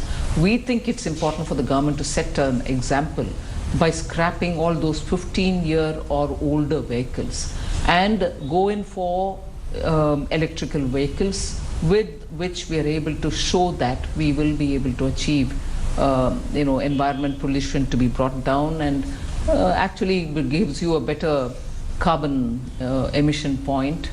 And therefore, that is the reason why we have supported the scrappage policy, which was announced earlier, but we are now coming up with incentivizing it as well. Also sticking with this, there are 500 new waste to wealth plants with an investment of 10,000 crore rupees. What about the private sector involved in this, ma'am? Because there must be lots of private sector participants who are keen on the waste to wealth. We are not going to exclude them. However, I think the concerned department will have to see how they're going to frame it so that everybody's efforts, because we are right from the beginning of my budget speech today, we have expanded on the thought of Sabka Prayas. Jan Bhagidari is something on which we are definitely placing a lot of interest. We would want private participation and also citizens' participation wherever they can fit in. So that will be one of those routes through which we want to quickly be able to scale up programs. Ma'am, budget ने हमेशा ease of doing business का साथ साथ ease of living पे हमेशा focus किया। हमने देखा कि बहुत सारी स्कीम्स को आपने भी जिक्र किया कि पिछले 9 सालों में हमने कहाँ पे अचीवमेंट्स किए हैं। कल का जो इकोनॉमिक सर्वे है उसने बहुत ही ब्यूटीफुली इस चीज़ को डिपिक्ट किया है। आगे जाते हुए आप ये जो इस साल के एलोकेशन में आपने पीएम आवास योजना पे बहुत पैसा दिया है, करीब 80,000 करोड़ रुपया, और जल जीवन मिशन पे 70,000 करोड़ रुपया मोटे तौर पर। तो ये जो दोनों बड़ी स्कीम्स हैं इंक्लूजन के लिहाज से, आपको लगता है कि आप टारगेट को जो पूरा कर पाएंगे पीएम आवास योजना और जो नल से जल योजना है? हाँ बिल्कुल, क्योंकि पिछले 2 साल में आपने देखा होगा कि आवास योजना के कितने ऑलमोस्ट सैचुरेशन पॉइंट्स आ रही है, ऊपर से ये पीएम एस्पिरेशनल डिस्ट्रिक्ट्स को अभी ब्लॉक के स्तर पर 500 ब्लॉक्स में ले चल रही हैं। ये आवास योजना और जल जीवन मिशन उस ब्लॉक्स में भी पहुंचेगा। सो टारगेट अचीव करना मुश्किल नहीं है, मगर इसके लिए इसीलिए ही पहले से ही प्रावधान ज्यादा 79,000 करोड़ पीएम आवास योजना के लिए। ड्राइव मतलब रीचिंग द लास्ट माइल, वो 7 प्रायोरिटीज में एक priority reaching the last mile है, सेकंड प्रायोरिटी। जहां भी लोग जिनको वो एलिजिबिलिटी है वहां वो छूट ना जाए, उनको भी इंक्लूड करें, इसीलिए वो रीचिंग द लास्ट माइल का लिस्ट मैंने बनाकर दिखाया। सो आवास योजना उधर पहुंचेगी, पानी भी पहुंचेगी जल के द्वारा। और उसी का एक हिस्सा है जिसमें आपने प्रधानमंत्री पीवीटीजी डेवलपमेंट मिशन, एक नया मिशन आप लॉन्च करने जा रहे हैं ऐसे ट्राइबल एरियाज में जहां पर ऐसी बेसिक अमेनिटीज नहीं पहुंच पाई हैं, उसके लिए पर्टिकुलरली पिछड़ा हुआ ट्राइबल। जी जी जी this is particularly very vulnerable tribe. उन तक अगर उनमें से एक को दूसरे को मगर बाकी सबको नहीं मिला, ऐसे हालात ना हो, वो एकदम पिछड़ा हुआ tribal. So for them entire population उनको सब मिले, इसीलिए इतना 15,000 rupees in next 3 years. For the next 3 years. So that entire primitive tribe as a group will benefit. Eklavya model school भी उसने आपने कहा कि 38,000 टीचर्स उसमें करीब 3.5 लाख टीचर्स का रिक्रूटमेंट करेंगे, 740 एकलव्य मॉडल रेजिडेंशियल स्कूल में। तो ये बिल्कुल ट्राइबल एरिया का फोकस है। जी ma'am, if we look at the health sector, your government has built 157 medical colleges, and now you're going to build all those colleges. You're going to bring nursing colleges as well. Is there a time frame? Is co-location. Is that going to happen like in this financial year or what? Well, I'm not sure it will be completed within a year, but sooner it should be, because this is from 2014 till now that we've established 157. Right. In those we are going to co-locate nursing colleges as well. So that is where. So it should happen sooner because we are not going to build the place up again. Right. Some additional facilities will be given. So it should be happening at the earliest. Ma'am अब अगर हम इस hospital already है, you have to build the nursing college. एक चीज़ ma'am आपने ये भी कही कि जो डिजिटल पेमेंट्स इकोसिस्टम में भारत ने करके दिखाया, अब वो एग्रीकल्चर में आप करना चाहती हैं डिजिटल इंफ्रास्ट्रक्चर का इस्तेमाल, और उसके लिए हम ओपन सोर्स शायद एक डिजिटल प्लेटफॉर्म बनाने की तैयारी में है। वो एग्जैक्टली है क्या मैम, कैसे उसको काम करेगा? ओपन सोर्स का मतलब ये है कि कोई भी उसमें जोड़ सकते हैं। ये ऐसे ऐप नहीं है जहाँ आप उस ऐप को डाउनलोड करो, उसको ये करो, उसका चार्ज पे, ऐसे नहीं है। ये पब्लिक यूटिलिटी क्रिएट कर रहे हैं जिससे एग्रीकल्चर में किसान उनका पूरे जो इंफॉर्मेशन उनको चाहिए वो मिल सकेगा कि अच्छा सीड कहाँ से मिल सके, उनको सोर्स करो, उनको सप्लाई करने के लिए कौन है, और उसके बाद कल्टीवेशन के समय आपके सॉइल के हेल्थ कैसे हैं, उसके लिए क्या क्या आप करना है। नेचुरल फार्मिंग की ओर अगर आप जाना है कि कैसे जाना है, कृषि विज्ञान केंद्र से आप क्या विषय पाएंगे, और ये न्यूट्रिएंट फर्टिलाइजर, माइक्रो न्यूट्रिएंट, इसको उपयोग कैसे करना, पूरे जानकारी उससे फ्री ऑफ चार्ज इन अ वे किसान को मिलेगा। इसीलिए ये प्लेटफॉर्म ओपन सोर्स करने का सिस्टम से निकल कर आ रही है। और बजट में क्या आप किसान सम्मान निधि योजना को जारी रख रही हैं? बहुत सारे लोगों को मतलब स्पीच में नहीं आया कम से कम, तो ये क्या स्कीम को जारी है, उसमें कोई बदलाव नहीं किया गया है? बिल्कुल जारी है। With you've simplified a lot of the direct taxes, so is there going to be a lot of increase? Are you hoping that you're going to have many more?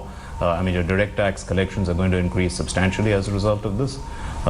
Once looking, you have a map for your fiscal consolidation, and some arguments, in the public domain are that too much is relied on the GST sector to fill up our coffers. But is the direct tax. True. That's not true. Because this year, I think direct taxes have also shown such buoyancy. You are able to get them. You are able to see that more income is also being generated through direct taxation. So it is not that we rely on GST, which is indirect tax, and think that our coffers are getting filled. Not at all. In fact, on the GST, let me make it very plain. Pre-GST, where you were paying for household items at 18% or 20% and so on, some even 30-35%, all of them have been brought down. Household items. The tax neutrality was at revenue neutrality was somewhere in the range of 15.5%. It has come down to 11%, which means items have become cheaper. So right. GST itself should convey that message that even as it is now, you're paying far lesser on household items than what you paid prior to the introduction of GST. There's no doubt about it. Item-wise, list-wise, I've read it out in the Rajya Sabha, not this time, but once earlier. So GST itself is not going to be something where we are burdening the बहुत सारे विषय हैं, मगर एक ही जगह पे ना होते हुए पूरे बजट स्पीच आप देखेंगे तो आपको मालूम होगा कि मैं एक छोटी सी विषय मगर जिसमें बहुत ही अहमियत है जी। कोरोना पैंडेमिक के समय जो एमएसएमई उनके अपने कॉन्ट्रैक्चुअल एग्रीमेंट को फुलफिल कर नहीं पाए। मान लीजिए आपके यहाँ एक एमएसएमई आकर एग्रीमेंट किया कि कुछ वस्तु आपको सप्लाई करेंगे या कुछ सर्विस आपको सप्लाई करेंगे, वो कर नहीं पाया कोविड की वजह से। आपके कॉन्ट्रैक्ट में तो कुछ उनको कंडीशंस है और उनका कुछ ये भी है, गारंटीज भी है, मगर आप आज उस गारंटी को इन्वोक करके क्योंकि आपने फेल हो गया है, आप सप्लाई नहीं किया, इसलिए मैं इन्वोक कर सकती हूँ, ऐसे करके आप कर सकते हैं कॉन्ट्रैक्चुअली। हम सरकार के द्वारा मतलब सरकारी कॉन्ट्रैक्ट्स में, प्राइवेट का नहीं, सरकारी कॉन्ट्रैक्ट्स में हम ये ले आ रहे हैं कि उस समय अगर आपसे सर्विस करना असंभव हुआ और आप सर्विस नहीं किया। You were listening to an exclusive interview with the Honorable Finance Minister, Srimati Nirmala Sitharaman, with Doordarshan News on All India Radio. We will be back once again at 6:30 p.m. to continue the budget discussion today. And before that, we will break for a news bulletin both in English and in Hindi. Budget 2023.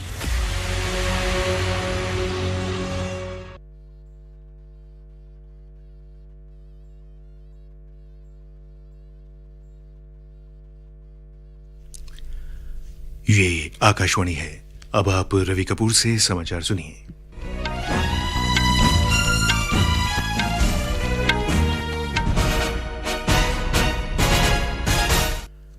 वित्त मंत्री निर्मला सीतारामन ने आज लोकसभा में 2023-24 का budget पेश किया।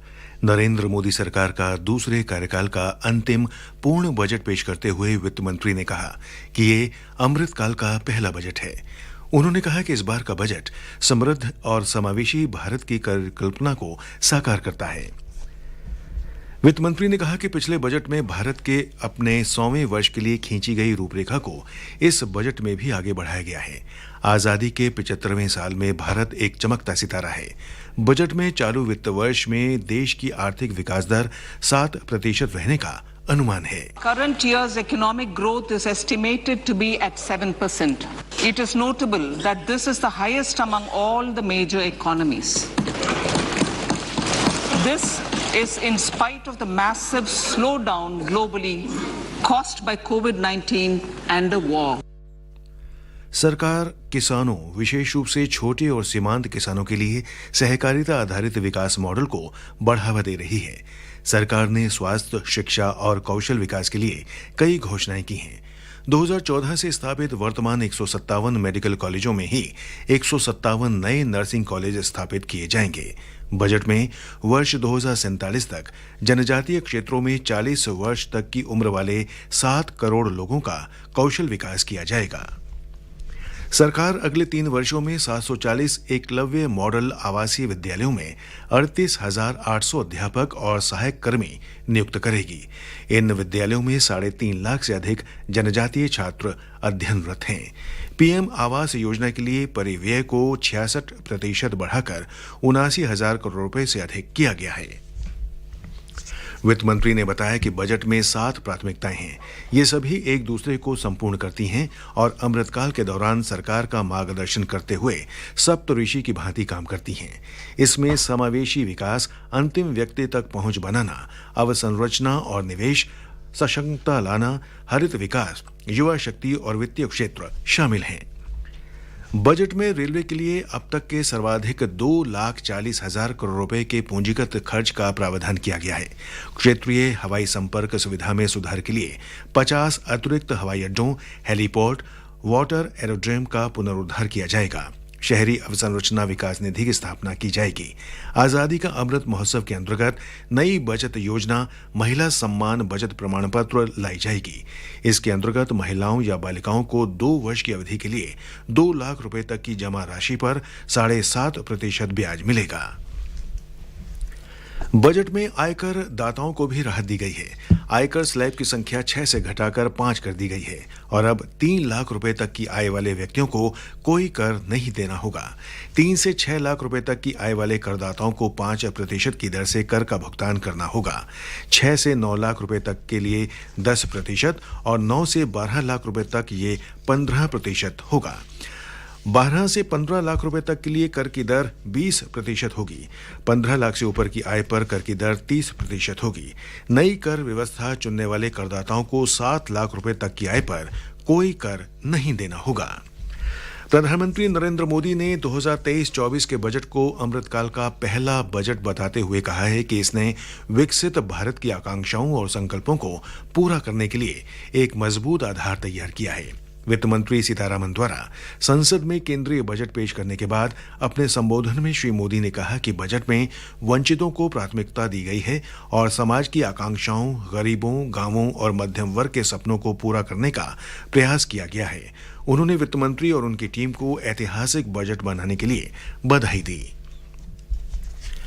Bharatiya Janata party के अध्यक्ष जेपी नड्डा ने 2023-24 के बजट को अमृतकाल का पहला बजट बताते हुए कहा है कि इससे विकास और रोजगार को प्रोत्साहन मिलेगा। श्री नड्डा ने कहा कि यह बजट गांवों, गरीबों, किसानों, जनजातीय समुदायों, दलितों, पिछड़े वर्गों, आर्थिक रूप से कमजोर वर्गों और मध्य वर्ग को सशक्त बनाने वाला बजट है। उन्होंने कहा कि ये देश के नागरिकों को सामाजिक न्याय, समानता और एक समान अवसर उपलब्ध कराएगा। सूचना और प्रसारण मंत्री अनुराग सिंह ठाकुर ने केंद्रीय बजट को मध्यम वर्ग और युवाओं का हितैषी तथा उन्हें सशक्त बनाने वाला और समावेशी बताया है। श्री ठाकुर ने आज एक ट्वीट में कहा कि यह बजट इंडिया एट 100 की नींव रखता है। उन्होंने कहा कि बजट में करोड़ों भारतीयों के जीवन को आसान बनाने के लिए कई अभूतपूर्व फैसले लिए गए हैं। केंद्रीय सड़क परिवहन और राजमार्ग मंत्री नितिन गडकरी ने बजट प्रस्तावों को विकासशील और समावेशी बताया है। उन्होंने कहा कि ये बजट भारत को नए युग के बुनियादी ढांचे के लिए तैयार करने के साथ आयात में कमी लाएगा। श्री गडकरी ने कहा कि बजट ऊर्जा क्षेत्र को भी मजबूत करेगा। ये समाचार आकाशवाणी से प्रसारित किए जा रहे हैं। आम जनता ने बजट का स्वागत किया है। लोगों का कहना है कि इसे देश के विकास को ध्यान में रखकर तैयार किया गया है। बजट में आयकर स्लैब में बढ़ोतरी से मध्यम वर्ग को बहुत राहत मिली है। आकाशवाणी से बातचीत में एक गृहिणी ने बजट में सरकार की कर नीति की सराहना की है। मेरा नाम गीता है, मैं नई दिल्ली से हूँ और सरकार ने जैसे बजट की घोषणा की है, मुझे उसमें सबसे अच्छा पॉइंट यही लगा कि जो उन्होंने 5 लाख से लिमिट बढ़ा के 7 लाख तक की कर दी है, जिसमें हमें किसी भी तरह का कोई टैक्स नहीं पे करना। मुझे उनके इस घोषणा से सबसे ज्यादा संतुष्टि है, क्योंकि मैं खुद एक गृहिणी हूँ और मैं ज्यादा से ज्यादा सोचती हूँ कि मैं अपने बच्चों के लिए आगामी फ्यूचर में अपने बच्चों के लिए बचत कर सकूं, तो उसमें किसी भी तरह का टैक्स नहीं कटेगा। मुझे इस बात से सबसे ज्यादा संतुष्टि है। जम्मू के लोगों ने भी बजट का स्वागत किया है। उन्होंने कर दरों के नए वर्गीकरण और नई प्रणाली के अंतर्गत आयकर में छूट की सराहना की है। कांग्रेस ने केंद्रीय बजट में करों में कटौती से संबंधित घोषणा की प्रशंसा की है। संसद के बाहर मीडिया से बात करते हुए पार्टी सांसद कीर्ति चिदम्बरम ने कहा है कि किसी भी प्रकार की टैक्स कटौती स्वागत का कदम है।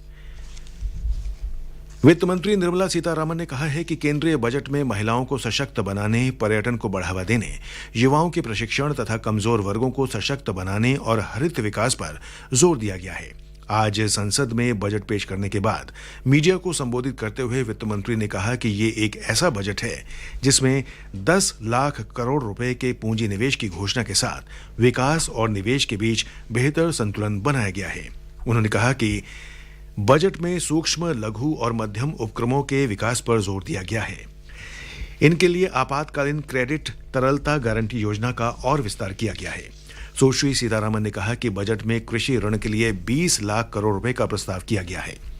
तटीय क्षेत्रों में रहने वाले लोगों को पीएम मत्स्य संपदा योजना के लाभ की सुविधा मिलने वाली है। जम्मू कश्मीर में मेजर जनरल गिरीश कालिया ने आज थल सेना के वज्र डिवीजन के कोर के जनरल ऑफिसर कमांडिंग का पदभार संभाल लिया। इससे पहले मेजर जनरल अभिजीत पेंढारकर इस पद पर थे। मेजर जनरल कालिया ने 1991 में सेना में कमीशन प्राप्त किया था। जम्मू कश्मीर में कृषि विभाग ने पिछले वर्ष 6,500 से अधिक किसानों से 3,36,000 क्विंटल धान खरीदा है। हमारे संवाददाता ने बताया कि विभाग ने कृषि उत्पादों को उचित मूल्य पर खरीदने के लिए 23 मंडियां स्थापित की। कृषि विभाग के निदेशक के शर्मा ने बताया कि जम्मू कश्मीर किसानों की आय के मामले में तीसरे स्थान पर है।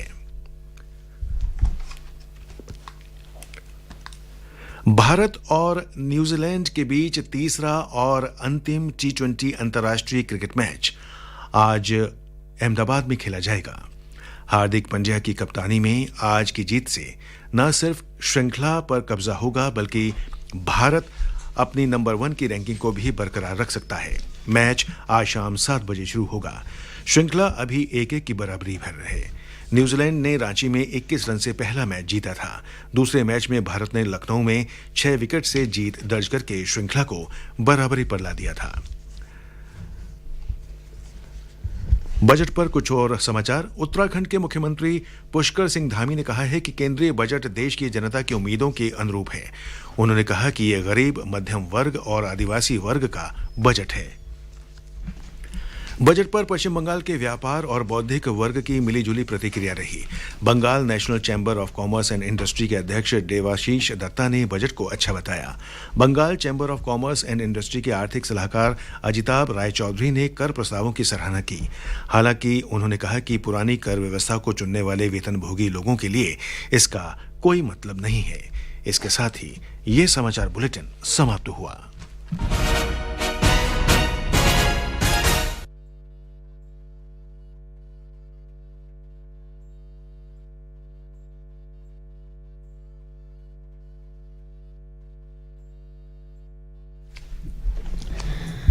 Good evening.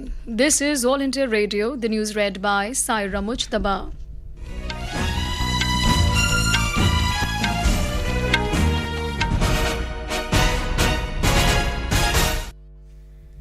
Finance Minister Nirmala Sitharaman presented the Union Budget for 2023-24 in Parliament today.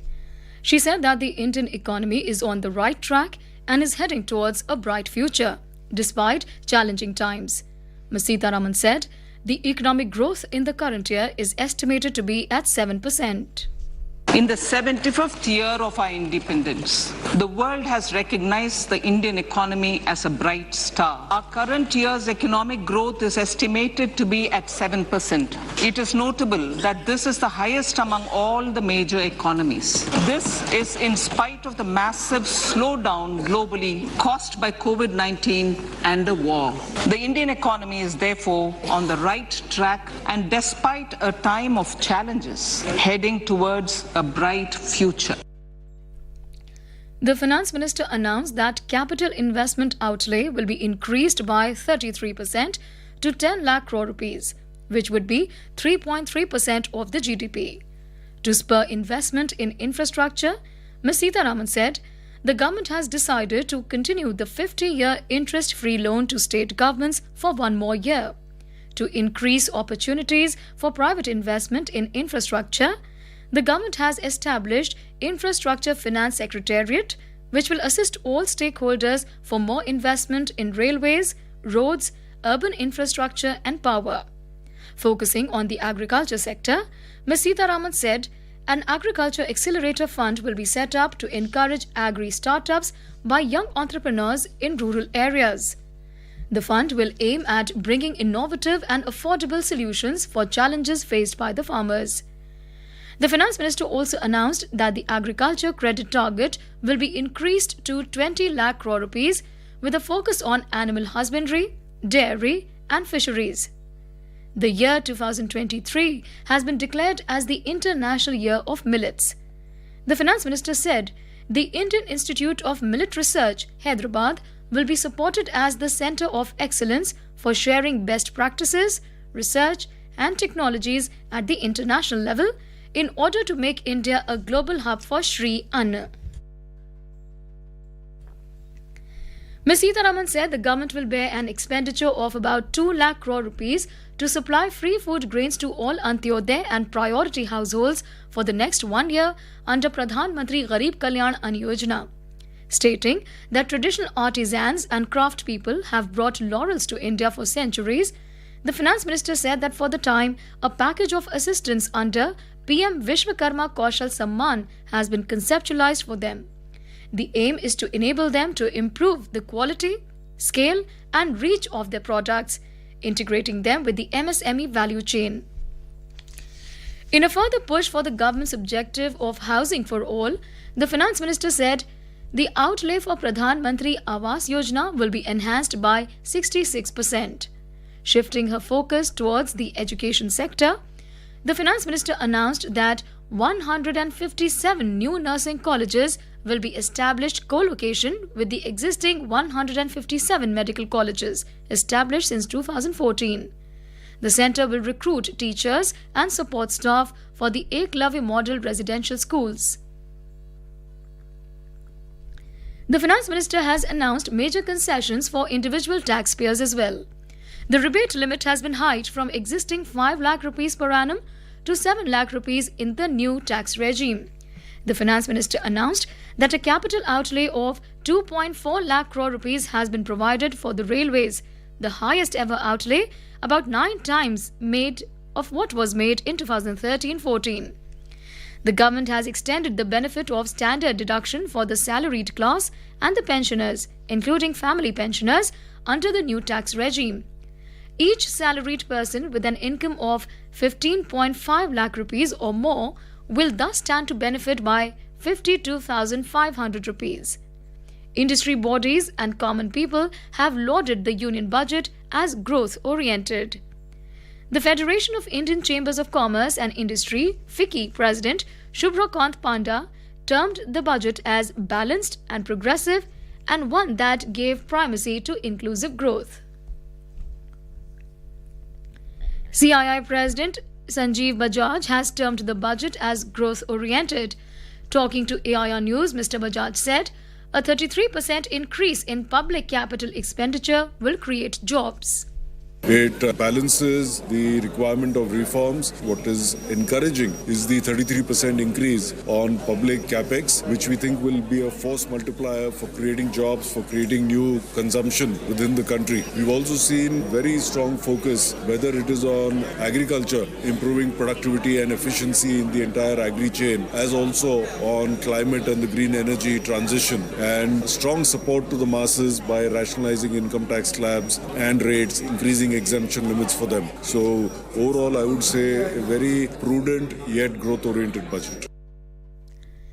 The government has decided to change the rates in customs duty of various commodities to boost domestic manufacturing and promote export competitiveness.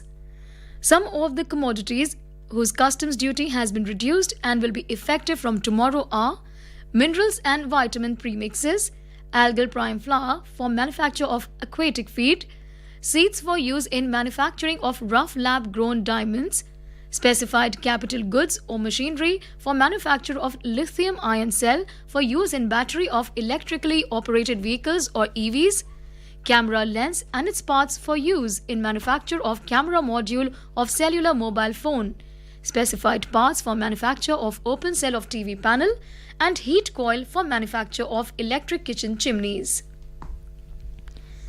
Finance Minister Nirmala Sitharaman has said that the union budget has laid emphasis on empowering women, boosting tourism and training of youth and empowerment of the Vishwakarma community and green growth.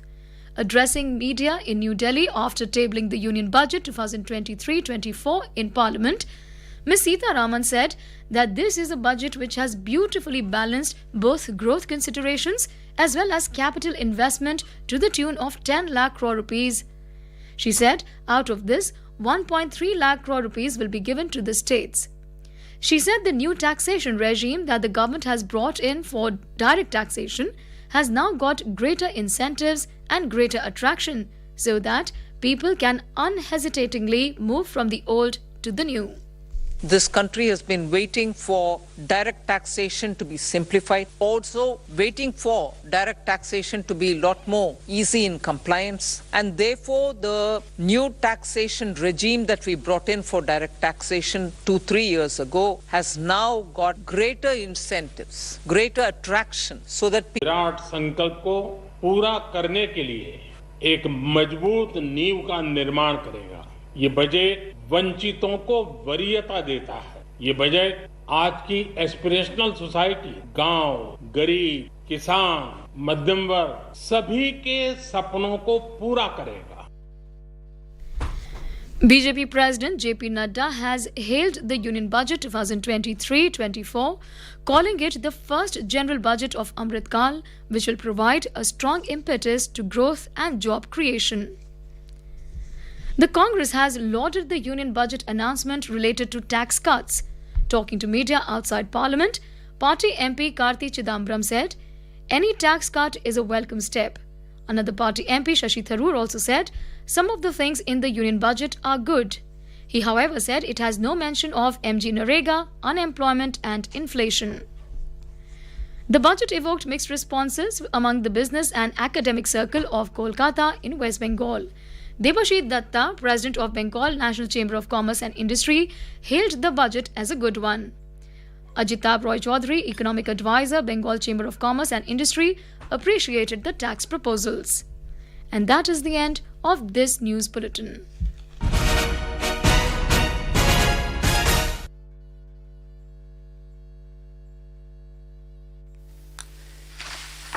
इयम् आकाशवाणी।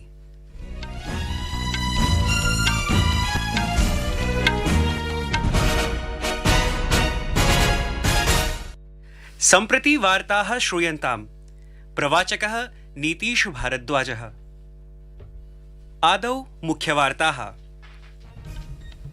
वित्तमन्त्री निर्मला सीतारमणः अद्य संसदि अस्य वर्षस्य अर्थात् 2023-24 तमवर्षस्य केन्द्रीय वित्तपत्रं प्रस्तुतवती।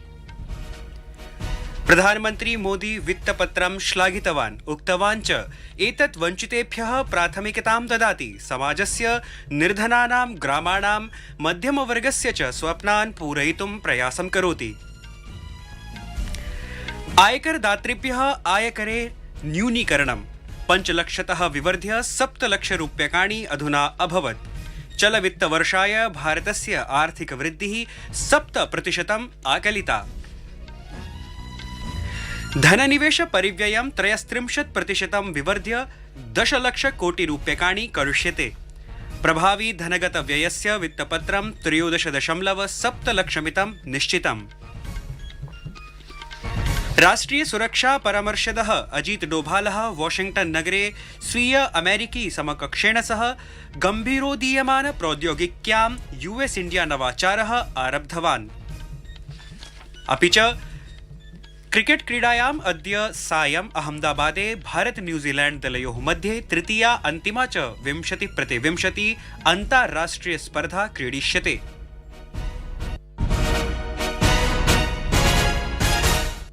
अथ वार्ताः विस्तरेण। वित्तमन्त्री निर्मला सीतारमणः अद्य संसदि 2023-24 केन्द्रीयवित्तपत्रं ख्यापितवती। तया उक्तं यत् कठिनसमये अपि भारतीयार्थव्यवस्था सुमार्गे अस्ति, उज्ज्वलभविष्यं प्रति अग्रेसरति। श्रीमती सीतारमणः उक्तवती यत् चलवर्षे आर्थिकविकासमूल्यानुमानं 7% इति अनुमीयते। वित्तमन्त्रिणा उक्तं यत् अमृतकाले प्रथमम् एतत् वित्तपत्रमस्ति। वित्तमन्त्रिणा उद्घुष्टं यत् पूंजीनिवेशपरिव्ययं 33% विवर्ध्य 10 लक्षकोटिरूप्यकाणि करिष्यन्ते, यत् हि सकलगृहोत्पादस्य 3.3% भविष्यति। श्रीमती सीतारमणः उक्तवती यत् आधारभूतसंरचनायां निवेशवर्धनार्थं प्रशासनेन राज्यप्रशासनानि 50 वर्षाणां व्याजमुक्तऋणम् 1 वर्षस्य कृते अनुवर्तनाय निर्णयो विहितः, येन ते पूरकनीतिगतकार्यान्वयनाय प्रोत्साहनं प्राप्नुयुः, यस्मिन् 1.3 लक्षकोटिरूप्यकाणां परिव्ययः वर्धितः। आधारभूतसंरचनायां निजनिवेशावसरान् वर्धनार्थं प्रशासनेन आधारभूतसंरचना वित्त सचिवालयस्य अपि स्थापना विहिता, यो हि रेलविभागे राजमार्गेषु नगरीयाधारभूतसंरचनायां विद्युति अधिकनिवेशाय सर्वेषां हितधारकानां साहाय्यं करिष्यति।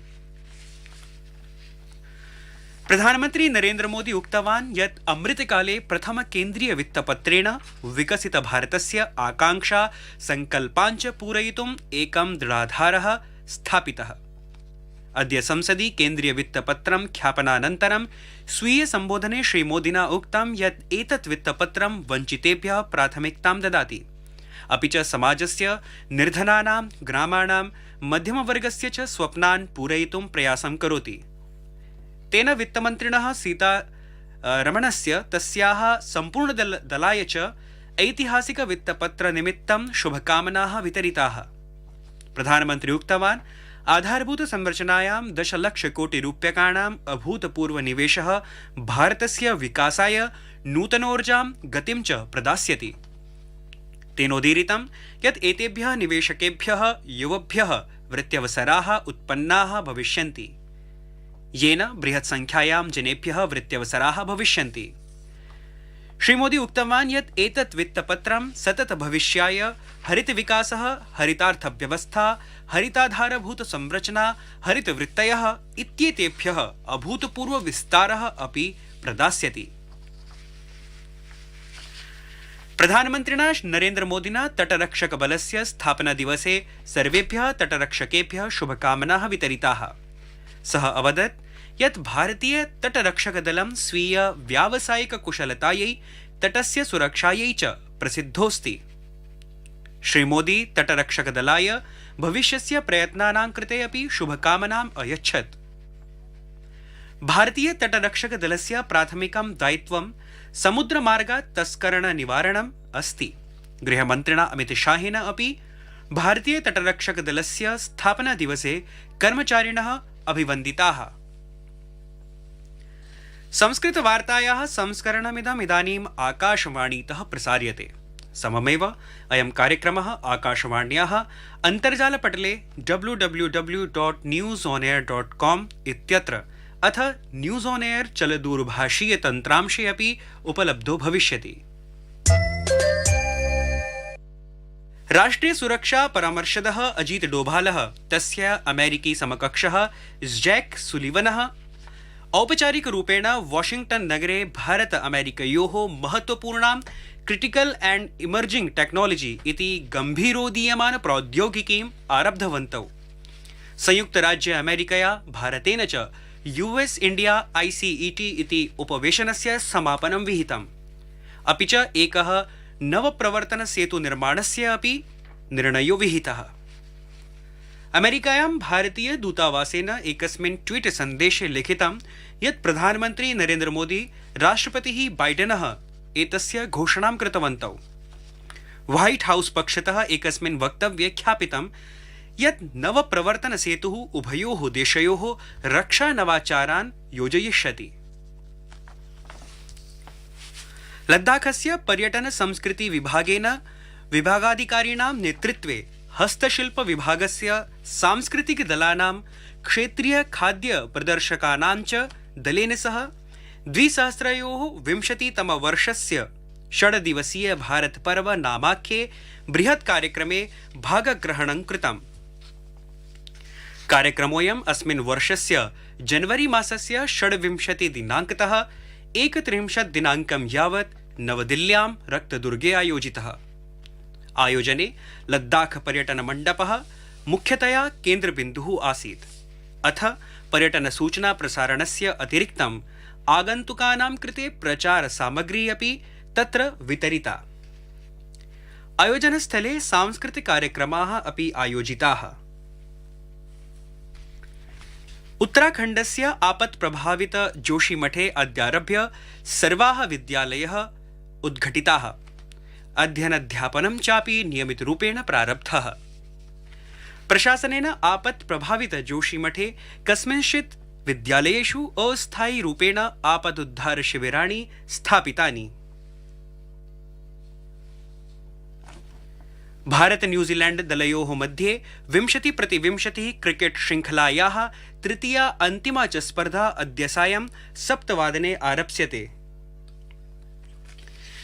G20 प्रतिनिधिमण्डलं ह्यः असमदेशस्य विश्वन्यासस्थलस्य काजीरंगा राष्ट्रिय निकुञ्जस्य भ्रमणमकरोत्। 70तोऽपि अधिकाः प्रतिनिधयः उद्यानस्य कोहरा बगोरी श्रेण्यां जीप सफारी इति कारयात्रामपि कृतवन्तः। अस्माकं वार्ताहरेण ज्ञापितं यत् प्रथमः स्थायी वित्तकार्यसमूहस्य सम्मेलनम् अद्य श्वः च गुवाहाटी नगरे आयोज्यते। झारखण्डे धनपाद मण्डलस्य आशीर्वाद ट्विन टावर अपार्टमेंट इत्यस्मिन् भीषण अग्निना 10 महिलाभिः 3 बालैः च सहिताः न्यूनातिन्यूनं 14 जनाः कालकवलिताः। 35तः अधिकाः जनाः उद्धारिताः। ते च चिकित्सायै स्थानीय चिकित्सालये प्रवेशिताः सन्ति। मुख्यवार्ताः पुनरपि। वित्तमन्त्री निर्मला सीतारमणः अद्य संसदि अस्य वर्षस्य अर्थात् 2023-24 केन्द्रीय वित्तपत्रं प्रस्तुतवती।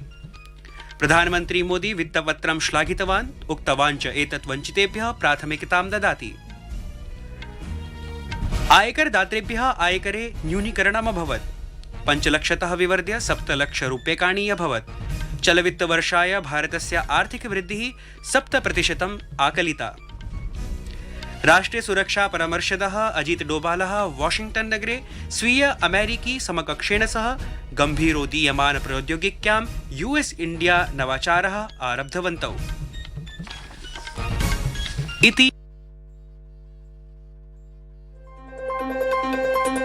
आकाशवाणी पर बजट 2023 आपके साथ साथ बाजार के कई क्षेत्रों, उद्योगों और देश के लिए क्या है महत्वपूर्ण, केंद्रीय बजट पर विस्तार से विश्लेषण दिन भर आकाशवाणी समाचार के साथ।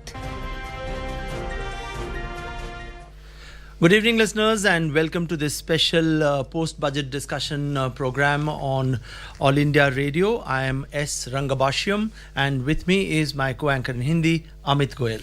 नमस्कार, आकाशवाणी के इस बजट विशेष चर्चा कार्यक्रम में आप सभी का एक बार फिर स्वागत है।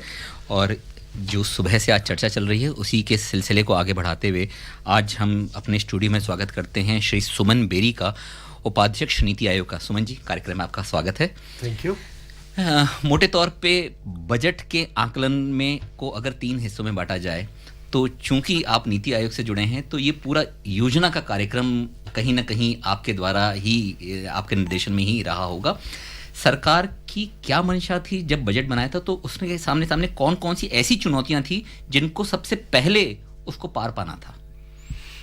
देखिए, मैं अंग्रेजी में आपको जवाब दूंगा अगर मैं कर सकूं प्लीज सर। तो आपको पता है कि ये बजट से एक दिन पहले इकोनॉमिक सर्वे पार्लियामेंट के सामने पेश होती है। तो I think that provides the context for my answer to your question. And what is that context? That context is first that India now sees itself as fully recovered from the pandemic. तो ये इन्होंने खास उधर stress किया था first chapter के India is now recovered from the pandemic that's point number 1 point number 2 that there remain global headwinds अब ये ग्लोबल हेडविंड्स का क्या महत्व है मतलब So that's an acknowledgement of the challenges ahead. No, because I'm trying to answer the question, how did this shape the budget? Yeah. Okay. तो ये headwinds मतलब हमें विकास में मतलब growth में they can slow us down because normally we get growth from exports. We also get growth from capital flows. And capital flows have been strong because interest rates until 2 or 3 years ago were very low and India was attractive. It was attractive for direct investment and also for what is called portfolio investment. Now, what we are facing is that we have come out of COVID with surprising strength, but the world outside is less favorable. So is mahal mein that was the context of the budget. So budget ka iska kya jawab hai? That is really the question you are asking. And the answer of the budget is basically to say that we must try and restore our growth momentum while still being sufficiently cautious and careful so that we remain an attractive investment destination for foreigners but also for Indians. So the name of the game, the main goal is, or one important goal, is to try and get private investment going again under difficult circumstances. But second, to recognize that there are pockets of untapped potential in the domestic economy which need to be activated and activated in the Sabka Saath, Sabka Vikas, Sabka Prayas sense. And so what I would say is the budget has 2 goals. One is to try and get private investment fired up despite a gloomy world economy. And second, to make sure that the left behind are taken care of. एक चीज और आपने कहा कि जो निजी क्षेत्र से निवेश है उसको बड़ी मात्रा में किस तरह से आकर्षित किया जाए किस तरह से उसके लिए रास्ते सुगम बनाए जाएं ये एक प्रमुख उद्देश्य रहा है बजट के पीछे जिससे कि हमारी जो विकास की गाथा है या विकास का पथ है वो निरंतर आगे बढ़ता रहे उसके बारे में आप कुछ बता सकते हैं कि सरकार ने कौन-कौन से ऐसे फौरी तौर पे कदम उठाए हैं जो इस बजट में साफ-साफ नजर आते हैं और निजी निवेश को इससे प्रोत्साहन मिलता है नहीं ये I would answer at 2 levels. Sure. Okay. आपको पता है कि माननीय प्रधानमंत्री जी ने 15 अगस्त को ये चुनौती मतलब विजन बताया कि इंडिया मतलब विकसित भारत 100 साल तक जी 2047 तक का टारगेट दिया गया था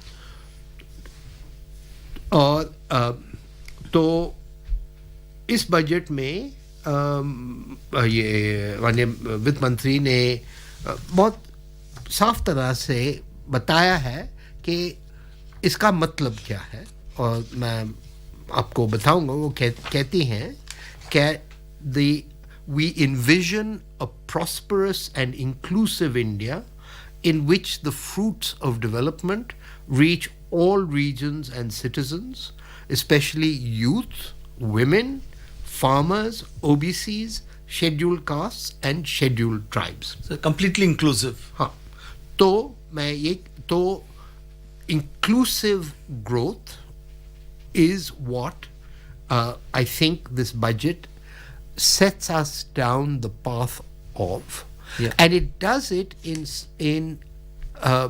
some imaginative and unusual ways. I will give you some examples of programs in this budget that I think are innovative, relatively low cost, but again,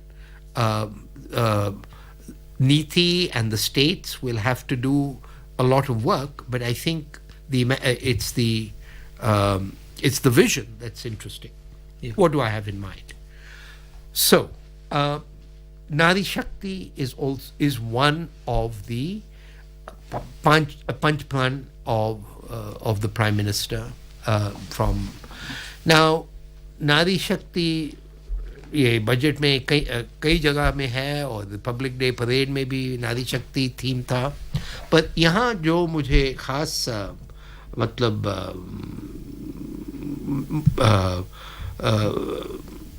ज़्यादा इम्प्रेसिव लगा is the scheme to help self-help groups to modernize. जी आपको शायद पता होगा कि नीति आयोग के माध्यम से एक एस्पिरेशनल ब्लॉक्स प्रोग्राम माननीय प्रधानमंत्री ने लॉन्च किया था, और वो बजट स्पीच में भी उसके बारे में चर्चा हुई थी. And what is why I'm mentioning that here is because the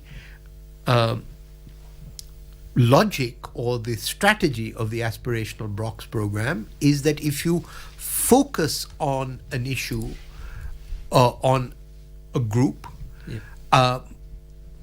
you don't necessarily have to put a lot of money into it to get development response. So when we talk about this program for self-help groups, the idea is to help bring digital resources to self-help groups so that the, as it were, the products of these self-help groups, often very high quality. मैं हिमाचल में गया था, spices and तो इनको अब marketing में मदद करने के लिए. And the point is, it's a strategy of empowerment and not a strategy of handouts. Okay? Right. Yeah. आप कुछ और पूछना चाहेंगे? Yeah, Mr. Berry.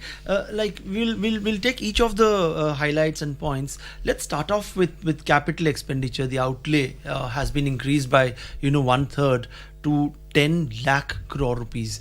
Can we expect this kind of a huge big ticket announcement to have an impact pan-India and to have a wonderful multiplier effect, whether we talk of employment or creation of infrastructure?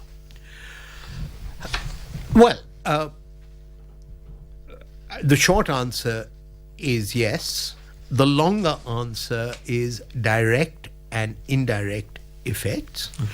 And since it's my privilege to be in the presence of the honored Prime Minister, the indirect effects, I think, are as important as the direct effects. What do I mean by direct and indirect effects? So the direct effect is we tend to think about railways, roads, but connectivity is how a country gets richer. Okay? So it allows people to serve a larger market. That then, gives them the power to spend, and they spend locally.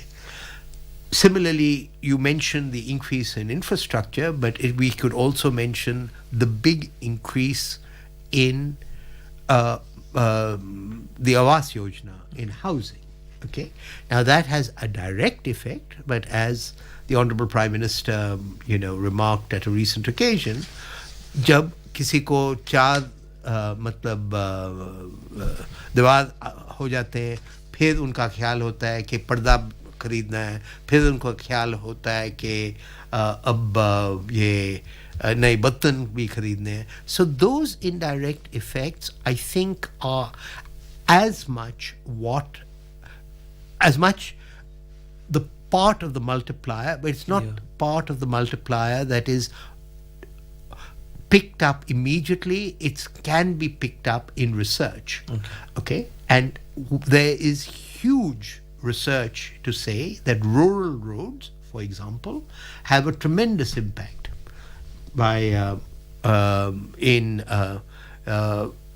improving the marketability and the size of the market. Similarly, sorry, is there...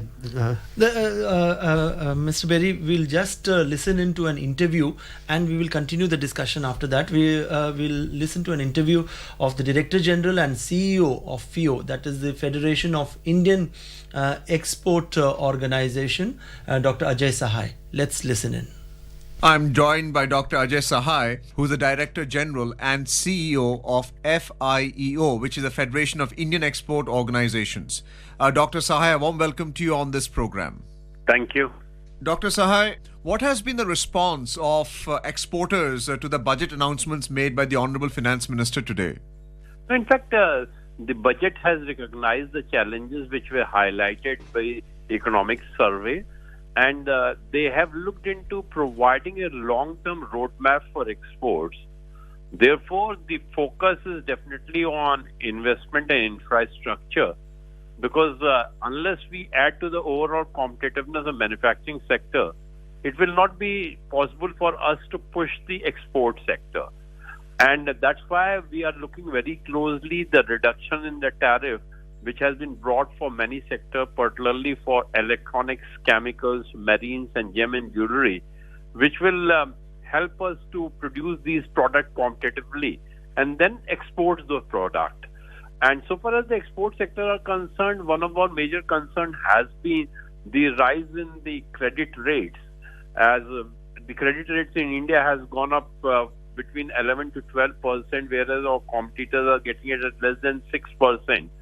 And the government has an interest equalization scheme. The good thing is that the outlay for that has been increased by around 24% for the next financial year, from 2,376 crore to 2,932 crore, which will provide much needed relief to the sector. Secondly, for export sector, the market support which is given through MEI scheme, that is also up by 25% in next year. With guarantee scheme, how important is that for MSMEs who are into exports? No, and Dali, it's a very, very important scheme, because that scheme is providing collateral-free lending, and now in the revamped scheme there is a provision of 9,000 crore. So I'm pretty sure this will help in easing the collateral-free lending to the MSME sector, and that's very timely move, because after the COVID, the quality of collateral has deteriorated. So when the MSMEs are approaching the bank to get additional credit to meet the higher cost of raw material or the logistics cost, the banks are first asking them to bridge the gap of the existing collateral. So in that scenario, this scheme will be extremely handy. What we want that the bank should have an end-to-end digitization for the electronic processes of the credit app. Yes, because once that is done and CGTME is integrated into that, when the exporter applies for that, the collateral-free lending can flow to them. Otherwise, the general perception is that banks are little reluctant to extend the credit under the scheme, because the process of getting the approval and the refund from the credit authorities is little cumbersome. Dr. Sahai, what about the rationalization of indirect taxes for the benefit of exporters? We have seen some relief in basic customs duty and, for that matter, excise duty as well. What is your view, and what is the opinion expressed by exporters? No, in fact, if I'm looking into the tariff has been reduced for, let us say, denatured ethyl alcohol, glycerine, which for the chemical sector, then for marine sector, fish meal, krill meal, and for gem and jewelry in particular, we are talking about zero duty for rough lab-grown diamonds. So these sectors will definitely take advantage of that. For mobile sector in particular, since the duty on the parts and components are being brought down, it will add to the value addition in the sector, and over a period of time, it will help India to develop as a manufacturer of parts and components also. So both for the mobile sector and electronic sector, we hope that India will evolve as a component manufacturer for these sectors in times to come.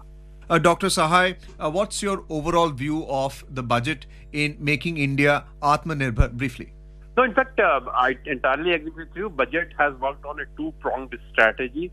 So far as exports, imports are concerned, they are looking into how to propel exports, and therefore they are providing the competitiveness to export.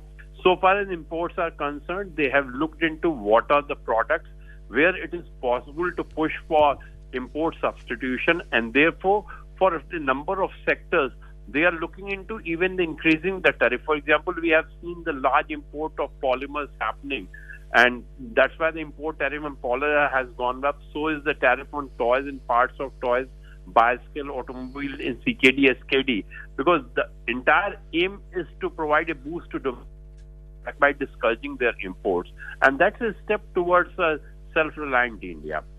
Thank you so much, Dr. Ajay Sahai, for being with us on All India Radio and giving us your valuable views and opinions on the budget announcements today. Yeah, let's continue our discussion with Shri Suman Beri, Vice Chairman of Niti Aayog. Mr. Beri, a number of announcements. We'll obviously, time permitting, we'll try and squeeze in as much as possible. But let me bring in this point of 75,000 crore rupees allocated and targeted for 100 critical transport infrastructure projects. Obviously, they will have an impact on the Pradhan Mantri Gati Shakti Yojana as well.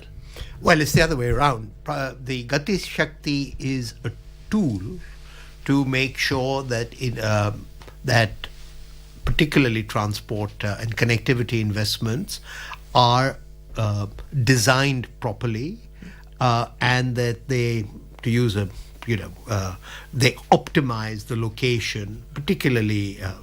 But this is not only about interstate or trunk transport.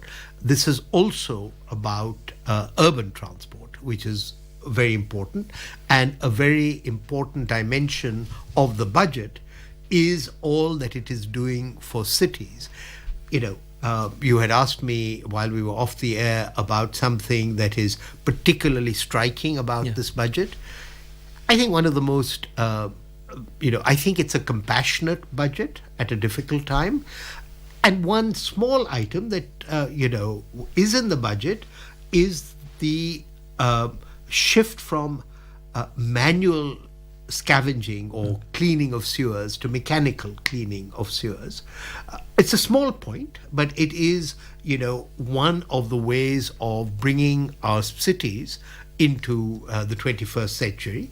But there are many other, as it were, dimensions and tools of it, which include urban transport, they include planning, and indeed, I understand that one of the qualifications for benefiting from the expansion in the 50-year loans for capital expenditure is to undertake various urban reforms so that you can qualify for municipal finance. But you had asked about the 75,000 crores. I think I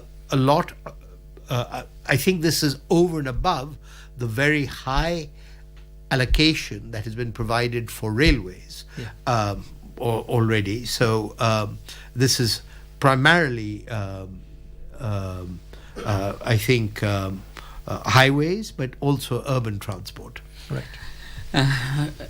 सुमन साहब ये बताइए, अभी तक इतनी सारी चीज़ें हुई, हमेशा अर्थव्यवस्था के बारे में माना जाता है कि जो सबसे बड़ा रोजगार देने वाला और अपने आप को स्थापित करने वाला एक बहुत बड़ा तबका है, वो एमएसएमई के द्वारा नापा जाता है. उनके लिए बहुत सारी रियायतों की घोषणा की गई है या बहुत सारे उनको प्रोत्साहन दिए गए हैं.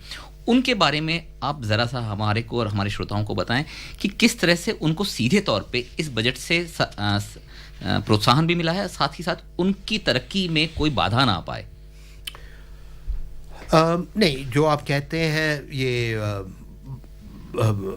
सबको समझ है कि एक्सपोर्ट्स में भी, रोजगार में भी, इनोवेशन में भी MSMEs का बहुत बड़ा रोल बहुत ऊंचा है। अब इस बजट में सबसे पहले ये इनकी ये क्रेडिट गारंटी स्कीम को एक्सटेंड किया है। दूसरा, और मैं इस मामले में इतना एक्सपर्ट नहीं हूँ कि मैं इसका मतलब अभी तक क्वांटिफिकेशन दे पाऊँ, इसका महत्व कितना होगा, पर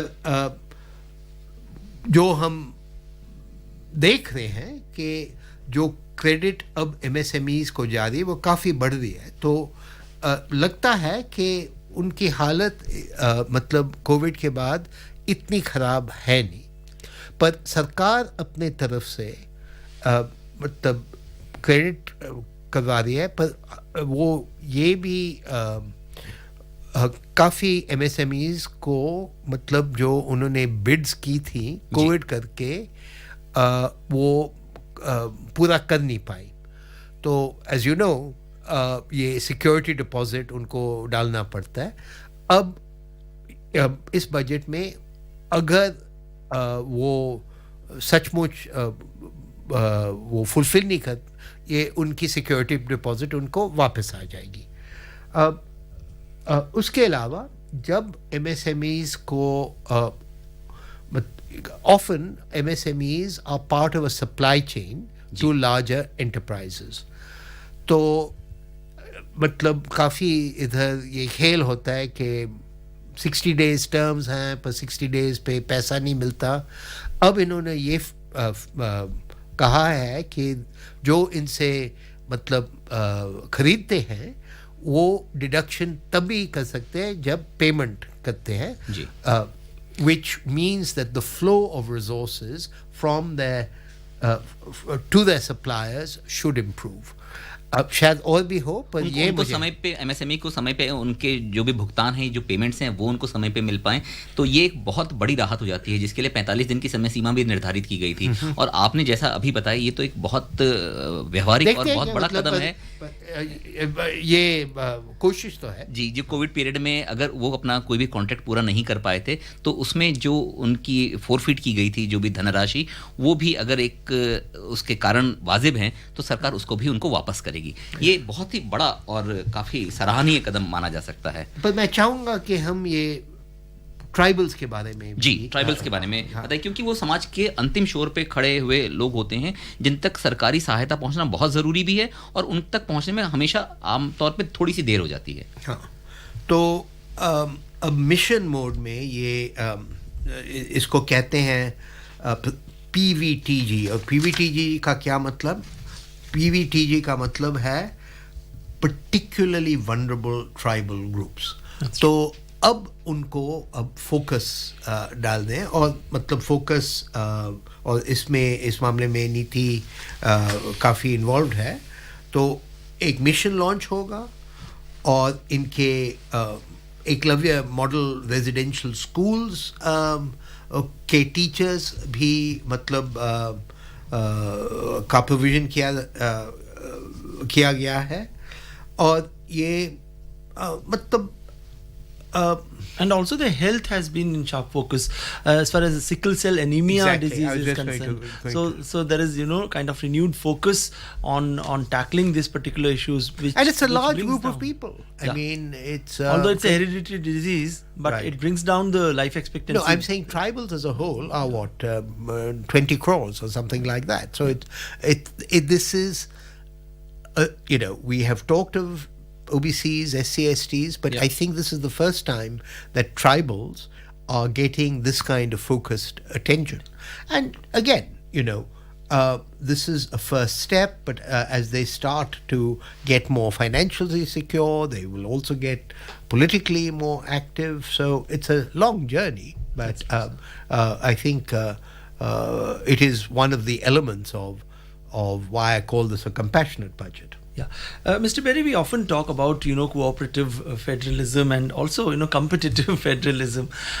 In today's budget, if we were to see some 5,300 crore rupees has been allocated to Karnataka for irrigation, maybe because of the drought situation there, but not to any other state. Do you think there could have been other candidates as well? I'm sure there would be other candidates, but why this received particular attention? Only Karnataka. Yes, I wouldn't speculate on that. But the larger issue of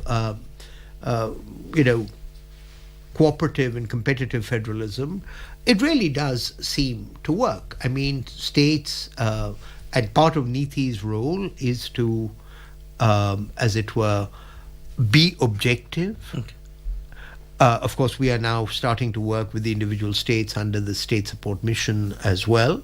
And let me just indicate a little bit what that's about. So, Niti itself has evolved from being the Planning Commission to being Niti Aayog. Yeah.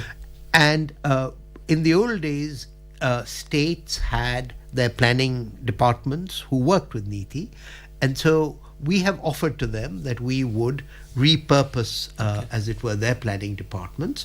And so many of these schemes which have been announced today and before, they will need focused implementation in the states. And that is the way in which we hope that we can be of help to the implementation of this budget. Yeah, Mr. Berry, but don't you think, often states jostle amongst themselves and also with the union government to garner a chunk of taxes and to, see that, the flow of funds to them is also adequate. So there's politics and then there's, I won't say reality. Yeah. I am privileged as the Vice Chairman of Niti Aayog to see state chief ministers not as politicians but as development practitioners. Yeah. And I would say that these are yes, they will take positions and Niti Aayog is there to try and help them, but I think a lot of this is for show. I mean, at the end of the day, we could not have managed COVID in the way that we did without cooperation between the states and the center. So yes, there is political competition, but I think there really is something like Team India, which is what we're going to need to take, as it were, this vision of Viksit Bharat forward. The states are going to have to compete with each other, but also work with the center. Yeah, Mr. Berry, before we let you go finally, I also want to bring in this point about the aspirational blocks and aspirational districts. Earlier we had that program. Now it seems that there is renewed focus at the block level, that each of the blocks they develop and they have their own ecosystem to come forward. That is true. What is the insight behind this? Firstly, that the aspirational districts program seems to have worked. Yep. Secondly, that India is a populous country, and even a district is a very large unit for micro level planning. Let me just say that I had the privilege of living in the Netherlands for 4 years when I worked with Shell, and all effective planning is done at a very local level there. I mean, so that is, I think, the Honorable Prime Minister's vision, that accountability and engagement really only happens at the local level, and that while in some cases Gram Panchayats have become very political, the relationship between the district administration and the Gram Panchayat will be vital for, as it were, taking the country forward. Mr. Suman Berry, thank you so much for joining us on this special budget discussion program. It's my privilege, and All India Radio is a great institution, and I'm pleased to have been asked. Thank you. बहुत-बहुत धन्यवाद इतने सरल शब्दों में आम जन को इस भाषा में समझाने के लिए आप हमारे यहाँ पधारे, बहुत-बहुत धन्यवाद।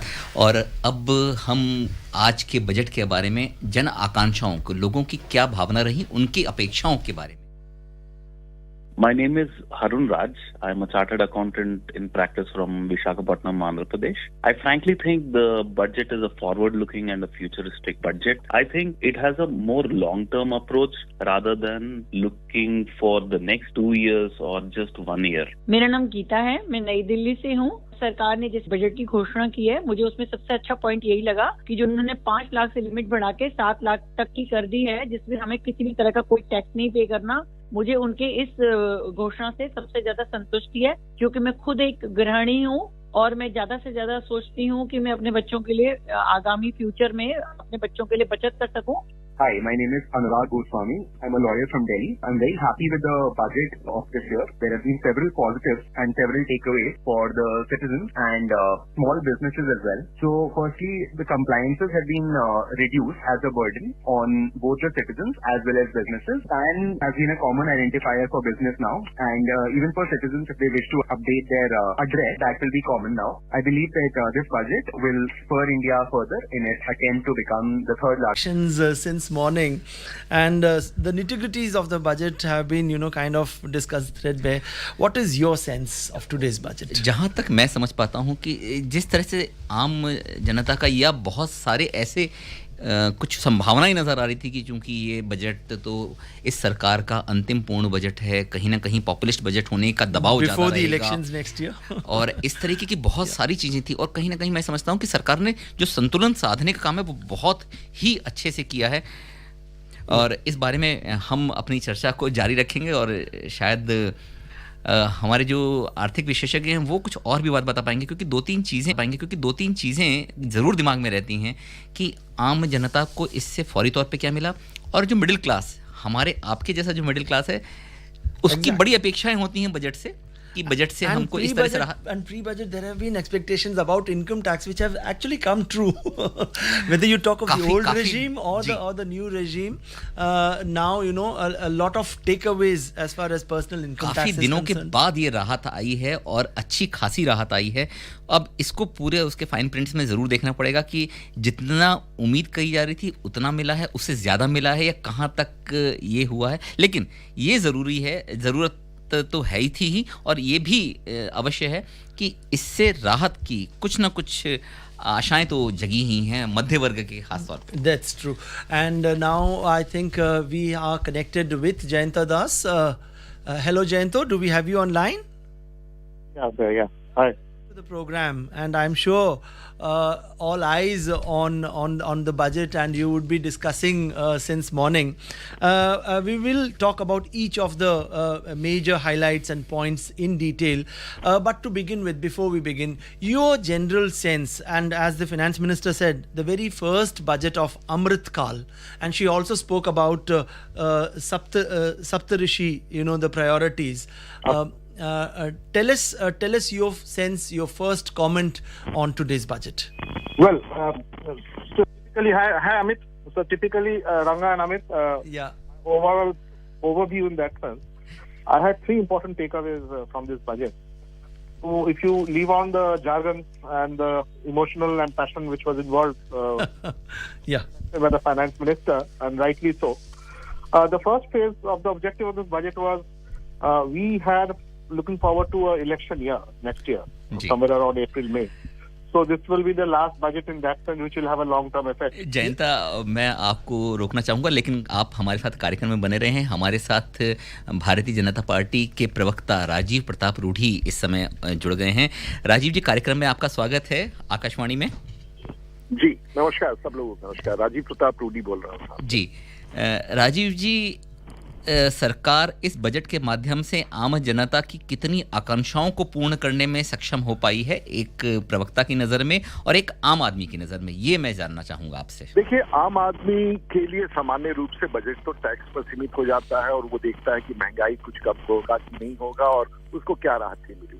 लेकिन उससे महत्वपूर्ण है कि एक आम आदमी भी भारतवर्ष में जरूर देखता है कि पिछले 9 वर्षों में जो भारतीय जनता पार्टी की सरकार रही है और देश के प्रधानमंत्री ने क्या क्या दिया है।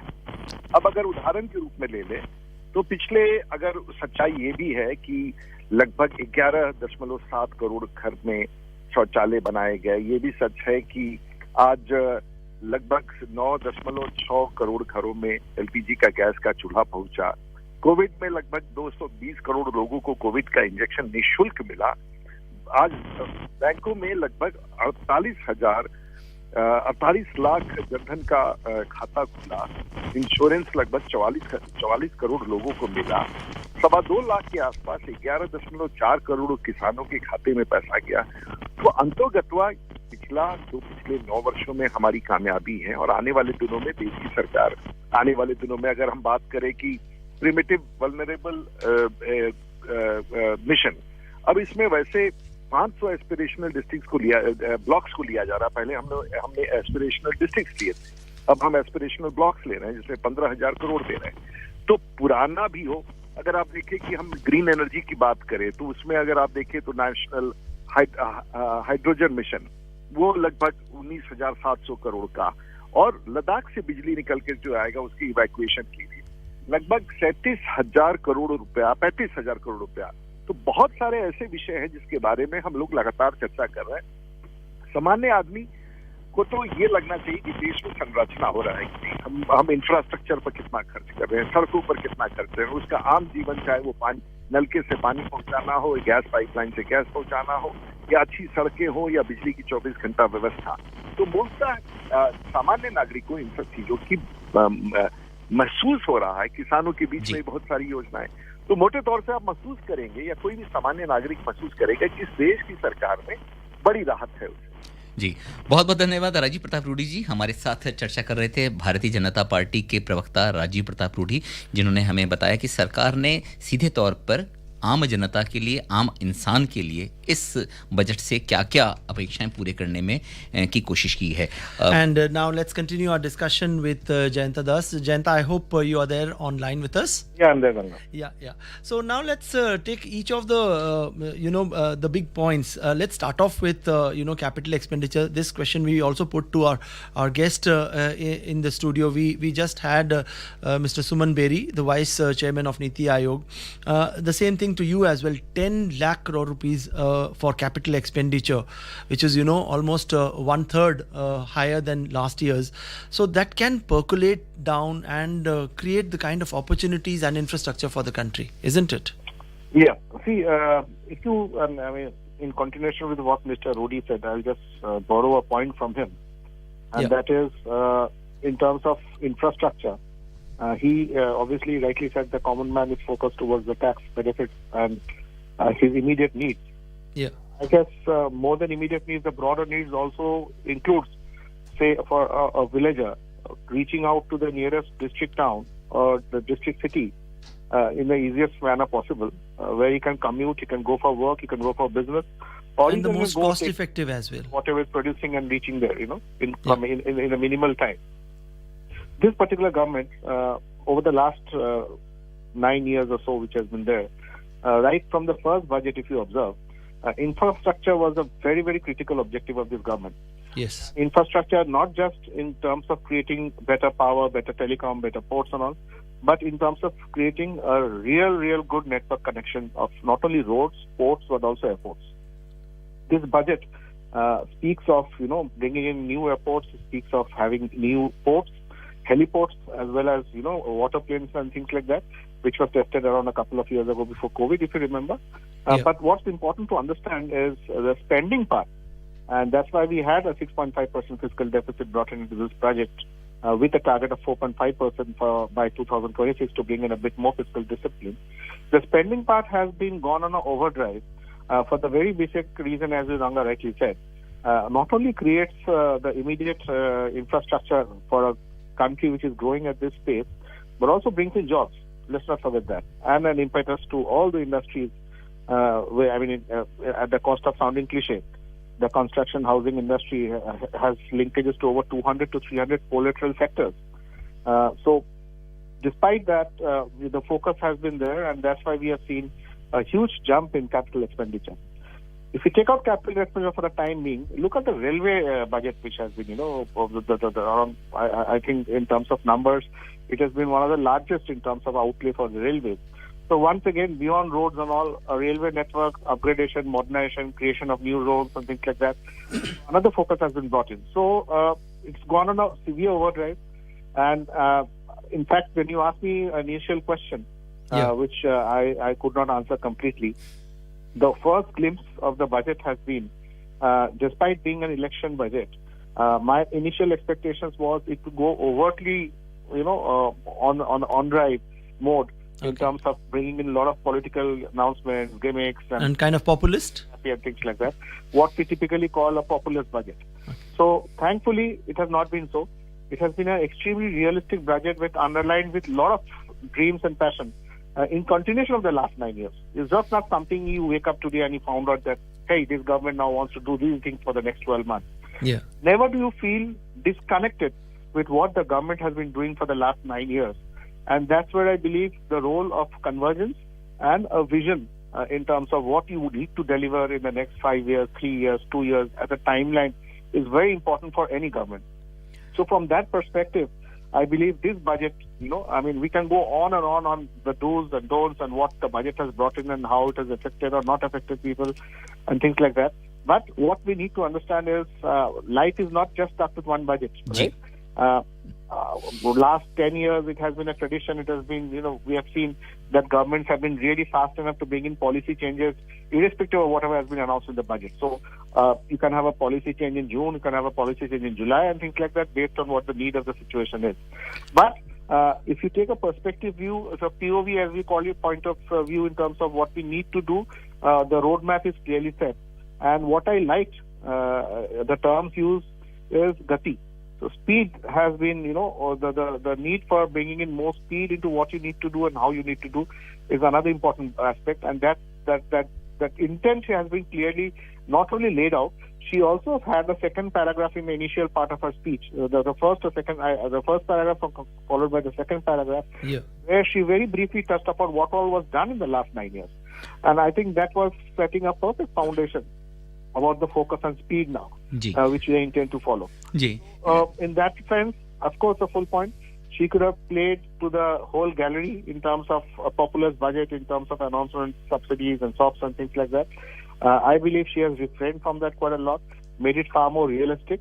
And as Mr. Rudy rightly said, it's more urgent, which they also realize. And actually, their focus on realizing this also helped them win number of elections over the last 8 or 9 years. Where they've not only focused on infrastructure but also the basic needs, your LPG, your energy needs, your creating of basic housing, your provision of toilets, for example. So I believe these have been really hallmarks of this particular government, where you spend money in terms of creating these basic infrastructural needs. I mean, it's sad to say, even after 75 years, toilets are an important part of a budget and campaign. But that's how we are at this point of time. And I think the next 10 years would be far more faster in terms of what we intend to do and how we intend to do once our basic needs and basic infrastructural requirements are taken care of. Jayant, जिस तरह से आपने बताया कि सरकार की जो मंशा थी, वो सरकार ने जो संतुलन बनाया है, जो लोगों की आकांक्षाएं थी, और ये जो माना जा रहा था कि ये एक लोक लुभावन बजट हो सकता है, लेकिन उसके साथ साथ जो राष्ट्र की संरचना या राष्ट्र की रचना की तरफ बढ़ते कदम को सरकार ने अपने इस कदमों से पीछे नहीं हटाया है, और वो जो सतत प्रक्रिया है उसको जारी रखा है। आपने बात की कि खास तौर पे अगर रेलवे को जो पिछले साल का जो कैपिटल एक्सपेंडिचर था, जो मतलब पूंजीगत उनका निवेश था, उसमें 1 लाख करोड़ का जो बढ़ोतरी की गई है, इसे किस तरह से आंकते हैं? क्योंकि रेलवे भी कहीं ना कहीं एक आम जनता के लिए एक जीवन रेखा की तरह से है। और अगर हम देखें कि हमारे के एक आम तौर पे इसी तरह बहुत सारी शिकायतें होती थी कि त्योहारों का समय है तो ट्रेनों में जगह नहीं मिलती, क्योंकि सबसे सस्ता साधन वही मिलता है। उस समय बहुत दिक्कत होती थी, लेकिन चूंकि जितनी रेलें चलाई जाएंगी उसमें उसकी भी एक सीमित कैपेसिटी रहेगी। थोड़ा माफी चाहूंगा, थोड़ा आपका आवाज रुक के मेरे को आ रहा है। तो अगर दोबारा डायल इन किया जाए तो मेरे लिए थोड़ा सुविधा हो जाएगा आपका प्रश्न समझने के लिए। मैं जरूर आपके इस बात से करता हूं, हम आपको वापस से कोशिश करते हैं, हम आपको दोबारा से एक बार काट के फोन आपका कनेक्ट करते हैं।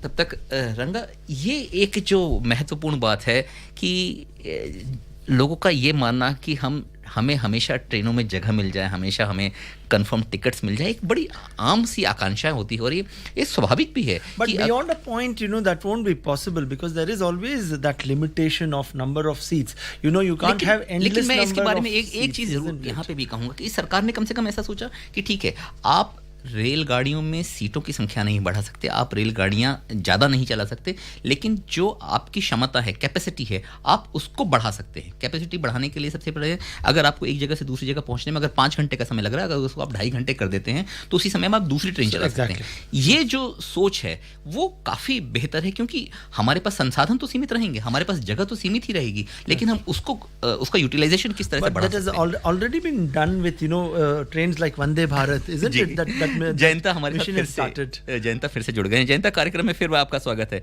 मेरा सवाल, मैं उम्मीद करता हूं कि आपको हमारी आवाज बेहतर आ रही होगी। I think we have lost contact with Jayanta. Jayanta, do we have you online?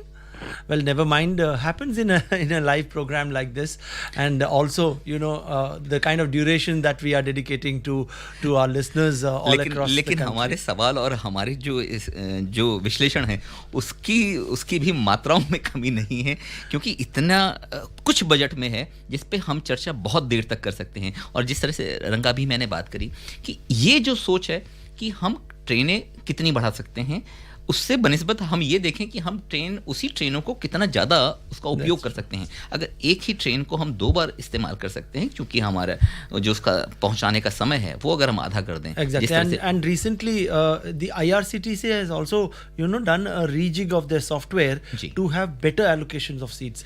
I think now we are reconnected with Jayanta. Jayanta, do we have you online? Yes, we are there. Yeah. And I hope we are clear and audible. जी जयंत, मेरा सवाल फिर से वही, जिस तरह से भारतीय rail के लिए रेल बजट में 2,40,000 करोड़ रुपए का जो पूंजीगत व्यय करने की बात की गई है, इसकी आवश्यकता, क्योंकि पिछले बहुत दिनों से रेलवे में भारी मात्रा में सुधार आया है, और वो सारी चीज़ें जो हम जिसके हम सपने देखा करते थे, चाहे वो वंदे भारत ट्रेन हो या हम जो बुलेट ट्रेन की अब एक हमारे लिए सपना हो सकता था, वो ही कुछ समय बाद साकार होने जा रहा है। रेलवे स्टेशनों की अगर हम बात करें, उनका जो पुनर्निर्माण हो रहा है या उनका जो पुनरुद्धार हो रहा है, उसमें एक ज़माने में ऐसा माना जाता था कि रेलवे स्टेशन को पे बहुत ज़्यादा सुधार किया नहीं जा सकता, लेकिन ये सारी सोच बदल दी है।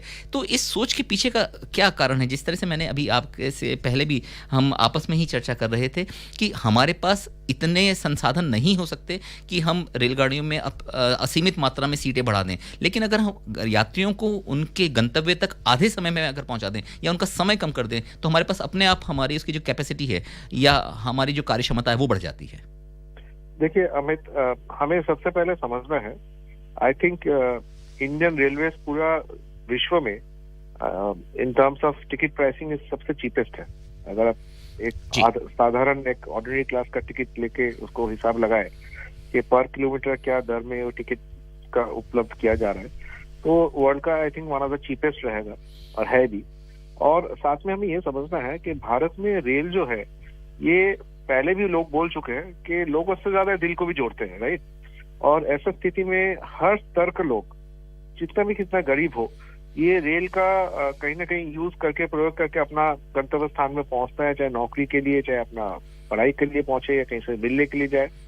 तो ऐसा स्थिति में सबसे बड़ा चुनौती जो होता है कि आपको रियली यूजर प्राइसेस तो मिलता नहीं है, तो it is almost a social service जो सरकार की तरफ से कहीं ना कहीं दिया जा रहा है रेलवे को मोस्ट ऑफ द टिकट्स में। ये नहीं कि फर्स्ट क्लास का टिकट या सेकंड क्लास का AC 2 टायर का टिकट अगर देखा जाए काफी महंगा है, लेकिन ज्यादातर सर्विस जो है करीबन 70 से 80% दर है सर्विस का, वो एक सोशल सर्विस की तरह दिया जा रहा है। इसका पूरा बजटरी सपोर्ट के द्वारा रेल चलते हैं, हम सबको पता है। साथ में ये भी है कि गुड्स जो वाहन जो एक कोने से दूसरा कोने का देश में लिया जा रहा है, वहां से भी रेलवे की इनकम है। हालांकि रोड से पिछले 15-20 साल में काफी तेजी से कंपटीशन आ रहा है, जहाँ पे थोड़ा बहुत रोड आज का तारीख में हम लोग इतना अच्छा फास्ट नेटवर्क हो गया, उसमें भी थोड़ा बहुत फर्क पड़ रहा है। एक तो ये, दूसरा हमारा देश में जो सुविधाएं की बात हम कर रहे थे, सुविधाओं से ज्यादा मैं मानता हूँ रेलवे में सबसे पहले सेफ्टी एंड सिक्योरिटी, ये एक हमेशा इशू रहता है कि हमारा इतना जो रोलिंग स्टॉक करीबन हजारों किलोमीटर पूरा देश को जोड़ रहा है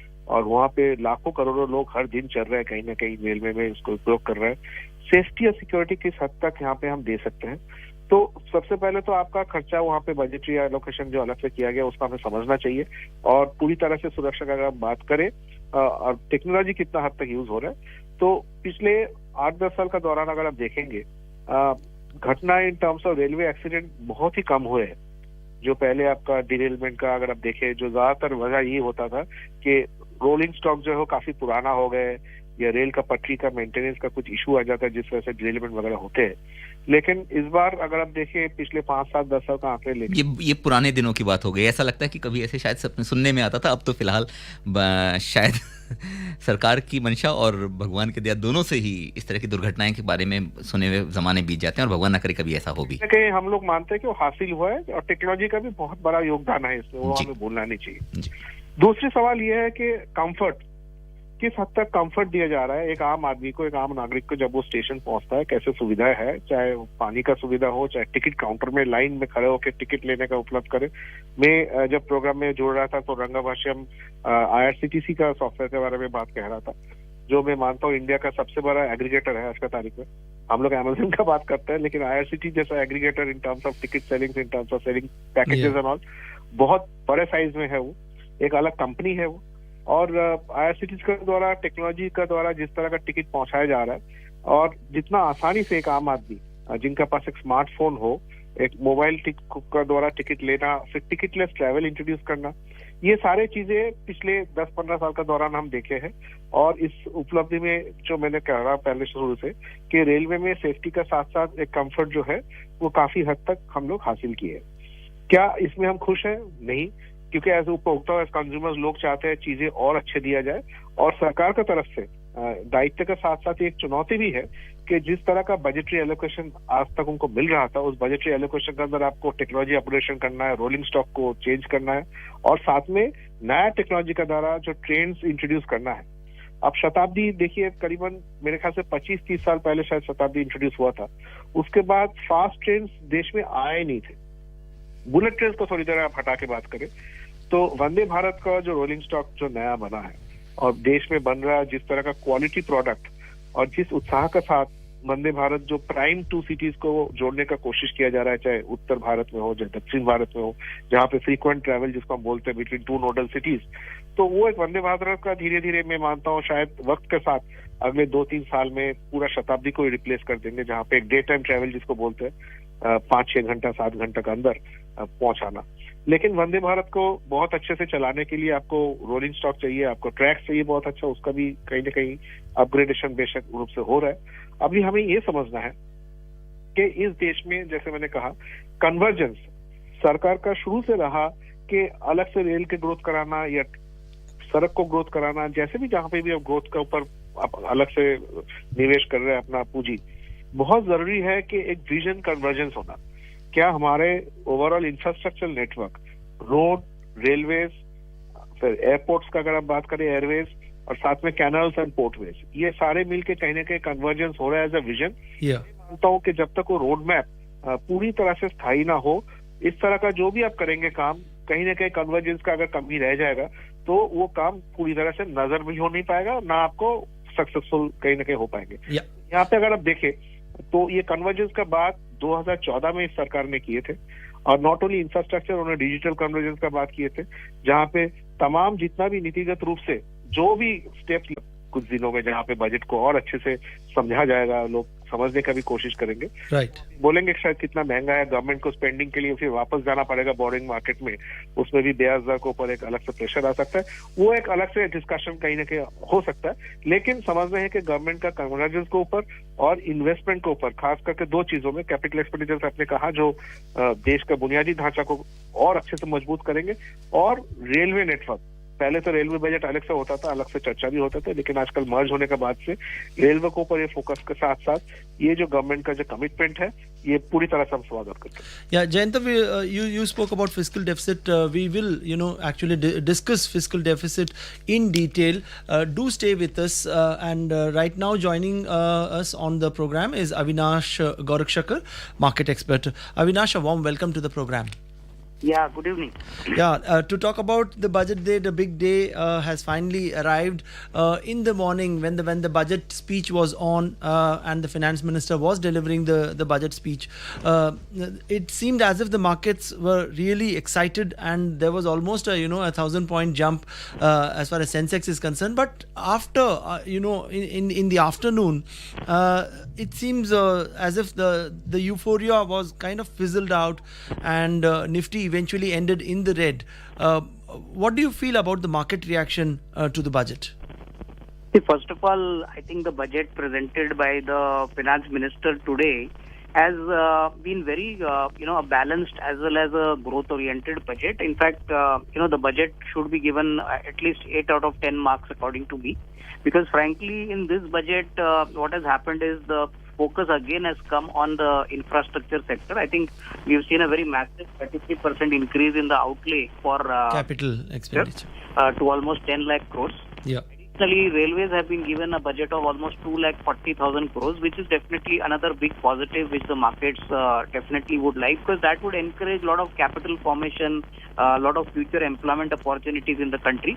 On the other hand, the government's borrowings have been kept in check. And most importantly, the individual taxpayer has been given good amount of incentives in terms of tax cuts, in terms of the slabs as well as the concessional tax rates, which I believe is going to, obviously result in a lot of savings for most of the individual taxpayers, and that would obviously boost a lot of consumption in the country. So definitely, sectors like FMCG, consumer durables should do well. I think broadly, the middle class, the farmer, as well as the infrastructure sector has been, given a very good treatment. In fact, the negatives which the market were expecting, especially on the capital gains tax, that has remained completely untouched. Some negatives have come for the insurance sector. But I think what happened in the second half of the market today was clearly that there was a massive sell-off in the Adani Group stocks. And that resulted in a complete panic in the market. We saw that, stocks like Adani Enterprises, Adani Ports, Adani Transmission, Adani Green, all the stocks ended in massive, selling coming, after the second half of the market. So that actually spoiled the mood. And more importantly, today... You mean to say not the budget provisions? No. See, today night, again, we would be having the FOMC, decision for basically taking a call on the fresh interest rates. Expectations are that this interest rate could range between 25 to 50 basis points. So, that was also another factor which kept the market a little cautious. So, my sense is that whatever has happened today is a kind of a overreaction to both the Adani Group stocks as well as what is going to come about today night from the Fed, US Fed, on the interest rate scenario. But budget prima facie has been quite good. In fact, my sense is that this, despite being a slightly pre-election kind of type of budget, the government has kept its balances in check. Most importantly, most of the institutional investors whom we spoke clearly were very happy that the fiscal deficit number is going to be 5.9%, which was definitely, a big positive surprise from the government. The government has also ensured that tax receipts are not going to grow very aggressively, 12-13%. Revenue expenditure has been capped at around 7-7.5%. And despite that, talking about a 33% increase in the infrastructure outlay for massive capex is definitely a big plus point. So coming to the conclusion, I would believe that today has been an overreaction. In fact, just to interestingly tell you 2 data points, both the institutional investors today and the domestic funds have actually been net buyers. So basically, a lot of people are surprised that, on a day like this, both domestic funds as well as the FIs have become buyers both simultaneously on a day when there was extreme volatility in the market. So this was expected, but obviously the way the market came down was definitely something which surprised most of the market players. And I think it would not remain for long. Markets would stabilize in the coming few weeks. Avinash, ये बताइए कि जैसा अभी रंगा ने भी कहा या बहुत सारे लोगों की ऐसी आकांक्षाएं थी या उम्मीद थी कि जिस तरह से शेयर बाजार शुरुआती दौर में बहुत उम्मीदों भरा रहा बजट भाषण से पहले, और बाद में आपने भी जैसे बताया कि सिर्फ एक कारण था जिसने शायद इस मूड को खराब किया, अगर उसको छोड़ दिया जाए तो बाजार की अभी मूड कैसा नजर आता है? अगर कल बाजार खुलेगा और ओवरनाइट जिस तरह से आपने बात करी है कि फेड रेट का क्या रुख रहता है, उसके बावजूद बाजार कल मोटे तौर पे कैसा नजर आता है?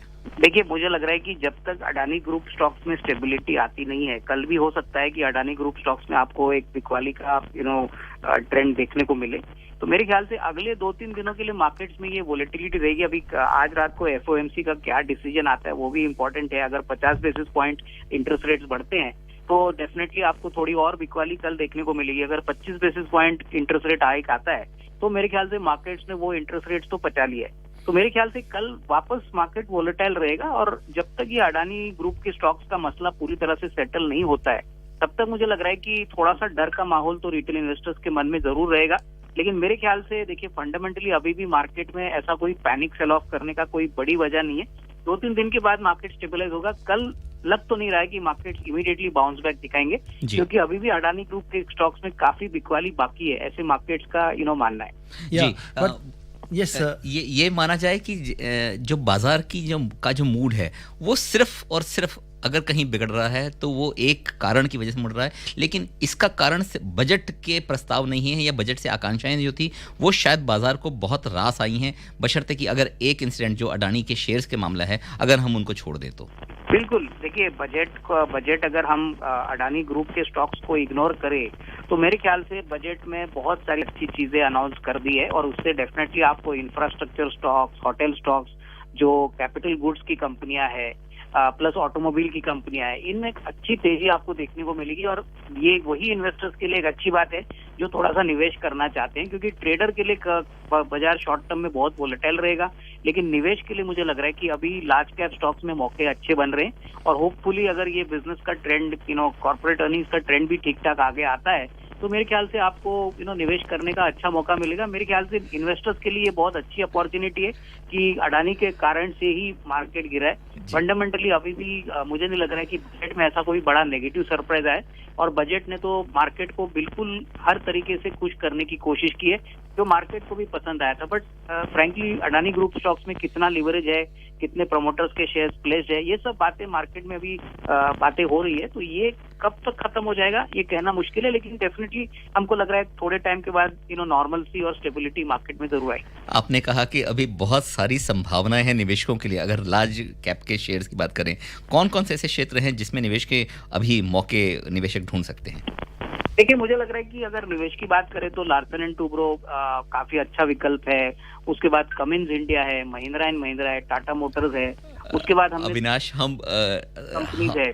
मैं आपको रोकना चाहूंगा, लेकिन क्योंकि हम यहाँ पे सिर्फ सेक्टर स्पेसिफिक ही बात कर सकते हैं, कंपनियों के नाम लेने में थोड़ा सा हम शायद परहेज करेंगे। तो अगर आप सेक्टर्स के बारे में थोड़ा सा बता दें कि किन सेक्टर का में निवेश बेहतर हो सकता है तो बेहतर हो। इंफ्रास्ट्रक्चर है, कैपिटल गुड सेक्टर है, जो ईपीसी कंपनियां है, जो कंस्ट्रक्शन बनाती है, रोड कंपनीज है, उनके लिए डेफिनेटली आने वाले 6 से 12 महीने काफी इंपॉर्टेंट रहेंगे, क्योंकि इंफ्रास्ट्रक्चर में 30% का जो आउटले इंक्रीज किया है उसमें सारी ये कंपनीज को अपने ऑर्डर बुक बढ़ने की क्षमता मिलेगी।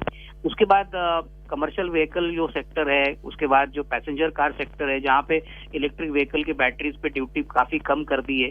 उसके बाद जो कंपनियां बेसिकली बिल्डिंग प्रोडक्ट्स में, रियल एस्टेट मार्केट में है, वहां पे डेफिनेटली अच्छे मौके आपको मिल सकते हैं। मुझे लग रहा है कि अभी भी जो सेक्टर्स अवॉइड करने चाहिए वो बेसिकली आईटी हो सकता है, मेटल हो सकता है, फार्मा हो सकता है, क्योंकि यहाँ पे कोई बड़े अनाउंसमेंट्स आए नहीं है और जो ग्लोबल हेडविंड्स है यूएस और यूरोप से, वो ये अभी भी थोड़ा सा कॉशियस स्टैंड दिखा रहे हैं। तो मेरे ख्याल से जो डोमेस्टिक फोकस सेक्टर्स है, जो डोमेस्टिक मार्केट्स में ज्यादातर सेक्टर्स काम करते हैं, वहां पे निवेश के मौके बनने के लिए अच्छी पोजीशनिंग बन रही है।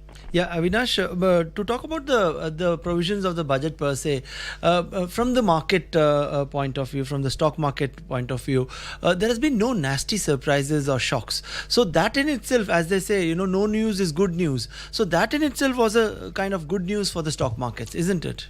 Yeah, definitely. I think you're absolutely right, because market were expecting that in case the capital gains tax was tweaked and changed, then that could have given a big nasty surprise for the markets. Unfortunately, it did not come in.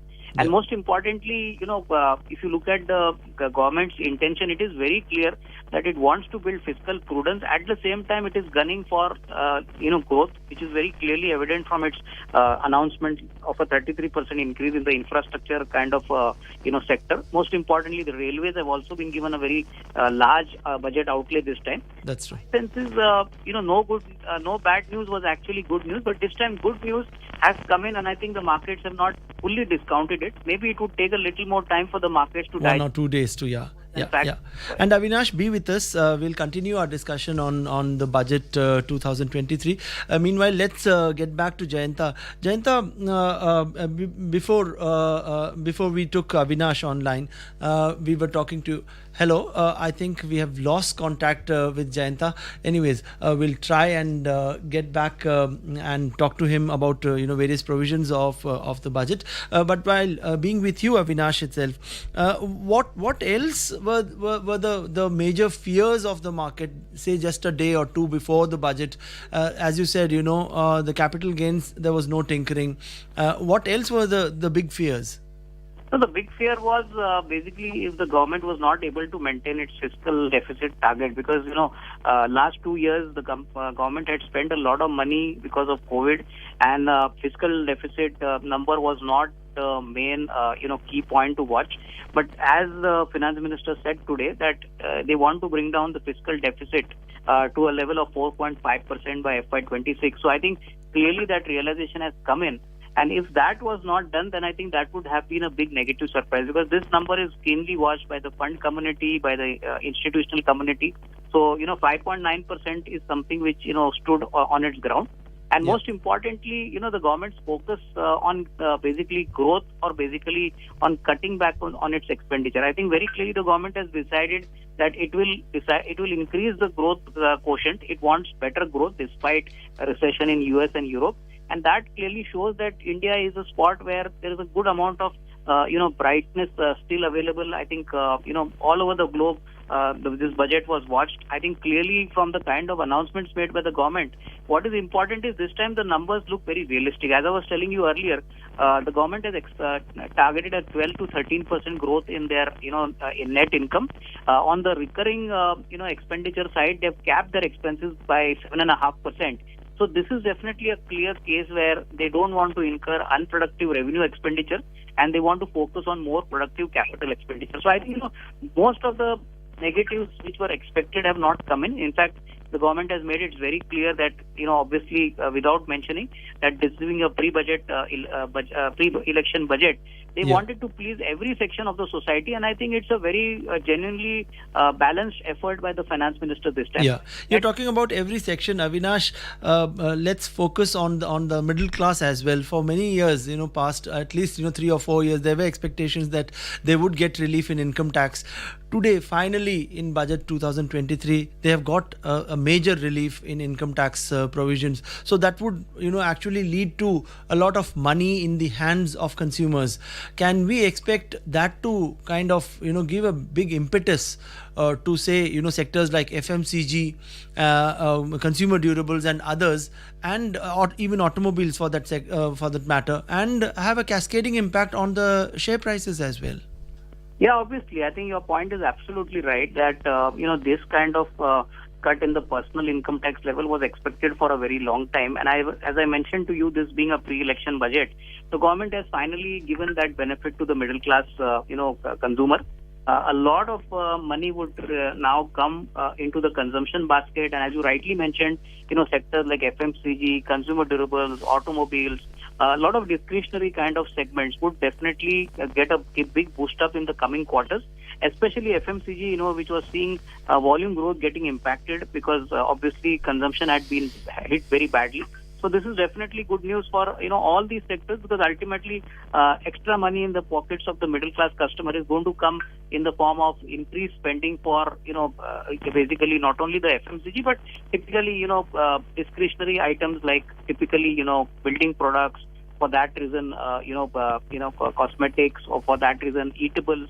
Yeah. So all these things are definitely going to get reflected possibly from the April to June quarter. We could see better numbers from the FMCG business, specifically from the Jan to March quarter. Yeah, Avinash, we'll keep coming back to you in the next couple of days to see and kind of analyze the market action.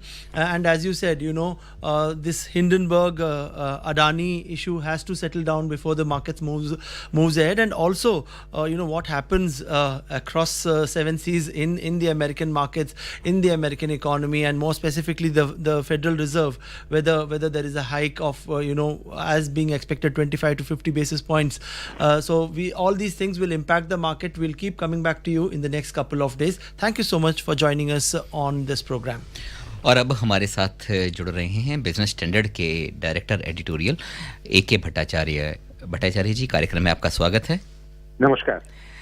किस तरह से आंकते हैं, बहुत बड़ी आकांक्षा थी, अगर हम सिर्फ शुरुआत में ये जानना चाहें कि मध्य वर्ग को बजट से क्या मिला और कितनी उम्मीदें उसकी पूरी हुई? देखिए, मध्य वर्ग जो बात कर रहे हैं आप, उनको जरूर ये जो नया इनकम टैक्स रिजीम जो है, ये एक नया स्कीम है। ये जो पुराना 2020 के जो स्कीम था उसमें काफी अंतर लाया गया है, जिससे कि जिसमें आप जो इनकम टैक्स रेट्स थे डिफरेंट स्लैब्स में, वो पहली बात तो है कि स्लैब्स कम कर दिए गए हैं और कम करने के बाद जो रेट्स जो हैं 2-3 स्लैब्स में कम हो गए हैं जी। तो इससे जो सिंप्लीफिकेशन और स्ट्रीमलाइनिंग हुई है, वो मैं समझता हूँ कि ज्यादातर जो 12 लाख या 15 लाख के जो इनकम टैक्स अर्नर्स जो हैं, उनके लिए एक नया अल्टरनेटिव रिजीम स्कीम है, वो उनको काफी मदद होगा, क्योंकि इसमें कोई कॉम्प्लिकेशन नहीं रहेगा, इसमें कोई एग्जम्पशन, कोई सेविंग्स नहीं करना पड़ेगा, सिंपल टैक्स। तो एक तो है कि जो लोग बहुत सेविंग्स कर रहे हैं, इन्वेस्टमेंट कर रहे हैं, उनके लिए पुराना रास्ता खुला हुआ है, उनके लिए आगे वो जाकर वो कर सकते हैं। पर एक नया ऑप्शन आ गया जो कि काफी अट्रैक्टिव मालूम होता है। तो अगर वो उसी स्कीम में आ जाए तो मैं समझता हूँ कि मध्यम वर्ग के लिए ये एक अच्छा एक स्कीम साबित हो सकता है। ये पहली बात। और दूसरी बात जो है कि जो मध्यम वर्ग के लिए जो कैपिटल एक्सपेंडिचर जो किया गया है, उससे क्या होगा कि जो सरकार जब कैपिटल एक्सपेंडिचर बढ़ाती है तो उसके लिए काफी जो जैसे मान लीजिए आवास योजना, रेलवेज, रोड्स, उसमें नौकरी का जो एक इफेक्ट आता है, वो एक अच्छा एक बेनिफिट हम देख सकते हैं। ये मैं कहूँगा कि ये दो चीज जो हैं, ये हमारे जो मध्यम वर्ग के लिए ये अच्छी साबित हो सकती है। एक आशंकाएं थी या शंका थी जब माननीय वित्त मंत्री जी ने ये आयकर के स्लैब में परिवर्तन किया था या इसकी तरह से बताई थी, तो ऐसा बहुत लोगों के मन में आशंकाएं हैं, अभी भी शायद वो पूरी तरह से साफ नहीं हो पाई हैं, कि जो नई आयकर के स्लैब हैं उसमें जिस तरह से आपने भी बताया कि जो भी डिडक्शन थे, चाहे वो 1.5 लाख तक के थे या NPS से रिलेटेड थे, या जिस तरह से हम जो स्वास्थ्य बीमा लिया करते थे, उसकी सारी जो डिडक्शंस थी वो खत्म कर दी गई हैं नए स्लैब में। लेकिन क्या पुराने स्लैब का अगर कोई लाभ लेता है तो उसको ये सारी सुविधाएं मिलती रहेंगी? और दोनों का अगर कंपैरेटिव देखें तो किस रिजीम में किस श्रेणी को ज्यादा फायदा मिलता हुआ नजर आता है? देखिए, अगर आप रिबेट की बात करें, जो नए स्कीम में 7 लाख तक कोई आपको टैक्स नहीं देना पड़ेगा जी। वो रिबेट आपको पूरा मिलेगा, पर उसके ऊपर जो है आपका, उसमें टैक्स रेट डिफरेंस आएंगे। पर उसमें मान लीजिए जो 9 लाख के जो इनकम जो अर्नर्स जो है, उनके लिए अगर वो कोई सुविधा न ले तो उनका जो टैक्स लायबिलिटी वो 45,000 तक आ जाएगा, पहले जो 60,000 का था। तो मेरा मानना ये है कि ये इसका एक ट्रेड ऑफ होगा, जो ट्रेड ऑफ आप किस तरह से देखेंगे। वो आप चार्टर्ड अकाउंटेंट के पास जाकर या सेविंग्स स्कीम में जाकर या अपना पैसा उसको इन्वेस्ट करेंगे कि NSC में जाएंगे या लाइफ इंश्योरेंस पॉलिसी खरीदेंगे, वो करेंगे, या अपने विचार के अनुसार कहेंगे कि मैं 5% का टैक्स देकर मैं अपने पैसे से मैं कहाँ पे मैं क्या विनियोग करूं, मैं करूं। राइट, फ्रीडम है, चॉइस है। तो ये तो इंडिविजुअल है वो देखेगा कि वो क्या करना चाहिए उससे। Yeah, Mr. Bhattacharya, we are talking about the provisions of income tax, and clearly the government is promoting the new tax regime and doing away with all the exemptions and the concessions which have been given. But previously, to talk about the old income tax regime and slabs, those concessions and those rebates were given in order to target certain objectives. Say, for example, encouraging, say, building of houses by people, or taking a medical cover or a life insurance cover and all those things. Do you think all these things have become irrelevant now? Otherwise, how would you give benefits in a targeted way? Oh, no, not at all. They are not irrelevant at all. I think what the government is doing is the government is raising resources on its own to invest in those schemes. Yeah. Now, earlier what used to happen was that the government will guide and encourage individual savers to invest in those national savings certificates or LIC policies or unit-linked insurance policies, all those things. Now, clearly, there are two ways of ensuring that the government gets the saving amount in its kitty to invest in various projects. One is the one that was the old tax regime. Yeah. And the second one is the current one, where the tax rates are lower. So therefore, the individuals are earning their incomes, and whatever savings they make, they decide to invest in which schemes, depending on the intrinsic merit. Right now, what happens is that a saving scheme, which is just because it is has got a tax relief, you pay for it. So I think it is a far more simple and straightforward and streamlined, where you can make a choice whether you want to go in for a certain scheme or not, because of its returns. Yeah. Because you want to get some tax relief, you lock in your investment for 5 years, is something that constrains your choices. So I think now you have a choice whether where you want to invest to get higher return. Yeah. You pay your tax, so it is simpler and clearer. Yeah, Mr. Bhattacharya, now let's shift gears and have a kind of almost a mini discussion on the fiscal deficit.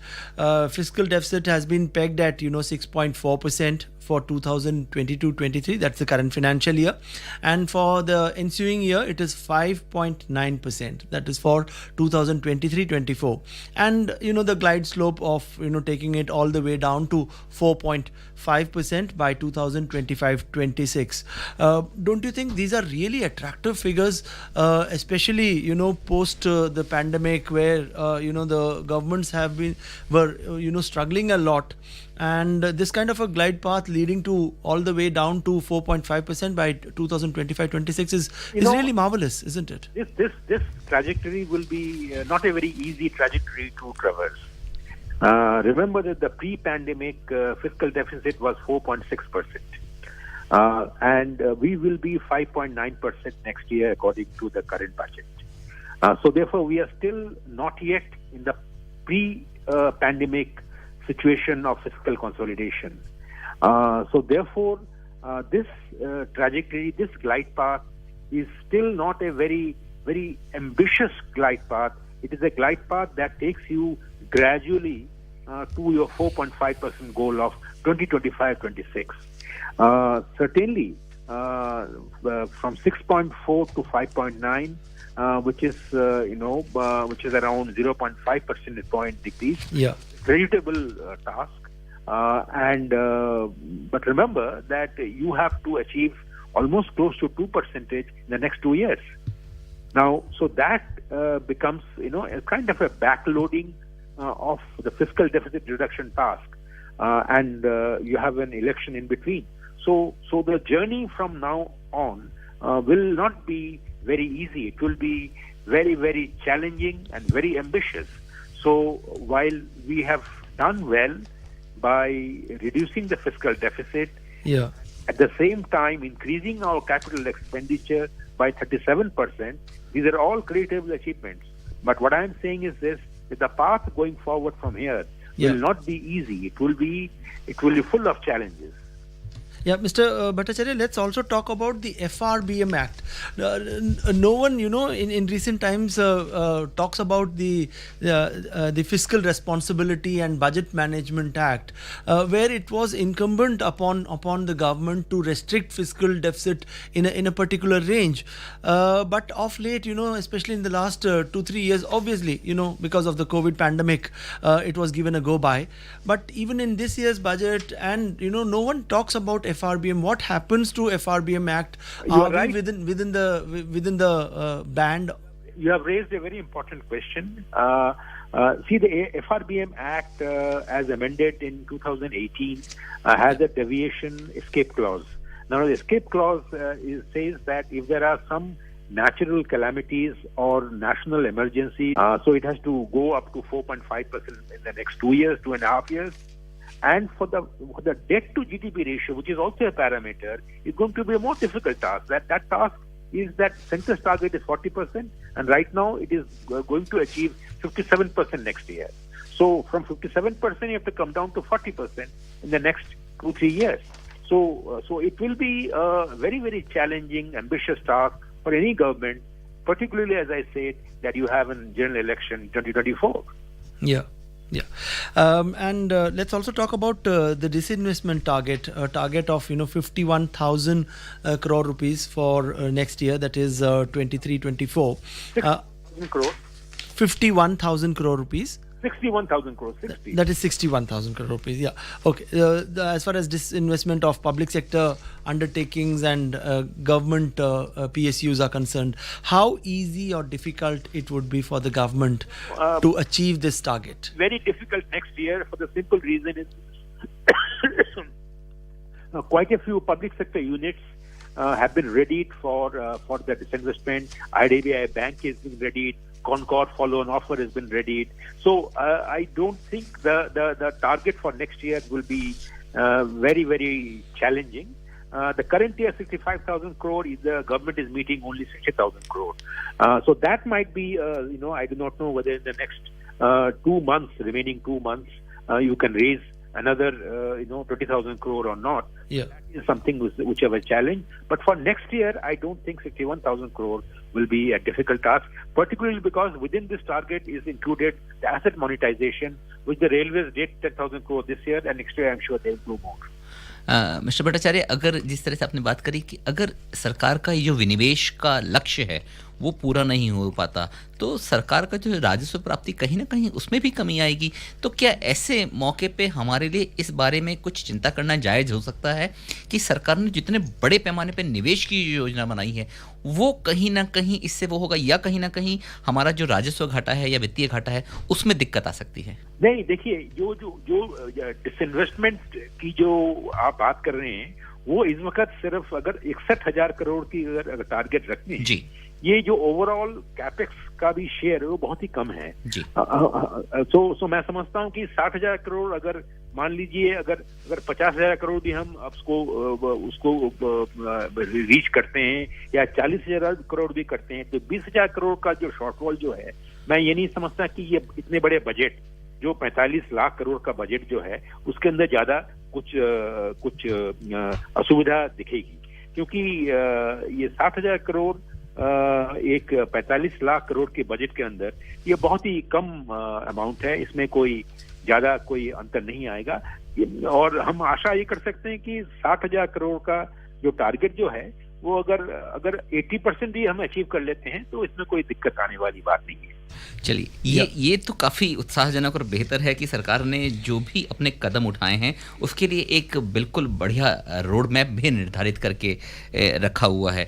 और इसके साथ साथ 2-3 छोटी छोटी चीज़ें, क्योंकि कहीं ना कहीं बजट प्रस्ताव में एक आध जैसे आशंकाएं थी कि सरकार बजट को उतना प्रोत्साहित नहीं कर रही, लेकिन अगर वहीं पे हम देखें जो महिला सम्मान बचत पत्र जिसमें 2 वर्ष के लिए एक फिक्स्ड 7.5% का ब्याज दर निर्धारित की गई है, ये भी काफ़ी आकर्षक है। इस तरह से कुछ और जैसे वरिष्ठ नागरिकों के लिए भी जो सीमा है वो 15 लाख से बढ़ाकर 30 लाख की गई है, तो क्या माना जाए कि सरकार दोनों चीज़ों पे संतुलन फिर से बनाने की कोशिश करती नजर आ रही है या कोशिश उसकी कामयाब हो रही है? देखिए, ये जो बजट जो है वो तो एक संतुलन की बात है, एक तरफ आपका जो अकाउंटिंग, जो फिस्कल डेफिसिट की बात करें, सब्सिडीज की बात करें, इनकम टैक्स रिलीफ की बात करें, एक तरफ ये है। और दूसरी तरफ ये है कि आप डिफरेंट स्कीम्स की बात करें, किस तरह से क्लाइमेट चेंज को टैकल किया जाए, किस तरह से ओल्ड व्हीकल्स को स्क्रैप किया जाए, किस तरह से गिफ्ट जैसे उनको हम नया स्कीम दे सकें, किस तरह से जो महिला जो उनको सशक्तिकरण किया जाए, ये सारे जो ईज ऑफ डूइंग बिजनेस का भी स्कीम। सो बजट सिर्फ एक वित्तीय खाका ही नहीं है, ये एक गवर्नमेंट की आर्थिक जो एक नीतियों की एक पूरा एक बयान भी है। तो उस हिसाब से देखें तो इस बजट में नहीं सिर्फ ये पीएम आवास योजना, जिसमें कि रूरल कंस्ट्रक्शन जो हाउसिंग की, ये बहुत बड़ी एक प्रावधान किया गया है। मिलेट रिसर्च, बाजरा, रागी, इसके ऊपर ये बहुत बड़ा एक स्कीम सरकार ने ऐलान किया है। And this year is being celebrated as International Year of Millets, isn't it? So agricultural startup, अगर मान लीजिए अगर 1 करोड़ कृषकों को बोला जाए कि आप नेचुरल फार्मिंग करेंगे अब से, तो उनको उनके एक स्कीम बनाई गई है कि 1 करोड़ जो कृषक जो हैं, किसान जो हैं, उनको नेचुरल फार्मिंग में उनको लाया जाएगा। उससे हमारी जो क्लाइमेट चेंज की जो टारगेट्स हैं वो भी होगी। 35,000 करोड़ का जो एनर्जी ट्रांजिशन के लिए जो प्रावधान किया गया वो भी एक बहुत बड़ा बजट एक ओवरऑल एक डॉक्यूमेंट है जो कि न ही सिर्फ आपके टैक्स रेट, कस्टम ड्यूटी की जो रिव्यू की गई है वो करती है, और इनकम टैक्स की रिव्यू की है नहीं करती है, और उसके साथ साथ ये सारे स्कीम्स का भी ऐलान भी करती है। Yeah, Mr. Bhattacharya, let's shift our focus to the health sector as well. A couple of announcements there as well. 157 new nursing colleges to be established in co-location with the existing 157 medical colleges established since 2014. The medical fraternity has always acknowledged the fact that, apart from doctors, the paramedical staff, and even in paramedical, the nursing staff, there is a major crunch.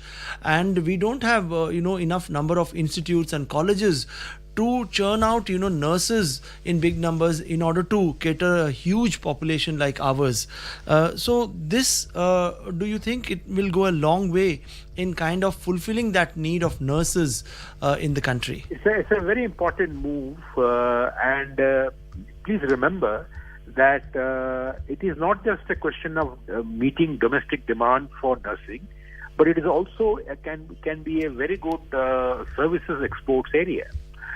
Because we do supply a lot of nurses to many countries, and India can be a very good center for training qualified nurses, and also the health tourism can get a big boost. So therefore, to give a big push to this nursing education, is a technical education after all.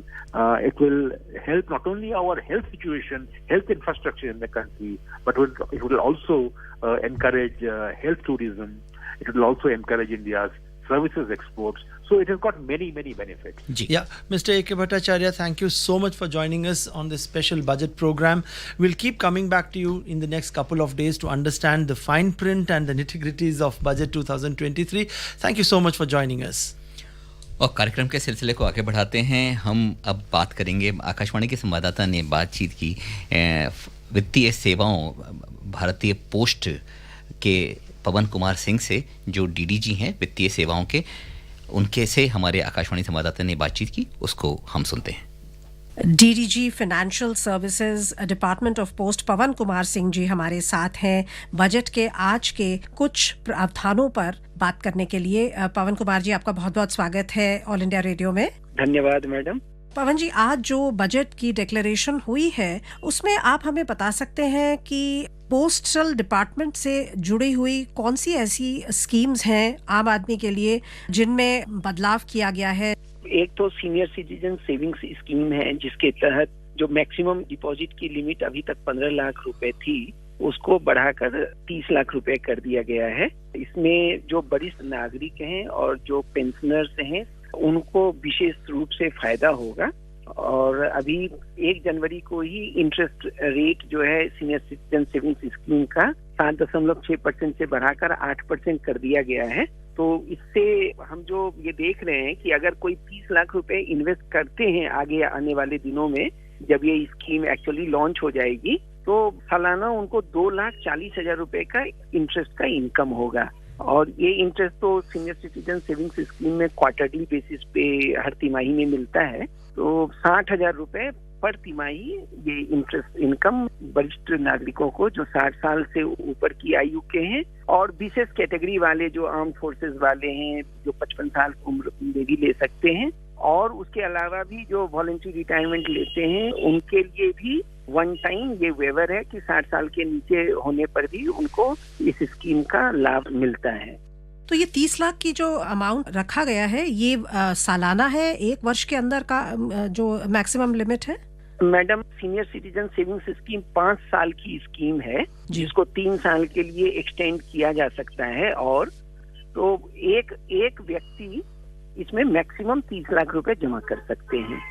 सो इसमें फायदा ये है कि आपका पैसा सुरक्षित भी है और आपको एक ब्याज दर भी बहुत अच्छा मिल रहा है। जी बिल्कुल, क्योंकि 8% ब्याज दर मतलब बहुत ही अट्रैक्टिव ब्याज दर है। और आप देख ले, अगर किसी को मान लीजिए रिटायरमेंट में 30 लाख रुपए का ग्रेच्युटी या रिटायरमेंट बेनिफिट मिला है और अगर वो सीनियर सिटीजन सेविंग्स स्कीम में लगाते हैं तो एक तो पैसा उनका सुरक्षित है और सालाना उनको 2,40,000 रुपए का इंटरेस्ट इनकम आएगा उसके ऊपर।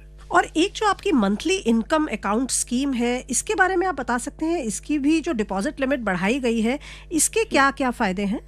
जी, तो ये तो सीनियर सिटीजन्स वाली में तो इंटरेस्ट इनकम क्वार्टरली होती है और मंथली इनकम स्कीम में मंथली इंटरेस्ट मिलता है। Well, listeners, you are tuned in to the All India Radio special program on the budget 2023, and joining us now in the studios is Shri Sanjay Malhotra, Revenue Secretary. Mr. Malhotra, warm welcome to the program. Thank you very much. And before we talk about all the provisions of the budget and lots of things to talk to you, I hope time permits. But before we do that, your very first comment on the budget today, and as the Honorable Finance Minister said, the very first budget of Amrit Kaal. Yeah, so I will be basically speaking about the revenue side. So what is it on the revenue side for the citizens of the country? So first of all, this budget is a continuation on the revenue side of whatever we have been doing earlier, and it is to support the economy. So while on the one hand, on the expenditure side, there is a huge focus on the capex, which will help the GDP and our growth. Similarly, on the personal consumption side, through our personal income tax rate changes, we are going to put more money in the hands of the public, and that is going to help the consumption expenditure. So this is one. Yeah. Secondly, it is about continuity of thought, certainty of taxation, stability of taxation. There are no increases in taxations. We are only trying to improve and increase our tax base, deepen our tax base without increasing tax rates. How we improve our revenues, so this budget is basically focusing only on these two measures. Sanjay ji, जिस तरह से आपने बताया, राजस्व सचिव के पास सबसे पहला शायद कहीं ना कहीं लक्ष्य होता होगा, जो राजस्व का लक्ष्य है वो प्राप्त करने में सरकार कितनी सहजता या सुगमता महसूस कर रही है इन सारे बजट प्रस्तावों से, क्योंकि कहीं ना कहीं आपके सामने भी ये चिंताएं तो जरूर होती होंगी, ये चुनौतियां होती होंगी कि हम जो राजस्व घाटा है उसको कम से कम कैसे रख पाएं। नहीं, बिल्कुल, तो ये तो एक बैलेंसिंग एक्टिविटी है कि न केवल राजस्व को जो है व्यय का साथ निभाना है, व्यय को भी राजस्व का साथ निभाना है।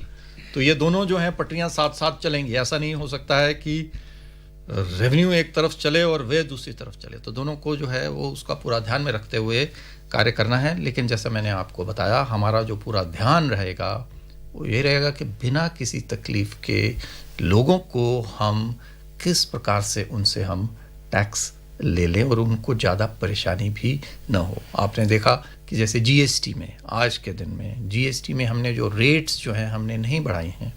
जब जीएसटी इंट्रोड्यूस किया गया, हालांकि ये जीएसटी का मुद्दा आज के दिन के लिए हमारे लिए बजट में जीएसटी नहीं आता है, लेकिन एक उदाहरण के स्वरूप में आपको कह रहा हूँ कि जीएसटी में हमारी जो रेट रही है, जब हम जीएसटी इंट्रोड्यूस किया, ये सोचा जा रहा था कि 15% से अधिक की रेट होनी चाहिए, क्योंकि इतने सारे टैक्स हमने समाप्त कर दिए, तो 15% की रेट होगी, तभी हमारे को वही रेवेन्यू मिलेगा जो पहले मिल रहा था जीएसटी से पूर्व में। लेकिन हमारा जो रेट रहा वो केवल 11.5% रहा। उसके बावजूद जो टैक्सेस और रेवेन्यू में जो हमारी बढ़ोतरी हुई वो कहीं अधिक हमारी बढ़ोतरी हुई। क्यों हुई? क्योंकि हमारा टैक्स बेस बढ़ा। कैसे बढ़ा? 60 लाख ही मात्र हमारे टैक्स पेयर जीएसटी के, या पहले वैट होता था, तो वैट की, एक्साइज ड्यूटी के हमारे केवल 60 लाख टैक्स पेयर्स थे। आज के दिन में 140 लाख हमारे 5 साल के ही अंतराल में दोगुना से भी अधिक हुए हैं। कैसे हुए हैं? क्योंकि टैक्स जो बेस है वो उसको हमने बढ़ाया। जो लोग टैक्स के दायरे में नहीं आ पा रहे थे, compliance has improved. You are right कि कंप्लायंस जो है वो इम्प्रूव की है। तो जो ऑनेस्ट जो टैक्स पेयर है उसके तो टैक्स रेट में जहां हम 15% के बदले वो उनको 11.5, आज के दिन में 11.5%। हमने इसका एक अनुमान लगाया, ये प्रति फैमिली 12,000 रुपए की सेविंग सभी नागरिकों को जीएसटी लगने से हुई है। क्योंकि अगर 4% और टैक्स रेट का जो पूरा अनुमान जो हम लगाते हैं तो उससे कई हज़ार करोड़ वो बनते हैं, कई लाख करोड़, और उसको हम डिवाइड करते हैं सभी हमारी फैमिलीज़ में, तो 12,000 रुपये प्रति परिवार का लाभ हो। वही प्रकार, उसी प्रकार से चाहे इनकम टैक्स हो, चाहे कस्टम्स ड्यूटी हो, सभी में हमारा प्रयास यही है कि टेक्नोलॉजी को यूज़ करके आज के दिन में आपकी जो इनकम है, आपको मालूम है कि जो आपकी इनकम है वो आप स्वयं, आपको भी कई बार ध्यान नहीं रहता है कि मेरी इनकम जो है फलां बैंक में एक एफडी पड़ी है, उसका इंटरेस्ट की मेरी ये इनकम है, या फलां जो है मैंने एक इक्विटी का एक शेयर लिया था और उसकी कुछ डिविडेंड की मेरी इनकम आई है। बट द रिटर्न फॉर्म्स, लेकिन वो रिटर्न में आपको भरा पहले से आपको मिल जाता है। ये नहीं है कि आप वो देना नहीं चाहते थे टैक्स, लेकिन कई बार हमें मालूम भी नहीं रहता है, ध्यान नहीं रहता है, तो वो टैक्स अवॉइड जानबूझ के या अपने आप न जाने हुए भी वो हो जाता था। तो वो उस सब की वजह से जो है ये टैक्स में बढ़ोतरी हुई है, और हमारा यही प्रयास रहेगा कि बिना टैक्स दरों में बढ़ोतरी किए हुए हम टैक्स की वसूली करें। Mr. Malhotra, you, although as you said, GST is not the focus on a budget day, but to talk about GST, it's been more than 5 years now. Don't you think that the system has stabilized wonderfully now, and every month you create new records or near record, like last month's January's figure was 1.55 lakh crore rupees. Isn't that really heartening? And would you like to believe that now this now we can stop calling it a new system? GST has actually stabilized in the entire country. Certainly it has stabilized, but there is always work in progress. We are continuously trying to improve the systems so that it becomes easier and easier for the taxpayers to pay taxes, to file their returns, to claim their refunds on the GST side. Similarly, even on the income tax side. So it's always work in progress. Average is 1.5 lakh this year for GST, which is an increase of about 24% over the last year. So yes, it is thanks to all our citizens, who are paying these taxes. जी, निश्चित तौर पे जैसा आपने बताया कि चूंकि ये सारा जो कर दाता थे उनके मन में जो भय या डर था वो कहीं ना कहीं सिस्टम से दूर किया गया है, और ये सारा जो इसका डिजिटलाइजेशन किया गया उससे भी बहुत सारी चीज़ें सहज हुई हैं और पारदर्शी करने में भी मदद मिली है। क्या यही एक प्रमुख कारण है, या हमें दोनों कारण मानने पड़ेंगे? क्योंकि व्यापारिक गतिविधियों में या सभी की चीज़ों में बढ़ोतरी हुई है, उसी लिए आपका जो टैक्स कलेक्शन है वो भी बढ़ रहा है। बहुत आपने अच्छा प्रश्न आपने किया है। टैक्स रेवेन्यू जो हमारे पास आता है उसके लिए 3 मुख्य फैक्टर्स हैं जिस पे वो डिपेंड करता है। नंबर 1, इनकम क्या है, या पर्सनल इनकम टैक्स के लिए इनकम क्या है, या अगर जीएसटी की बात करें तो उसके लिए कितनी सेल हुई है, तो वो भी एक इनकम का ही एक तरह का जरिया है। तो सबसे पहली चीज़ तो हुई क्या आपकी इनकम है। दूसरी, आपकी टैक्स रेट क्या है, ज़्यादा टैक्स रेट होगी तो ज़्यादा आएगा, ज़्यादा इनकम होगी तो ज़्यादा। तीसरा आपकी एफिशिएंसी क्या है। तो जैसा मैंने कहा, जैसा आपने कहा कि नेचुरली अगर इनकम बढ़ेगी, जीडीपी बढ़ेगी, ग्रोथ होगी तो इनकम बढ़ेगी, निश्चित बात है। लेकिन साथ ही साथ एफिशिएंसी जो है वो हमने बढ़ाई है। तो अगर हमारी ग्रोथ जो है इकोनॉमी में अगर 100 होती है या मान लीजिए 10% होती है, हमारा प्रयास ये रहता है कि 10% से हम ज़्यादा इनकम टैक्स रेवेन्यू में कलेक्ट करें, टैक्स रेट को छुए बिना जी, बढ़ाए बिना, ये बहुत बड़ा कदम है बिना जी।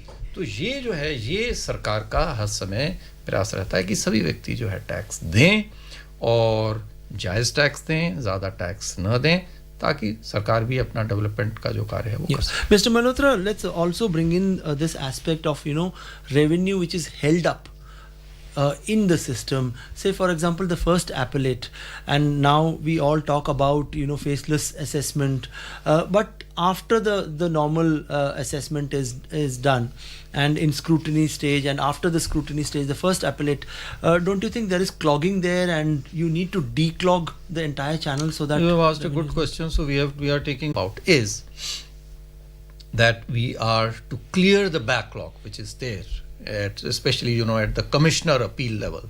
There is a backlog. For that we are now going to introduce about 100 joint commissioner appeals. So that will also help in reducing the backlog. Will they have a different threshold for tax level too? Yes. So there is a different class, not threshold, a different class of orders which are approved by officers who are lower in rank. Obviously, we can't mandate them or empower them to hear appeals against officers who are senior to them.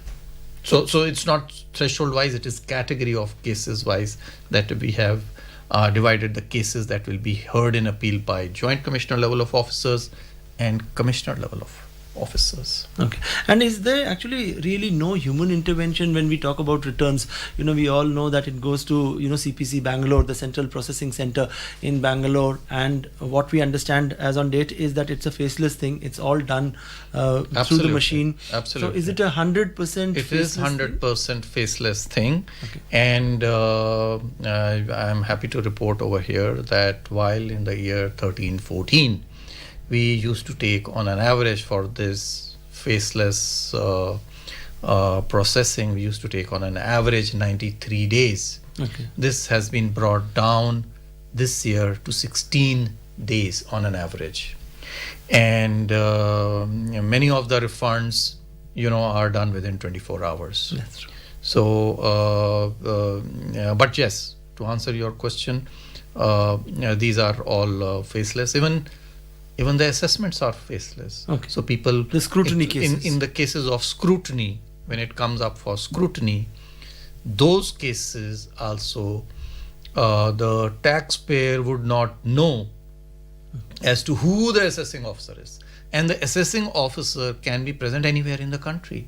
He need not be, if the tax assessor is from place in the physical X, domain. Okay. Place X, say Delhi, the tax authority main or the assessing officer may not be from Delhi, maybe from anywhere in the country. Okay. And the taxpayer would not know as to who he is. So it's totally faceless. And similarly for appeals also. Okay. Appeals are also most of the assessments and most, other than search seizure cases, some of those are not faceless because they require a human intervention. People have to come, they have to explain, they have to show their documents, etc., because they are bulky, they cannot be sent through the portal.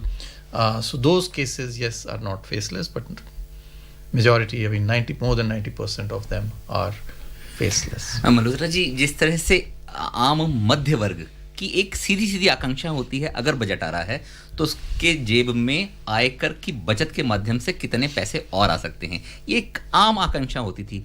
सरकार के पास कितनी इसकी चुनौतियां होती हैं, कितना दबाव होता है कि वो इन आकांक्षाओं को पूरा करे और साथ ही साथ कहीं ना कहीं जो आयकर दाता है उसको ये भी लगे कि हाँ वाकई में उसकी सुनवाई हुई है, खासतौर पे अगर हम मध्य वर्ग की बात करें। नहीं, ये जो बजट है, जैसा कि मैंने पहले कहा, ये मध्यम वर्ग को ही एक तरह से देखा जाए तो समर्पित है। वो इस प्रकार से कि जो नई जो हमारी जो योजना है उसमें हमने 5 मुख्य तरह से टैक्स रिलीफ मध्यम आय के वर्ग के लोगों को और अन्य वर्ग के लोगों को दिया है। सबसे पहले जो रिबेट था वो 5 लाख रुपए तक का जो रिबेट था उसको हमने 7 लाख रुपए किया। मतलब कि किसी भी व्यक्ति की जिसकी आय 7 लाख रुपए से कम है उसको कोई टैक्स नहीं देना है।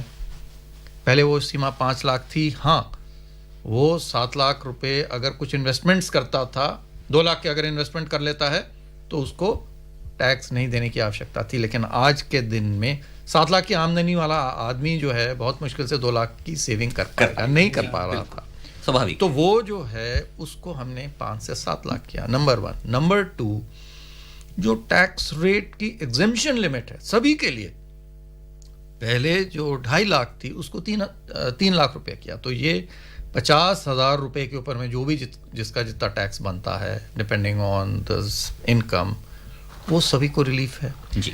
टैक्स रेट में उसी प्रकार से सभी को हमने जो है टैक्स रेट भी हमने सभी का कम किया है।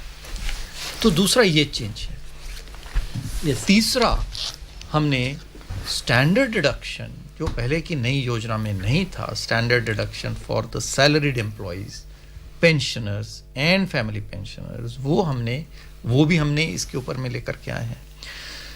और चौथा सरचार्ज के बारे में है। और 5वां जो लीव एनकैशमेंट है, वो लीव एनकैशमेंट की सीमा 3 लाख रुपए से बढ़ा करके 25 लाख रुपए फॉर नॉन गवर्नमेंट है, फॉर नॉन गवर्नमेंट। गवर्नमेंट के लिए पहले से थी जी। तो इन सभी मेजर्स से यदि एक 15 लाख रुपए किसी की आमदनी है और 15.5 लाख की आमदनी है और सैलरीड है, तो उसको 52,500 रुपए की नई योजना, पुरानी नई योजना और अब नवीनतम नई योजना के बीच में 50,000 रुपए का लगभग उसको। Mr. Malhotra, before we shift our focus to other aspects of the budget, one question on this particular aspect. Clearly, the government and your department is kind of promoting the new regime of slabs, income tax slabs. The earlier one was kind of targeted, where the government was able to fulfill its objective of, say, getting a person a medical cover or a life insurance cover, or coaxing the person to build a house. So with doing away with all these exemptions, isn't it a scenario like one size fits all? So that's been left to the choice. Previously it was, I think, very confusing for everyone to decide whether he would find, because of this taxation benefit, whether he should take an insurance or whether he should do a saving or whether he should do something else, or he should buy a house. So now we have left it free for him, and on the other hand we have put more money in his hands to do the same thing, to do the very same thing, right, by reducing the tax rates. So he has a choice now whether he wants to put in his money in insurance or in a pure saving instrument or an equity linked saving scheme. The choice has been left to him. Right. And at this juncture, we are joined in the studio by Shri T.V. Somanathan, Finance Secretary and Expenditure Secretary, and also Shri Tuhin Kant Pandey, Secretary DEPAM. Gentlemen, a warm welcome to the program. And before we continue our discussion on all the aspects, Mr. Somanathan, your first comment on the budget today. It's being touted as a middle class budget. It's being touted as the very first budget of the Amrit Kal. We are beginning the next 25 years to culminate 100 years of independent India. So what is your first comment on the budget? I think it is, of course, the first budget of the it is. Yes, apart from being the first budget of the Amrit Kal, it attempts to balance 3 objectives. First, provide an impetus to growth so that India continues to grow at a rapid pace, which is necessary if we are to achieve our ambitious objectives. Second, it does so while maintaining macroeconomic prudence and stability, so that we do not go the way of some of our neighbors and some other countries which have got themselves into serious problems by macroeconomic imprudence. And while doing these 2 things, it also does not leave behind any section of society. There are sections of society which cannot take care of themselves, and the budget makes a special effort to look after those sections of society, ranging from particularly vulnerable tribal groups to women, scheduled castes, tribes, the unskilled, and the underprivileged in general. So that I would say is the summary of what the budget has tried to do. Somanathan जी, एक बहुत संक्षेप में, budget सरकार जब बनाती है तो आपके सामने बहुत सारी चुनौतियां होती होंगी. अगर इस बजट को मोटे तौर पे माना जाए, उद्योग जगत को क्या मिला, वेतनभोगी कर्मचारियों को क्या मिला, और एक आम, जिस तरह से आपने कहा, ट्राइबल सेक्टर या जो महिला शक्ति है, वो बहुत दिनों से कहीं ना कहीं बजट की परिभाषा में शायद कहीं फिट नहीं होती थी, या उस पर ध्यान फौरी तौर पे, सीधे सीधे तौर पे नहीं दिया जाता था. उसको बहुत अच्छे से सरकार ने साधने की कोशिश करी है. क्या मिला उद्योग जगत को, क्या मिला आम जनता को उसके अलावा, और उनकी कितनी आकांक्षाएं पूरी करने का जो दबाव था वो कितना पूरा हो पाया? आकांक्षाएं इतने सारे हैं कि पूरा हो पाया कि नहीं, ये मैं शायद नहीं कह पाऊंगा. लेकिन मैं इतना तो कहूंगा कि हर एक का एक सेंटेंस भी है बजट में, meeting the aspirations of all. Steps have been taken to meet the aspirations of all. Now, whether all aspirations can be met is a different matter. But हमने ये प्रयास किया है कि हर क्षेत्र में जो आकांक्षाएं हैं उसको at least one step move it forward. It's not that everything can be done overnight. बिल्कुल. तो वो हमने प्रयास किया है. उद्योग जगत के लिए इसमें बहुत सारे चीज़ें हैं, जैसे आर्टिफिशियल इंटेलिजेंस को बढ़ावा दे रहे हैं, स्टार्टअप्स को कुछ नए टैक्स प्रोविजंस भी हैं, और the whole stress on capital expenditure and infrastructure. It will improve logistics for all companies, all producers of goods and services. So lot of things for industry. For the common man, I think आपने अभी secretary revenue के साथ बात किया, और वो सबसे बड़ा चीज़ ये है, मिडिल क्लास सैलरीड और नॉन सैलरीड इनकम अर्नर्स के लिए वो तो बहुत बड़ा कदम है. और हमने स्किलिंग में बहुत सारे चीज़ें की हैं. Nursing colleges 197 nursing college at one time. Then special skilling in the Kaushal Vikas Yojana for new age skills. मतलब ऐसे नहीं कि सिर्फ पुराने स्किल्स जो हैं वो नहीं, जो आने वाले काल में, अमृत काल में जो स्किल्स के यूज़ होगा, उस स्किल्स को हमने कौशल विकास योजना में जोड़ा है. तो ऐसे कई सारे कदम हैं. We have tried to make it growth for the economy but also growth for all. Yeah. Let me bring in Mr. Pandey as well. Mr. Pandey, if you were to take a bird's eye view of all the provisions of budget 2023, what is that that strikes you the most? सबसे बड़ी बात है जो capex spending है उसको रखा गया है. 10 लाख करोड़. 10 लाख करोड़ तो बजट की है. अब मैं इसमें थोड़ा एक और आपको सूचना भी दूंगा और उसको जोड़ना भी चाहूँगा कि इसके अलावा बजट के बाहर भी जो सेंट्रल पब्लिक सेक्टर अंडरटेकिंग्स हैं, मिला के वो भी लगभग 4 लाख करोड़ का कैपेक्स अपने इंटरनल और एक्स्ट्रा बजटरी रिसोर्सेज में ओवर एंड अबव करेंगे. ऑलमोस्ट 14 लाख. तो 14 लाख और 3 लाख करोड़ का जो है grant in aid for capital assets, तो अनदर 3 लाख करोड़ आता है. तो देखा जाए तो 17 लाख करोड़ का इसमें कैपेक्स की व्यवस्था हो रही है. और ये सब जो है एक इन्वेस्टमेंट मल्टीप्लायर का जो धारा करता है. और इकोनॉमी में किसी की सप्लाई, किसी की डिमांड है. तो जैसे ही वो स्पेंडिंग होती है, उसमें जो कैपिटल फॉर्मेशन, जो पूंजी का निवेश है, उसकी संभावनाएं बढ़ जाती हैं. और उस पूंजी की संवेश के निभाव में जो पूंजी डायरेक्ट खर्च होगी या इनडायरेक्ट खर्च होगी, उससे जो एम्प्लॉयमेंट क्रिएट होगी, उसमें एक जो इन्वेस्टमेंट साइकिल ट्रिगर होगा. और ये जो पीछे की कंटिन्यूएशन की पॉलिसी है सरकार की, और इसको किया गया है फिस्कल कंसोलिडेशन पाथ के साथ साथ जोड़ना. तो ये एक दूसरी महत्वपूर्ण बात है. तीसरी जो जैसे कि कहा गया है कि सभी को वर्गों को साथ लेके चलना, जैसे कि आपको विमेन सेल्फ हेल्प ग्रुप हैं, चाहे वो अप्रेंटिसशिप है, 47 लाख जो युवा हैं उनको अप्रेंटिसशिप, स्किलिंग की बात है.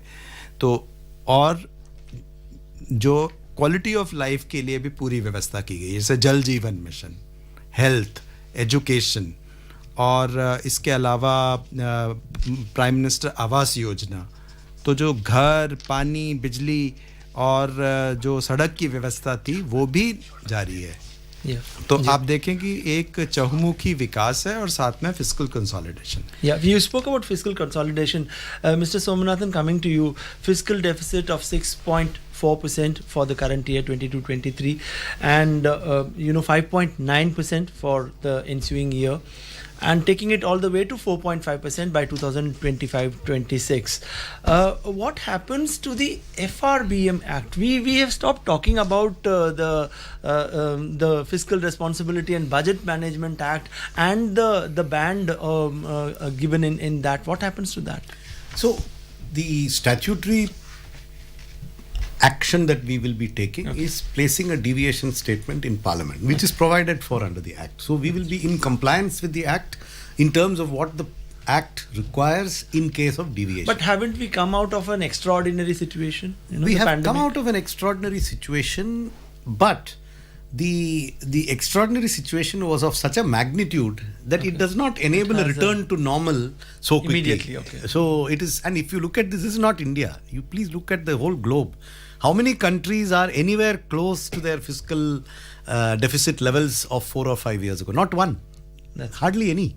And this includes very developed countries who are much stronger than us in terms of their income base and their tax base and what they can afford to do, and they are not able to do And a conscious decision is taken to give it a go by for the time being. This is universal. This is not in India. But here we are not actually giving it a go by. We are actually setting out a consolidation path.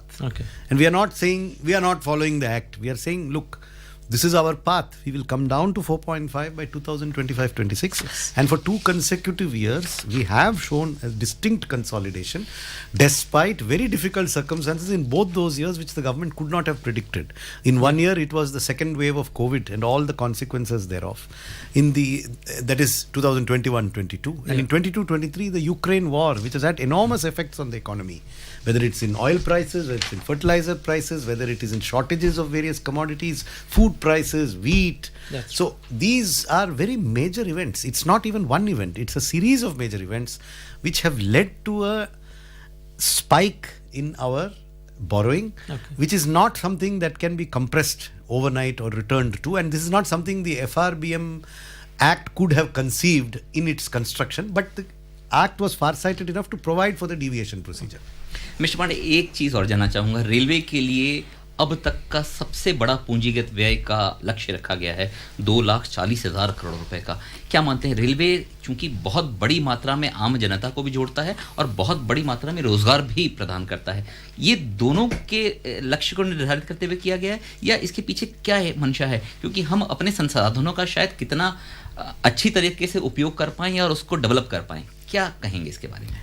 कि railway में जो investment किया गया है वो बिल्कुल अभूतपूर्व है, क्योंकि रेलवे में जो रेलवे की फाइनेंसिंग होती थी उसमें जो पूंजीगत निवेश था वो इतना कम था जिससे कि जो प्रोजेक्ट्स थे वो सालों सालों तक लंबित रहते थे. ऐसा भी था कि एक जो है 20 साल पहले एक सर्वे हुआ, उसके लिए 100 करोड़ की व्यवस्था हुई, फिर उसके तो खर्चा बढ़ता जाता था. लेकिन एक कॉन्सेंट्रेटेड फंडिंग के द्वारा एक क्रिटिकल इंफ्रास्ट्रक्चर प्रोजेक्ट्स जो कि पूरी की पूरी लॉजिस्टिक्स इकोनॉमी को चेंज करेगा, तो रेलवे में जो इन्वेस्टमेंट है वो न केवल ये है कि वो इन्वेस्टमेंट हर जगह पे देश के कोने कोने में होगी, खाली एक जगह पे नहीं होगी. एक तो उसका फ़ायदा होगा कि एम्प्लॉयमेंट बिल्कुल डिस्पर्स्ड होगा, एम्प्लॉयमेंट जो मिलेगी हर जगह से. दूसरी जो सबसे बड़ी बात है कि जो उसका प्रभाव मैन्युफैक्चरिंग पे पड़ेगा, लॉजिस्टिक्स इकोनॉमी पे पड़ेगा, क्योंकि हर चीज़ में जो स्पीड चाहिए आजकल जी, और कॉस्ट को कम करना है और उसको ग्रीनिंग करना है. क्लाइमेट गोल के लिए भी रेलवे का परफॉर्मेंस करना बहुत अच्छा है. यदि आप देखिए कैपेक्स में रोड, रेल और पेट्रोलियम में जो रिफाइनरीज को ग्रीन करवाना और आपका जो इंफ्रास्ट्रक्चर में एयरपोर्ट्स, ये सब जो हैं इनमें एक बड़ा मुख्य जो है कैपेक्स हो रहा है और ये सभी दृष्टि से सभी पॉइंट ऑफ व्यू से लॉजिस्टिक्स को भी प्रमोट करता है. एक माना जाता था कि अगर रेलवे का सुधार करना है तो हम कुछ या यात्रियों को सुविधाएं देनी है, हम कुछ नई ट्रेन चलाने की घोषणा हो जाती थी, आमतौर पर ऐसा माना जाता था, उससे सीधे सीधे हो गया. लेकिन उस सोच को बदलते हुए अब ये माना जाने लगा है कि हमारे पास जो इंफ्रास्ट्रक्चर है हम उसको कैसे उसकी जो कैपेसिटी यूटिलाइजेशन है वो बढ़ाएं या उसकी एफिशिएंसी बढ़ाएं. बुलेट ट्रेन की बात बहुत दूर है, एक ज़माने में शायद सपना होता था, लेकिन अब कुछ ही समय बाद वो धरातल पर भी आने वाला है। शताब्दी ट्रेनों के बाद हम बहुत समय तक इस तरह की ट्रेनों की बात ही सोचना भूल गए थे। उस दिशा में जो रेलवे ने कदम उठाए हैं वो कितना सार्थक होता हुआ नजर आता है, और उसको जो इस बजटीय सहायता से मदद मिलेगी उसमें कितनी तेजी से उसका विकास हो सकेगा। नहीं, निश्चय आप देखें तो जिस तरह से वंदे भारत में काम हुआ है, जिस तरह से कंप्लीट इलेक्ट्रिफिकेशन में काम हो रहा है, जिसमें न्यू एनर्जी ट्रांजिशन की बात है, यूज़ ऑफ सोलर है, उनके जो रेलटेल में उनका जो रेलटेल के जरिए उनका वो है इस्तेमाल of put embargo on buying new vehicles and beyond a certain threshold and all. Now since the government on the other hand wants to give an impetus to EV, but the main problem with electric vehicles is they come at a huge cost, almost thrice the cost of other normal petrol or diesel driven vehicles. As expenditure secretary, how would you ensure that there is no wasteful expenditure, still these objectives are met? Yeah, so what is being announced in this budget and what we are doing is to promote the scrapping of old polluting vehicles. So the first step, which is what is being incentivized, is to scrap them. There could be vehicles which then need to be replaced, but we are not necessarily saying they shall be replaced by electric vehicles. They shall be replaced by newer non-polluting vehicles which meet your Bharat 6, whereas the old vehicles don't. So they are more energy efficient, they are less polluting. That is the primary objective. Now in cities like Delhi, in places like big cities where there is charging infrastructure, it could be electric. But remember, the government of India and the states work all over the country. Not everywhere do you have charging infrastructure. So it's not only for electric. Electric could be part of it. That's the but are you ready to spend we have made that's the point. Big ticket in order to clean up the environment and meet our goals of green growth, we have made the necessary budget provisions in the central government. We are also making provision for assistance to state governments for them to replace their state government owned vehicles. But yes, the necessary provisions are in this year's budget. Yeah. Let's also talk about some of the other provisions, like say 75,000 crore rupees targeted very much at 100 critical. So just to go back to your, it's not that we are going to spend on large numbers of vehicles. Okay. We are going to spend on replacing polluting old vehicles where the vehicles are necessary. There's a difference between not buying a vehicle and not replacing a vehicle. So we are not saying buy new vehicles where there are no vehicles, but replace old vehicles with less polluting vehicles. ये बहुत महत्वपूर्ण है, क्योंकि आम तौर पे कभी ना कभी कुछ लोगों की ऐसी भी सोच थी कि सरकार जो है वो हम अपनी पुरानी गाड़ियां क्यों इसको स्क्रैप करें, हमारी गाड़ी ज़्यादा चलती नहीं है। लेकिन वो जो उसके पीछे की जो मंशा है वो कहीं ना कहीं जैसे कि प्रदूषण एक बहुत बड़ा कारण बनता जा रहा है महानगरों में खासतौर पे। अगर इस तरह की चीज़ें आ जाएंगी जिसमें उनको प्रोत्साहन भी मिलेगा और साथ ही साथ पर्यावरण भी हमारा सुरक्षित होगा, तो काफ़ी बेहतर स्थिति आ पाएगी। MSME को बहुत फोकस किया जाता है। मैं आप दोनों से ये जानना चाहूँगा, MSME चूंकि बहुत बड़ी मात्रा में रोजगार भी देता है और साथ ही एक शायद जो पूरा मिडिल क्लास है, व्यापार का हो या उद्योग जगत का हो, उसकी भरपाई बहुत बड़ी मात्रा में करता है। उसको कितना सपोर्ट मिला और उससे कितना लक्ष्य आप हासिल करना चाहती है सरकार? So there are several items here for MSME. एक तो जो क्रेडिट गारंटी स्कीम है माइक्रो और स्मॉल एंटरप्राइजेस के लिए, उसमें हमने 9,000 करोड़ का एडिशनल इन्फ्यूजन ऑफ कॉर्पस करने का जिक्र किया है बजट में, और उस वजह से इसमें 2 लाख करोड़ और क्रेडिट हो सकता है जो कोलैटरल फ्री है। मतलब bank can give collateral free credit to micro and small enterprises for which the guarantee is given by the credit guarantee trust funded by the government. To make that trust have the ability to fund 2 lakh crores, we are infusing capital. And this will enable them to lend 2 lakh crores extra, which is more than double what they have lent all these years. So we're actually increasing it by more than 100% in one go. It's a huge increase. The current balance is 1.75 lakh crores approximately. So we are adding 2 lakh crore to 1.75 lakh crore of what they can lend. Secondly, we are also through this corpus making them reduce the guarantee fee which they charge for the banks to give these guaranteed loans. उस वजह से जो budget speech में भी जिक्र किया है कि कि cost of borrowing for the MSME up to 1%. In most cases 1%. In certain, it's a slab rate. At the lowest slab it will be 1%. At certain slabs it will be a little less. But there will be 1% reduction effectively in the interest rate paid by MSMEs for these guaranteed loans. So this is a huge step. And जैसे आपने जिक्र किया, MSME सबसे employment intensive sector of the economy है, तो ये 2 लाख करोड़ का अगर नया इन्वेस्टमेंट MSME सेक्टर में होता है, उसमें से जो एम्प्लॉयमेंट एडिशनैलिटी आएगा वो बहुत बड़ा होगा. ये एक. दूसरा, to give relief to the MSMEs, Covid period में जो उन्होंने कॉन्ट्रैक्ट्स में फेल करके बिड सिक्योरिटी हो या EMD हो उसको फॉरफिट किया है, उसको हम 95% वापस करेंगे unconditionally. ये बहुत बड़ा और that is the assumption is it might be due to COVID, it may not, but we are not making that distinction. If it was during the COVID period, if it's a government agency or a PSU, the EMD which was forfeited or the bid security which was forfeited will be refunded to the extent due of to non-supply of services. If they fail, that's when it gets failed. So that is being done unconditionally. Yeah. Let's also talk about agriculture. 20 lakh crore rupees of agriculture loan target. How easy would it be for our financial institutions to achieve it? It will be a challenge, but I think they will achieve it. Yeah, I think they'll be able to. Yeah. And being in agriculture itself, Mr. Pandey, the agriculture accelerator fund to be set up, will it go a long way in bringing about innovation in the agri sector and in entire rural India as such? Definitely, because these are the new innovations that will be propelled, because the agriculture has to be future ready. Yeah. And you need a whole lot of innovations to do that, and how to accelerate agriculture investments on a variety of field, especially climate resilient agriculture. Yeah. Mr. Somanathan, 10,000 एक चीज और मैं अपने MSME sector की बात करी, क्या सरकार की मंशा इसके पीछे ये भी थी, क्योंकि हाल ही में रिजर्व बैंक ने सारे लैंडिंग रेट्स बढ़ाए थे, ब्याज दरें सब बढ़ गई थी, इस माध्यम से भी सीधे तौर पे नहीं लेकिन एक तरीके से उनके हाथ में आपने फंड्स की उपलब्धता सुनिश्चित की, चाहे वो क्रेडिट गारंटी स्कीम की माध्यम ये एक्चुअली रिजर्व बैंक के रिसेंट एक्शन से संबंधित नहीं है जी.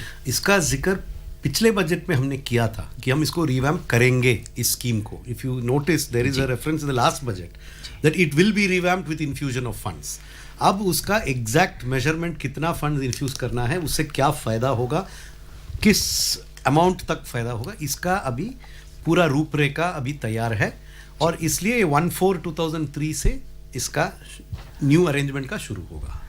But it is not directly connected to the Reserve Bank's action, but of course 1% reduction will help.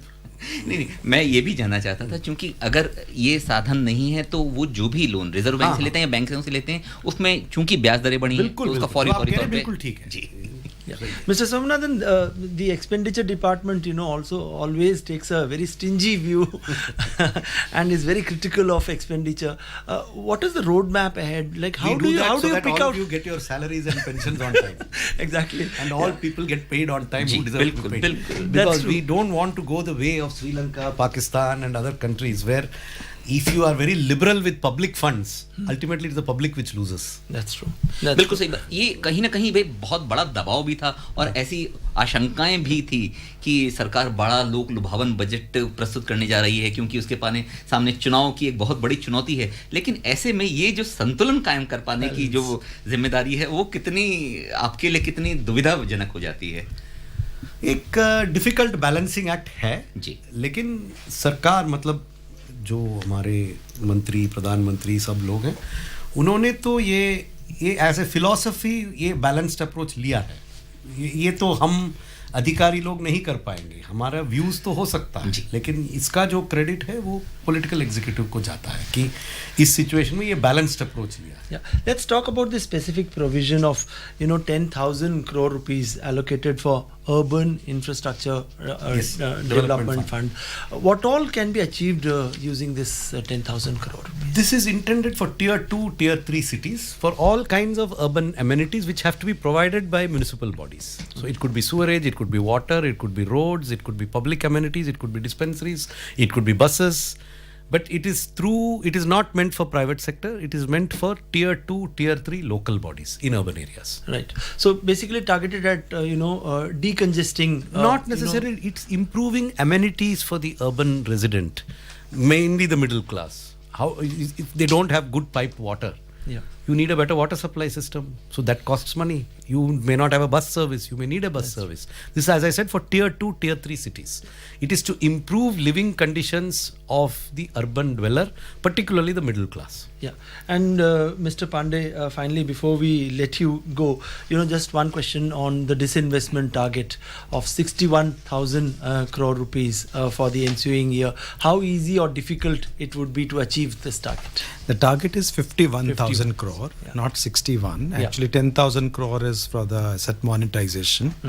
So this is actually, I said, we have also a target of 43,000 crore for dividend. So put together, it's about 1 lakh crore. Right. And it would be possible because it's, I think, given the market situation and others, it's a pragmatic target. Right, sir. Mr. Tuhin Kant Pandey and Mr. TV Somanathan, thank you so much for joining us in the studios. और बहुत ही सरल शब्दों में हमारे श्रोताओं को budget की बारीकियां समझाने के लिए भी बहुत-बहुत धन्यवाद. Thank you. And that's it in this special budget program. Thank you so much for joining us. Goodbye. Budget 2023.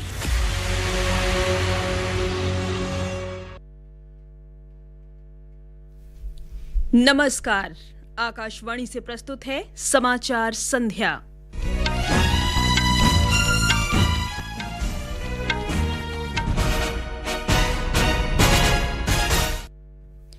केंद्रीय बजट में चालू वित्त वर्ष के लिए देश की आर्थिक वृद्धि 7% रहने का अनुमान. वित्त मंत्री ने कहा, बजट में महिलाओं, युवाओं, दस्तकारों और शिल्पकारों को सशक्त बनाने पर जोर.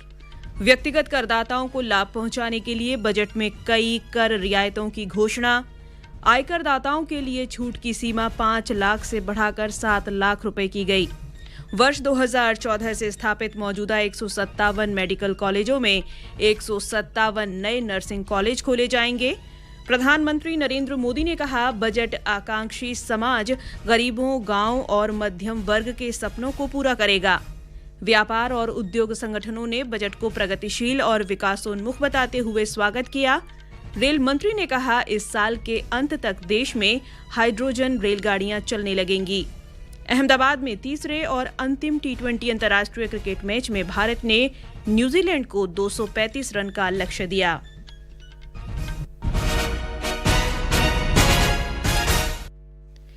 समाचार संध्या के साथ मैं जागृति शर्मा. वित्त मंत्री निर्मला सीतारामन ने आज लोकसभा में 2023-24 का बजट पेश किया. नरेंद्र मोदी सरकार का दूसरे कार्यकाल का अंतिम पूर्ण बजट पेश करते हुए वित्त मंत्री ने कहा कि ये अमृतकाल का पहला बजट है. उन्होंने कहा कि इस बार का बजट समृद्ध और समावेशी भारत की परिकल्पना को साकार करता है. वित्त मंत्री ने कहा कि पिछले बजट में भारत के अपने 100वें वर्ष के लिए खींची गई रूपरेखा को इस बजट में भी आगे बढ़ाया गया है. आजादी के 75वें साल में भारत एक चमकता सितारा है. बजट में चालू वित्त वर्ष में देश की आर्थिक विकास दर 7% रहने का अनुमान है. Current year's economic growth is estimated to be at 7%. It is notable that this is the highest among all the major economies. This is in spite of the massive slowdown globally caused by COVID-19 and the war. केंद्रीय budget में महिलाओं को सशक्त बनाने, पर्यटन को बढ़ावा देने, युवाओं के प्रशिक्षण तथा दस्तकारों और शिल्पकारों को सशक्त बनाने और हरित विकास पर जोर दिया गया है. संसद में बजट 2023-24 पेश करने के बाद मीडिया को संबोधित करते हुए सुश्री सीतारामन ने कहा कि बजट में 10 लाख करोड़ रुपए के पूंजी 95% of it, even if they fail to deliver on contractual promises which were during the COVID pandemic. वित्त मंत्री ने कहा कि सरकार भविष्य में प्रौद्योगिकी आधारित वित्तीय क्षेत्र के बारे में विचार कर रही है. उन्होंने कहा कि जीवन के विभिन्न क्षेत्रों में डिजिटल अर्थव्यवस्था को बढ़ावा देने के लिए लोगों को प्रशिक्षित किया जाएगा.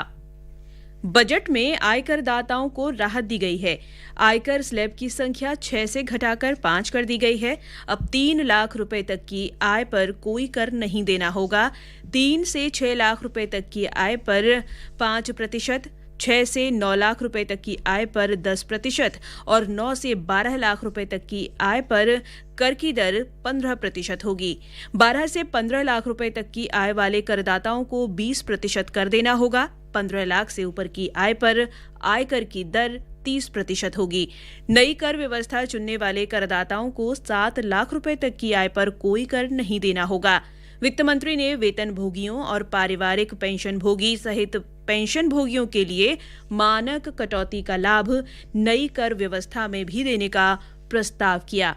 नई कर व्यवस्था के अंतर्गत उच्चतम अधिभार 37% से घटाकर 25% करने का प्रस्ताव किया गया है। इससे व्यक्तिगत आयकर की अधिकतम कर दर घटकर 39% हो जाएगी। गृह मंत्रालय के लिए बजट में लगभग 2 लाख करोड़ रुपए का प्रावधान किया गया है। इसमें से जम्मू कश्मीर और लद्दाख के लिए 41,539 करोड़ रुपए की व्यवस्था है। दिल्ली पुलिस के लिए 11,932 करोड़ रुपए का प्रावधान है। ये समाचार हमारी वेबसाइट newsonair.com/hindi और हमारे mobile app news on AIR पर भी उपलब्ध हैं। समाचार संध्या में आपका फिर स्वागत है। सरकार किसानों, विशेष रूप से छोटे और सीमांत किसानों के लिए सहकारिता आधारित विकास मॉडल को बढ़ावा दे रही है। सरकार ने स्वास्थ्य, शिक्षा और कौशल विकास के लिए कई घोषणाएं की हैं। 2014 से स्थापित वर्तमान 157 मेडिकल कॉलेजों में ही 157 नए नर्सिंग कॉलेज स्थापित किए जाएंगे। बजट में वर्ष 2047 तक जनजातीय क्षेत्रों में 40 वर्ष तक की उम्र वाले 7 करोड़ लोगों का कौशल विकास किया जाएगा। सरकार अगले 3 वर्षों में 740 एकलव्य मॉडल आवासीय विद्यालयों में 38,800 अध्यापक और सहायक कर्मी नियुक्त करेगी। इन विद्यालयों में 3.5 लाख से अधिक जनजातीय छात्र अध्ययनरत हैं। पीएम आवास योजना के लिए परिव्यय को 66% बढ़ाकर 79,000 करोड़ रुपए से अधिक किया गया है। ग्रामीण क्षेत्रों में एग्री स्टार्टअप्स खोलने के लिए कृषि बढ़ावा कोष स्थापित किया जाएगा।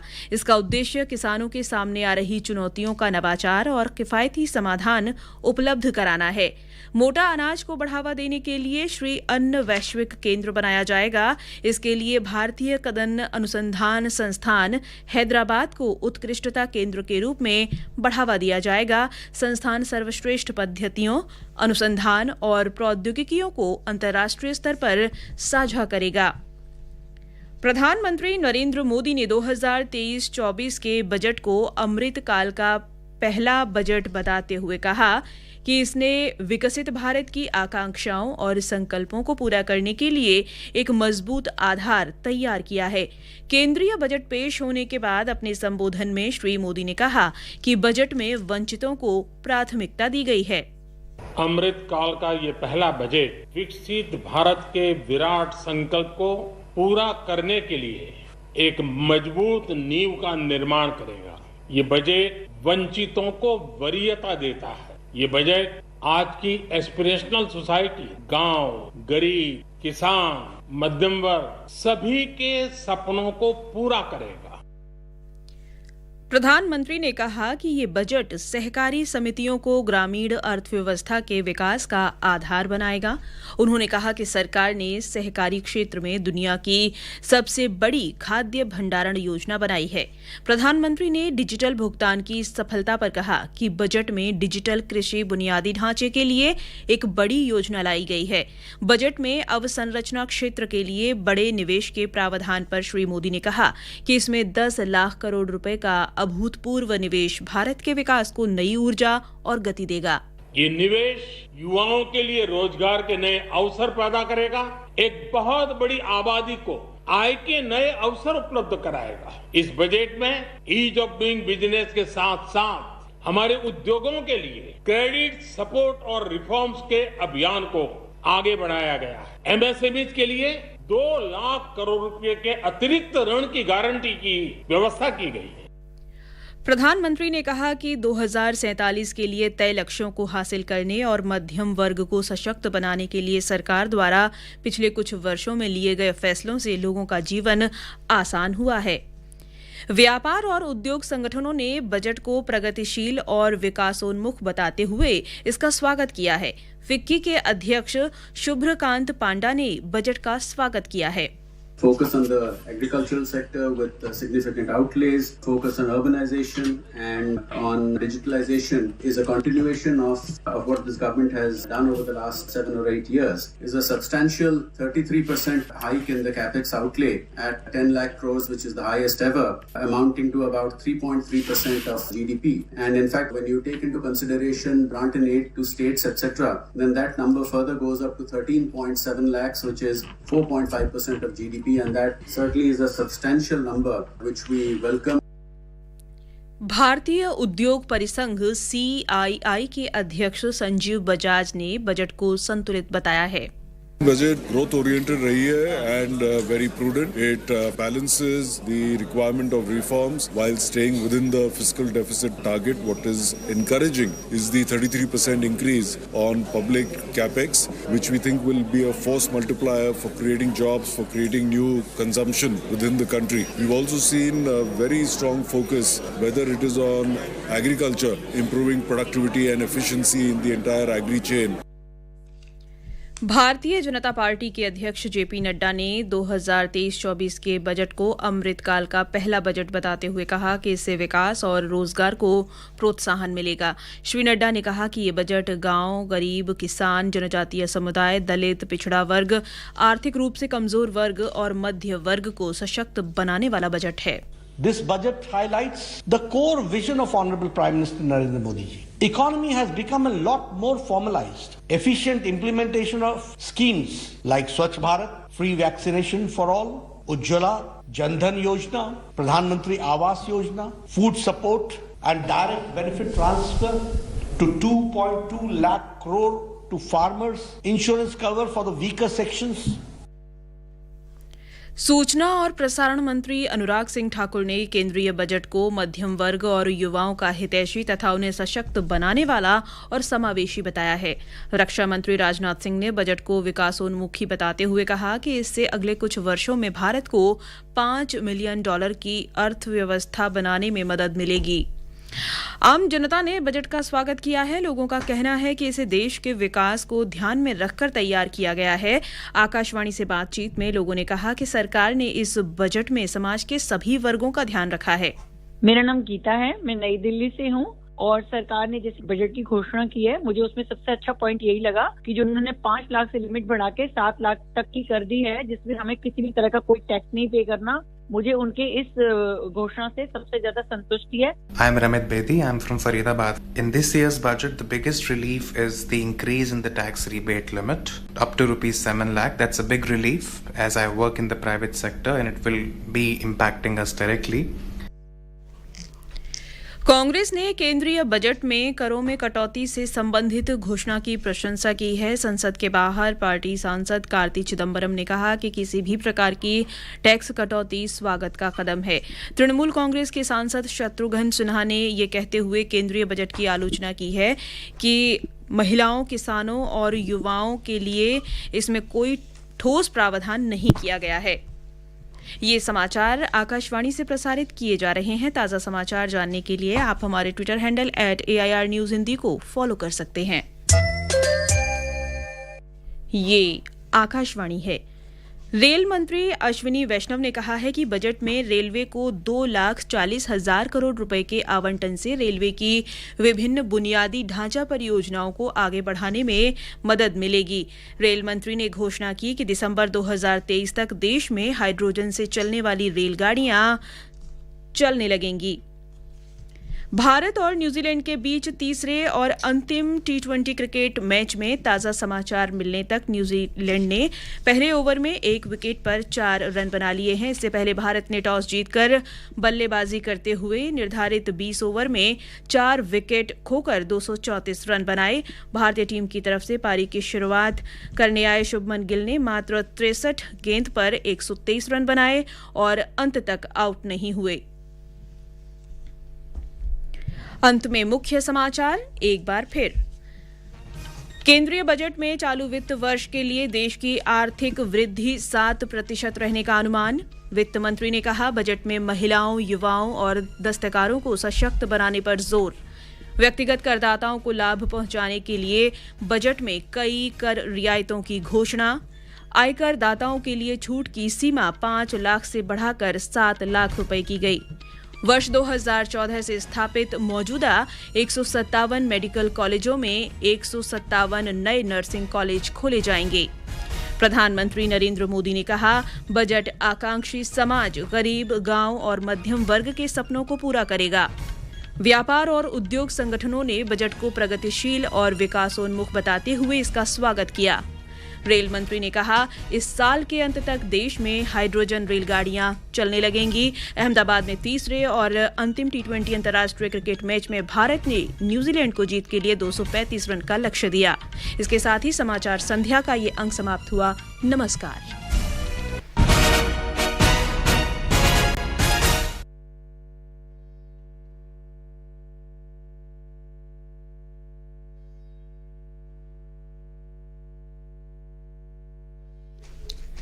Good evening. This is All India Radio. I am Saira Mujtaba with the news at 9.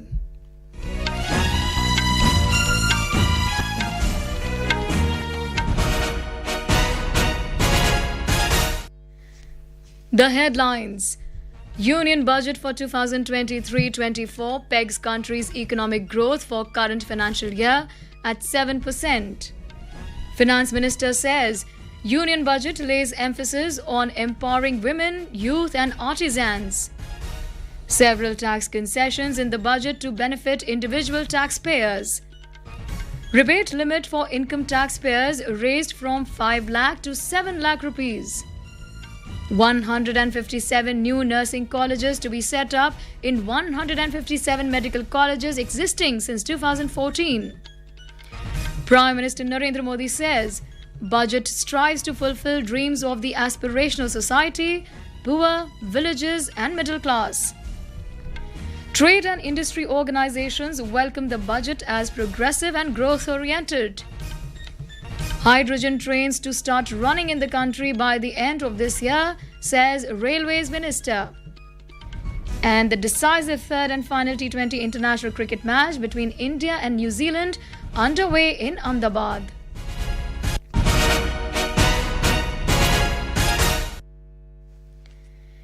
And now the news in detail.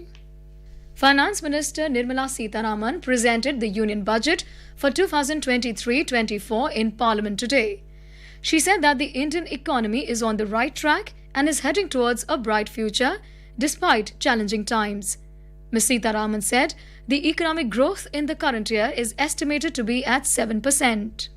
In the 75th year of our independence, the world has recognized the Indian economy as a bright star. Our current year's economic growth is estimated to be at 7%. It is notable that this is the highest among all the major economies. This is in spite of the massive slowdown globally caused by COVID-19 and the war. The Indian economy is therefore on the right track and despite a time of challenges, heading towards a bright future. The Finance Minister announced that capital investment outlay will be increased by 33% to 10 lakh crore rupees, which would be 3.3% of the GDP.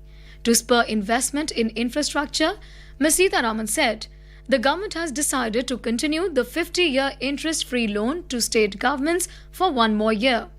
To increase opportunities for private investment in infrastructure, the government has established Infrastructure Finance Secretariat, which will assist all stakeholders for more investment in railways, roads, urban infrastructure and power.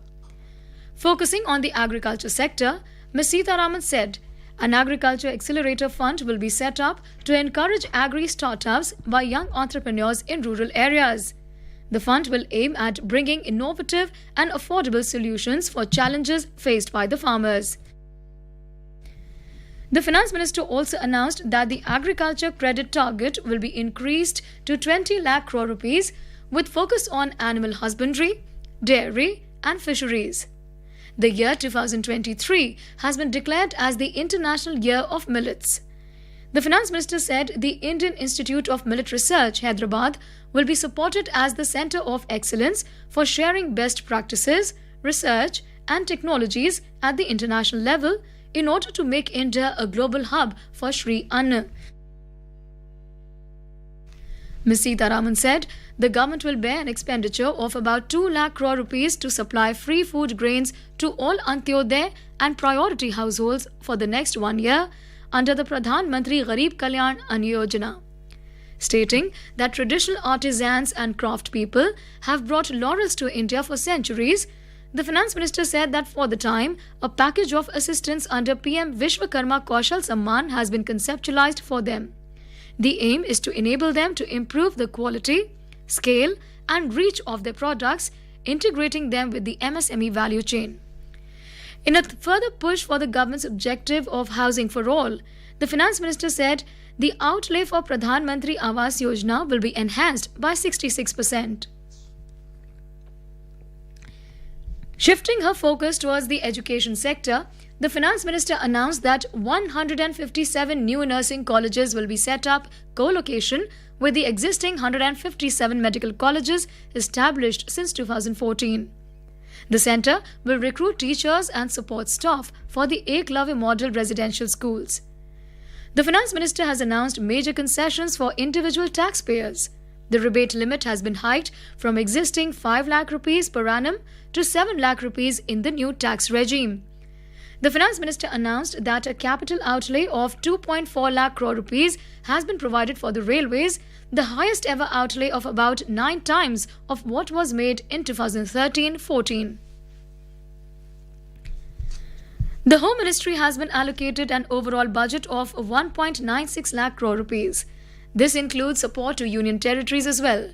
Out of the total budget, Jammu and Kashmir and Ladakh have got 41,539 crore rupees, while Delhi Police has been allocated 11,932 crore rupees. The Defence Ministry has been allocated 5.94 lakh crore rupees in budget 2023-24. This is 13.18% of the total budget and a jump of 13% over previous year. Raksha Mantri Rajnath Singh termed Union Budget 2023-24 as growth-oriented. The government has decided to change the rates in customs duty of various commodities to boost domestic manufacturing and promote export competitiveness. The customs duty of some of the commodities has been reduced, hence making them cheaper. These include minerals and vitamin premixes, specified capital goods machinery for manufacture of lithium ion cell for use in battery of electrically operated vehicles or EVs, camera lens and its parts for use in manufacture of camera module of cellular mobile phones, specified parts for manufacture of open cell of TV panel, and heat coil for manufacture of electric kitchen chimneys. Items to become costlier include articles made from gold bars, kitchen electric chimneys, seeds used in manufacturing of lab-grown diamonds, silverwares and bars, copper products, compounded rubber, ready-made garments and cigarettes. Finance Minister Nirmala Sitharaman has said that the union budget has laid emphasis on empowering women, boosting tourism, training of youth and empowerment of artisans and green growth. Addressing media in New Delhi after tabling the Vision 4.0 with an aim to unleash digital economy in various walks of life, Ms. Sitharaman pointed out that there is a lot of increase in agriculture credit availability. She emphasized that people living in coastal areas are also going to benefit from the sub-scheme under Pradhan Mantri Matsya Sampada Yojana. There's a lot of increase in the agriculture credit availability, 20 lakhs being made available for agriculture credit. Also a sub-scheme under the PM Matsya Sampada Yojana, making sure that people living in the coastal areas are going to benefit from it, fishermen are going to benefit from it. This is All India Radio giving you the news. For quick news updates round the clock, follow us on Twitter at AIR News Alerts. Welcome back. Prime Minister Narendra Modi said the first union budget in the Amrit Kal has established a strong base to fulfill the aspirations and resolutions of a developed India. In his address after the union budget in Parliament today, Mr. Modi said this budget gives priority to the deprived and strives to fulfill the dreams of the aspirational society, poor, villages and the middle class. अमृत काल का ये पहला budget विकसित भारत के विराट संकल्प को पूरा करने के लिए एक मजबूत नींव का निर्माण करेगा। ये बजट वंचितों को वरीयता देता है। ये बजट आज की एस्पिरेशनल सोसाइटी, गांव, गरीब, किसान, मध्यम वर्ग सभी के सपनों को पूरा करेगा। The Prime Minister congratulated Finance Minister Nirmala Sitharaman and her team for a historic budget. Home Minister and Minister of Cooperation Amit Shah said, following the mantra of Sehkar se Samriddhi, the government is determined to raise the standard of living of crores of people through cooperatives. In a series of tweets today, Mr. Shah said that the unprecedented decisions taken in the union budget today to strengthen the cooperative sector are symbols of this determination. He said, with the plan of setting up the world's largest decentralized storage capacity, farmers associated with the cooperative societies will be able to get a fair price for their produce by selling it at the appropriate time. The minister said this will play an important role in increasing the income of the farmers. Road Transport and Highways Minister Nitin Gadkari termed the union budget as progressive and inclusive. Mr. Gadkari said this budget will equip India with new age infrastructure, decline imports, and strengthen the energy sector with a futuristic approach. The Congress has lauded the union budget announcement related to tax cuts. Talking to media outside Parliament, Party MP Karti Chidambaram said, any tax cut is a welcome step. Another party MP, Shashi Tharoor, also said, some of the things in the union budget are good. He, however, said it has no mention of MG Narega, unemployment and inflation. DMK Member of Parliament, Dayanidhi Maran, termed the budget as disappointing. Industry bodies and common people have lauded the union budget as growth-oriented.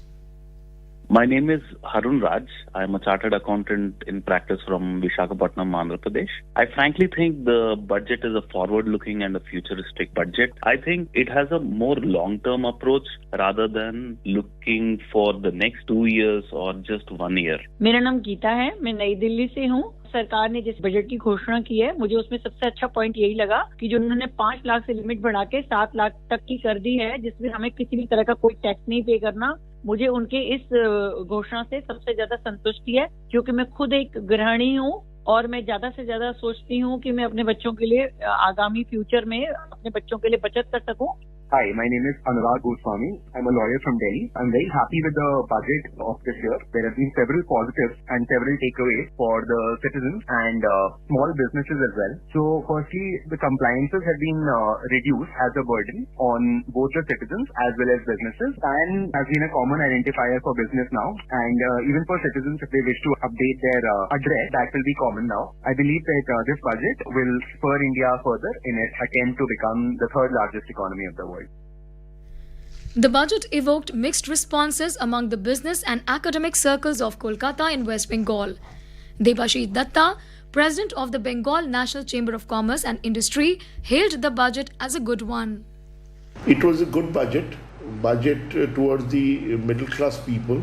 There are a lot of benefits in the income tax, and industry will definitely get some advantage. I think there is some in customs duty reduction. So I think it is a better budget than from last 2 years.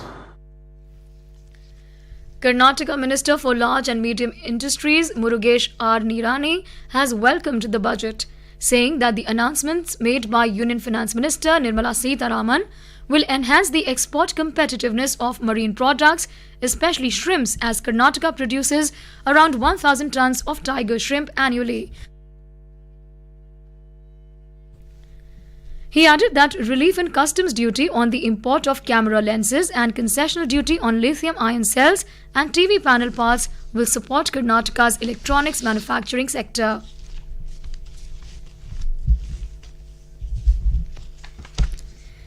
In the third and final T20 international, chasing the target of 235, New Zealand were 13 for 4 in 3 overs against India at Ahmedabad when reports last came in. And now, before we end the bulletin, the headlines once again. Union budget for 2023-24 pegs country's economic growth for current financial year at 7%. Finance Minister says Union budget lays emphasis on empowering women, youth and artisans. Several tax concessions to benefit individual taxpayers. And India set a victory target of 235 runs for New Zealand in the decisive third and final T20 international match. That's all in the news at 9. Good night.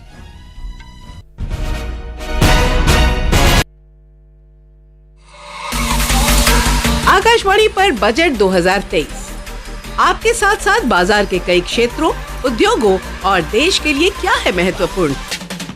केंद्रीय budget पर विस्तार से विश्लेषण दिन भर आकाशवाणी समाचार के साथ।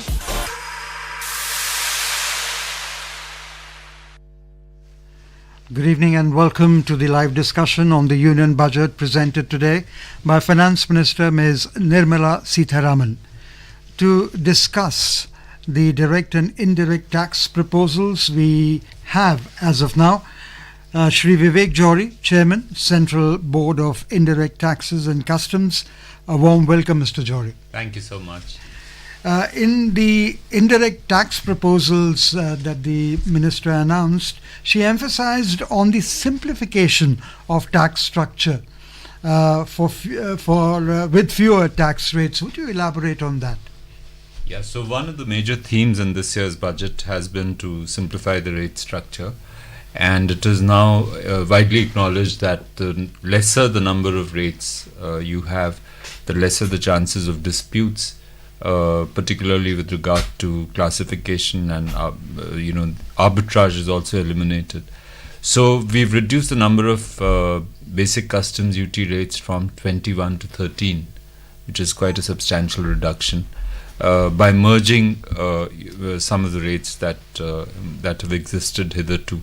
That is one leg of the simplification that FM talked about in her budget speech.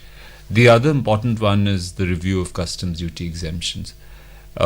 Because just like dispersal of rates leads to disputes and complexity in the tax structure, the more the exemptions you have, that also becomes a cause for an increase in the number of disputes. So this is a theme which has been abiding in the budget for the last 2-3 years, and last year particularly there was a very major review of customs duty exemptions. This year again exemptions have been reviewed, and those some of them have been terminated because they've outlived their utility, and for some a decision has been taken to either continue them for another year, in some cases for another 5 years because they're more enduring in nature. So this is also going to improve the tax administration. Absolutely. It's going to make life easier for the taxpayer and the importer as well as tax administration because there are fewer rates to administer. तो जिस तरह से जो आपने simplification की बात की, तो जो बिजनेसमैन है, जो ट्रेडर्स हैं, ऑब्वियसली उनको उसका फ़ायदा मिलेगा, बट ये आम आदमी तक इसका किस तरह का फ़ायदा आप देख पा रहे हैं? आम आदमी के लिए भी फ़ायदा ये होगा कि एक तो जो भी माल देश में आयात किया जाता है उसकी हमारा यह प्रयास रहता है कि उसकी जो क्लियरेंस है वो त्वरित गति से हो, और जितने कम डिस्प्यूट्स होंगे उतना उस प्रोसेस को बढ़ावा मिलेगा और उससे ट्रांजैक्शन कॉस्ट में कमी आएगी जो कि फाइनली आम आदमी तक पहुंचेगी। उसके अलावा काफ़ी केसेस में कस्टम्स ड्यूटी एग्जेम्पशंस भी दिए गए हैं,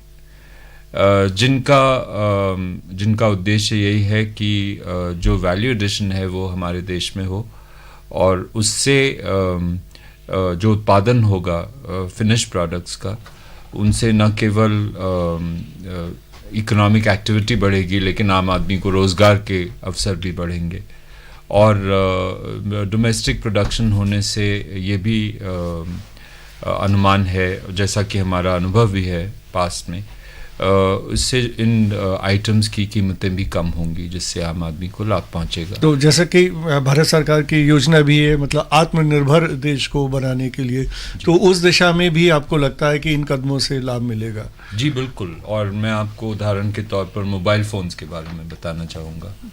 तो मोबाइल फ़ोन्स में हमारी नीति कुछ गत वर्षों में ये रही है कि हमने मोबाइल फ़ोन पर एक ड्यूटी निर्धारित करके उसके जो पार्ट्स और कंपोनेंट्स या रॉ मटेरियल्स हैं उन पर उनसे कम ड्यूटी रखी है, इस आशय से कि जो मार्जिन ऑफ प्रोटेक्शन है वो मैन्युफैक्चरर को मिले और उनका उत्पादन भारत में हो सके। आपको याद होगा कि 8-9 साल पहले ज़्यादातर मोबाइल फ़ोन्स का इंपोर्ट होता था, खास करके हाई वैल्यू मोबाइल फ़ोन्स का, लेकिन अब स्थिति बिल्कुल बदल गई है।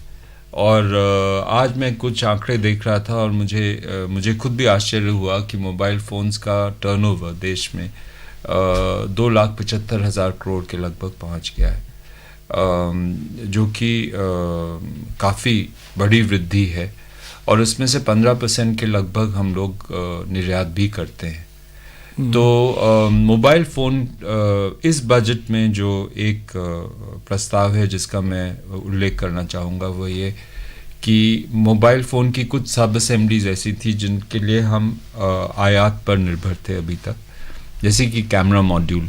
आपने देखा ही होगा कि आजकल मोबाइल फ़ोन में कैमरा होना तो आवश्यक ही हो गया है। तो कैमरा मॉड्यूल के कुछ पार्ट्स और कंपोनेंट्स हैं जिन पर हमने इस बार कस्टम्स ड्यूटी में छूट दी है, और उसका भी आशय यही है कि वो कैमरा मॉड्यूल्स भी देश में बन पाएँ ताकि वैल्यू एडिशन मोबाइल फ़ोन। लेकिन जैसे आपने मोबाइल का एग्जाम्पल दिया, तो जहाँ तक मैं समझता हूँ, अगर नहीं तो आप करेक्ट करेंगे, क्योंकि हमारा मैन्युफैक्चरिंग से ज़्यादा असेंबलिंग है देश में और ज़्यादातर पार्ट्स हम बाहर से ही मंगा रहे हैं मोबाइल बनाने के लिए। तो जब तक वो पार्ट्स अगर देश में ही नहीं बनेंगे तो फिर कैसे बूस्ट होगा पूरा? नहीं, ये स्थिति अब बदल चुकी है। शुरू में जब इस नीति का सबसे पहले इंट्रोडक्शन हुआ था तब जो आप कह रहे हैं वो सच था, लेकिन पिछले 8-9 सालों में इसमें काफ़ी परिवर्तन हुआ है और हमारा प्रयास यही रहा है कि धीरे धीरे जो वैल्यू एडिशन या मूल्यवर्धन जिसको मैं कहूँगा वो डीपन हो। तो पहले आप ठीक कह रहे हैं, हमने पहले चार्जर्स की असेंबली शुरू करी, उसके बाद चार्जर्स के जो पार्ट्स थे वो भारत में बनने लगे, फिर चार्जर्स का प्रोडक्शन पूरा भारत में होने लगा, उसके बाद हमने जो और उसके एक्सेसरीज थे उस पर जोर दिया, फिर मोबाइल फ़ोन्स पर जोर दिया। मोबाइल फ़ोन्स बनने की शुरुआत असेंबली से ही हुई थी, मगर अब ज़्यादातर उसके पार्ट्स जो अगर आप उनका बिल ऑफ मटेरियल देखें तो ज़्यादातर पार्ट्स भारत में भी बन रहे हैं और हाई वैल्यू मोबाइल फ़ोन के पार्ट्स इंपोर्ट होते हैं, मगर जो बाकी मोबाइल फ़ोन्स हैं उनका ज़्यादातर का निर्माण देश में ही हो रहा है। You've also have brought down the duty on the lithium ion cells used for batteries in electrical vehicles. So this is in sync with the EV promotion that the government has, or the focus is on the electric vehicles. So therefore, it is in light of that. Oh, you're absolutely right. This is one of the measures which is intended to encourage green mobility in the country and to augment the production of electric vehicles and the infrastructure for not just manufacture but also for maintenance and running of electric vehicles. So you mentioned green mobility. You have also exempt excise duty on GST paid on the compressed biogas. So that's a step in the right direction when it comes to green mobility. Yes. So the concern there was that compressed biogas, whose production has started in the country, in a moderate way, that is normally blended with compressed natural gas, which in turn is used for green mobility. Since compressed biogas pays a GST, and then it is blended with compressed natural gas, which is liable to excise duty, there was double taxation. That was a concern which had been raised to us. So to overcome that double taxation, we've provided an exemption that you talked about. So you're also keeping the women in focus over here by, you've increased basic customs duty on electric kitchen chimney from 7.5% to 15%. Aren't you expecting some repercussions on this? The repercussions, if any, should come from the domestic industry, because you'll be surprised. It's a small item which is not very high technology, which is not technology intensive, but it's majorly imported today. And the main reason why that was happening is because there was an inversion in the duty structure. So the primary component of an electric kitchen chimney is a heat coil. And the duty on heat coil was higher than the duty on the electric chimneys, because of which the domestic production was not happening. So we've corrected that inversion so that the value addition and manufacturing. So the focus would be on made in India through this. Absolutely. So this is another step towards Atmanirbhar Bharat. जी, एक चीज़ की तरफ मैं आपका ध्यान दिलाना चाहूँगा, जैसे जो इलेक्ट्रिक कार्स की बात है, जितनी भी इलेक्ट्रिक व्हीकल्स अभी तक आई हैं मार्केट में, सबकी कॉस्ट बहुत ज़्यादा है. तो उसमें टैक्स में कुछ इस समस्या को एड्रेस करने की कोशिश की, जैसे कि थोड़ा कम दाम पे वो कारें लोगों को उपलब्ध हो पाए. इस बजट में तो इस दिशा में कोई नया प्रस्ताव नहीं है, क्योंकि वो एग्जेम्पशंस पहले से चल रहे हैं. तो जैसा मैंने आपको बताया, इलेक्ट्रिक कार्स में भी, इलेक्ट्रिक व्हीकल्स में हमारा प्रयास ये रहा है कि जो ड्यूटी हम फाइनल प्रोडक्ट पे चार्ज करें उससे कम ड्यूटी उसके raw materials, components, semi knockdown condition में जो यूनिट्स आते हैं, ताकि असेंबली और धीरे धीरे उसका प्रोडक्शन देश में हो सके. जब स्केल बढ़ेगा तो उसकी लागत भी कम होगी, उसका प्राइस भी कम होगा. यही सरकार की नीति है. इस दिशा में हमने जो ड्यूटी डिफरेंशियल है एसकेडी यूनिट्स और कंप्लीटली बिल्ट यूनिट्स, उनमें 30 परसेंटेज पॉइंट्स का ड्यूटी डिफरेंशियल रखा है. तो अभी तक 30% ड्यूटी थी ऑन एसकेडी यूनिट्स, और completely built units of electric vehicles up to above a certain value, उस पर 60% ड्यूटी थी. इस बजट में रेट रैशनलाइजेशन के चलते हमने उन रेट्स में थोड़ी तब्दीली करी है, और जो 30% का रेट था, 30 प्लस 3% सेस को मिला के वो 33 था, अब वो बढ़ के 35 हो गया. This a minor increase. और इसी प्रकार जो 66% का रेट था वो बढ़ के 70% हो गया. It's a pleasure to welcome in the studio Shri Nitin Gupta, Chairperson of Central Board of Direct Taxes. A warm welcome to the studios of All India Radio. Thank you. Sir, the FM has provided major relief in the personal income tax. Instead of me speaking, let's hear it from you. As there is a lot of talk about the new regime tweaking, which is announced by the Honorable Finance Minister, and the scheme provides for benefit to every section of the taxpayer, be it low income or medium income or high income. And the message which the Honorable FM has given, that we are moving towards deduction and exemption free regime, and the benefit is up to 7 lakhs. If a person files return of income, the rebate would be given by the government, and tax payable will be nil for any. There is a variable amount of relief which will be available to the taxpayers if they are opting for the new regime, because the slabs have been widened and the number of rates have reduced from 6 to 5, so that benefit would be available. For a higher income bracket, for above 5 crore, the surcharge was 37%, which has been kept now at 25%. So the benefit is across the cross section of people with income levels at their disposal.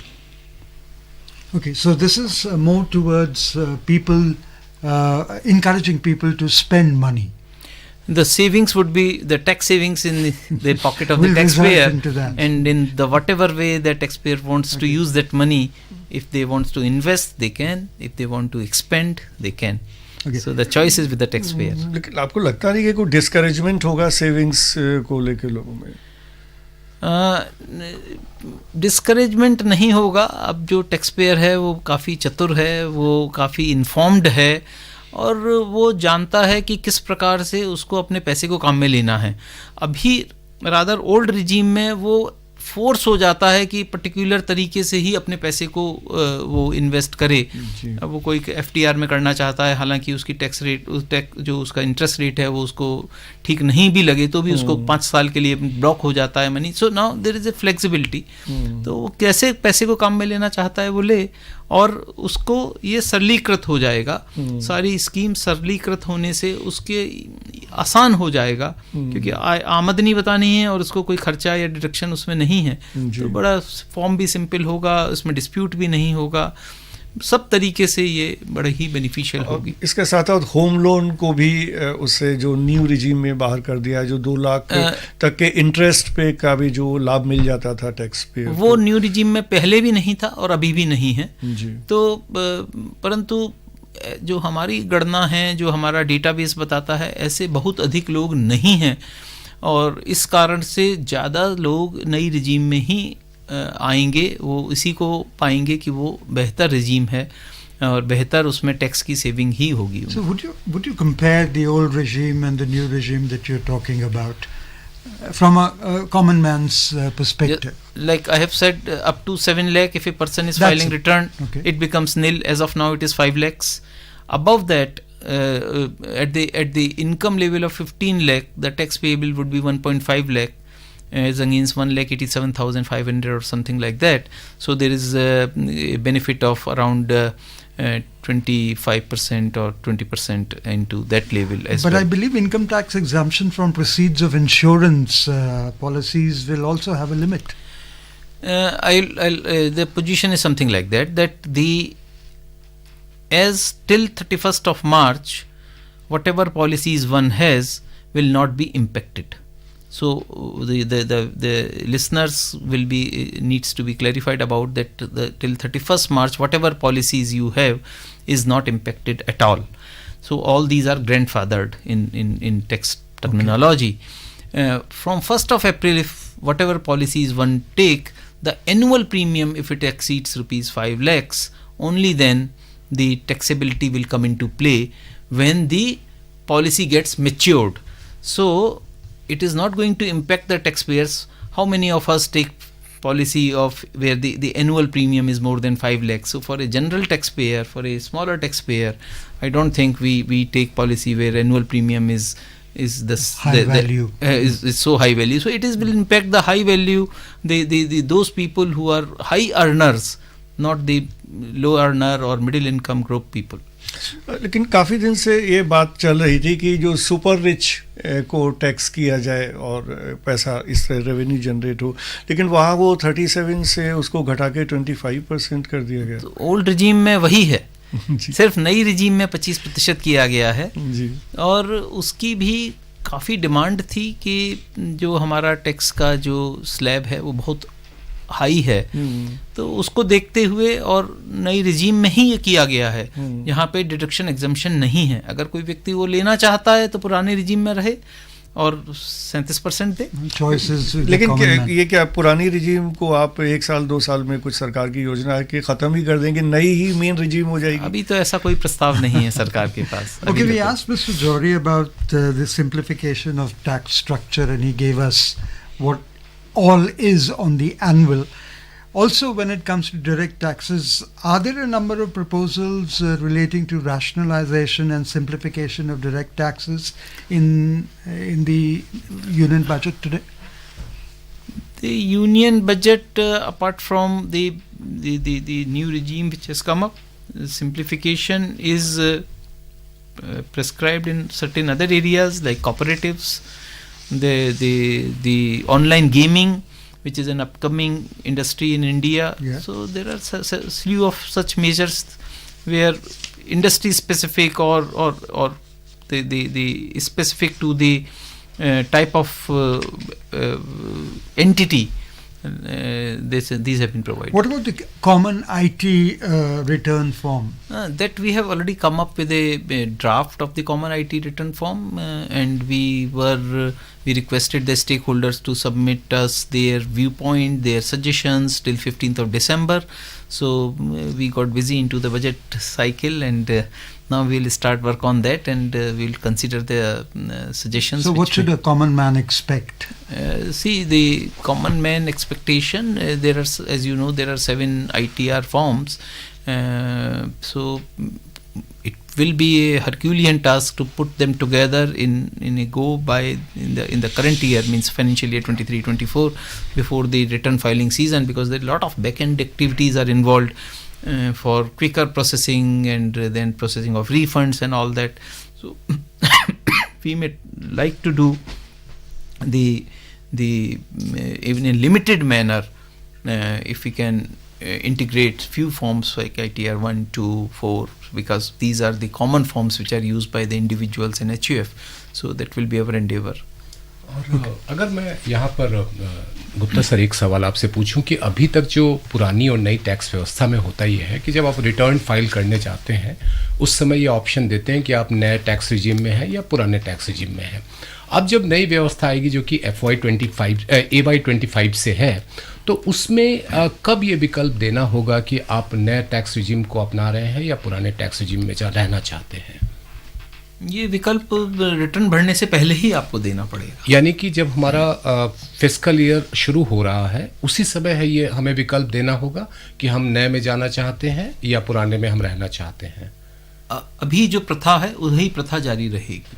Okay एक और सवाल यहाँ पर आता है income tax return को लेकर के, चूँकि जो नया फॉर्म का जो मसौदा था आपने नवंबर में किया था, 15 दिसंबर तक आपने उसका कंसल्टेशन भी लिया था।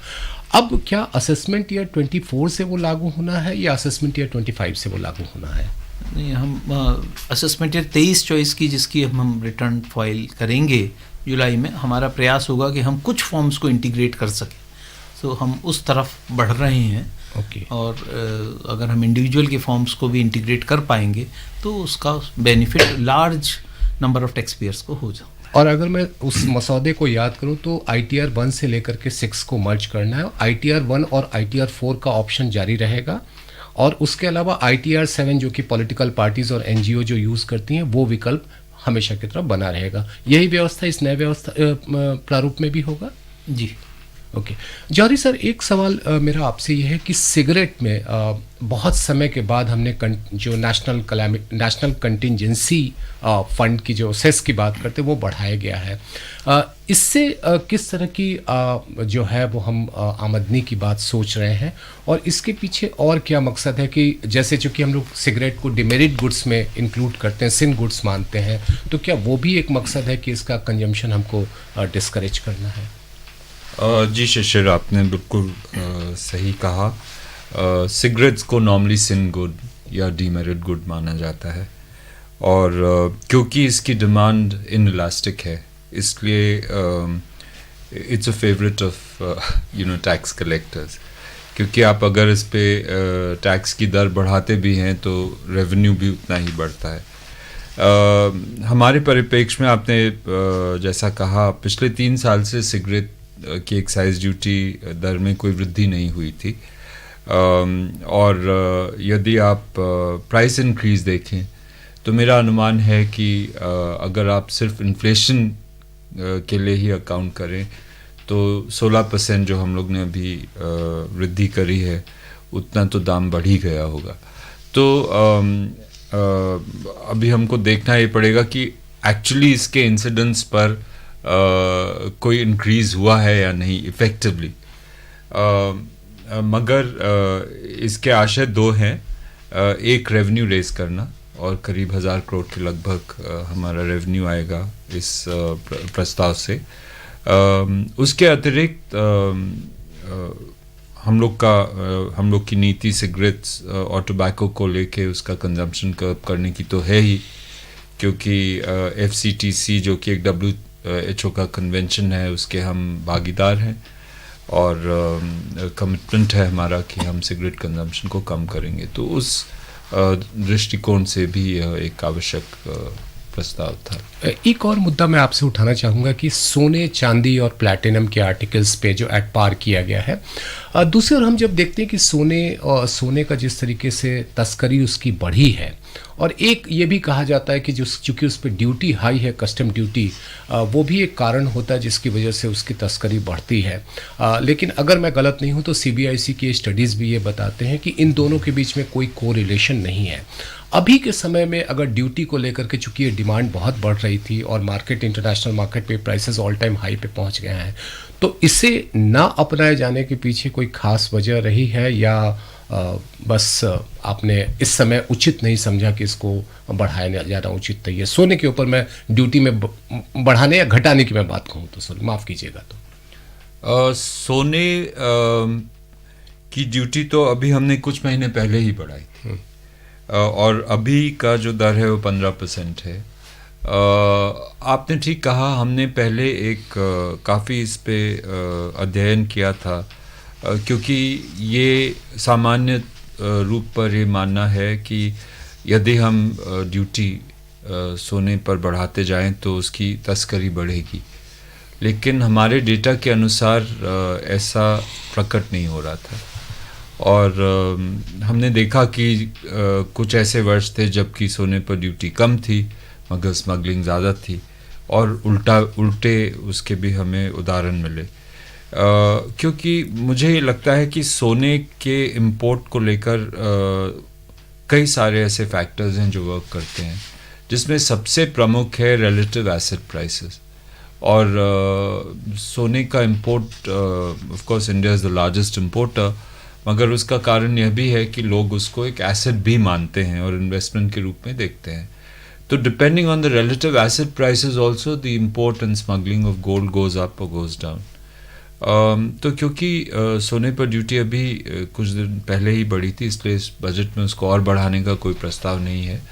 लेकिन हम लोग ने एक रैशनलाइजेशन ये सोच के किया, क्योंकि तीनों प्लैटिनम, गोल्ड और सिल्वर का सोर्स एक ही है, तो गोल्ड डोरेबाज या सिल्वर डोरेबाज के प्योरिफिकेशन से ये मेटल उत्पादन इनका होता है। और हमें लगा कि तीनों पर रेट अगर बराबर होगा तो आर्बिट्राज नहीं होगा और उसका मिसयूज़ नहीं हो पाएगा।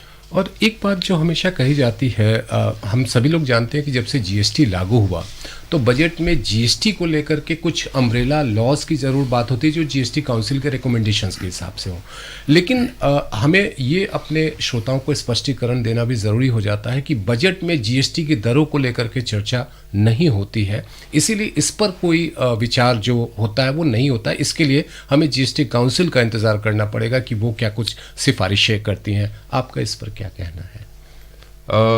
जी हाँ, GST परिषद दरों के बारे में रिकमेंडेशंस देती है राज्य सरकारों को और केंद्रीय सरकार को, जिसके बेसिस पर हम दर बदलते हैं या निर्धारित करते हैं।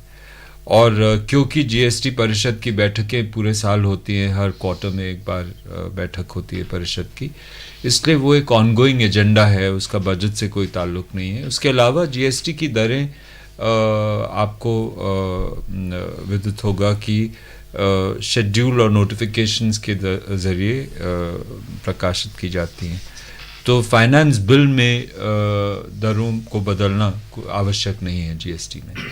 लेकिन GST परिषद के जो भी निर्णय होते हैं जिनमें लॉ को बदलने की आवश्यकता होती है, वो बदलाव हम फाइनेंस बिल के थ्रू करते हैं। तो इस फाइनेंस बिल में भी आपने देखा होगा कि GST से संबंधित कुछ बदलाव हैं, और वो वही निर्णय हैं जो GST परिषद ने अपनी पिछली बैठक में लिए थे। A huge impetus has been given to the youth to make strategic investments, Mr. Gupta. Would you elaborate? Which may come up, so that is a positive sign. I think they extend the date of incorporation for Yes. income, that is The there, 25. and also the benefit of to carry forward losses. That was probably, I would candidly say, that was an error which crept into probably when the amendment was made, and it remained to be done. So we are now tweaking it out Taking and care of making that. it in that perspective. What about the MSMEs? MSMEs, there are twofold amendments in the Act.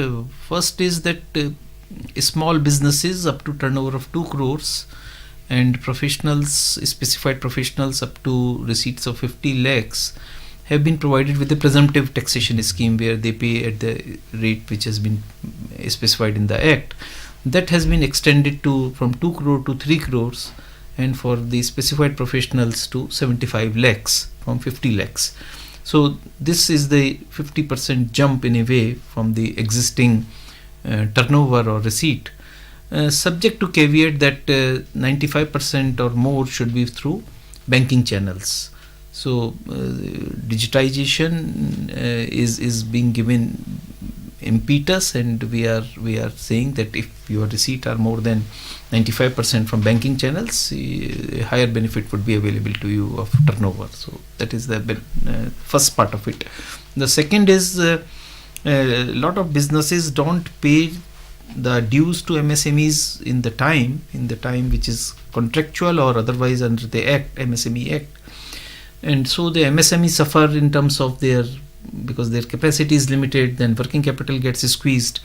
So now the provision has been made that if any business doesn't make the payment in time as per the either contract or the MSME Act, whichever is less, then that deduction would not be allowed unless so that timely payment could be made out to the MSMEs. So this is a provision which indirectly benefits the MSMEs. Okay. And if I add just one question about the tax collected at source, the 2 categories, one for buying the overseas tour package and one for say it has been written as any other, which could include buying property or buying stock abroad. The threshold have been removed in the first one, while in the threshold in the second is there, and the rate of tax is 20% in both the cases. Is it so high? No. The thing is that when a person makes remittance outside India, it could be for medical purposes or for education. These two are not touched. So they remain intact what it has been as of now. Now the other sort of remittances could be on, as you have said, tours. I can go on a holiday vacation for a month or somewhere. The other, it could be investments outside India in any form. It could be gifts, where a person is gifting money to someone. So all these payments would now attract TCS at the rate of 20% as against 5% which was levied. And there is no threshold in case of overseas payment? The threshold is LRS. The RBI has put a threshold of 2,50,000. No, but for the TCS, the threshold will be as according to the LRS thing. Yes. Only because. Okay. Gupta, अगर आप कुछ इस बारे में बताएं, जैसे जो income tax payers हैं उनका नंबर हमेशा से ही लिमिटेड रहा है, काफ़ी सारी सरकार ने कोशिश की उसके बाद, तो क्या सरकार की कोई ऐसी योजना इस बजट में है जिसमें कि उस दायरे को बढ़ाया जाए और ज़्यादा से ज़्यादा लोग टैक्स के दायरे में आए? सरकार का हमेशा प्रयास है कि अधिक से अधिक लोग टैक्स के दायरे में आएं, और वो ही वाइडनिंग ऑफ टैक्स बेस का एक मुद्दा हमेशा रहता है, और उस तरफ लगातार प्रयत्न किए जा रहे हैं कानून के द्वारा और एडमिनिस्ट्रेटिव जो भी हम काम कर सकते हैं उसके से। टीडीएस में जितने बदलाव किए गए हैं उनका प्रयास यही है कि एक ट्रेल रहे, ऑडिट ट्रेल उपलब्ध रहे, जिससे कि मालूम पड़ पाए कि हम कहाँ पे टैक्स कटा है तो वो टैक्स के दायरे में आ पाए। इसी प्रकार से हम बहुत सी जो इंस्टीट्यूशंस हैं उनसे हम इंफॉर्मेशन लेते हैं, बैंक्स हैं या स्टॉक एक्सचेंज हैं, उनसे हम इंफॉर्मेशन लेते हैं, प्रॉपर्टी रजिस्ट्रार हैं, और उस डेटा को कोलेक्ट करके टैक्स पेयर को दिखाते हैं। AIS में या 26 AS जिसको बोलते थे पहले और अब AIS बोलते हैं, वो दिखाते हैं। तो प्रयास यही है कि हम किस प्रकार से अपने टैक्स बेस को विस्तृत करें, और उस दिशा में TDS एक मुख्य माध्यम रहा है। तो वो प्रयास लगातार जारी है, और जितना हम टैक्स पेयर में ईज़ ऑफ डूइंग बिजनेस कर सकते हैं, ईज़ ऑफ फाइलिंग रिटर्न कर सकते हैं, वो भी इसमें टैक्स पेयर को मदद करेगा। कितनी तेज़ी से हम प्रोसेसिंग कर सकते हैं, उसका रिफ़ंड अगर उसका ड्यू है तो वो हम दें, अगर हम उसकी कोई ग्रीवांस है तो उसको रिड्रेस करें, तो ये एक कस्टमर सेंट्रिक अप्रोच जैसे जो बोलते हैं, if we can adopt that customer centric approach and which we are trying to do, तो उससे मदद ज़रूर हमें टैक्स के दायरे में मिलेगी।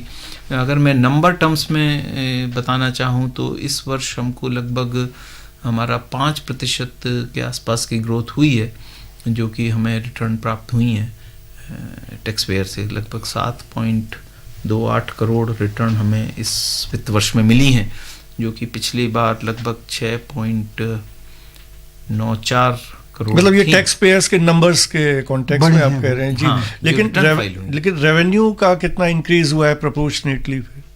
रेवेन्यू जो हमारा है इस समय हम ग्रो कर रहे हैं ग्रॉस बेसिस पे लगभग 24% पे, और नेट बेसिस पे रिफंड देने के उपरांत, रिफंड हमने बहुत दिए हैं इस वित्त वर्ष में, लगभग 60% अधिक दिए हुए हैं हमने refund.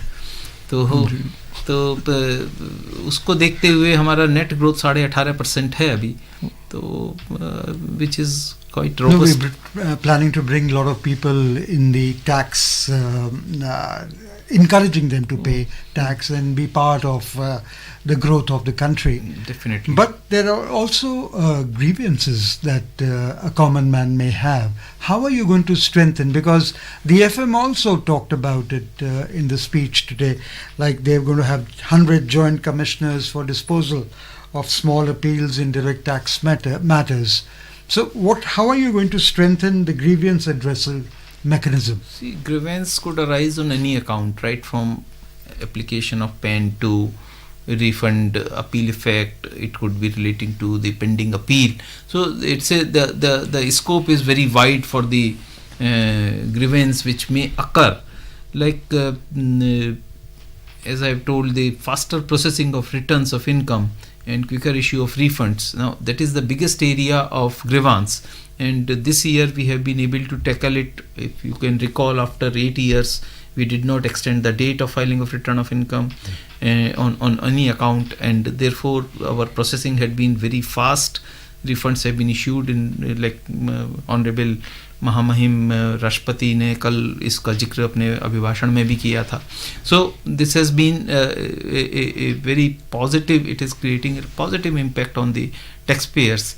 Like the other grievance could be the pending appeal for long period of time. So we are trying to because we have limited working hands with us, so we'll carve out a particular number of officers to look to dispose of the appeals which are of smaller quantum. So JC appeals, we have proposed that 100 JC appeals could come up because we are short of working hands in terms of the manpower. So the approach has been to facilitate the taxpayer as much as possible, and we have been after that. In refunds के मामले में तो we would say कि इतना अच्छा तो शायद कभी भी नहीं था. जितना फास्ट है इज एस्टोनिशिंगली फास्ट है, बहुत जल्दी रिफंड्स आते हैं. हमने पिछले पूरे वित्त वर्ष में 2,20,000 करोड़ के रिफंड दिए थे, और इस समय अभी आज 31 जनवरी तक हम 2,60,000 करोड़ के रिफंड ऑलरेडी दे चुके हैं. तो वो वही हमारा कोशिश है कि जो बकाया रिफंड हैं, क्योंकि रिटर्न हमारे पास 31 दिसंबर को जो आई हैं और जिनका वेरिफिकेशन 31 जनवरी को हुआ है, तो उनके रिफंड हम दे पाएंगे. तो हमारा प्रयास है कि हम जितने तेजी से दे सकें. आपको लगता नहीं कि जो नई रिजीम में जितना आपने सिंप्लीफाई किया है, तो जो टोटल नंबर है टैक्स पेयर्स का उसमें कुछ ड्रॉप आने की आशंका है? नहीं, ऐसा नहीं होगा. और one thing sir, CBDT and CBIC had data sharing mechanism, and how this has, I mean, my question to both of you, how this sharing mechanism has helped you, CBIC as well as the CBDT. Mr. Johri first. So in fact, there's a lot of resonance between what CBDT and CBIC are doing, and one of the things that I would also like to talk about is the growth in taxpayer base.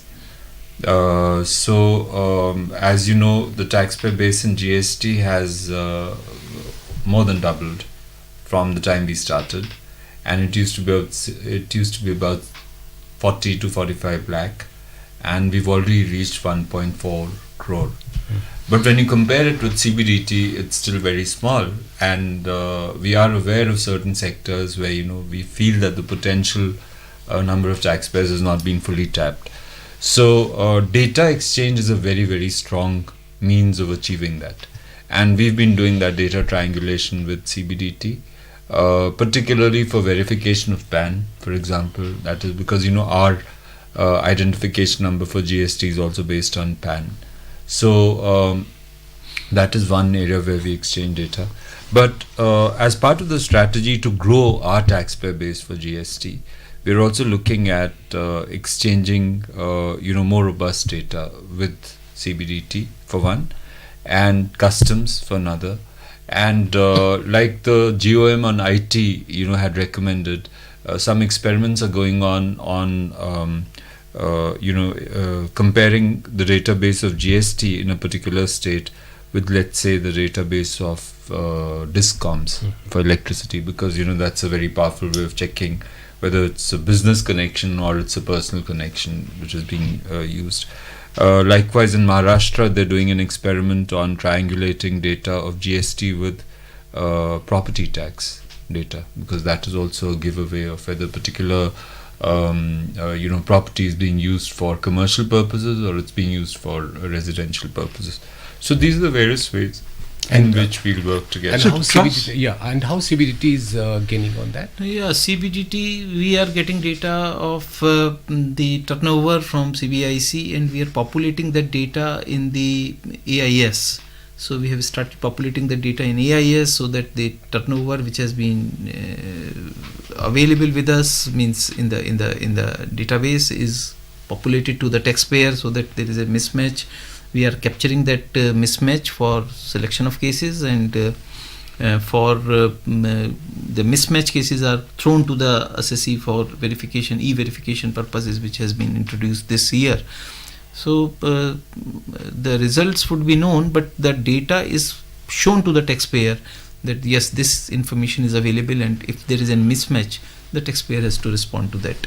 So how much does trust and faith play in both the cases, in CBDT and CBIC, from a professional, a personal, or a company's point of view, and from your point of view to them? How much do you take the faith of, put the faith on the people that, okay, no, ठीक होगा ये, ज़्यादा इनके ऊपर शंका नहीं करनी है?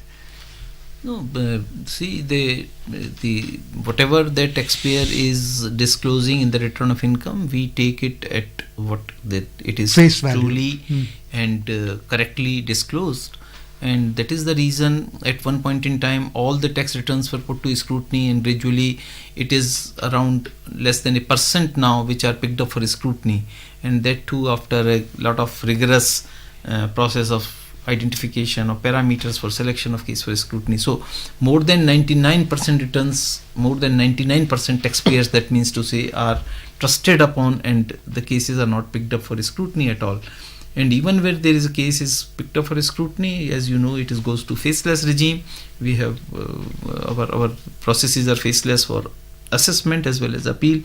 So I think the trust factor is tremendous as far as we repose trust in the taxpayer, and at the same time with the faceless regime, the taxpayer is having 100% trust on the processes which are where you don't know who the person on the other side is assessing the case. So okay, so I'd quickly come back to the MSME, because they are the growth engines of our economy, and professionals are encouraged to avail the benefit of presumptive taxation. Could you touch upon that briefly? The presumptive taxation requires that one need not maintain any books of accounts, and then the for the professionals, the tax which is provided in the Act is 50% or more. So it is up to the taxpayer to say that if my income is, let us say, as a professional is 50 lakh, then 25 lakh is the income offered. And then the books of accounts are not required to be maintained, auditing need not to be done, and this time it has been proposed to be risen by 50% to 75 lakhs only if you have 95% or more from the banking channel. So for a honest taxpayer, a better dispensation is available for MSME on professional side or for the business side. Thank you so much, Mr. Johri and Mr. Gupta, and Shishir, you also, for being with us and taking us through the direct and indirect proposals of the budget. Thank you so much for being with us. Thank you very much. Thank you very much. Thank you. Dhanyawad. Budget 2023.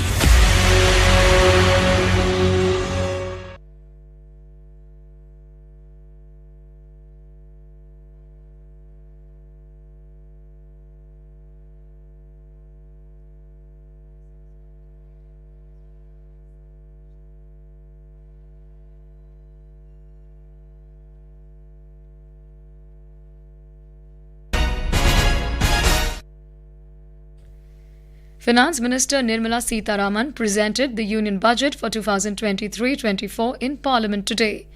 She said that the Indian economy is on the right track and is heading towards a bright future despite challenging times.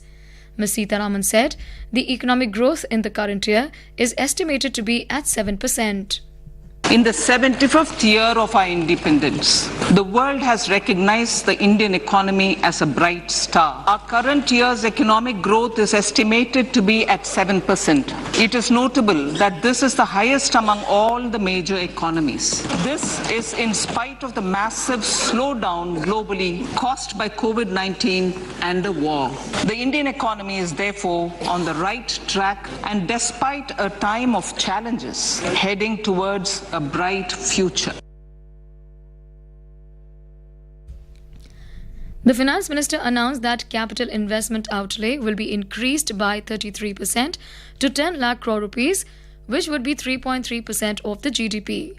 To spur investment in infrastructure, Ms. Sitharaman said the government has decided to continue the 50-year interest-free loan to state governments for one more year. The Finance Minister announced that a capital outlay of 2.4 lakh crore rupees has been provided for the railways, the highest ever outlay, about 9 times of what was made in 2013-14. Prime Minister Narendra Modi said the first Union Budget in the Amrit Kal has established a strong base to fulfill the aspirations and resolutions of a developed India. In his address after the Union Budget presentation in Parliament today, Mr. Modi said this budget gives priority to the deprived and strives to fulfill the dreams of the aspirational society, poor, villages and the middle class. अमृत काल का ये पहला budget विकसित भारत के विराट संकल्प को पूरा करने के लिए एक मजबूत नींव का निर्माण करेगा। ये बजट वंचितों को वरीयता देता है। ये बजट आज की एस्पिरेशनल सोसाइटी, गांव, गरीब, किसान, मध्यम वर्ग सभी के सपनों को पूरा करेगा। The Prime Minister congratulated Finance Minister Nirmala Sitharaman and her team for a historic budget. The Prime Minister stressed that this budget will make cooperatives a fulcrum of development of the rural economy. He said the government has made the world's largest food storage scheme in the cooperative sector. Finance Minister Nirmala Sitharaman has said that the Union Budget has laid emphasis on empowering women, boosting tourism, training of youth and empowerment of artisans and green growth. Addressing media in New Delhi after tabling the Union Budget 2023-24 in Parliament, Ms. Sitharaman said capital investment to the tune of 10 lakh crore rupees has been announced. Out of this, 1.3 lakh crore rupees will be given to the states, added the minister. The Finance Minister said the government is looking at a futuristic fintech sector. She added that people will be trained through industrial revolution with an aim to unleash digital economy in various walks of life. Ms. Sitharaman pointed out that there is a lot of increase in agriculture credit availability. She emphasized that people living in coastal areas are also going to benefit from the sub-scheme under PM Matsya Sampada Yojana. There's a lot of increase in the agriculture credit availability, 20 lakhs being made available for agriculture credit. Also a sub-scheme under the PM Matsya Sampada Yojana, making sure that people living in the coastal areas are going to benefit from it, fishermen are going to benefit from it. Ms. Sitharaman said the new taxation regime that the government has brought in for direct taxation has now got greater incentives and greater attraction so that people can unhesitatingly move from the old to the new. In the Union Territory of Jammu and Kashmir, 2 foreign nationals, both from Poland, lost their lives in a massive avalanche that hit Hapud Khor Kondwari in Gulmarg area of North Kashmir's Baramulla district today. And in the third and final T20 International, chasing a target of 235, New Zealand were 56 for 8 against India a short while ago. And that is the end of this news bulletin.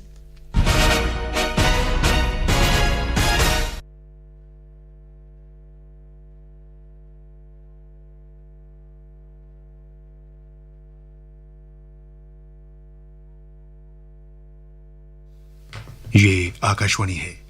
अब आप रवि कपूर से समाचार सुनिए।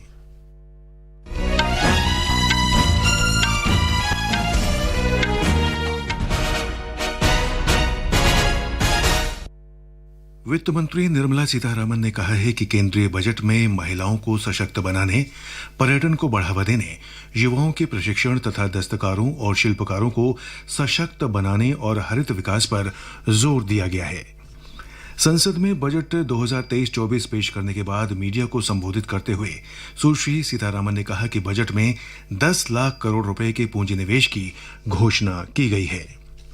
वित्त मंत्री ने कहा कि बजट में सूक्ष्म, लघु और मध्यम उपक्रमों के विकास पर जोर दिया गया है। इनके लिए आपातकालीन क्रेडिट तरलता गारंटी योजना का और विस्तार किया गया है। Attending to MSMEs because they are the engine of growth. We've given them relief. We have also given them new access. We have extended and widened the emergency credit liquidity guarantee scheme. Also given them back their securities 95. और तटीय क्षेत्रों में रहने वाले लोगों को PM मत्स्य संपदा योजना की उप योजना का लाभ मिलने वाला है। बजट में आयकर दाताओं को भी राहत दी गई है। आयकर स्लैब की संख्या 6 से घटाकर 5 कर दी गई है और अब 3 लाख रुपए तक की आय वाले व्यक्तियों को कोई कर नहीं देना होगा। 3 से 6 लाख रुपए तक की आय वाले करदाताओं को 5% की दर से कर का भुगतान करना होगा। 6 से 9 लाख रुपए तक के लिए 10% और 9 से 12 लाख रुपए तक ये 15% होगी। प्रधानमंत्री नरेंद्र मोदी ने 2023-24 के बजट को अमृतकाल का पहला बजट बताते हुए कहा है कि इसने विकसित भारत की आकांक्षाओं और संकल्पों को पूरा करने के लिए एक मजबूत आधार तैयार किया है। गृह मंत्रालय के लिए बजट में लगभग 2 लाख करोड़ रुपए का प्रावधान किया गया है। इसमें से जम्मू कश्मीर और लद्दाख के लिए 41,539 करोड़ रुपए की व्यवस्था है। दिल्ली पुलिस के लिए 11,932 करोड़ रुपए का प्रावधान है। रक्षा मंत्री राजनाथ सिंह ने बजट को विकासोन्मुखी बताते हुए कहा है कि इससे अगले कुछ वर्षों में भारत को $5 ट्रिलियन की अर्थव्यवस्था बनाने में मदद मिलेगी। इस बार बजट में रक्षा क्षेत्र के लिए 5,94,000 करोड़ रुपए की व्यवस्था की गई है, जो पिछले वर्ष की तुलना में 13% अधिक है। रेल मंत्री अश्विनी वैष्णव ने कहा है कि बजट में रेलवे को 2,40,000 करोड़ रुपए के आवंटन से रेलवे की विभिन्न बुनियादी ढांचा परियोजनाओं को आगे बढ़ाने में मदद मिलेगी। आज नई दिल्ली में एक संवाददाता सम्मेलन में उन्होंने कहा कि रेलवे देश में वंदे भारत ट्रेन के निर्माण में तेजी लाएगा और इस वित्तीय वर्ष के अंत तक हर सप्ताह 2 से 3 ट्रेनों का निर्माण किया जाएगा। रेल मंत्री ने यह भी घोषणा की कि दिसंबर 2023 तक देश में हाइड्रोजन से चलने वाली रेलगाड़ियां चलने लगेंगी। उन्होंने कहा कि अमृत भारत स्टेशन योजना के अंतर्गत 1275 स्टेशनों का पुनर्विकास किया जाएगा। श्री वैष्णव ने यह भी बताया कि वर्ष 2025 में दिल्ली से मेरठ के बीच रैपिड ट्रेन का संचालन शुरू हो जाएगा। विश्वविद्यालय अनुदान आयोग के अध्यक्ष ममिदाला जगदीश कुमार ने कहा है कि बजट में उच्च शिक्षा के लिए 44,000 करोड़ रुपए से अधिक का आवंटन किया गया है। उन्होंने कहा कि ये पिछले वर्ष के आवंटन से 7.9% अधिक है। भारत ने न्यूजीलैंड को 168 रन से हराकर 3 मैचों की T20 श्रृंखला 2-1 से जीत ली है। तीसरे और अंतिम मैच में भारत ने न्यूजीलैंड को 168 रन से हराया। इससे पहले भारत ने टॉस जीतकर पहले बल्लेबाजी करते हुए निर्धारित 20 ओवर में 4 विकेट खोकर 234 रन बनाए। भारतीय टीम की ओर से पारी की शुरुआत करने आए शुभमन गिल ने मात्र 63 गेंद पर 126 रन बनाए और अंत तक आउट नहीं हुए। राहुल त्रिपाठी 44, हार्दिक पांड्या 30 और सूर्य कुमार यादव 24 रन बनाकर आउट हुए। इसके साथ ही यह समाचार बुलेटिन समाप्त हुआ।